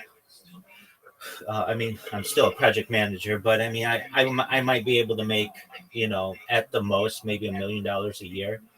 That's great, but there's the option. There's opportunity if I do this and it goes viral, which I promote it every day on Twitter Spaces, and a lot of people are finding out about it. I might be not just a multimillionaire, not just a billionaire, but perhaps a trillionaire someday. And I don't do it for the money, but I know that the amount of data that I've created will very easily, perhaps in the future, make me the most famous person ever. You say the most famous person ever? Easily. If you look at, I don't know who the most famous person is right now, but let's say someone like who's alive today, who would be the most famous, most identifiable person. I mean, it's a good question. He's probably not the most famous person, but he's one of the most famous people. Let's just take Elon Musk. Okay, in 1,000 years, what data will have been archived on Elon Musk? Well, we'll have the videos that of him in like press conferences and stuff, and maybe the companies that he helped to found. But all of that is generally going to be just limited. Well, like even people from a generation or two ago, someone like perhaps John F. Kennedy, we only have a limited amount of pictures of him and video of him, and then we have his writings. Someone from a generation or two previous to that, Abraham Lincoln. Everything that we have about Abraham Lincoln is limited. I mean, sure, people study his life, but it's not as if we have brand new pictures of him or lost archives. Generally, we know just about everything that he ever wrote publicly and every picture that's been taken of him. And the reason why we know who these people are is because they did something to society to have their message archived. And the more of an archive that you can create, in many ways, the more famous that you become, because more people have an opportunity to be able to study that which it is you are doing. And what I'm doing is at least gives the world an incredible amount of data to study. And additionally, the opportunity for people to be able to use my data for scientific advancement in the future is an incredible opportunity. If we go back, a few centuries or so, to someone like Leonardo da Vinci, we have his writings, we have his art, we have his scientific diagrams, we have his inventions, and that's what makes him. That's what has allowed him to have such an impact on our society. It's basically not so much what you do, but what kind of impact that you make on society, and the ability to study someone's life for years on end, raw, unedited, is an incredible gift to society. And I think that because of that, there's an excellent opportunity that I'm not doing it for fame, but I could be a very famous person someday. And it's more so about they did things, but the ratio of stuff that you could take from the little moments is also very high, I'm assuming. And it's also what you're trying to do of you stream everything. But in that stream, there's, because of the nature of how you do it, how everybody can join and discuss things and bring different perspectives at all times of the day, it does become a very effective data hive. You know what I'm saying? Absolutely. That's very apt of you to be able to understand that. You're 100% right. And the things that we think are important in the stream right now may be much more important in the future, and we might not even be able to detect. So what am I saying? Like right now, people just see me in two dimensions. But in the future, people will be able to like remove my epidural layer, my skin layer, and see my muscle movements. And they're going to be able to perhaps remove my cranium and see what's going on in my brain and the exact words that are coming out of my mouth right now. They may be able to somehow see these being formed in my brain as the electro signals, electronic signals are being sent from my brain and then eventually like my spine to my mouth. These are all really exciting premises that we haven't really even gotten into from a scientific standpoint that I think I'm sure in the future are going to be really important to the world. And it would be one thing if, to just have like maybe this data on just for in one video, but to have it over the course of years is an incredible amount to be able for the world to study. And you know, that doesn't guarantee that this goes viral or whatever, but the longer I do it, the more people I meet. And I think in a lot of ways, I may be 6 months out of going viral or so. I can't guarantee that, but every day I can tell you just on Twitter, just I started with 0 people, and um, I've had a lot of Twitter accounts, but this most recent account, in 1 month, I've gotten over 2,000 followers, which is a good amount just organically without having a tweet that goes viral or anything like that, just through people hearing me. So I know people are very receptive to what I say. And many of those accounts that follow me have hundreds of thousands of followers. All it takes is for them to repost one thing that I've done and for it to go viral and basically be a catalyst for a really important movement globally.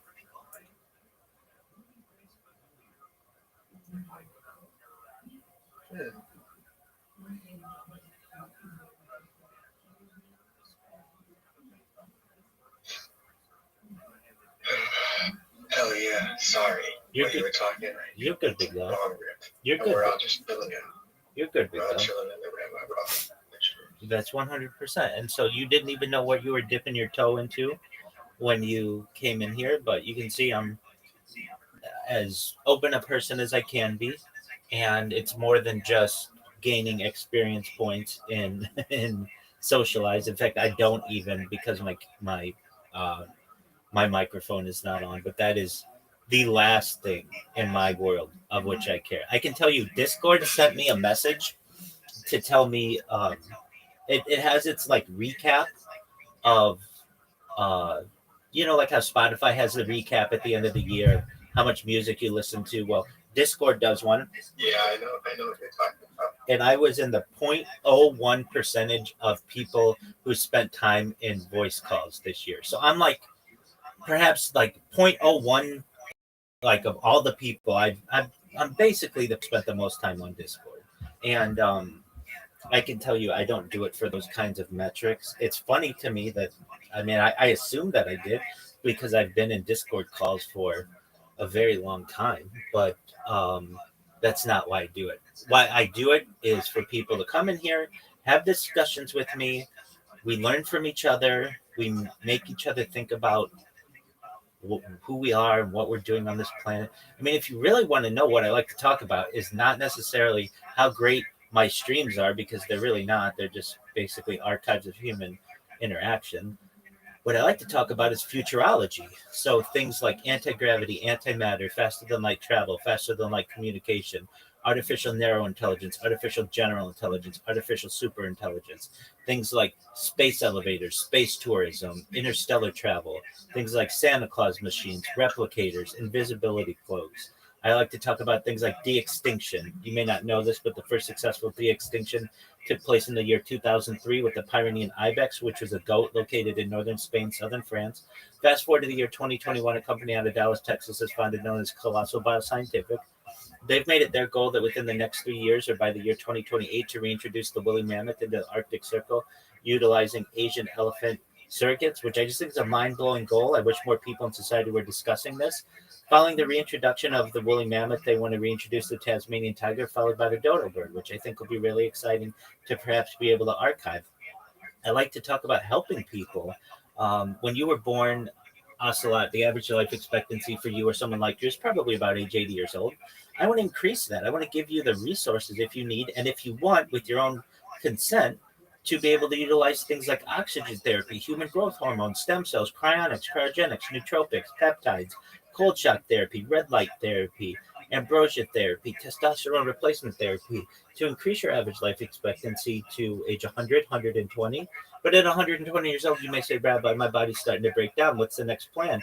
And again, this is with your consent. If you want, you may be able to utilize a type of technology known as mind uploading technology, where, again, with your consent, we scan your brain into a computer like a CAT scan or an MRI, knowing where every atom is in your central nervous system and your peripheral nervous system, for later download as an android, an avatar, a cyborg, a cybernetic being, a clone of yourself, a robot, an ethereal being, whatever you want to be.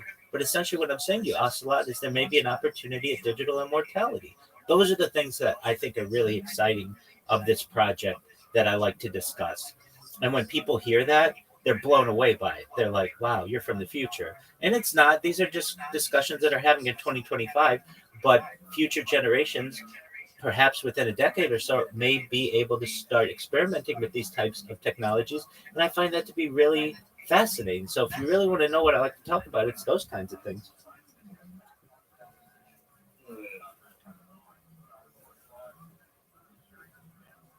Thinking about what you're saying. That's okay. It's a lot to take in. Into the cloud. To be so scary.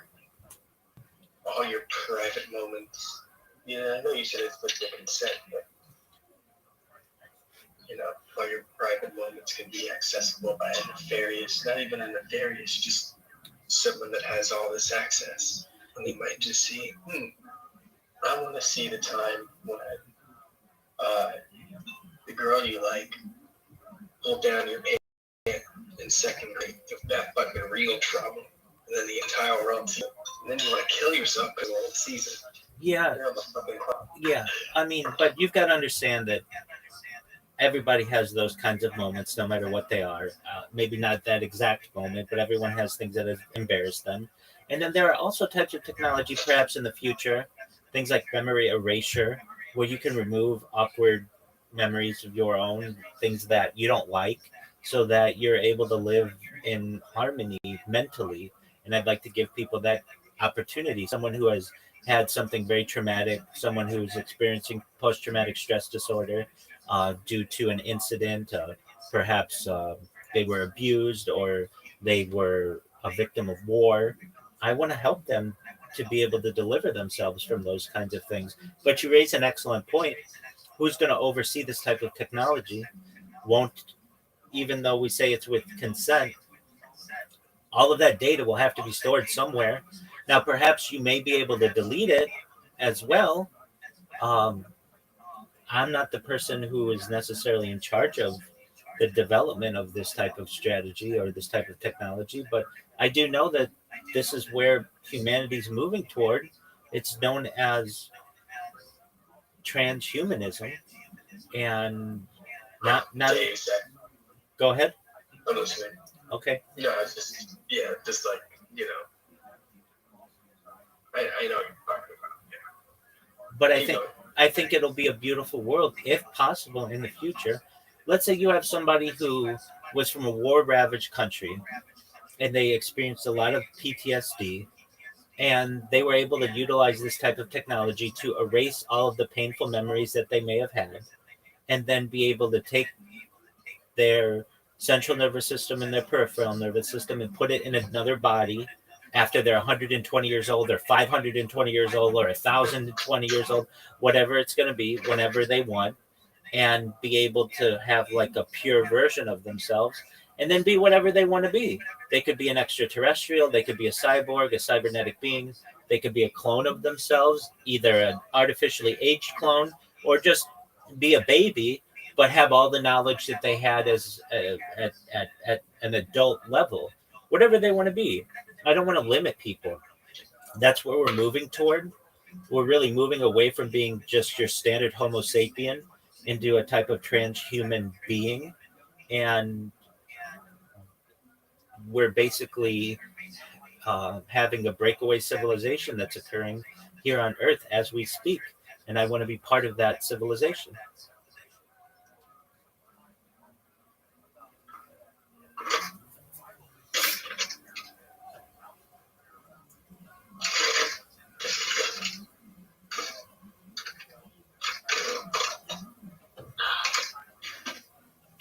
There's a pen.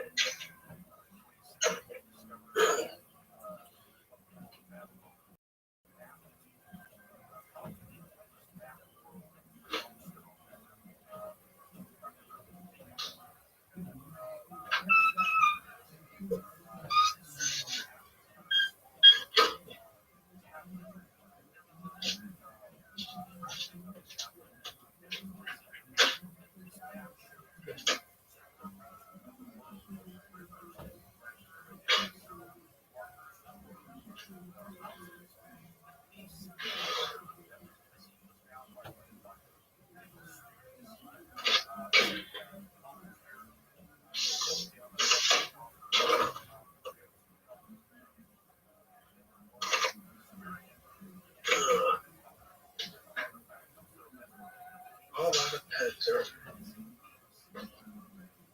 You ever need a pen or a pencil, then you realize that pen packet I bought 2 months ago that I said I'd be responsible with? Yeah, I use them all because anytime I need a new pen, I end up losing the previous pen, so I just grab a new pen. Probably in my phone somewhere.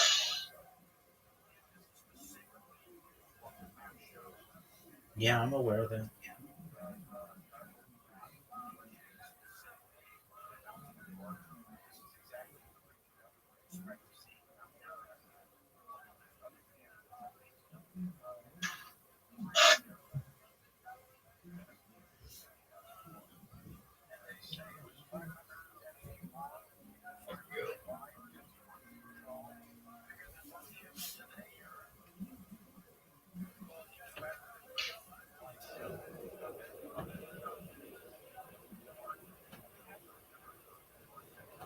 What inspired the name Rabbi Rothschild? Thanks, big dog. That's why I'm here. Hmm? Thanks, big dog. That's why I'm here. No, I'm saying what inspired the name Rabbi Rothschild? Oh, I'm a rabbi. My last name's Rothschild. That's my title.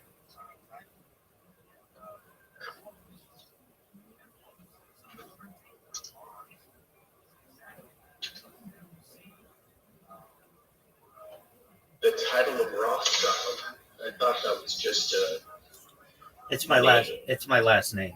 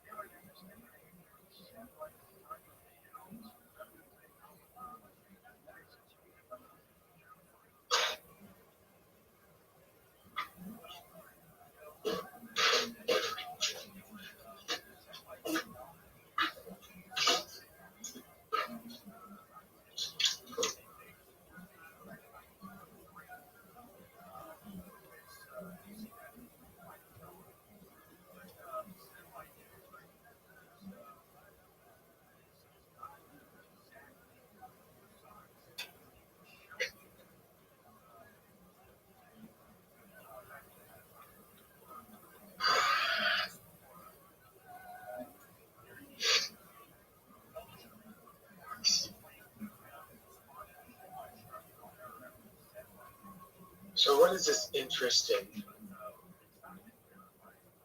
wanting to live forever? Would you consent to having your brain uploaded, or are you just saying you want to know what that's like? No, I would consent. I know that I don't have thoughts that are outside the norm.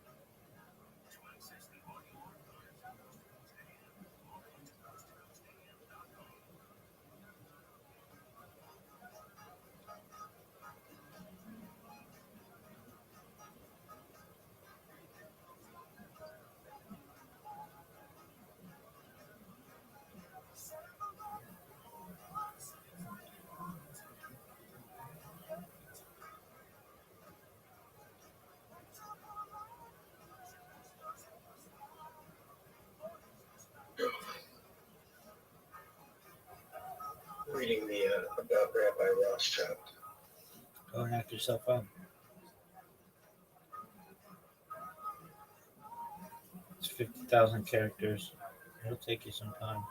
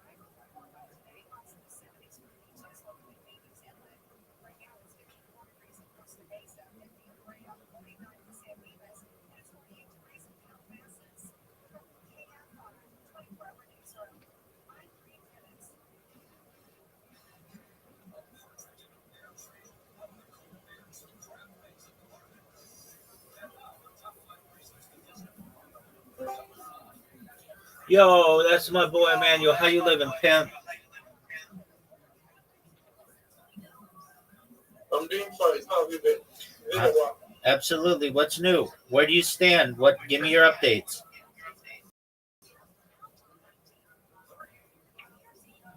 Apparently, I've been trying to create more of those apps that you sent to me. So I'm really finding it difficult to start to create some of the apps just so I can finish them. I tried creating Clubhouse and now being restricted. I actually tried creating it with a particular with my number actually. It's not really going through. I'm sending code and they're trying to receive code from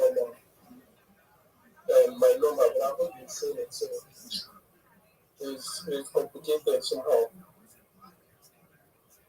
Okay, no big deal. What other apps are you with which are you having trouble? Uh, let me check.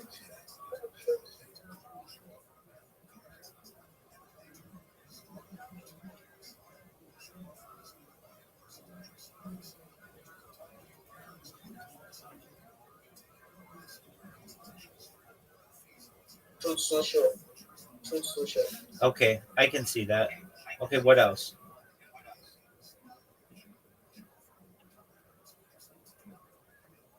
Um,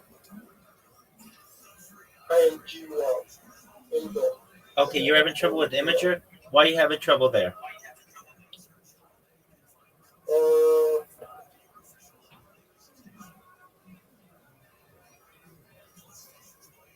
it's not really going to.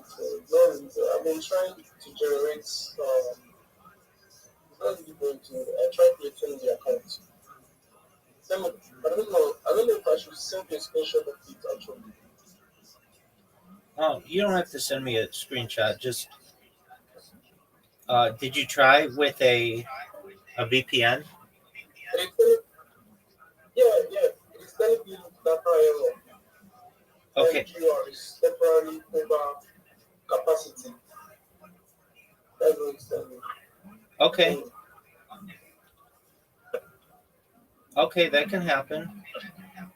Then, if that's what it's saying, then try it again tomorrow. yeah, I've been trying it. Not today. I've been trying it. I've been trying to. I don't really want to bother it, so I've been actually been doing it now. I've been trying to create the apps there. It's not really going through, so that's why I have to come back to church to know what's next. Okay, I mean it's not that big of a deal. If you can't get them right now, you can always try in the future. Okay, so are you? Um, what other? What other websites are you having trouble?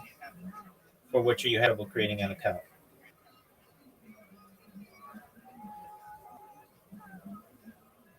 I think that's. Let me check there.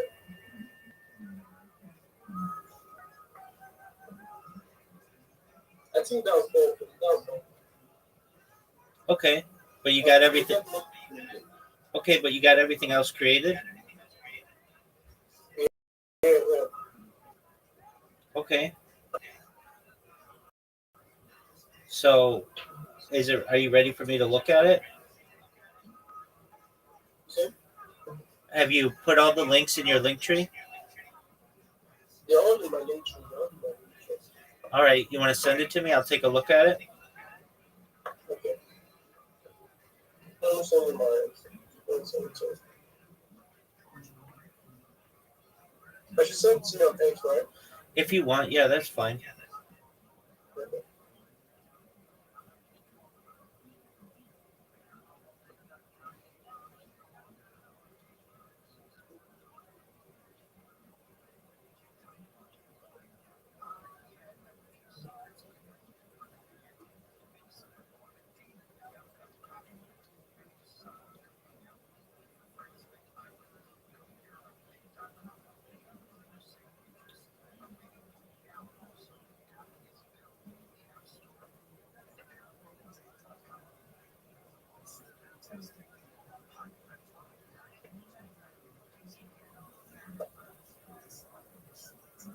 I sent it. Okie doke.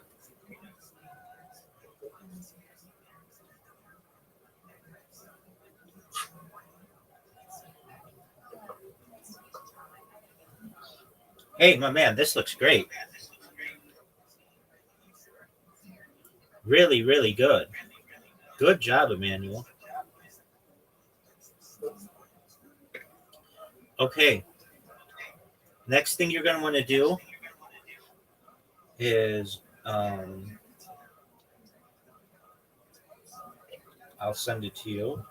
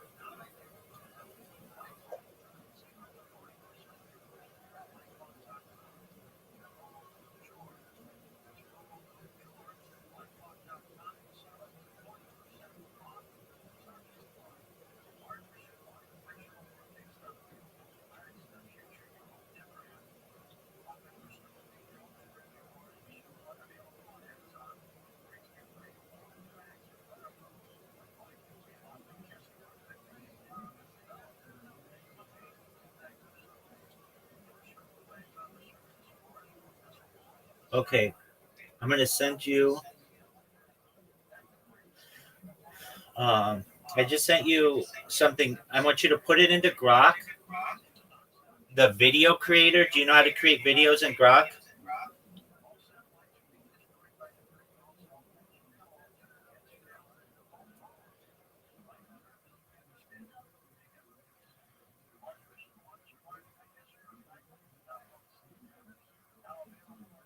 Emmanuel, can you hear me?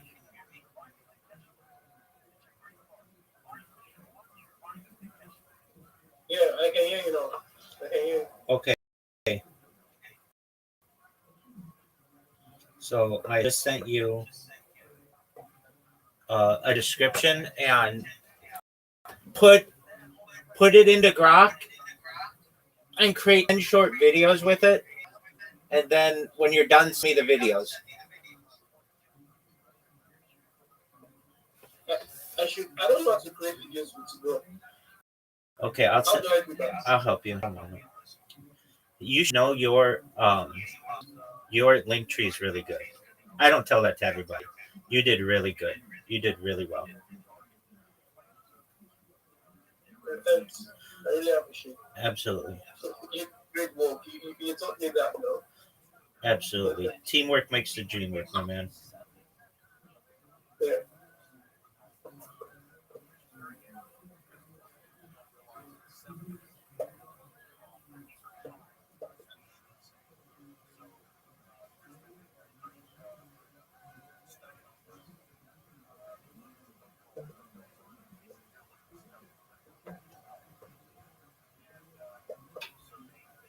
Okay, I'm sending you the instructions. Let me know if you have questions, okay? Okay. Now, keep in mind, you can always just ask Rock if I'm ever not here and you don't know an answer to something. Just ask AI and it'll answer it for you. But if I am here, I'm happy to answer your question. So, do you see I sent you in X some text and then what to put into Grok?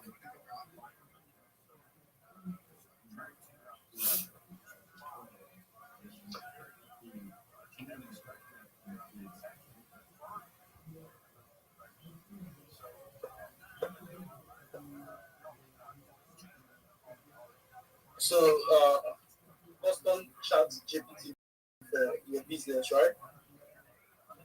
Wait, what'd you say? Yes, ma'am. I clicked on the link you sent. Yeah, it should say It's directed a beginner's guide. to It should say a beginner's guide to Grok Imagine. Yeah, so read through that Yeah. and it'll tell you what to do. There's like a 6-step thing. Download the Grok app, sign in, find the Imagine tab. It's at the very top. And then start creating, generate an image, make it a video.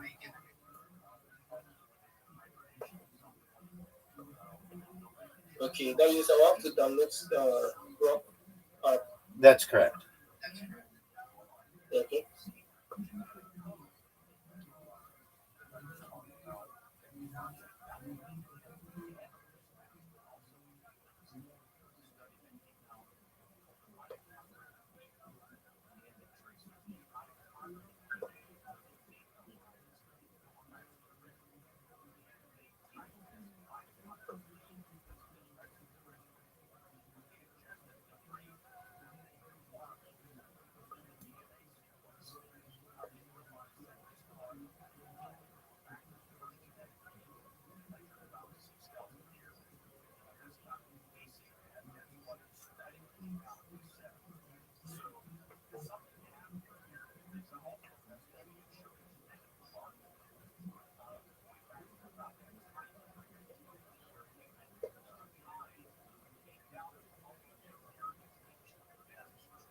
Okay, I'll get back to you. Okay. Sounds like a plan. I'm here if you need help.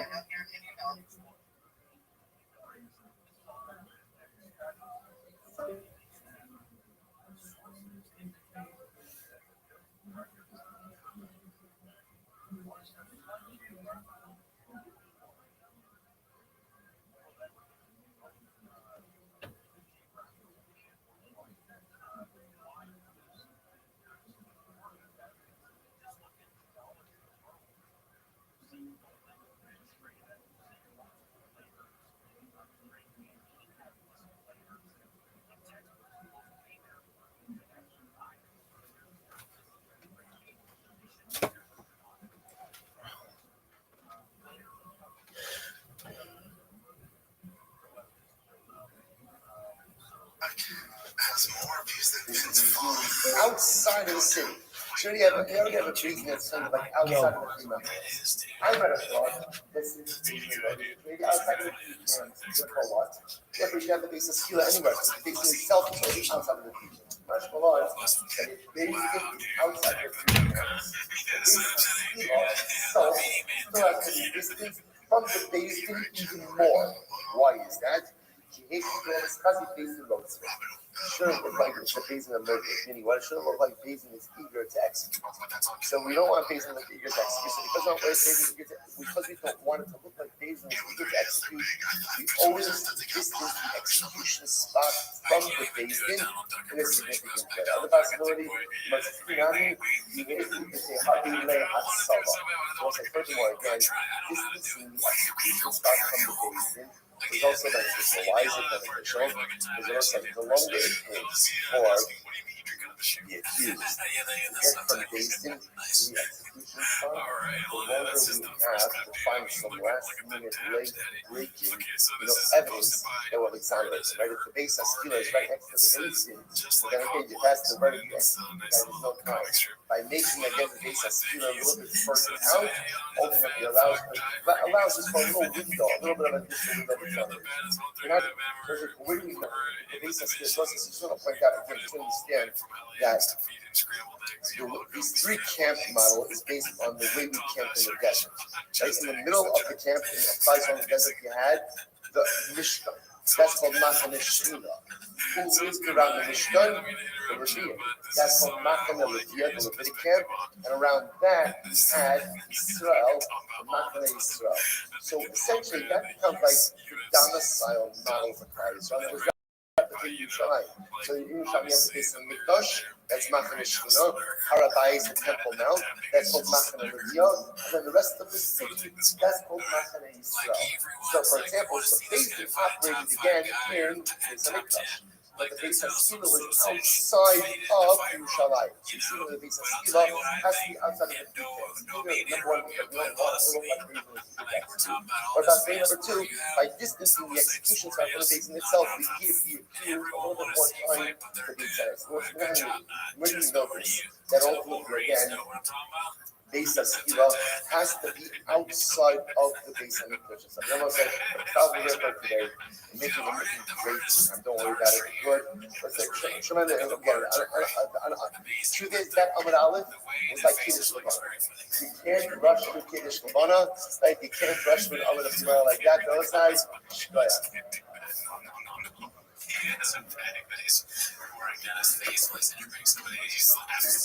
All right, everybody, have a great day, everyone. That's awesome. Oh, that's great, dude. Give it up for that, dude. That's true hard shit right there, dude. That's funny. That's just like Hot Ones, dude. I wish I was that good. I've always had a cartoon. Yeah, that was really good stuff. We're spoiled this week. They're gonna say. We got a Carlos Menchkis's clip today, dude. It's posted by Earwaves. Great name, never seen it. Carlos Mencia calls out Joe Rogan for stealing a joke from failed comedian Brendan Shaw. Oh my god, this is incredible, dude. Okay, it's everything you could have asked for and more. And I want to hear. I'm not gonna say anything. Well, he's about to spell that name. Thank you again for everyone for understanding the so acclimate to our new surroundings, especially Caledonian, the architecture in the back of there, and there's like also look for it, also about the rattling noise in the food track. There's nothing really that's there. Not exactly sure what it is that's occurring, but I know that I'm on it. Is he going to quote Health and Great? That's all right. Building settling. In fact, there's a chance there's a world where Brandon Shaw has no idea we exist with Carlos Mencia knows. He's going to tell Mercedes. I've seen him drive around the videos listening to our lanes at the cover, dude. What if they like me? I want to come on the show. Oh, seriously? You didn't know about this? Oh, I'm sorry, the one to bring it up, bro, but well, the way this is laid out is nobody is sitting. It's so funny. Yeah. I'll be back tomorrow. My car is actually here. We invite thank you all of our sponsors for this morning to thank our annual sponsor for Captain Pay. Christmas truck about yourself. You get to go to your Brussels as you host. Anyone that says you look like that is just trying to hurt your feelings. And then the other Amit friends of Rabbi, brother of It's like you have to like get in that stance. Sponsors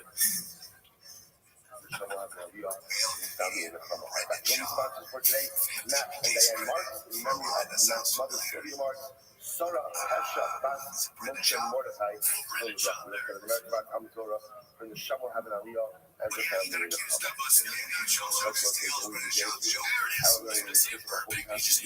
Then we felt the message to bring the rest of them home, the Shalom and the Their craft services on my TV.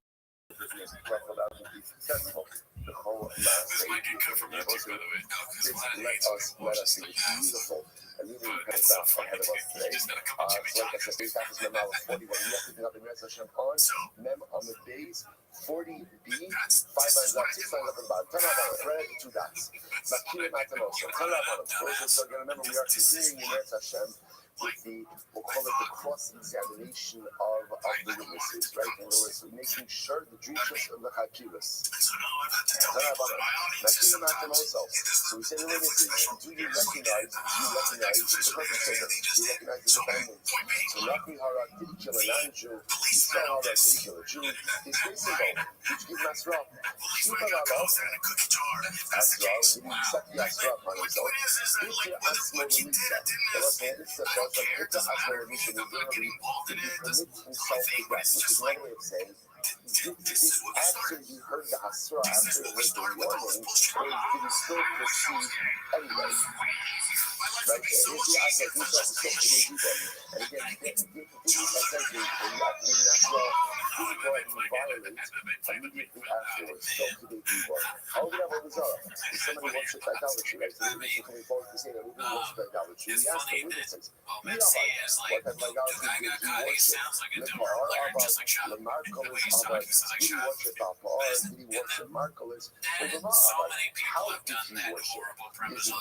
Did he offer carbon? The keter, incense, the mitzvah of libation, shachava, prostration, and he's asking all of these questions. Fine. So Amar Ula says, Minaymas from the Torah.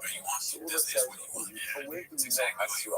So what's an interesting idea? So from where do we know this concept that someone has to be warned before they go ahead and commit an Avera in order to be liable? So he lets us know that Asherika Asdachoso, Bas Ave Ubas Imo. The law of Ergasa, because it says that the man will go ahead and have a relationship with his sister, the daughter of his father, the daughter of his mother, and he will see her Ergos. The man says, what does see have to do with it? Like, there's nothing about see. The issue over here is one of actual relations. What do you mean, Ergasa? Ella, I see.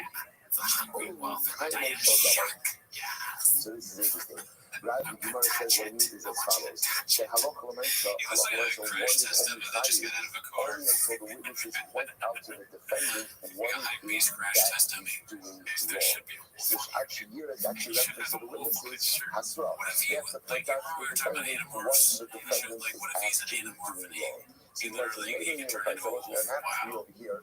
The prohibition that they're referring to over here is the courage bearing prohibition, right? Incense is the courage bearing prohibition.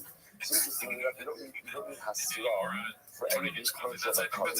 Why? Because courage is carried out by a punishable. You only need hasra when you're warned for an infraction that is going to be punished by a penal-based thing. So they're only in the courage, so I don't need the concept of hasra for a courage bearing infraction, top of the number 41A, to name in Lamakus. So go ahead and give it over to Nokus. Okay, so for here we see this is English interpretation. So here we see in the car the source for the concept of hasra. So the Hizkiah, so the Yazi Tush Arei, the heart of the Arba.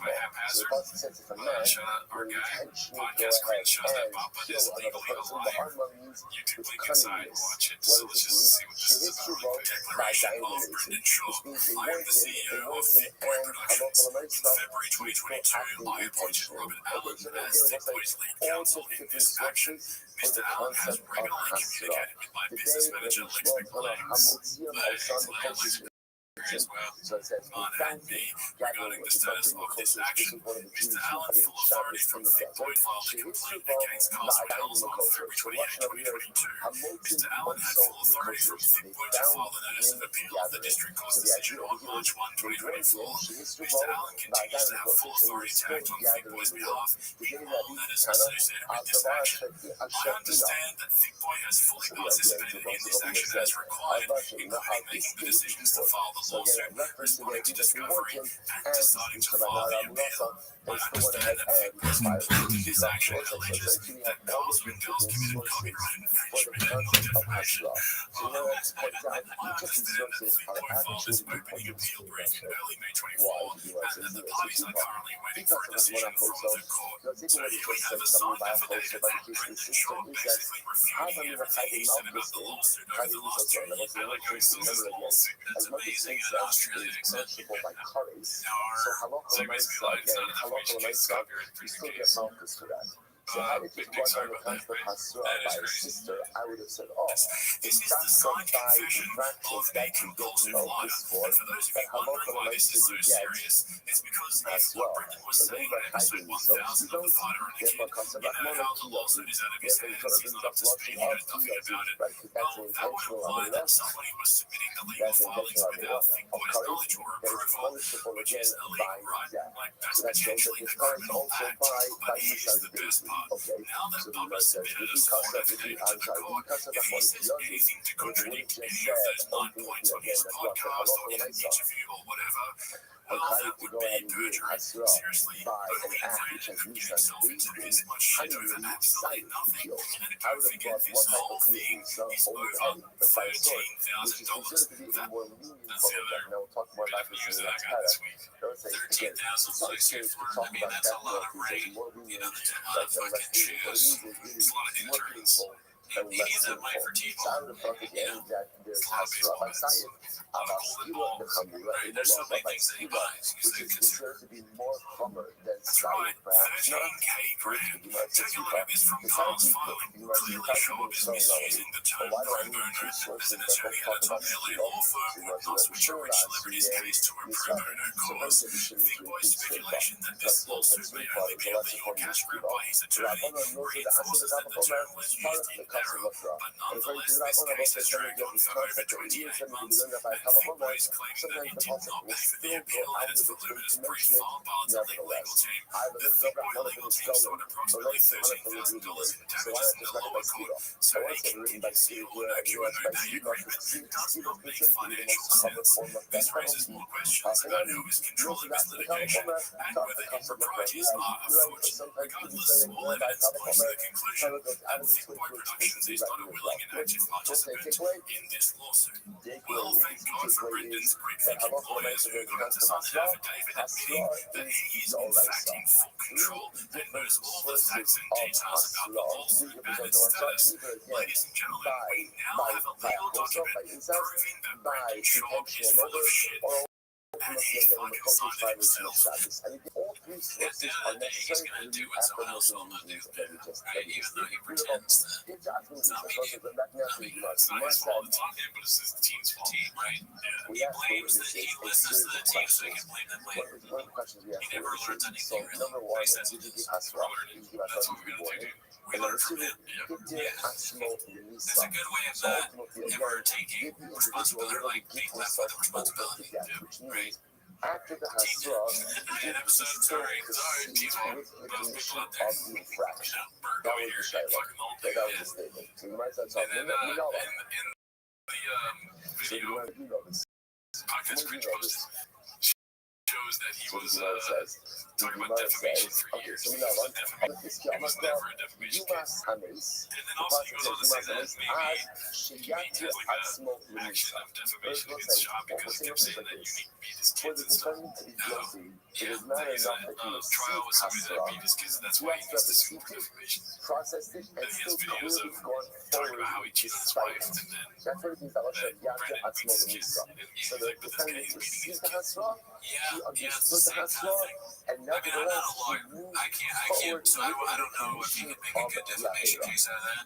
It's a good point. So the man says, how do you know I this? mean, Because the audio Rothschild, cheating if you you're must talking have to this. 10 million It's double dickies. Rothschild. Stop watching Mass means in a he podcast heard that it, somebody he beats the guy processed that does it, it. but he Does that mean that nevertheless violated the you know, idea. could be So he must the actually, thing I think of it like, to literally again, okay, he commits job, himself to death, very which dumb means guy. he I moves think forward, that you even could though make he an received argument that he doesn't know what defamation is. I'm That's not- true. He you know, may it's think that they think about it defamation just a is moment. copyright It infringement. sounds so That would crazy. be Like, epic can if you imagine in this? court they prove Right? that You Shop's a even say to dumbass. Ruben, Yeah, there's like, if you my kill client Shimon, is very tap you're going to be put to Oh, but death. can you And imagine yet an what? easier And legal Ruben argument to make proceeds with it, on the knowing history of that arguments his that ink is there. the judge, Like, his all ink you have is to there. the judge So or he's the doing jury, it. So whoever, Ruben probably is just like, judge, because it's you like, want to yourself, a jury trial or if it how goes to could trial. someone do But something the so judge would hear or look at So anything it's like, Shabbos think done and about be like, it. okay, yeah, I So believe that he do doesn't the know same what thing defamation every is. day, right? Every time I commit to that day, Your Honor, right? I didn't know it was. Deep down I know Your Honor, it's I used to wrong. think drive was So done with deep the deal. down, but it's All wrong. they have to I show can him ask is for that every the single interview time. of So Pablo like, the Duck maybe there are and some Shop things thing that that I Donald do Duck is wrong. that I know that are not correct. But it's I'm not gonna walk to my truck It here might with be this something thing. that you,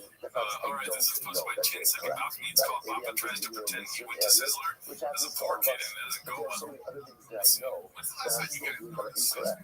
And yet, I still do it. Sometimes day in and day out.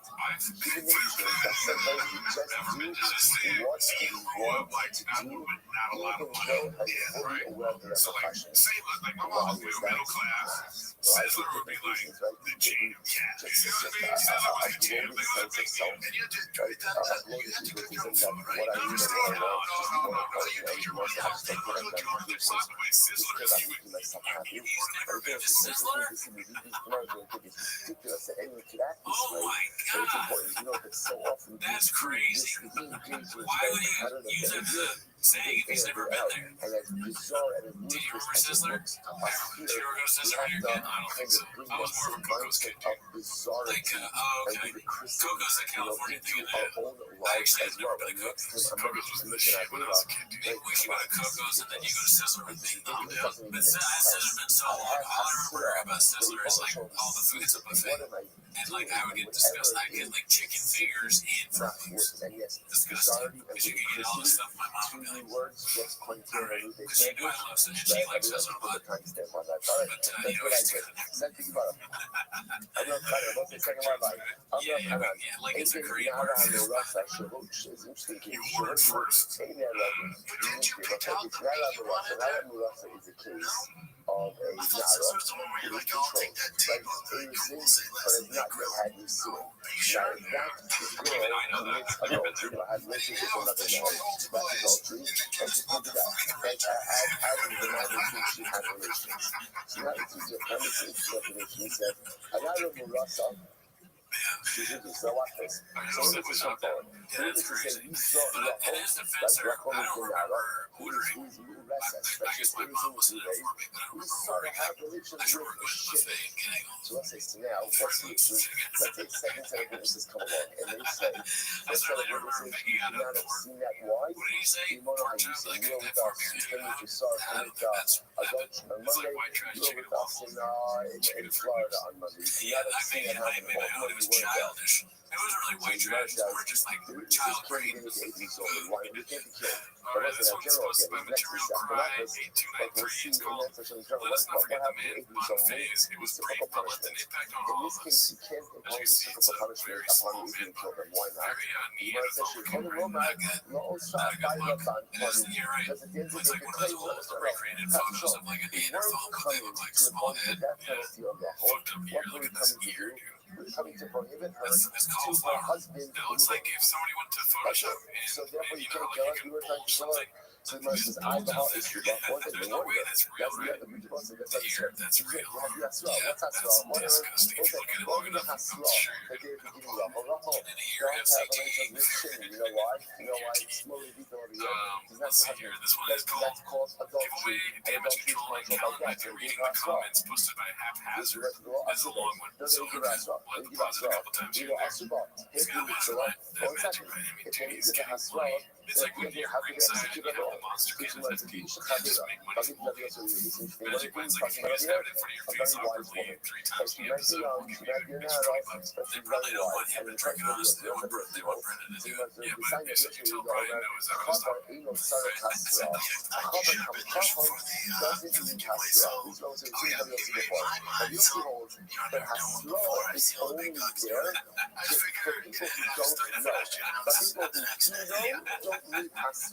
So therefore, God's been giving over here with Rachel, who is the Isha Chayil, she's a well-learned woman, and therefore she knows that her goal is Asher. So because she knows that it's Asher, therefore what? Therefore, Halach no Hasra is necessary. So the Gemara says, "Fish no written Hasra ala Achim." So it's showing the written Hasra only there to distinguish between somebody who's potentially unorganizational and if Rachel is a wise woman, she does not need the Hasra. Either paper or even the or second. Witness is fascinating. Witnesses can't equal to death, right? So if they know how some about the witnesses, they can't equal to death. Therefore, what? They have no ability to put her to death either. So the question is why? How do you like English Shata Yachol Hazima? Because English Shata Yachol Hazima, no Shema English. Don't say this is fascinating. A fascinating testimony of fact over here. Any testimony, right? Anytime witnesses can't be made you're not fit to testify. So okay, what's the problem? Let's say suspension release. If you're going to give testimony, essentially, what Allah says, you have to have skin in the game. But that's what's your skin in the game? What's your skin in the game?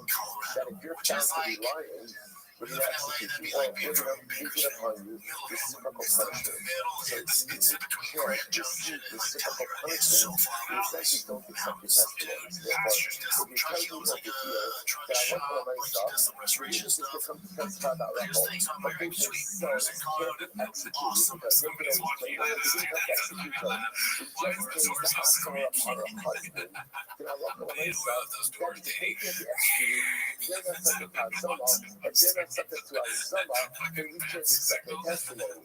So therefore, then what do we do over here? To which the Gemara says, here, how can I come up?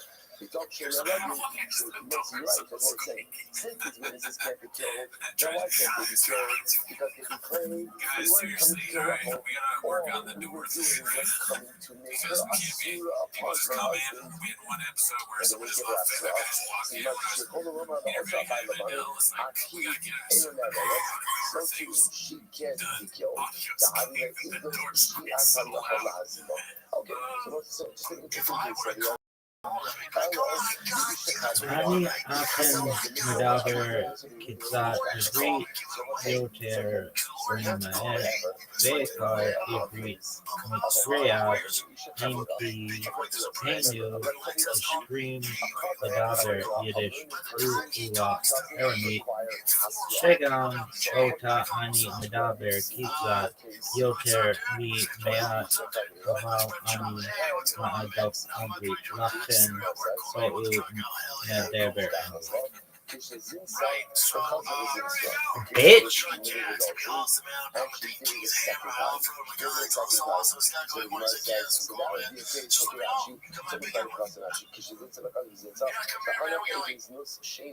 Ele ia falar uma outra coisa para nessa, acho que nos bichos vão falar because in that case, the second witness is the only coming to do her upon her husband. Why? She's already putting it upon her husband. When is she already putting it upon why is she already putting it upon her husband? Why? Because Allah makes again, she didn't do it the first time, so she must already be prohibited. You want to have some radios? Gemara says, remember, so that next thing the only reason when we come testify is to have her executed. I begin the whole Romar, Rothschild, coming to when living her upon the second man with whom she committed adultery with. She's in some because she committed a second act of adultery with the same man. She's in some for that, or she went ahead and she committed adultery with one of her husbands. She's already prohibited upon this individual to begin with. Okay, now that was so she was a good enough.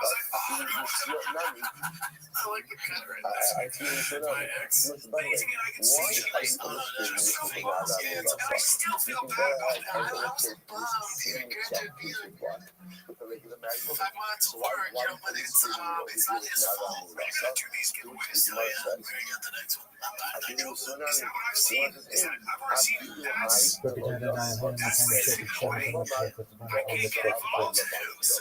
Your connection. That the witnesses could say, the witnesses show up and testify originally that Rothschild never regards you with shame, but they could claim that they're coming to ask her upon Reuben. You know what? Rothschild's not believing you. I'm not a judge of that. She just be rejected outright because she's not living. So what do you mean you're coming to ask her upon Reuben? Yes, In that case, you claim that there's a big podcast. Okay, all right, stuff.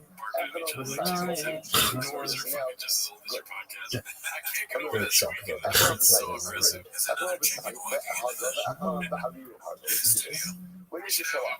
When did you show up? Now, the witnesses come up and they claim that we didn't kill shit. That was one of them, sorry. How do we drinking attack you? This is what we ask. How do you even kill shit? But specifically, what weapons did you use? What did you use? So what happens? One witness says, we didn't use a sword. And the second witness says, we didn't use an axe. An axe. So let's just not do that, guys. See how it goes? Ain't nothing. This is not a fake because they contradicting each other. So they totally contradicting each other, therefore again the testimony is thrown out. So let's say so remember again because this obviously is a very specific detail that needs to be ironed out. The contradicting testimony is here essentially nullifies the Reuben. Means the testimony is not a decent testimony, and therefore again it's discarded. To be clear, we're not claiming that they're lying, right? Remember again, there's no reciprocal, like they're not even zoning. It's just that the testimonies don't line up, so it's inadmissible. Ain't nothing. So much I don't let's go let's find out. I don't care what the money is. How is it nothing?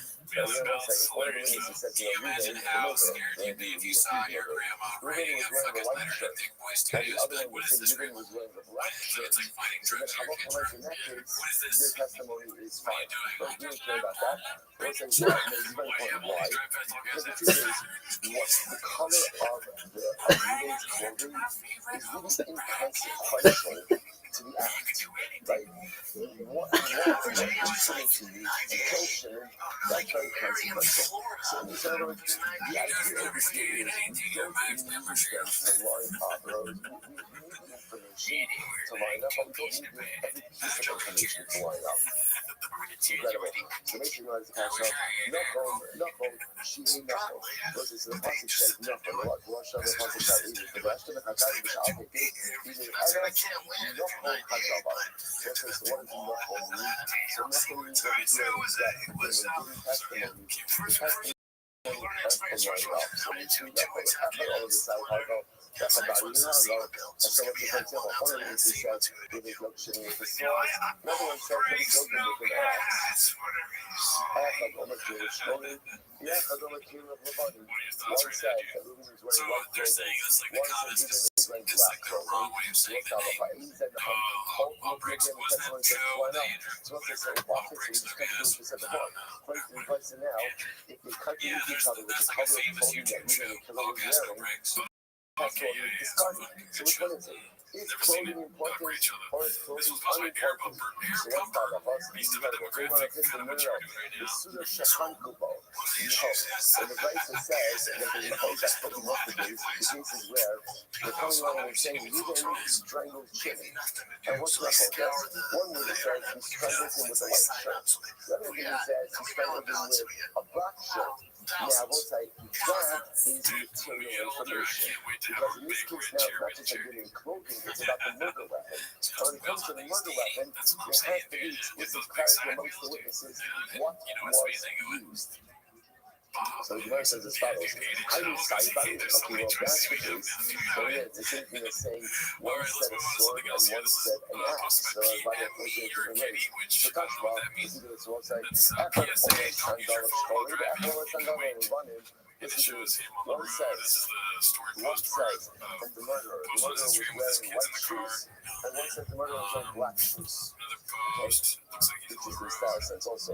And you know, so the nice again, so the nice one is wearing white shoes, wearing black shoes. So the nice guys, what kind of I mean, I've never seen a straw picture the testimony doesn't line up. That's true. So it's here, But he's so never we have used to a straw. do it. There's so many straws. Just look like I love for And I myself. mean, if he doesn't love it, his lips love it. Look at this dude. Jesus Christ. It's like cauliflower lip. But yet, the closing of the murder absolutely does matter. So what's going on over here? So the U.S. is housing out if you don't ship bought and both is on dollar the harbor. No, what's the case? The case is where Reuben kicked Shimon and killed Shimon by kicking him. And that's the case the shoes of the murder weapon. If you shoot the murder weapon, then I will have less than you explosive target for one of those touch off. Nice about the friend Zakai that say to Enoch, so it's a number of the Mishnah. So one time when Zakai was examining the case, and he asked them to claim that Reuben killed Shimon underneath the fig tree. And remember, what about Zakai? Zakai says, okay, tell me a little bit about the fig tree. Tell me about it. Right? What were the stems? What the stems did? Tell me about them. So the Lord says, they have time though. So what the animation indicates, it seems to indicate that even other details that are not about the murder itself are still important. The witnesses still have to check those boxes when testifying about what's going on over there. He had two or three mentions, the Allah committed us. So what the case on there was saying where the guy actually detached a figure from the tree on Shabbos. That was the case, that definitely. So again, uprooting the tree like detaching a fig from the tree on Shabbos is in and of itself. That's capital crime. So that's what we're talking about over here.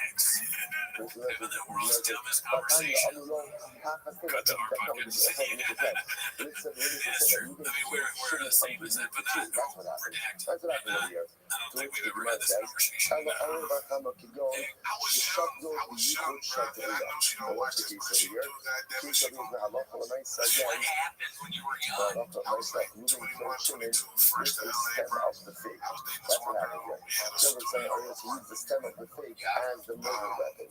First says, touch on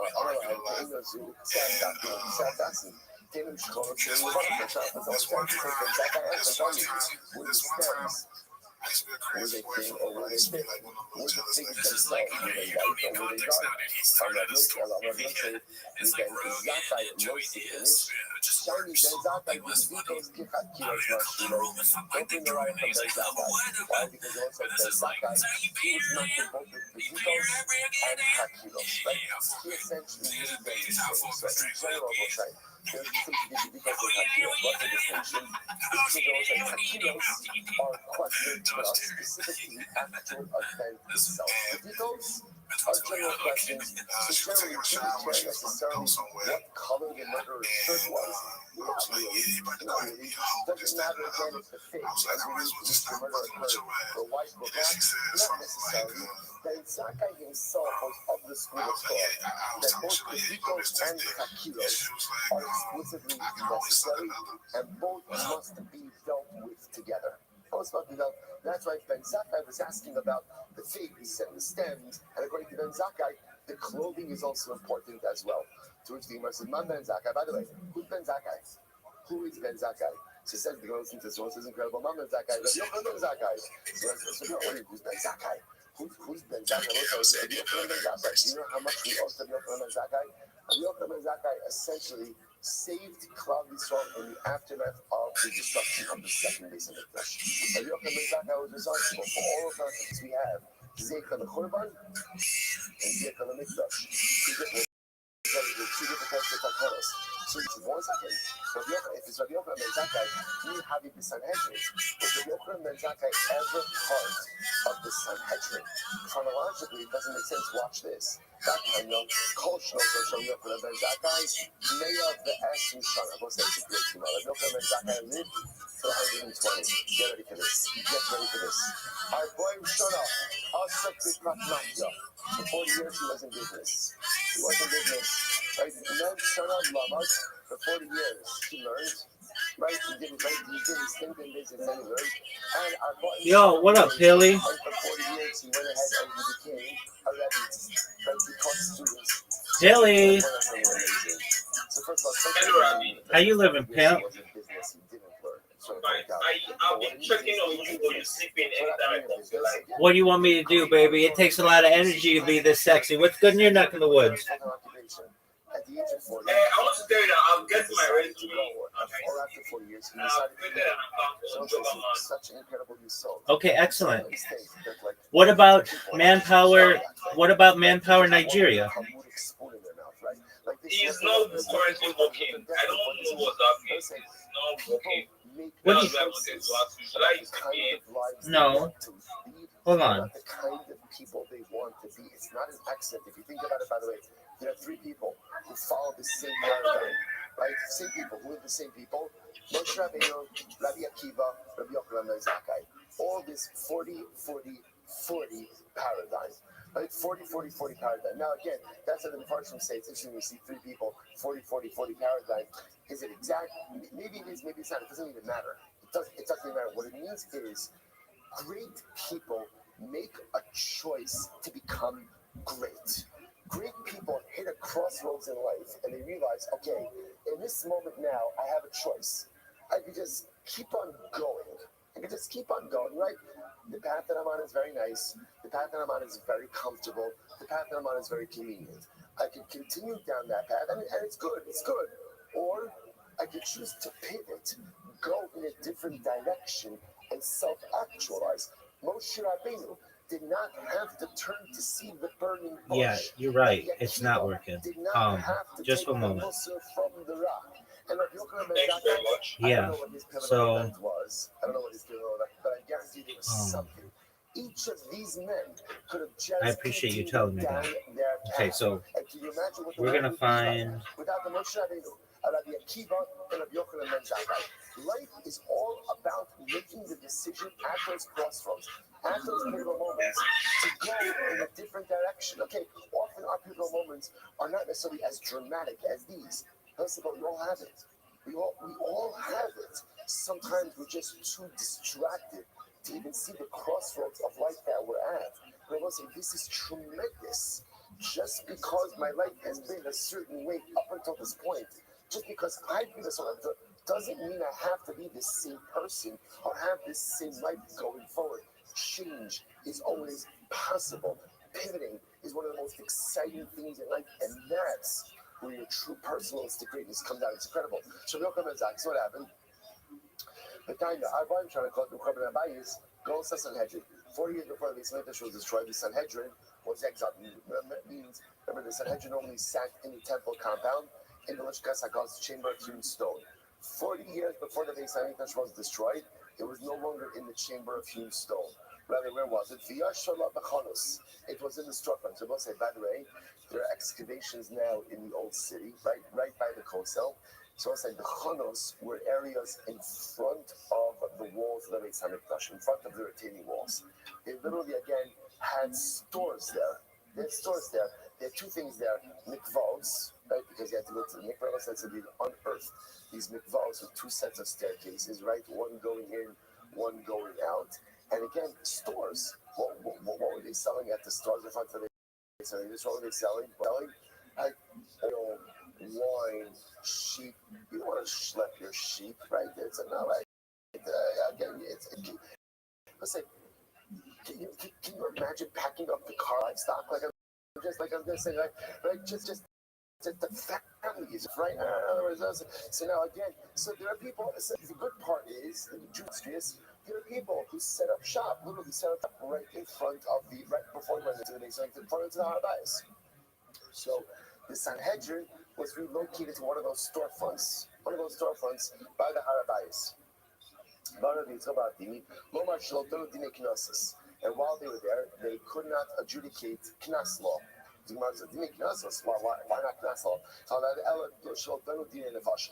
They weren't able to adjudicate capital cases. With none that we learned, so here we have it. So remember, the Sanhedrin itself was exiled from Lishkas HaGazis 40 years before the Beis Hamikdash was destroyed, which means there are no capital cases adjudicated already 40 years before the destruction of the second Beis Hamikdash, the second Beis Hamikdash.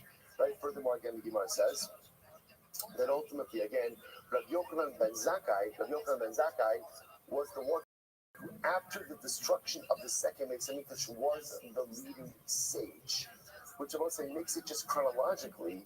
Rabbi Yochanan ben Zakkai was not sitting on the Sanhedrin when a capital case was being adjudicated. So if that's the case, the Ben Zakkai over here in the Mishnah that's asking about fig trees can't be Rabbi Yochanan ben Zakkai. It can't be him. To which the Gemara says, it's always exciting. I always find it exciting. I guess I don't get that much fun. And I say, just like when the Gemara gives you history, right? It's just fascinating because a lot of times what we're missing when we learn Gemara is any kind of historical context. What is everybody living? What's happening over here? So here, this is a major piece of Jewish history over here, right? Because Rabbi Yochanan ben Zakkai, the Gemara says, could not have been a member of a Sanhedrin which adjudicated the capital case, because Rabbi Yochanan is the ranking sage when the Beis Hamikdash was destroyed, and there was no capital cases being adjudicated for at least 40 years earlier. So that Pashtas, he was never involved, at least as a sitting judge on a capital case. So the Gemara says, Ella ben Zakkai to Alma. It must have been another guy named Ben Zakkai, not Rabbi Yochanan ben Zakkai. So it seems to be clear. He saw that Rabbi Yochanan ben Zakkai, Rabbi Yochanan ben Zakkai ben Zakkai. So I'll say it can't be him. First of all, because if it was him, how can you call the Hebrew Rabbi Yochanan ben Zakkai? Ben Zakkai. How can you do that? How can you do that? This is a Gadol Hadar. How can you possibly go ahead and just call him Ben Zakkai? It doesn't make any sense. To which the Gemara says,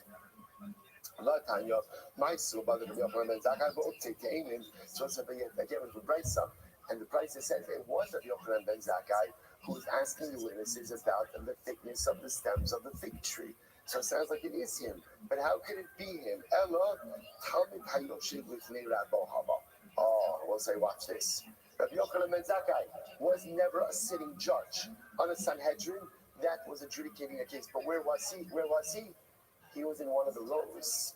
He was a Talmud. He was a student. He was in one of the rows. All right, Billy. In front of the Sanhedrin. I'm sending you a new list. Upload your resume to the list that I just sent you. They took input from the students sitting in the rows before the Sanhedrin. Rabbi Yochanan ben Zakkai was a student. He piped up and he said, "Hey, Chevra, what about asking the witnesses about the stems of the fig trees?" And they liked it. And what happened on the base? So let's say, and again, remember, in general, whatever a basin could do to exonerate, they always want to do that.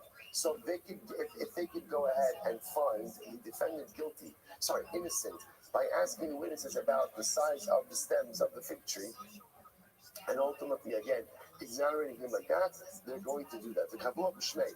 And they liked it so much that they established it in his name. They established it in his name. So the Gemara says, Ki hava lomar, ki hava lomar, ben Zakkai hava, ki hava karli b'tamud roshei be'rabo, ki hava limei, hava karli Rabbi Yochanan ben Zakkai, ki karli ben Zakkai, avshin b'nei kara, ki karli Rabbi Yochanan ben Zakkai. Billy, check your Discord messages. When he said this ruling, he was a Talmud. As the Talmud, what was his name? How was he known? Ben Zakkai. So now again, therefore, when it records it based on where he was holding at the time that he said it. That was Ben Zakkai. Obviously, now we know him as what? Now we know him as Rabbi Yochanan ben Zakkai. Incredible. So my Silvada, Mavin Hakiras, my Afidu Shnayim Omer. So remember again, when it comes to chakiros, the big difference between chakiros and bedikos. What's the big distinction? The big distinction is as follows: that when it comes to chakiros, if the witnesses go ahead and contradict each other, or again, contradict each other, if they get something wrong, they're disqualified. By bedikos, if one gets it wrong, even if two get it wrong, they're fine. So the Gemara says, what do you mean even if two get the bedikos wrong? That's obvious. Billy, did you see the message I sent you? Here's interesting. If when it comes to the bedikos, right? If one of the witnesses says, you know what, I don't know. So we'll say, what's the halakha? One of the witnesses says, I don't know. It's fine. Then we'll say, there's no difference if one witness says, I don't know, or if what? Or if two witnesses say they don't know. In other words, once one witness says, I don't know, then by definition, what you don't have is a cohesive unit of testimony. So once that happens, what does it matter if one says I don't know or if two say I don't know? So I'm not sure. Billy. When it comes to chakiros, I want to remember again. Chakiros are the questions that are absolutely indispensable in order to have a proper testimony. The chakiros afilu shnayim omrim yadanu ve'echad omer eni yodea. So what's ultimately again when it comes to chakiros? Billy. Two people say you know, even two people say we know, and one says I don't know. They do some betela. Ultimately, again, the Eidos is bottle. Eidos is bottle. Kiman Rabbi Akiva did not give Shlosh Shlosh. So here's what's interesting over here. Let's say you have a group of three witnesses. Rabbi, my Baba is pretty fast. Right, and what happens? And one of them says, Just check your Discord messages. I sent you a new list. So nevertheless, the Eidos is still bottle. Yeah, I'll send it to you. Right? I'll So switch three it on. witnesses. Excellent. Come back to me when you're done, okay? One says I don't know. What's the Okay. halacha? All right, no problem. Thank you very much, Rabbi. You're welcome, my friend. Good job. Bye-bye. Did not give Shlosha Mishnayim. Rabbi Akiva says a testimonial unit is a testimonial unit, and three is the same as two. So once you present as a group, then by definition you're a group. As a group, in order for the group to be an effective Eidos, what has to happen? They have to be able to go ahead and answer all of the chakiros together. So therefore, again, if one is unable to answer the chakiros, then halacha l'maisa again, it disqualifies the Eidos. But we learned elsewhere that the Eidos is still good. So what it means to say. Even when it comes to chakiros, shnayim omrim yadanu ve'echad omer eni yodea, edusam kayemes kiman d'lo prediki. Rabbi Mar switches gears. Mar says, no. When you have a group of three witnesses, we'll say, as long as two out of the three can get the chakiros together, can get the chakiros correct, then the Eidos is good even if the third one messes up. That's halach. If the third one messes up, halacha might say the Eidos is still good. Not like Rabbi Akiva. So we'll say, I was going to point that over here. There's a fascinating machlokes. We've actually seen this before, which is when you have a group of three witnesses, in order for the testimony to go ahead and be upheld, do I need all three to be certified, or is it just enough to get two out of the three? Rabbi Akiva says you need all three. We don't paskin that way. We paskin that two out of the three is good, because we also paskin that witnesses can even be strung together independently. So therefore, as long as two out of the three are getting the chakiros correct, we're good to go. Very loud, but it's good. We're learning Sanhedrin in the Yeshiva of Rabbi. It's incredible, right? They learn Sanhedrin, you learn Sanhedrin, and that's Sanhedrin, but they're not Sanhedrin. But they're learning the subject Sanhedrin in the Yeshiva of Rabbi. What did you learn?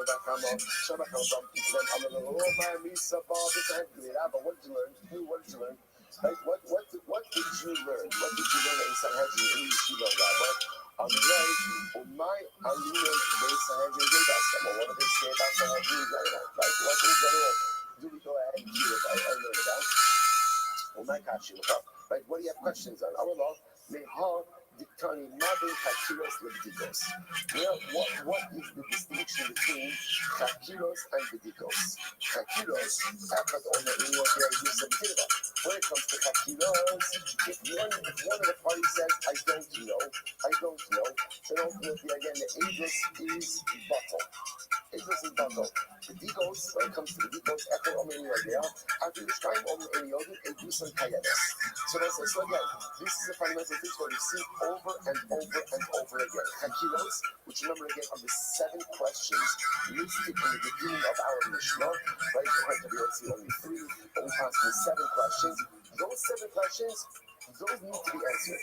And if you can't answer it, either you answer it wrong or you say, I don't know, the halacha is, you're out. You're out. If you get those wrong, you're still in. What's an example of the bigger question? For example, the bigger question? Like color, right? Stems of the fig tree, color of the figs. They're important. Now, again, they are important. And remember, there isn't complete discretion with those. They're important, but they're not necessarily part of the core details of what it is that occurred. So therefore, again, one or both witnesses gets Chakiros wrong, you're out. One or more witnesses get Bedikos wrong, you're in. Now, we want to say, but one, Nifti, easy, I see, Maishna Chakiros, Maishna Bedikos. I understand, why is that? They're both Toraisa. both Chakiris and Mikos are Doraisa. They're both Doraisa. Then why do you have latitude with one, not with the other? Amalei, Havi, Ashto, the Chakiros, and the Echa Eliyah. And you said the Hagi, the Edu, Shiata, Yachal, La'azimo. The Titos, Echad, Omer, Mehan, in your there, Kayanes, Edu, Shiata, Yachal, La'azimo. Just it's a very simple distinction. By Chakiros, I will say, all of those questions are what are necessary in order to make the Edu susceptible to our summer. And remember, I will say, the cloud is witnesses who cannot be made into Edu Zomanim, they have no skin in the game.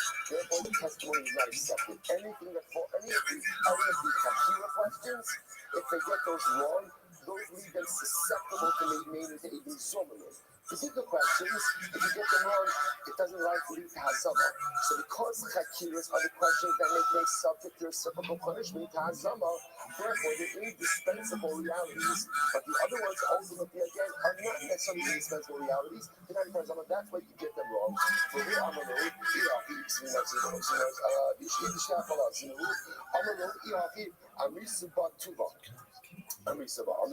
so it's remember again, this whole exchange over here is an exchange between right? So Rav Kana Rav Safra run into Rabbi, right? And also, I'm sorry, run into Rabbi Kama. I'd like to say something if I may. So Rabbi Kama says, wow, boys, incredible. Thank you so much for the opportunity. I'd like to share my project with you all. I'm Rabbi Rothschild. If you don't know who I am, you will. I stream my life 24 hours a day, 7 days a week, 365 days a year for world peace.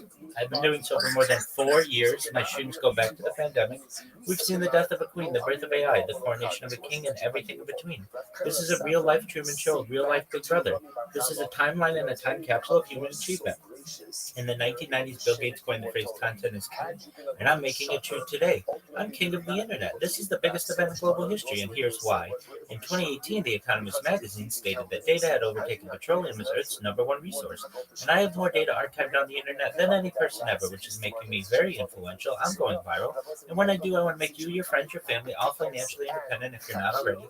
I want to ensure that you have generational wealth if you don't already, and I want you to be able to start charities and philanthropic organizations of your own. I'm unlike any influencer you're ever going to meet. I'm not live on one YouTube stream nor 2 YouTube streams.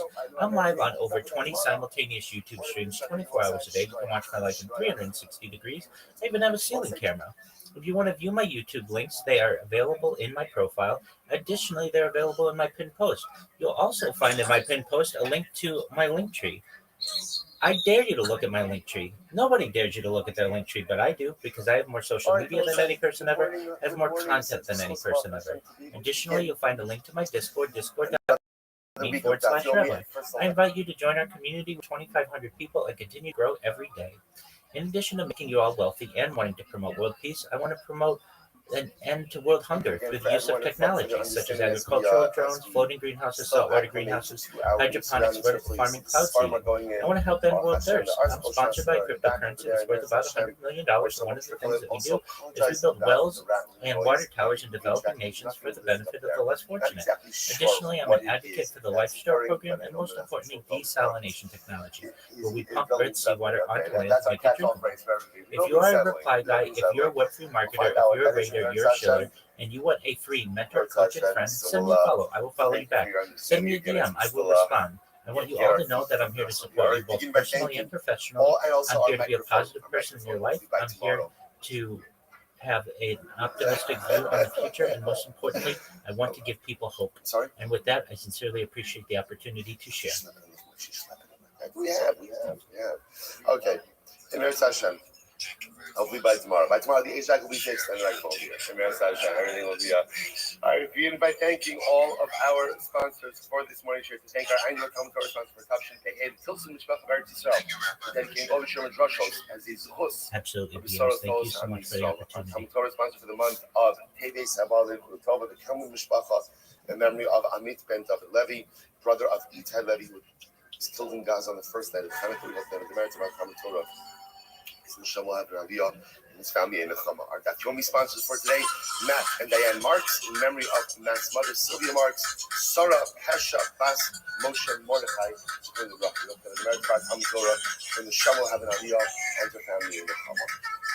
Rest of us as always we dedicate elevating and specific holy hostages that Michelle the man should bring the rest of them home with shalom and with the child and the merit of our holy soldiers and the trust that others be successful with whole massive evening. And also with this, let us be a beautiful and really incredible daf ahead of us today. So like I said, today's daf is Mem 41. We are picking up in Meretz Hashem on Mem on the base 40b, 5 lines up, 6 lines up in the bottom. Tan Rabbanon, right as the 2 dots. Bakira Matamoso. Tan Rabbanon. So again, remember, we are continuing in Meretz Hashem with the, we'll call it the cross-examination of the witnesses, right? In other words, making sure Drishas Mechakiras. Tan Rabbanon. Bakira Matamoso. So we say to the witnesses, do you recognize the perpetrator? Do you recognize the defendant? So Nachri Harag, did he kill a non-Jew? Yisrael Harag, did he kill a Jew? Yisrael both. Did he give Masra? Kibar Alov, Asra, did he accept the I'm not a trader, but I know like it's about the market and business and things like that. So I saw that this is like a shoe and shoe springs, and I just keep up to like shoe myself. So I don't know if I'm permitted to. Because conversation I was going on. Oh yeah, you're permitted.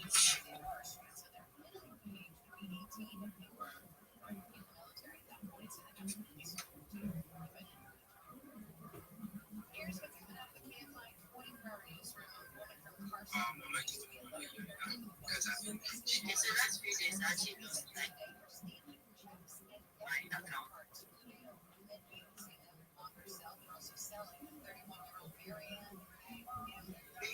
I think you're wrong, but because it's not too fresh,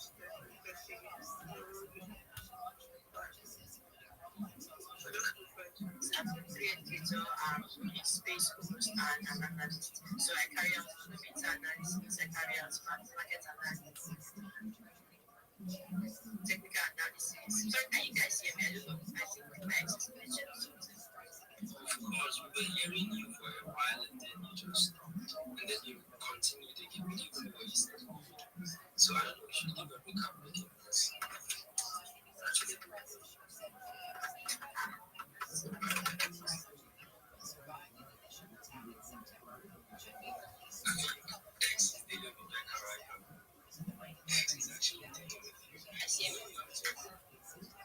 Can you hear me?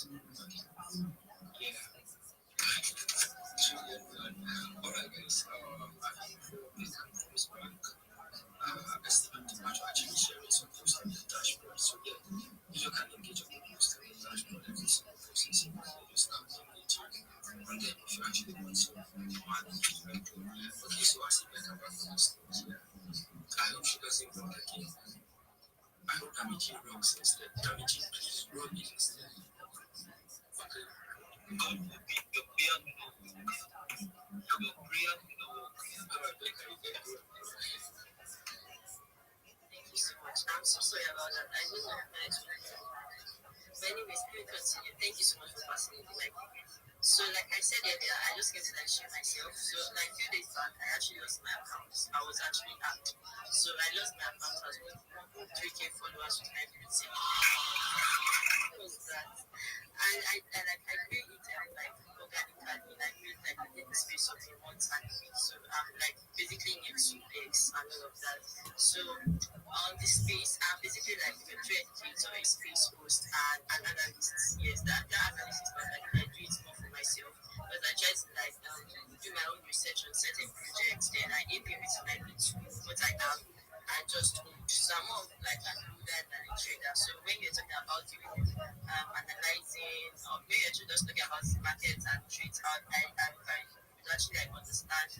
things you do.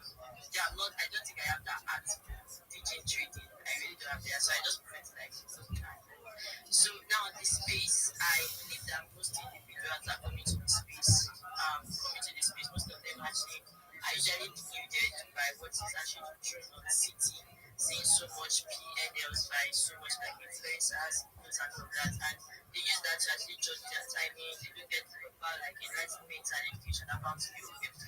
So I use my space to actually boost educative, enlightening, and conversational topics.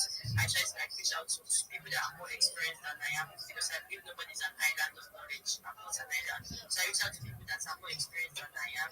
Then newbies also joining my space. We rock minds, discourse, and we talk basically. So ever since I lost my account on Wednesday, I've been trying to like grow this account organically. And I think this is day 5, and I'm currently on like 400 followers. I'm just looking to like show myself and basically host my spaces as I used to do earlier. So I've been like hosting amazing spaces. I think that when I got back, I also hosted another space and it's this account. And I think because of this, maybe I had this that previous account, like some number of yesterday too, I hosted an amazing space too. So I do host my spaces like 7 p.m. in the evening. And I do have like amazing speakers come up to talk about the topic and all of that like that. So I'm just here to basically connect because I've literally like working my account at this point. I don't just want to like pass through engagement because I want something that is purely organic, something that is purely like original. I may take some time, but that's what I want to do. And I just believe in at the end of the day, I feel that's the most sustainable to me. So that's what I've just been doing for the past few days. So I've just been carrying my business. At this point, I'm doing my business. I've been carrying my business up and down. And like I said, I'm currently on which I'm really happy about. And you wait, I just to like that's not like marketing. So I see it's like that as I go on. Just get to connect with individuals, bright minds, and definitely when I see your post on City, I smartly engage. I also engage like it obviously, and I smartly engage, and I'm giving intentional connections because I believe that. So thank you, X-Ray. I really appreciate the opportunity to come up here and talk about myself. Thank you once again. I really appreciate it.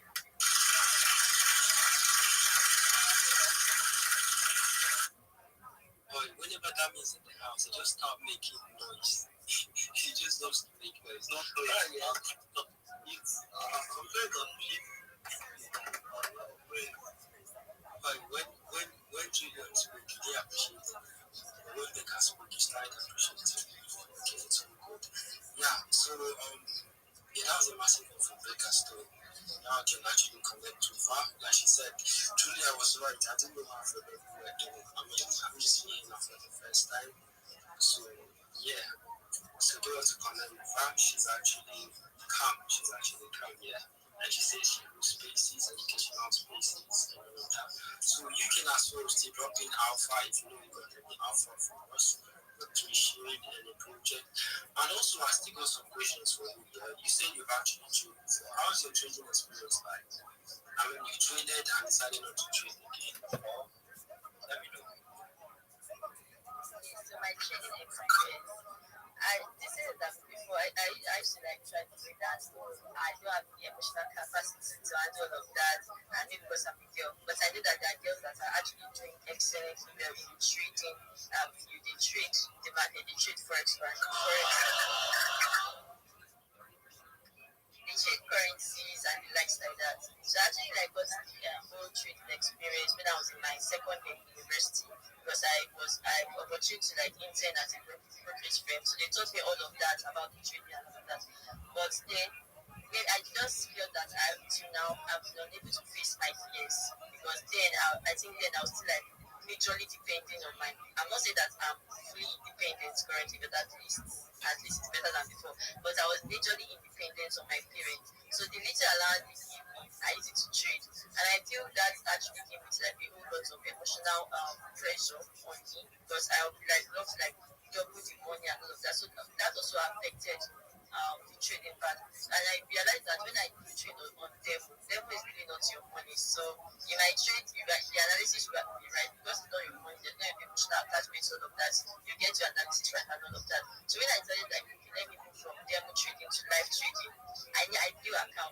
So I've not been able to like face that fear till now. That I just prefer to like just do my proper research on the projects that I feel that okay, I have solid conviction in. And I'll just like buy few tokens of that particular project and just keep it because I'm more of an holder. I prefer to like maybe just invest and just keep it for the long term and do other things basically that can because I know that if I say that I should do that and depend on whatever returns I'm getting, it's not actually like something that will sustain me in the short term. So I still like do other things in the web that still like at least bring in something. But I prefer to like hold assets that I feel that okay they would actually do well in the long term, that they give me proper ROI on whatever capital I put in that particular project. So that's what I just do. Like I said, as an analyst, I just try to like check out their tokenomics, check out their usability, liquidity, and everything. So what if this is like a proper project to actually imp into, then I hold it in. So with the whole current market condition, currently, because markets are really, really crazy, I just like this particular project I'm actually moving. I just feel like just created my wallet app because I know I'll definitely be checking it every time. So I needed the wallet app. I just secured my like kept my seed risk. So anytime I just like have some spare funds, I'll buy into it and I'll stick it again because I'm not really ready to look at my money going down. It's meant to be going up. So that's just it. Okay, yeah. Wait. I had to that's it. She's already rejected. But you see, there was a time my own is getting this. Basically, actually, what did they call this guy? Carlos. That bro actually, there was a time he lost on this thing. He understood this. All the trading happened to because the same day we had this close in by that guy to be there by he was like, I'm not doing that. Oh, yeah, everyone has that's everyone has a story to tell. Everyone really has a story to tell. You see, when it comes to trading, is before you can get to you want to even learn to remove your SIM with that. The far end, do your phone at the far end too. So they should not be close to each other. Look, I've done a lot of things that I've lost. But yeah, that's what I say. All these things are just for understanding. It's only when you do it. That is when it looks like you keep on maybe that specific skill or something. You actually someone focus more into trading or you started trading and you encountered the loss and you stopped. I'm telling you, that's where if you go in, you will resume to your loss. But when you consistently keep going that way and also you know how to manage your risk, you just keep putting what you can afford to lose. It's just like a practice. I'm telling you, you need money to practice. That is it's just like a practice. You keep going and you should have a good mentor. I'm telling you, someone who is actually skilled to understand to show you an insight and overview of what you are doing, or maybe be able to recap or to guide you along. That is it. We need the knowledge. Knowledge is actually key, especially when it comes to trading. So I don't really think that we feel anyone who does that is best. Because then when you see that like go on I think it's not back. He wanted to still trade. And before you know it, he might see something like what people to this way. They meet everything. And you think that's over. But yet he still sit back again. The spirit is still pushing. He has actually seen money. He has actually seen something that is still attracting him. And also he might see a new object like this thing might crash. He said, look, it might crash. Let me go short instead. He installed his best package, he won it, and short and make a lot of money. And then the next day he wants to trade, he loses everything. You understand? So it's funny. It's funny on this page, but you just have to be wise. That's the problem. You just have to be wise. When it comes to futures trade, I trade probably every day. Every single day I trade, but whenever I come to the market, I see it's not. I don't see a trade on there. If I don't see a setup, I don't trade. I would force it. It's when you force things. That's when you lose. The only thing happening to me, I mean, for more than a week now, I haven't used stop loss. Even all the trades, people follow my trades on this right now. So I haven't used stop loss. The only thing that has happened to me recently is I always miss the entry. I will analyze and before it gets to my entry, it might not touch the edge because I don't set the limits very well. So it will not touch the entry before it starts pumping. So it's always, I think that thing always, it always flare me up. Because whenever I see the thing pumps a lot, I'll be like, yo, if this thing had touched my entry, I should be at 8 legs right now, 8 legs. I will go to my calculator, I start calculating the money I have missed. That is basically what I do right now. When we went to learn all those things, yeah, you have actually analyzed what for yourself whereby the thing is, I would not say a lot of things contributed to my analysis, to my chart analysis method and the way I analyze my own charts. I would say because I'm kind of like a physics student, yeah, for a bit. And also, I kind of like to, there are things I actually do that I make sure I improve the way I analyze, and it makes me be able to detect scoring get proper entries. And I did that even when it comes to the gym. Even if I see the hype too much, it's pumping endlessly. I will just pump it. And whatever goes up will surely come down. Because BTS is liquidity. So you won't just run into the gym because it's the hype. I was still on the same space that the shit was pumping. And no pumping that before I told you guys earlier about it, pumping at 50k or 60k. So I saw the thing I just do. I was tempted to add more parts because I just couldn't go up. But still, I didn't add because I said anything that goes up should come down. So Good morning, Miss Aquarius. How are you? and I kind of I'm good. Guess what? Gojo's playing. He's playing the Max Monsters, Rabbi. Who's playing that? Gojo, my friend, the one who we play bowling with. Yeah. Okay. Yeah, he's playing Max Monsters. Have you played before? You know, I play with you, but you know me, I still got addicted. I understand. Apologies, I was asleep yesterday. I look forward to playing with you tonight, God willing. Okay. I hope you have a I think I'm wonderful gonna day. play it and just try how to play it, right? Yeah, just I get gotta learn how to play it. absolutely, and it's really fun. when you see anything pumping that much, you will be tempted or pushed. But the ability to control that temptation is that's when the brain lies. That's actually Right. when the brain lies. I'm here. I'm just eating, okay? I am Okie more doke. of it. I have experienced it, so I know what is happening in people's mind. Even people losing money, I have been there, so I will be like, I will start listening what is investing to say. Because I will be pushed to enter. Even despite I have an entry already and I missed the entry, I will still be pushed to enter the point. Imagine you see an entry on around 40k and you are seeing the same shit at 800k.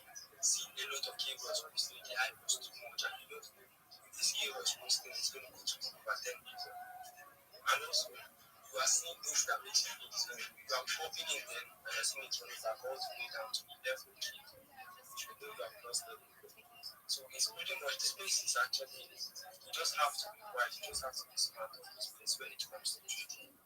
When it actually comes to trading, you just have to be smart. And it's one of the best skills you can make money from any way. I mean, sometimes I can just hop into the market and be like, you want money for this stuff. And with my capital, I will not touch that capital, but I use it to generate money when I need it. Most of the time, it works for me, and most of the time, I will not generate up to money. And still, but I know, but the only difference there is I don't go to the market because I need money.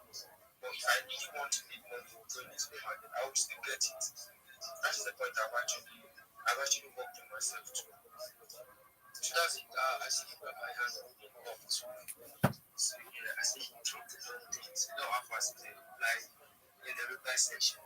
So guys, if you're on the space right now, quick one, drop a retweet on the space link. And also you can engage on the post on the dashboard. And if you don't know how they are doing that, you can drop your tweet link in the reply section of the space link. And then maybe engage on the post on the dashboard. And definitely they're going to bring your post up to the dashboard also. I see the actually want to push the post to the dashboard.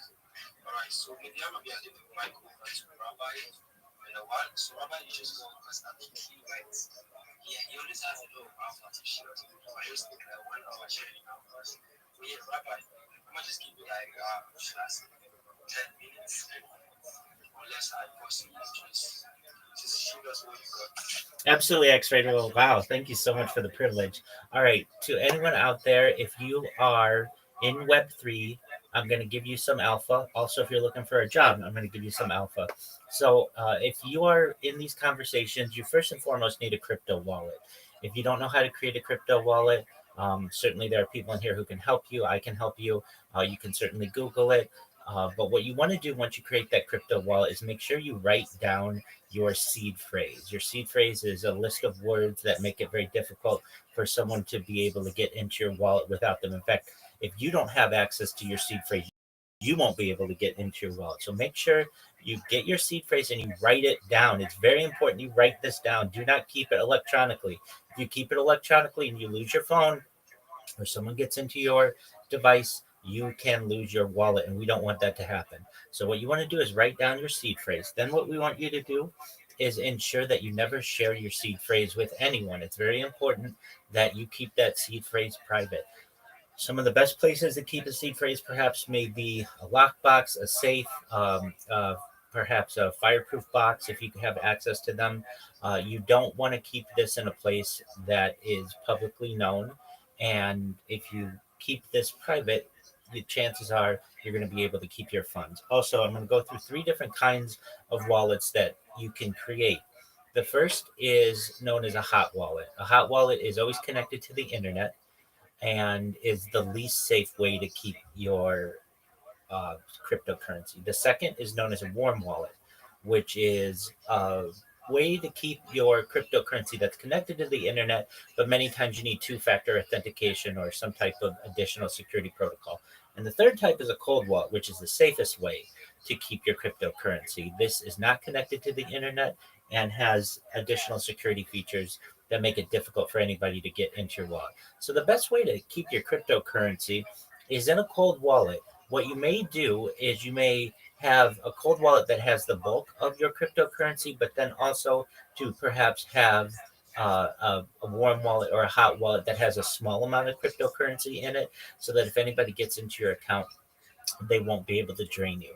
Additionally, in that cold wallet, it may be good to have multiple cold wallets so that you don't lose everything if somebody were to somehow get into that wallet.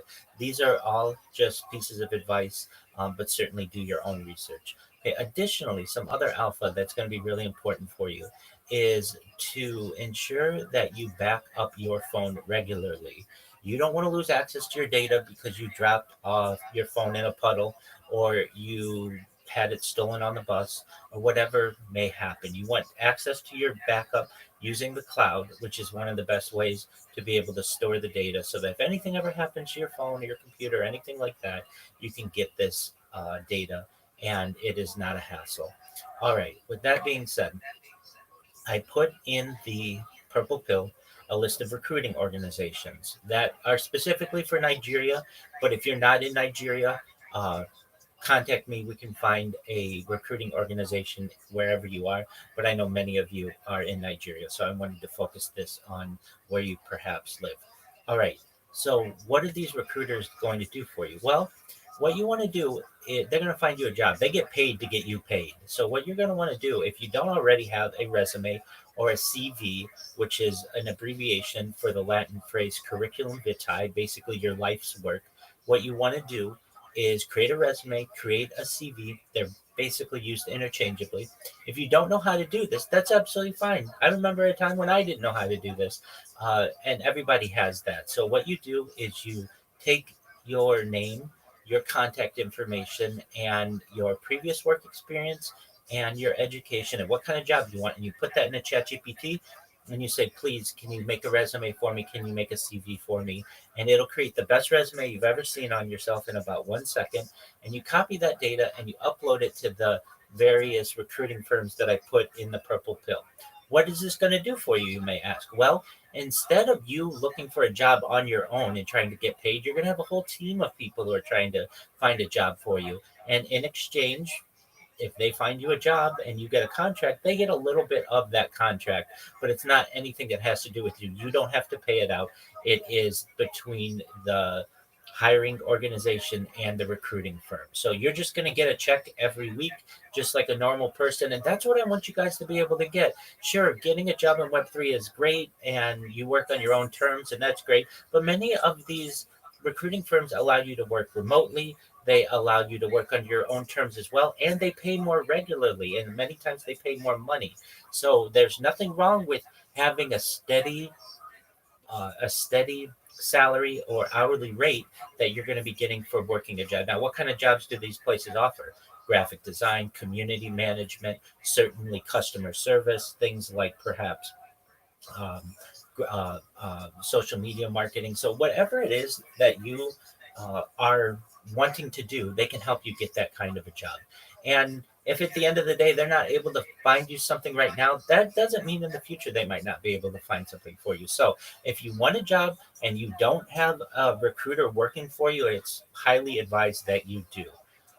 I can tell you from personal experience, the highest grossing jobs I had were through recruiting organizations, and they're working for the biggest companies in the world, and they're excellent opportunities to get your foot in the door. And then the company, if they like you, will hire you full. You can make lots of money through these. And when I talk lots of money, I'm talking 5 figure, 6 figure, 7 figure jobs you can get through these types of organizations. And there's a much higher opportunity that you're going to get a job through a recruiter than just shilling yourself in X spaces. However, if that's the route you want to go, I want to help you with that. So if you are someone who is a Web3 marketer, you are a shiller, you're a rater, and you want a job and you're here for that, first question I ask anybody is, do you have a link tree? Many times people do not. If you don't know what a link tree is, it's basically a website that allows you to post your social media there for free, and you can put it in your profile, and then someone who's interested in you can see all of your social media in a list. It's important that you have a link tree. If you don't have a link tree, you should know it's free. And everything that I tell you is free, and I'm never going to charge you for this. So, if anything, you should know that it's a very successful strategy, and there's no class. There's no, if you want the next step, you have to pay me X amount. There's none of that. I want you to be successful. So, what you should do if you don't have a link tree, you create a link tree. I also put in the purple pill a list of the 30 or so most commonly used social media platforms in the Western world. I don't have many, these are in the English speaking world. So if you speak English, these are the platforms that you want to have, with which you want to have an account. Many of you may say, Rabbi, 30 social media platforms, that's a lot.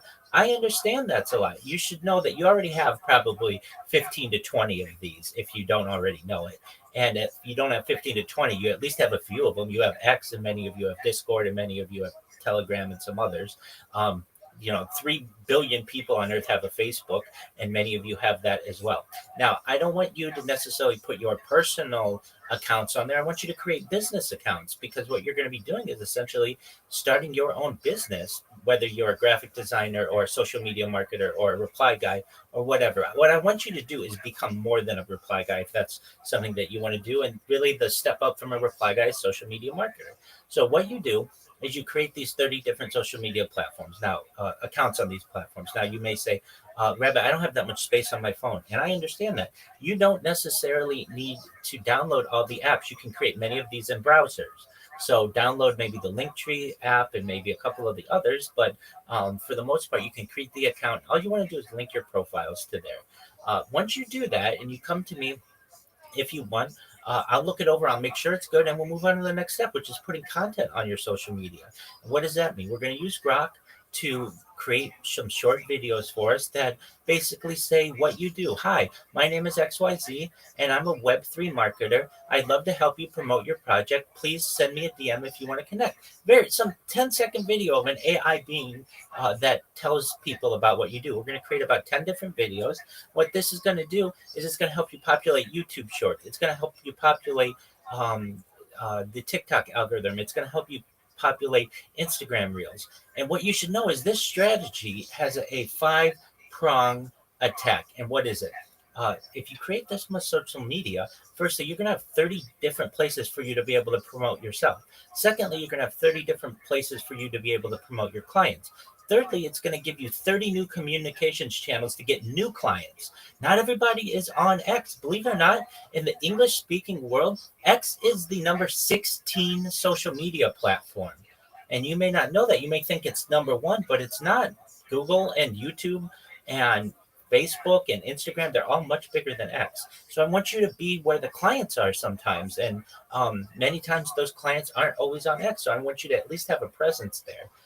So what you're going to do, we're going to upload the different videos to your social media platforms. We're going to optimize your profile so that someone who looks at your profile knows exactly what you do and it sounds professional. We're going to make sure your titles are appropriate and your descriptions are appropriate with hashtags. We're going to make sure that your profile isn't blank. It isn't that your accounts aren't blank, that they have a robust amount of information on them. Then what we're going to help you to do is to join different spaces on X, join different spaces on Discord, join different spaces on Telegram and Facebook and some other places, because your network is your net worth.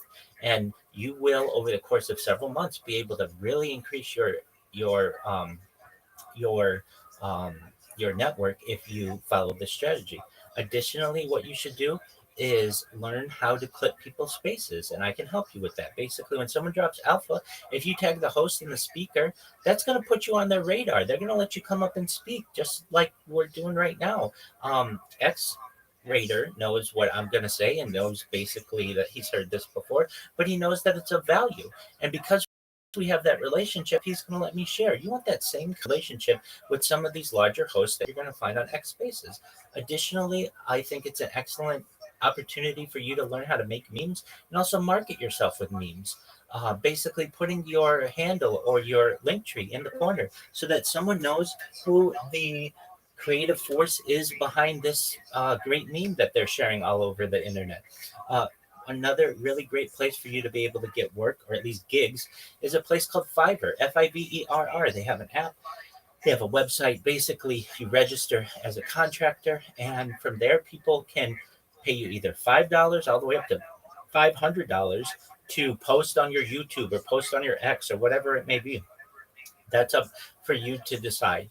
Another thing that I teach people to do is how to shill on X. I hear a lot of shills out there, and many times people, when they want to share their project, they say something like GM to the host, GM to the co-host, GM to the speakers, GM to the audience. I don't really know what to say. I just need a job. Send me a job. DM me with a job. And that's fine. At least those people are trying. But with this strategy, you're going to be able to go in and say, GM, everyone, my name is XYZ, and I am a Web3 marketer. I would love to promote your project using my 30 different social media accounts. What this is going to do for you is make you show up number one in Google, the number one website in the world, number one in YouTube, the number two website in the world, number one in Facebook and Instagram and on Threads and on Reddit and Imager and all the other social media that's out there.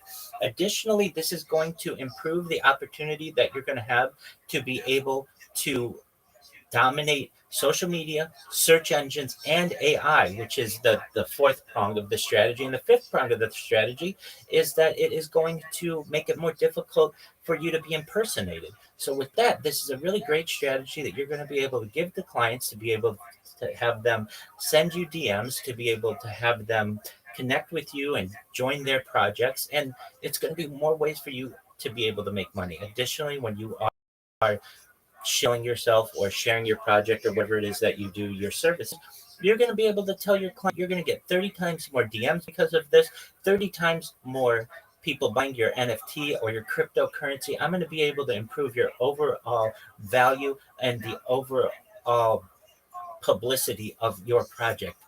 Connect with me. I'd love to work with you. That's what you all should be wanting to do for your clients. And if you want to work in Web3, that's what Web3 clients are looking for, is someone who can improve the visibility of their project. So with that, that's some alpha. I know I spoke a lot, but if anybody has any questions, please feel free to raise them. If anybody wants to work with me, everything is free that I tell you. Send me a DM. I'd love to give you any alpha that I can. I can send you the list that I put into the purple pill or help you as a mentor, coach, and friend in any other way possible. Thank you for the opportunity to share.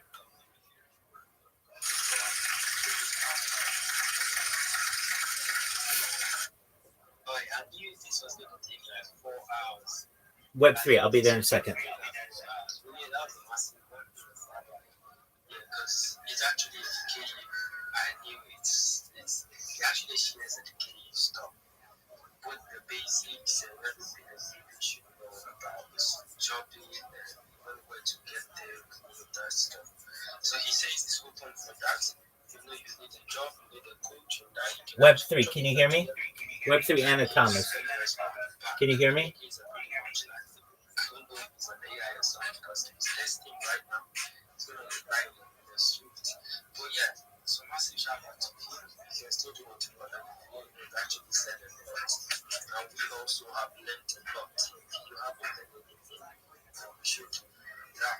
So that's what the thing is. But what I would say right now is, depending from the topic we've been actually talking about, as a trader, yeah, you need a side hustle for real. Web3, Hannah Thomas, can you hear me? All you can do on this space is trade to get money for your school, to sort out some basic need of, let me see, when you're in school, you're sorting out needs using trading. You are going to get rent. You are going to get rent. You understand? You are really going to get rent. That is why you need these side jobs. You need this job that's bringing in. If you have them offline, it doesn't matter. Even if you have them online, it doesn't really matter. As long as you've got the skills, you need to know where to find the jobs. And that is why I think the reason why Rabbi, what he's saying, is actually still bringing in. But yeah, you can still go through that process and still not get anything. But yeah, you just have to explore more ways, explore more things. You're in the Web3 space right now. That is why you see the jobbers are the ones packing it. I ain't gonna lie, I hopped onto a space. I saw a lot of Nigeria trooping the space. They were like, we were all in the space in the first time. So we were talking about how to get the projects MC to go further, and it was like, let's get a lot of chats in. And before you know it, we were seeing some a lot of guys trooping it. And do you know those guys were jobbers? And all they will do is, can I be community moderator for this? Can I be community manager? You see, the way you approach them is actually.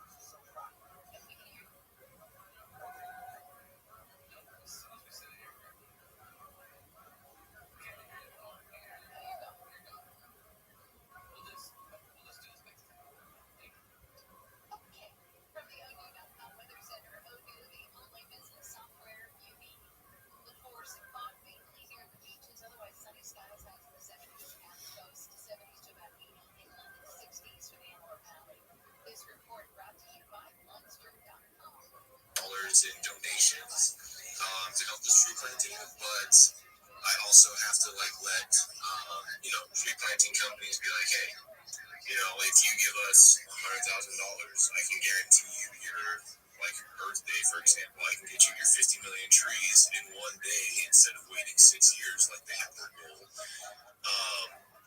So that type of stuff. So that's where if we can continue to do this tree planting, massive stuff, this is where. Like I was telling you a few months ago, my new vision for monthly Earth Day of basically connecting money to the people that are actually doing this groundwork. This could be the very beginning of it. If I'm successful with this part, it's going to be endless of how much I can scale this. So yeah, I'm sending out crazy emails to tree organizations, tree planting organizations to get sponsorships. My goodness, I can't talk this morning. I need some grants to be able to put on this concert. I'm talking to major festival hosts. like EDC, Tomorrowland. To my friend Web3 Anatomist, I see your message and I'm going to send you, I'm going to respond to it right now. So just one moment and you'll get all that information.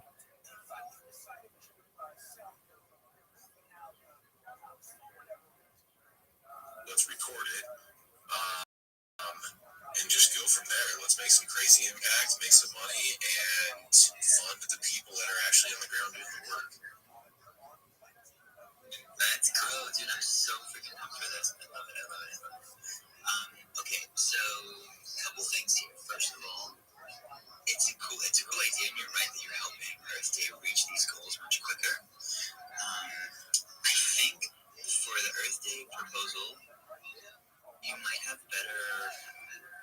even more impact if you, instead of asking them for money necessarily, you could ask them for distribution to be able to go live on all of their channels, because they can reach millions of people, and then we can go to the people who have really deep pockets, right, for sponsorship.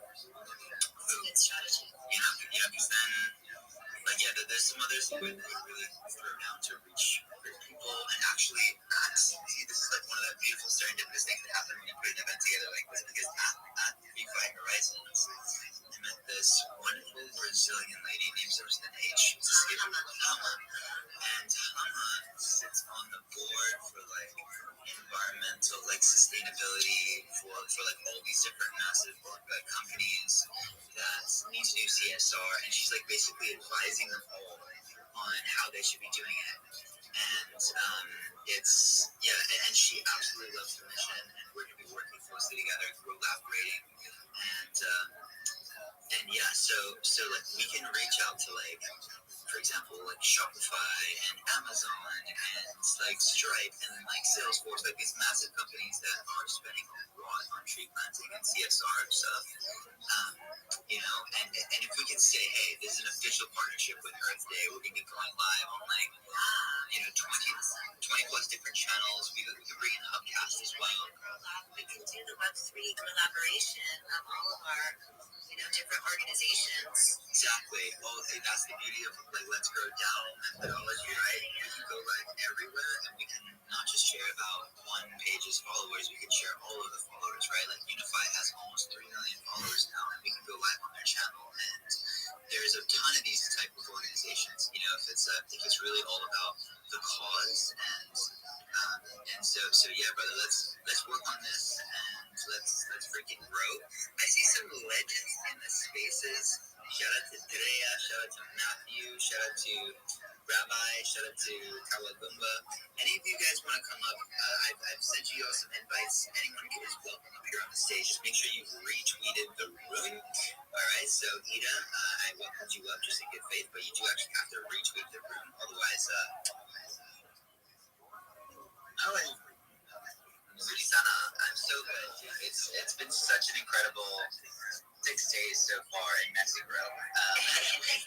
In Mexico, we have made so many like, again, 6 days is nothing, but we've actually accomplished a lot in terms of these collaborations. Like that one person I told you about, I think could lead to hundreds of millions of trees, which is absolutely phenomenal. And by the way, John Kawagumba is a regenerative farmer, and I'm a part of not only Impact Launchpad, but Super Carbon Capital, which is looking to do some kind of impact investment type things. And when we reached out to do some farming related stuff and take that to another level, since there is like a model there for ROI, like I appreciate you sending me the proposal. I looked over it a little bit. This is one example of something that I'm pouring over for impact investment, or how you want to structure that.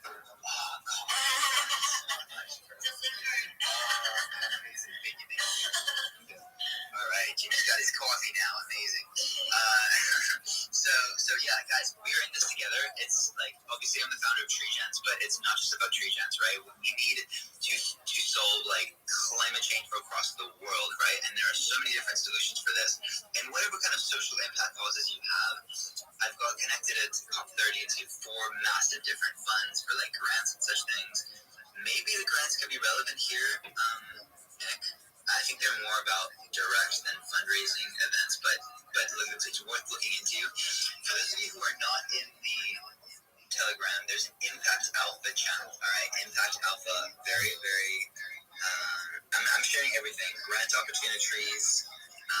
There's already like tens of thousands of investor contacts in there.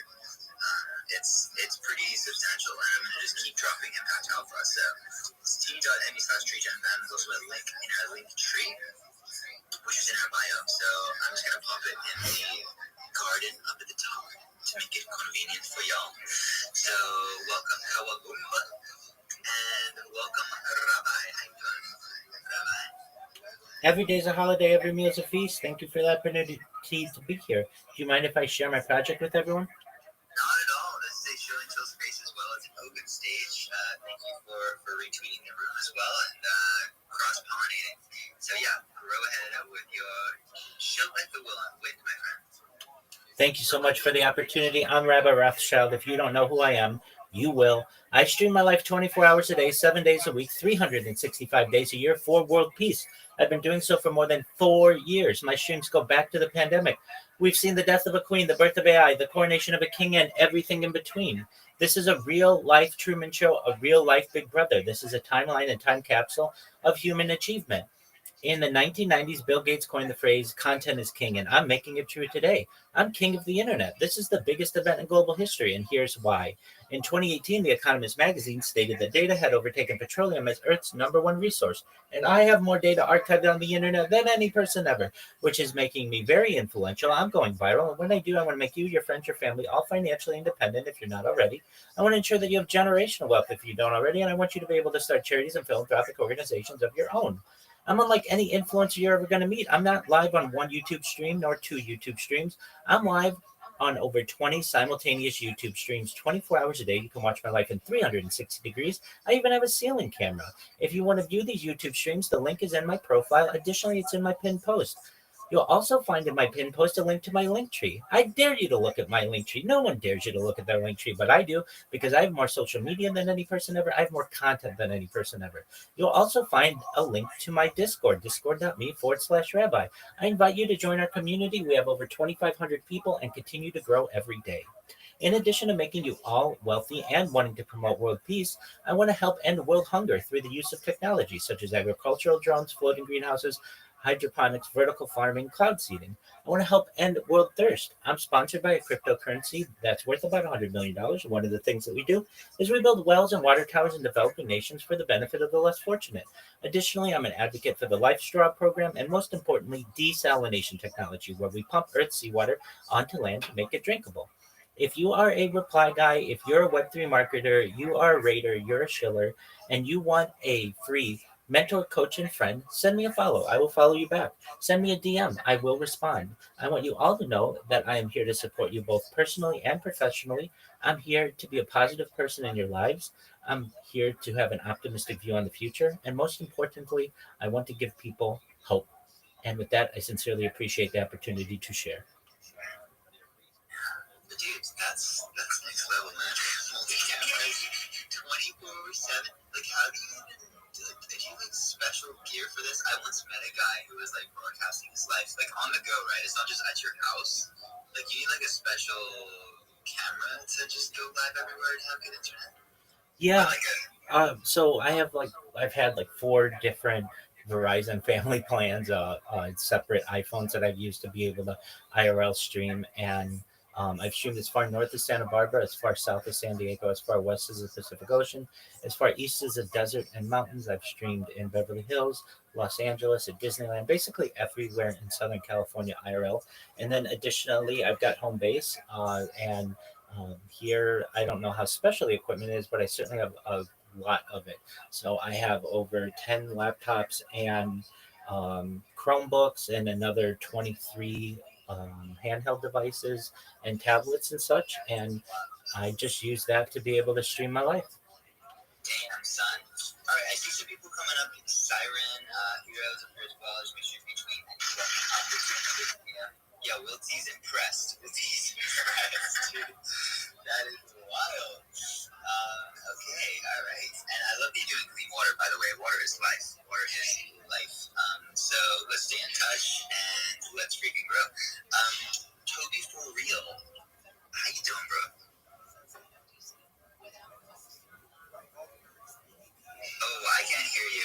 you're 10 kilometers away trying to speak into the mic. Just got a notification. Ethan's up today. Let's grow. I'm back. It starts the week. Can you hear me now? Yes. Nailed it. Yeah. Say GM, Trigen. Say, I think this should be like my, this should be like my third time I'm coming up space. But yeah, I'm here again, back again, grinding, and yeah, I would love to share myself if you don't mind. Yeah. By the way, how is our mic? Are we echoing? Yeah, there is. There is an echo. Yeah.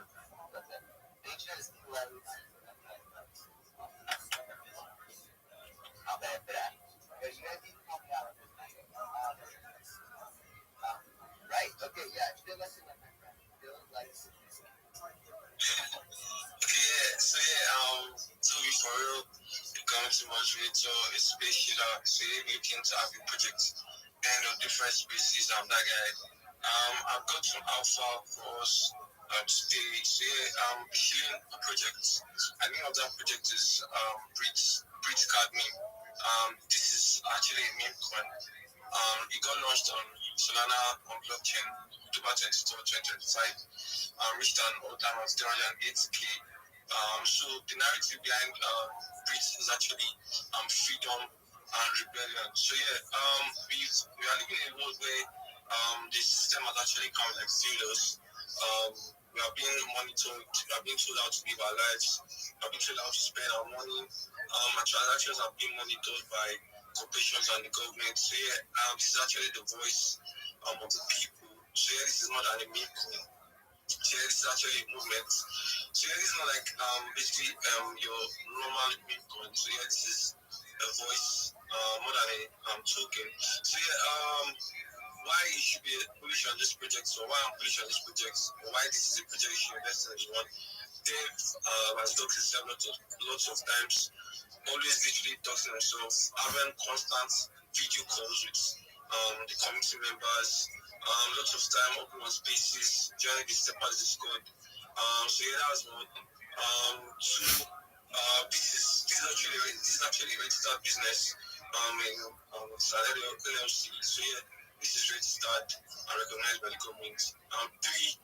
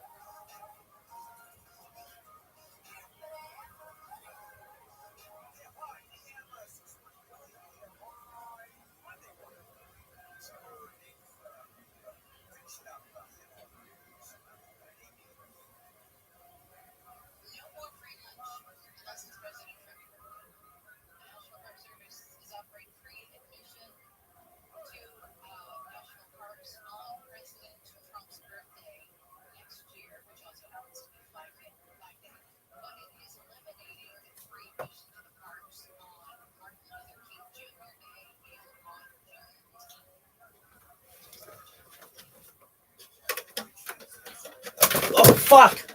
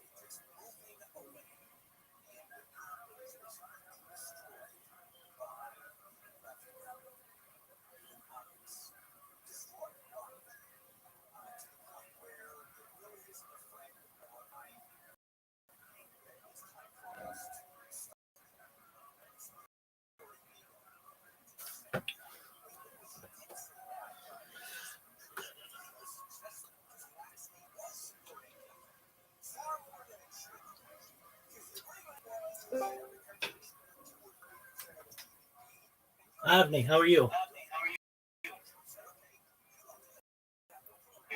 Fine. Thank you. How's your day going?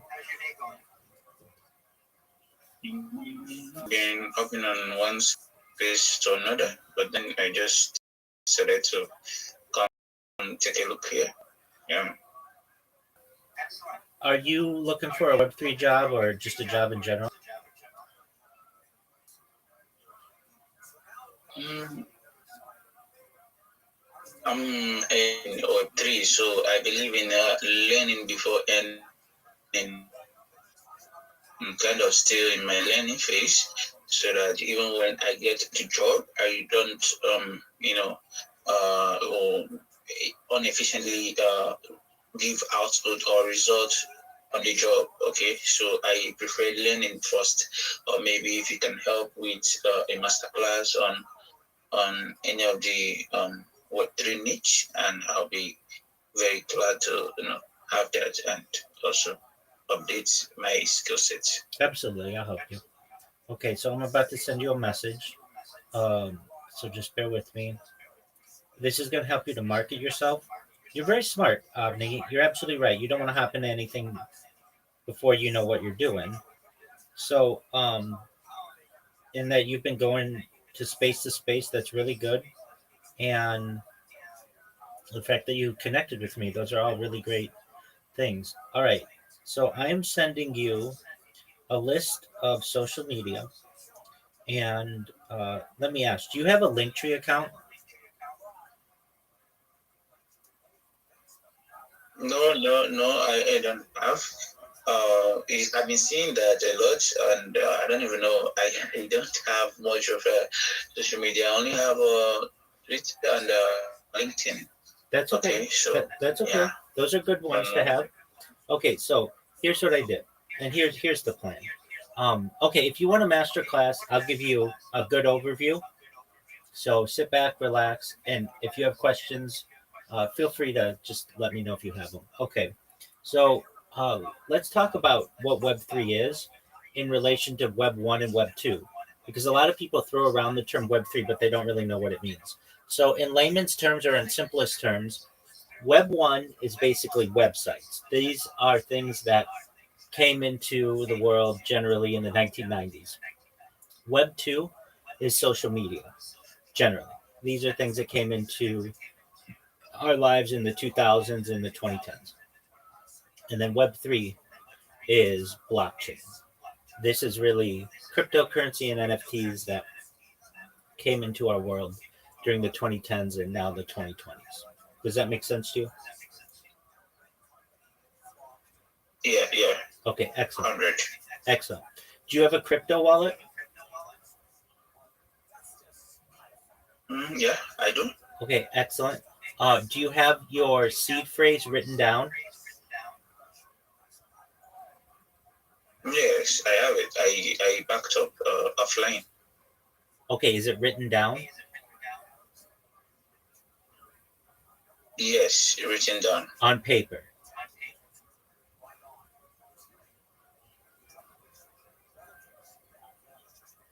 Is it written down on a piece of paper? Yes, sure. As I said, offline. Okay. I backed them up offline. Yes. Excellent, but I mean, offline could mean it's just stored on your computer. So, just wanted to clarify that. Okay, so you want to make sure that it's written down. All right. Is it in a safe place, like a safe, a lockbox, a fireproof box, something like that? It's written down in my journal. Okay. Well, and I'm the only person that has access to the journal. Okay, excellent.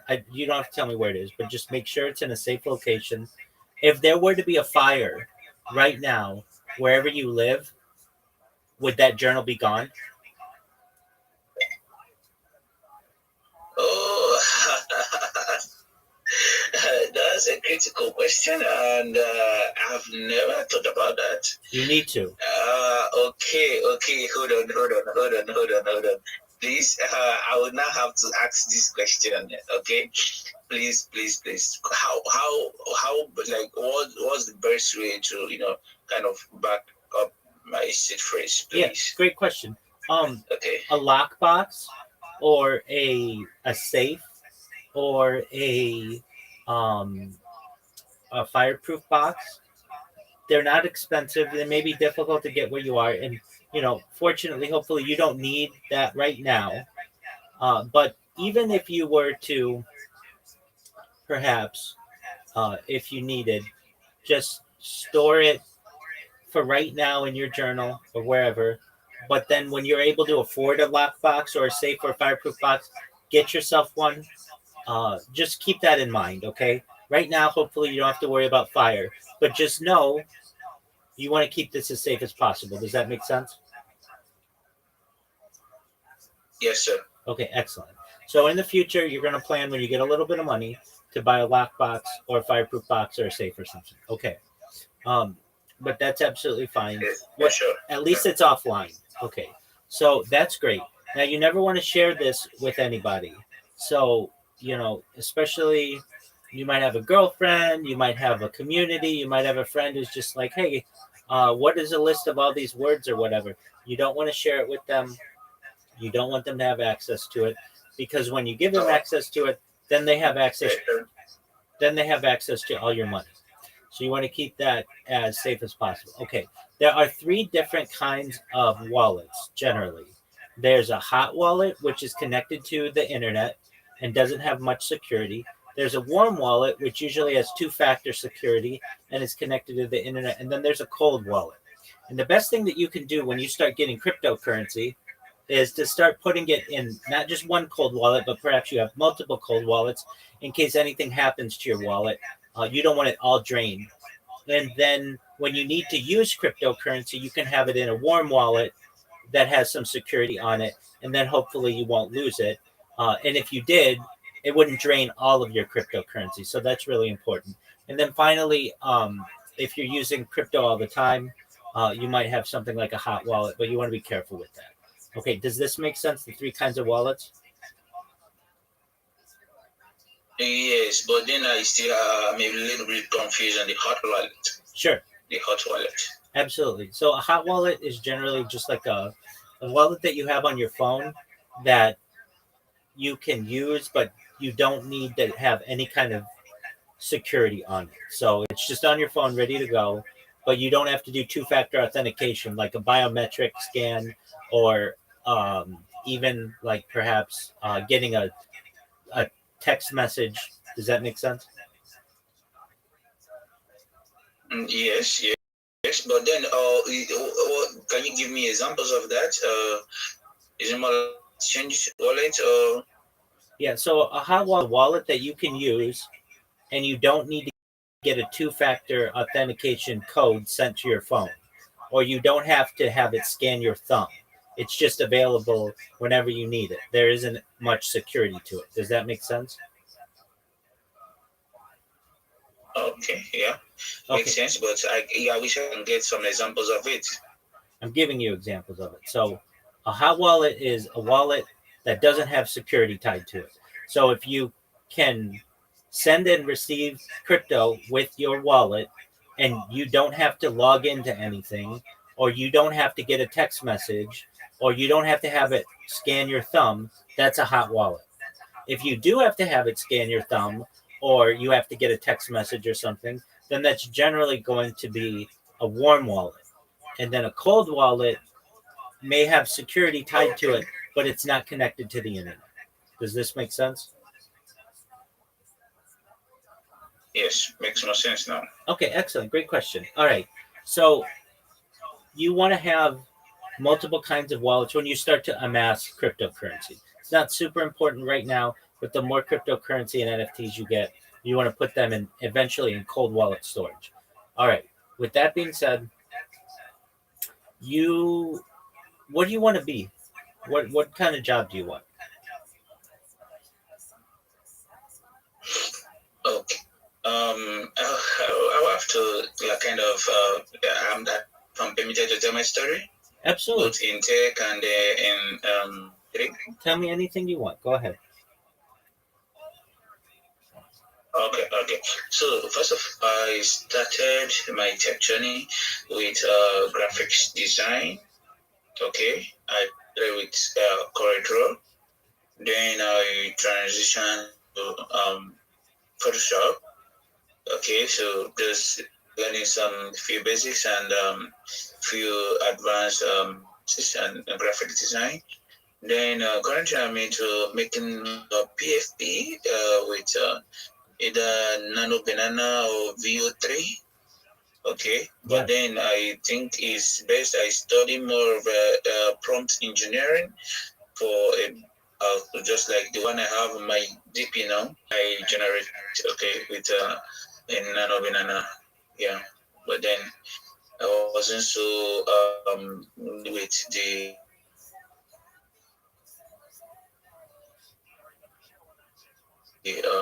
to experience. I do sell things like wristwatches and the laptops, okay, and offline.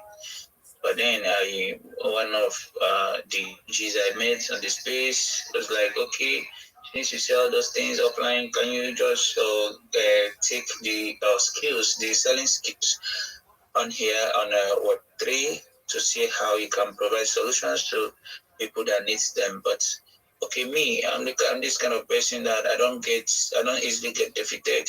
Whenever I get into a bug or a problem, I must have to research my way out of that problem. So I say I have this researching skill. It's mad. It's massive. So I love solving problems, creating solutions in any way I can. And yes, that's the little about myself. Okay, and yeah, as time goes on, we'll let in all about me though. Excellent. Okay, so you've got a lot of experience specifically as a graphic designer, right? Yes, exactly. Okay. Do you have any video editing experience? Yes. Unfortunately, okay, I'm here in Nigeria. Okay, so basically in Nigeria, you must have to, know everything about about something, know a little things about almost everything, so that you just know how to, don't go hungry and try to make both ends meet. So you definitely like want to do all the whole not want to do all the tech skill now, but then just know a little about them. So when you get caught up with any of the real world problem and you want to create a solution, you already know where to look. You understand? So sometimes when I'm opportune to tell onboard newbies into tech or Web3, what I teach them is how the internet works or how the Google works. Okay, how to make use of your keyword, search keyword, for you to get what you are actually. Okay, so because some people don't even know how to learn. All right, so I do teach people how to learn first so that they can even learn faster what they wish to learn. Okay, so that's how I've been doing my thing. All right, so yeah, but I don't think I have much experience because hopping on space to another, I just realized that I'm not even doing well for myself. I'm not better yet. So that's why I now stood down to learn more before I can actually hunt for a proper Web3 job. Okay. Yeah. So I'm kind of still lost in the space. Yeah. That's okay. Okay. So I know that you said that um you've seen people with link trees, right? Yes. Okay. Yes. Have you ever been to one?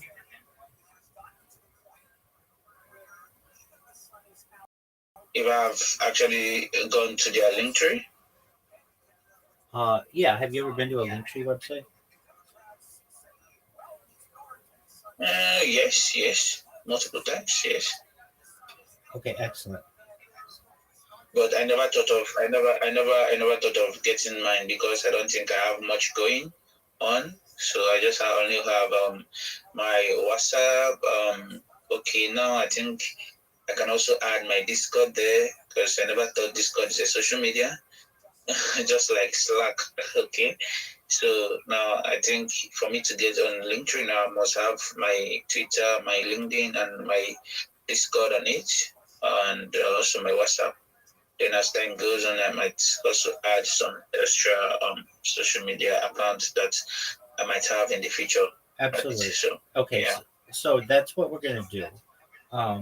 Okay, so I'm gonna. I sent you a message in Discord. You see, I sent you a message in Discord. Well, how do I see the message? Yeah, that's a great question. In the upper left hand, on the upper left corner, do you see that there is a little purple message button? Okay, okay. So message. I'm seeing a message icon here. Okay, so you click that. So like I'm on messages right now. Excellent. You sent wait. Oh, I'm send the request. Should I send request? No, I've already sent you a message. So, um, look at that little message icon, click it, and you should see I've sent you messages. Yeah, please read it below if it's Yes, of yes, yes, yes, interest to yes, you. yes, yes, yes, Just yes, yes, let yes, me know. yes, yes. Okay, go all the way to the bottom. Do you see linktree.com/honeybadgerhoba? Yeah, I'm seeing Linktree on Android. Nope, scroll all the way to the bottom. Okay. Link in Bio Creator App Store. No, Is that? no. Keep scrolling all the way to the bottom. To the very bottom, last message I sent Okay, you. Honey Badger, yeah. Honey Yeah, Badger Hover. exactly. Yeah, Honey Badger Hover. Copy that link and put it into your browser. I want you to see what one looks like. All right. Copy.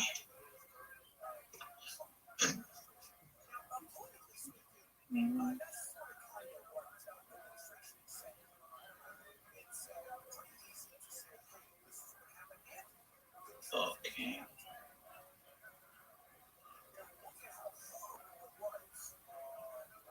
Oh, it's coming up. Okay. Oh God. Is this you? It's a project that I helped. Okay. Okay. Wow. There are a lot of social media handles here. Yeah, and there's a reason for that, and that's what you're going to do for yourself. You have to understand, social media generally is free, and you want to take advantage of anything that's free. I know what your budget is. It's $0 and 0 cents. So anything that's free is going to most likely benefit you. So what you're going to do for yourself is you're going to create a link tree.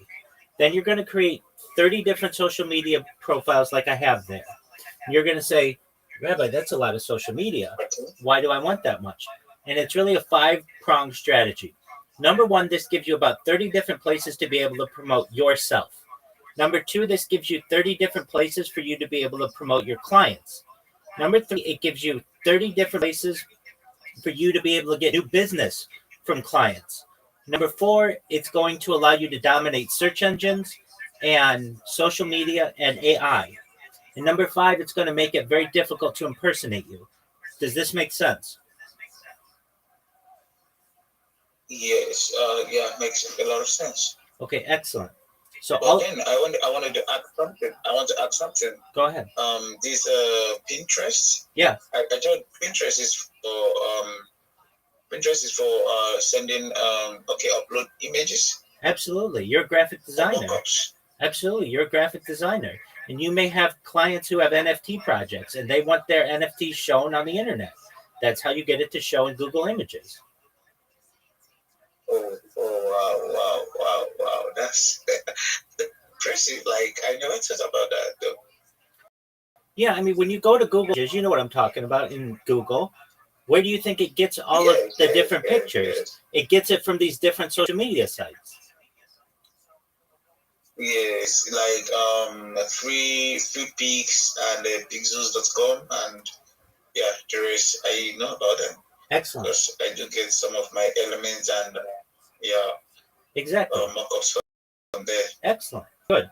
So what you're going to do is you're going to create your own version of it. And I sent you the list of all the social media. Now you don't need to download all the apps. You can just use it, make it in a browser, because you probably don't have enough space on your phone to download all the apps. But then you have this notifications sent to your Gmail. And if I were you, I would create a new Gmail account for just your business, so that you can keep your personal and your business. And so when you have somebody who messages you on one of these platforms, the message comes into your email, and then all you have to do is check your email. Does this make sense? Yeah, sure. But then I still have some few questions, although I will have to make a research about that. But then I saw Kick, Caffeine, Rumble, Tondo, and Ingor, and Odyssey. Yeah. I don't think I know what that means, though. That's okay. Those are different. I put in a list the ones that you need. Caffeine's no longer around. Imager is an image service that's very important to have, because that's where Reddit stores all of its images. Odyssey, that's for video streaming. You don't need that one. That was just for that project. I sent you a list of the ones that you need. Okay, where can I get the list of the ones you sent? On Discord? Yeah, so check your messages in Discord, and you'll see a list of 30 different social media I sent in the first message I sent you. Okay. Okay. It starts Gmail, X, YouTube. Exactly, that one. WeChat. What's WeChat used for? It's huge for communicating with people in Asia. It's like the WhatsApp of Asia. Okay. Oh wow. Okay. Okay, then Mastodon and the Tumblr. Okay, I'll explain what those are. Mastodon is a microblogging website, which is like X or Blue Sky or Truth Social or Threads. It's just like that, but it's just a competitor to X, basically. Okay. Flickr. How about Flickr? I know about Clubhouse. Excellent. Okay, so I want to be on Clubhouse because it's more like hosting room meetings and all of that. Okay, I don't know. Yeah, it's like X Spaces. Okay. You had asked about Flickr. Flickr's a photo sharing website.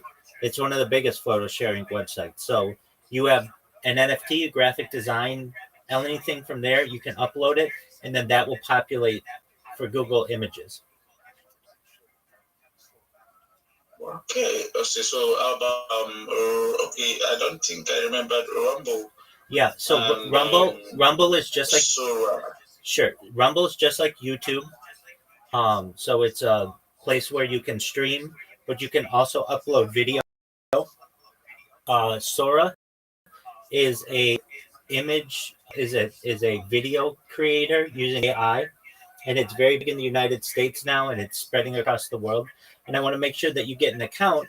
If you're not able to get that account, that's okay. That one might not be available in Nigeria yet. It will be maybe next month. So you can hold off on that one. But you can at least create the account, because you can currently do images with it. You just can't do video yet. And then you had asked about Tumblr. Tumblr is basically a place where people can put blogs, information about themselves. But it's also a place where you can store data about yourself that trains AI. But somebody's stealing this name from you, and then when you want to use it in the future, somebody's already got it. Yeah. Excellent. Okay, so here's what the plan. That becomes a problem. That becomes a problem, because then people can impersonate you, and they're going to be saying, "Hey, Avni, I thought I was dealing with you on Tumblr, and you're going to say, Tumblr? I don't have a Tumblr. And then all of a sudden, somebody took all of your pictures and all of your information and impersonated you. You want to make sure that you have a presence on these social media platforms. And what this is going to do for you is that when somebody types in avni.eth or whatever your username is into YouTube or into Google, you're going to dominate the top 10, more like the top 30 entries, because you're going to have all your stuff there. Does that make sense? Yeah. Excellent. And that's what you want. See, right now, if I type in avni.eth, you're going to have maybe your X account there, and then it's going to be 9 things that aren't you. And it's going to be confusing to people. If I want to do business with you, I want to make sure I'm dealing with the real avni.eth. And so you basically are trained. Yes, sir. You're training social media, you're training different search engines, and you're training AI on who you are and what you do. So then what we're going to do, once you create those accounts, we're going to have you create some short videos, like 10-second videos that using Grok, and they're going to go something like this. Hi, my name's avni.eth, and I am a Web3 marketer. I'd love to help promote your project on my different social media. Please send me a DM. I'd love to connect with you. And it's just going to be a short video of some 3D created image or video of you. It doesn't have to be your face. It could be anything you want. But then what that's going to do is we're going to put 10 of these videos on your different social media so that when your customers look at your different social media, you just don't have blank skeleton accounts. You have some content there. Does this make sense? Yeah, sure. But hold on, I have a question to ask. Go ahead. Okay. So I've had this little bit of problem because when I did computer science studies, I did computer science first in a technical school. We are taught almost virtually everything. Okay, so I fell in love first with graphic design, but then I also have a second love that is now turning into my first love now, because we did Java. Okay. I don't know if you know Java programming. Yes. And did Kotlin and Flutter. Okay. So, but then since I started doing my 3 journey, I can kind of keep up with the writing codes. Okay, but I love writing codes. Okay, just for fun. I've never made money writing codes, but then I love that because it gives me this kind of mindset that okay, there's never a problem that you can't solve. Okay, as far as there's a problem, there's a bug. You trying to debug it, makes it more fun. All right. So we did the whole OOP and also did Python, OpenCV, and also the only package I think I didn't do then was JavaScript and the PHP. But every other package, then I think I ventured into it. But then I was the best then in Java. I loved Java programming language, which is for desktop applications. And yes, but it seems there is no much use of Java language in the world today because everything is going AI. All right. So that's why I paused and started looking into AI and see how I integrate them to what I'm doing. Then when I ventured into Web3, in all sincerity, I wanted to see how Solidity works. And I have not had the time to, kind of you combining studies and your using your career path. It's kind of difficult for an average Nigerian student who doesn't have any sponsor or support. Okay, so now I'm trying to find a quicker a job that can give me the money I need to sort out my problems before I can now go back to my passion, which is writing codes. Okay, so I don't know if there's a problem or if there's a solution to that or a hack which you can kind of advise me to follow and see if I can get a permanent solution to what I'm actually facing now. Okay, thank you. Yeah, absolutely. So frankly, coding is a thing of the past. You may have a passion for it, and that's great, and that's fine. I don't want to I don't want to take away any of your passions, but you should know that AI right now is a better coder than any human coder has ever been in the entire world. So I can take code, put it into ChatGPT or ask ChatGPT to generate code for me much faster than any human can. So I'm not saying that those skills aren't necessarily useful anymore, but they're not as useful as they once were, especially because you can just have anything generated in AI immediately. Does that make sense? Yeah, makes sense too. Excellent. That's why I paused a little bit. Okay, so because life is dynamic. When you are static, you don't even move with life. You get obsolete. Okay, so that's why I have to unlearn all other things I used to know before, then to learn new ones. That's it. But it seems nothing is making sense because okay, it's a whole lot of story, but then when I'm at that point that nothing is anymore, but then I just keep showing up and trying to do the little things I can to stay afloat.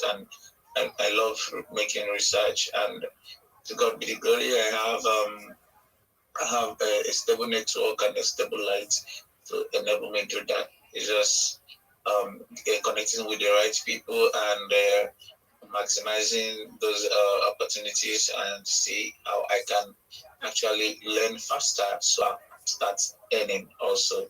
Yeah, thank you very much, and thank you for what you're doing. And you know, um, you know, connecting with you is kind of a breakthrough for me in my journey in this Web3 space because I've not had anyone like you. Like I know there are so many people out there giving out information for people that are lost or newbies like me, but then I've not had any close contact with them. All right. So, but then I'm so honored to, have you in my contact. All right. Thank you very much. Absolutely, you're welcome. So what we're going to do is we're going to populate your social media with video, 10 short videos. That's going to help you to populate on YouTube Shorts and Instagram Reels and the TikTok algorithm so that when your clients look at your social media, it's just not blank. Then what I'm going to teach you to do is how to join different communities on X, on Discord, on Telegram, on Facebook, some other places. Because as you may have heard, your network is your net worth, and we want to increase both of those for you. I'm going to teach you how to make memes. You're already a graphic designer, so you should have some knowledge of this. We're not going to go real in depth with it. We're going to use meme generators, but the thing that you're going to do is you're going to be able to market yourself with memes. Can you share some with me? The meme generators. Can you share some with me? Because I don't think I have enough useful ones, but then I try to make most out of the ones I already own, already making use of. But then sometimes I jump into some difficulty or limitations. Okay, because I can't even pay for their paid version. So I only want to see if I can see some free ones that can at least give me some edge. Then when I start just go paid, just go to your Discord messages, and I sent you really the only one that you ever need. Image flip, okay? Go take a look at it. Thank you very much. Take a look at it. Sure.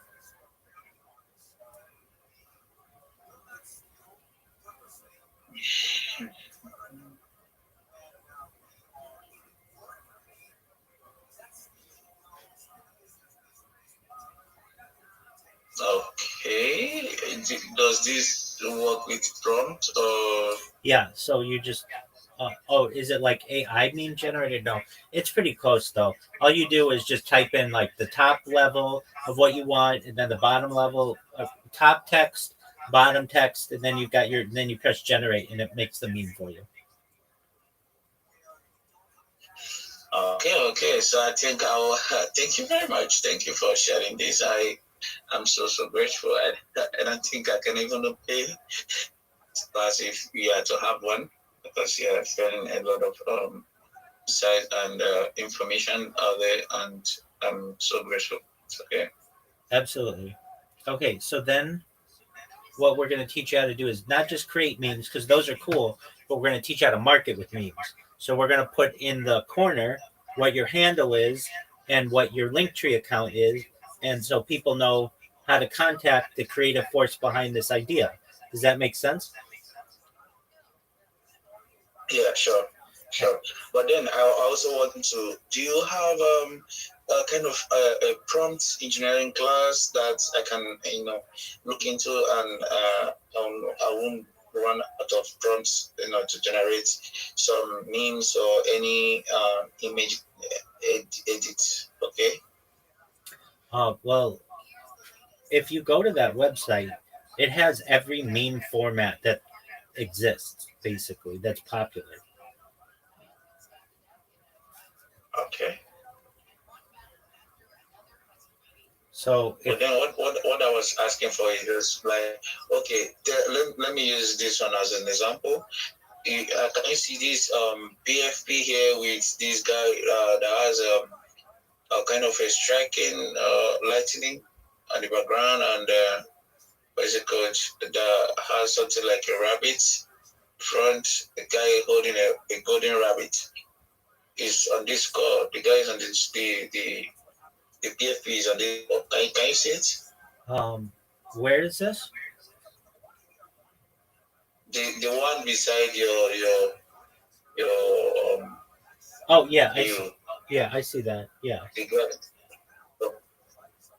So I don't know, they use this kind of a prompt, ultra realistic 3D prompt to generate those. So, but I find it difficult getting those prompts because when you use a ChatGPT to generate prompts, they just give you what everybody knows. It's still the same thing. But then, how do you make it unique and actualize something like this? Now this guy has. Because it's wonderful. I need to learn that. So I don't know if it's possible. I don't know. I mean, how do I want to put it? Like, you can perhaps use. So you're asking how to get a profile picture like this person in this Discord?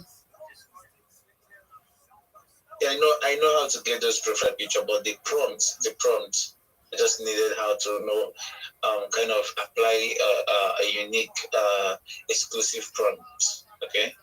Sure. Just one moment. Sorry. You're okay.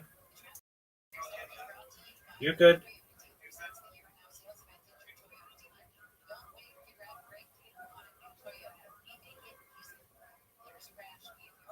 So just bear with me.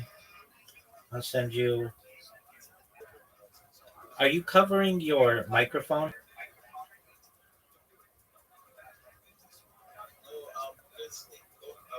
I'm getting a call on the WhatsApp. So. Oh, okay. Yeah. Okay. But then it's better now. Can you hear me? Yeah, it's much better. Can you hear me? Yes, I can hear you. Can you hear me? Yeah, I can hear you. Okay. So I said, bear with me because I asked a lot of questions. Okay. You're okay. I love learning. Excellent. I do as well.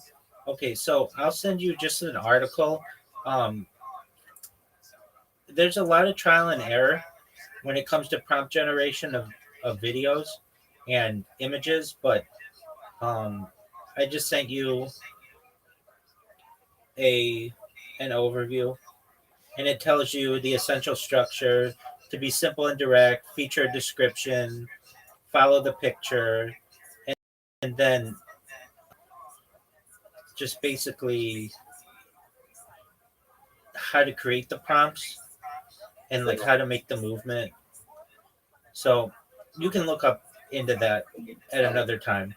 All right. So then I'm looking at it already. Okay, excellent. So you can figure out what you want to do when it comes to that, and it's a lot of trial and error. I tell people you might have to make 10 different videos to get 3 of them that you like. That's okay. They don't cost anything. Just do it. All right. So then what I'm going to teach you to do is to create a Fiverr account once you've done all the other stuff. Fiverr is a third-party marketplace that allows you to get gigs. So you're like a graphic designer, but you don't have any work. You can have somebody who pays you to make an image for them, or to make a video for them, or to edit a video for them, or whatever it may be. So that's Fiverr.com. You don't have to. Go I ahead. was thinking Fiverr is outdated. I was thinking there's other better way of getting jobs. Okay. I mean, yeah, that's why I sent you a list of recruiters in Nigeria who will find a job for you. Look at the messages that I sent you. Do you see there's a list of recruiters for Nigeria? Yeah, no, I'm not seeing that. I only saw global profiles and IRC Nigeria. Look Okay, IRC. look right above where I wrote linktree.com/honeybadgerhoba. Look right above that, and there's a list of 5 different recruiters in Nigeria. Okay. But then, is there any possibility to work in Germany from Nigeria? Yes, it's known as remote work. Okay, because that's what I'm actually looking for. Because yeah, that's what those jobs start looking there. That's what those companies will do. Okay, those companies will help me. Those 5 companies you sent will help me on that. Absolutely. You just upload your resume there, and then you say, I'm looking for remote work. And that could be anywhere in the world. Or you could say, I want a remote job in Germany. Okay, but then here is the problem. Getting a resume is not the problem. Is getting those job experiences. Some companies like, okay, you need a 5 years experience on this role, a 10 years of experience on this role. How do I go about those experiences? Okay. I understand. So you start with a small job, and that's why you start with the recruiter. You don't necessarily always need that experience. The recruiter will say, we have an entry level job in whatever it may be. And if you work here for 6 months, then the company might offer you a full-time job. And then you get the full-time job. And then you work that job for 5 years or whatever. And then you get 5 years of experience. Okay, yeah. What are recruiters? Maybe I was even thinking maybe if you have a job, particular direct job for me though. I don't hire people. Okay. So what you will have the opportunity to do is use one of these recruiters to find you a job. And what is advantageous about this is they're going to look on your behalf. And so you're going to have teams of people who are trying to find you a job. And if they see that your resume matches a job that they have available, they're going to call you and they're going to maybe interview you. And then if you're the right fit, then you're going to start out as a contractor with some organization. It could be in Germany. It could be in UK. It could be in the US, wherever. And you'll work remotely, most likely starting off. And then if you do a good job for them for 6 months or a year or whatever, then they might hire you full time. And they might sponsor your visa or get you a passport or whatever you need to maybe work for them in person, or you just continue working remotely. You could work remotely for 50 years. Does this make sense? Oh, wow. Yeah. Excellent. Okay. I'm glad to live. Absolutely. But in the meantime, you're going to need money. Thank you very much. Absolutely. In the meantime, you're going to need money. So Fiverr is a great place to do it, to do gigs. So these aren't jobs that pay every week for 52 weeks out of the year. You do one job for someone and they'll pay you either $5 to $500. But basically, like somebody might say, hey, I want you to generate a card for my sister's birthday. And so you'll maybe put together a mock-up for them, and then they might pay you $10 to do that. And that's not a lot of work. Or they might say, I want you to edit my video, and I'll pay you $200 to do it. And you'll take the time and you'll edit the video. And then if you do a good job, then you'll make $200. I mean, whatever you want to do. But this allows people to find your skills. Right now, no one knows that you have the skills. You need to market yourself for this. So we'll teach you how to make a Fiverr account. That's a little further down the line. Then I'm going to teach you how to shield yourself in spaces. Have you heard me speak in spaces? Yes. Okay, excellent. So we'll teach you how to speak. Yeah, once. Okay. That's how I got to connect with you, though. Excellent. Okay. So I stream my life 24 hours a day, all that stuff, right? Yeah, I was surprised. I was shocked, dude. Like, I was like, whoa, who is this dude? Like, I was just hearing the same thing from the space or your Discord channel. I was like, oh, God, how is that even possible? Absolutely. Okay, but then it's nice. Excellent. So what I'll teach you to do is get a pitch for yourself, a 30-second pitch, a 60-second pitch, and a 3-minute pitch. So that instead of you going into a space saying GM to the host, GM to the co-host, GM to the speakers, GM to the audience, I don't really know what to say, I just need a job, DM me with a job, get me a job, that's fine. At least you're trying. You'll be able to come in and say, GM, everyone, my name is Avni.eth, and I am a Web3 marketer. I would like to promote your project on my 30 different social media platforms. This is going to allow you to dominate search engines, social media, and AI. You are going to get 30 times more DMs this way, 30 times more people buying your cryptocurrency, 30 times more people interested in your project, 30 times more people buying your NFT or whatever you do when you partner with me. Additionally, it's going to help you to rank number 1 on Google, number 1 on Bing, number 1 on Yahoo, and all the other search engines. If this sounds attractive to you, feel free to DM me. I would love to work with you. That's what you want to be able to say, right, Avni? Yeah, I'll be able to say that. The problem is now, for someone who is coming for SEO, optimization, how I don't even have that skill. So how do I go about it? Yes, you do. That's why you're creating all this social media. The fact that you have the social media will allow you to rank anybody very highly. So what would you do?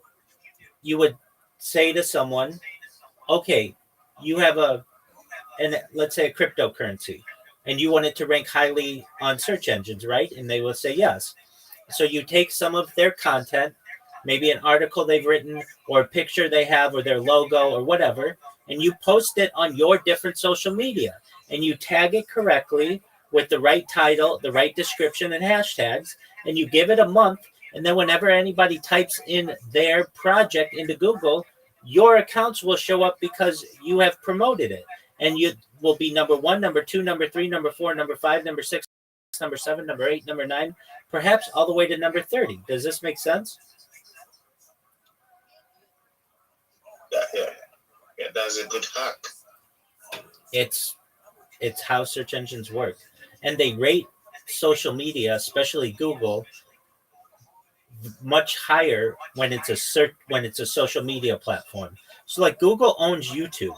That's why when you Google something, many times YouTube videos show up right at the top because Google likes YouTube. It owns YouTube, or well, they're both subsidiaries of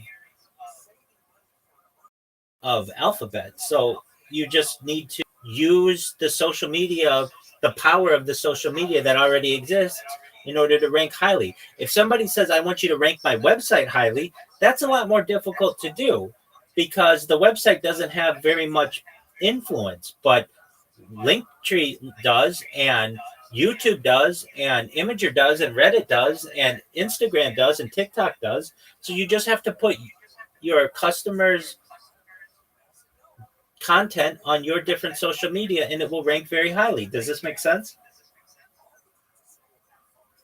Yeah, it makes sense. But another question: how about those who want once their business registered on Google, Google Maps and the rest of it? Is that even possible? Because I've asked me that in the past, but then I told them I don't know how to do that. Yeah, I mean, that's just a Google My... Is there a hack to that too? It's not a hack, it's just the process. It's a Google My Business account. So you would just create a business listing on Google, and you put the information about the business, the name of the business, their contact hours, their address, and then a picture of them and maybe some other pictures that you have. The way that you get it listed is they send a card to your house or wherever the business is, and then you put a code in. It takes like a week, and then it will list it on Google. Does that make sense? Okay, yeah, it makes sense now. But then, how do you optimize websites? How do you optimize them? Well, that's a different story. So if you want to promote a website to rank highly in Google, is that what you're asking? Yeah. Okay, so um, the way that's done generally is through backlinks, and that's its own art. But basically, if you can get websites that are already trusted by Google to link back to the website that you want to promote, that will help it to rise in the rankings.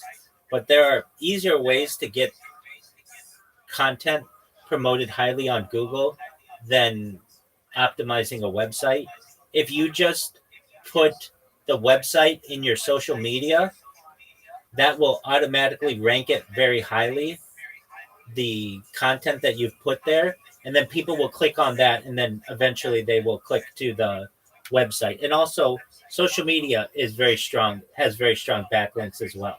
So basically, connecting the website to social media and also trusted websites helps you to rank a website higher. Okay, but then, backlinking now it will be kind of difficult and cost higher because the website it's kind of markets your site. So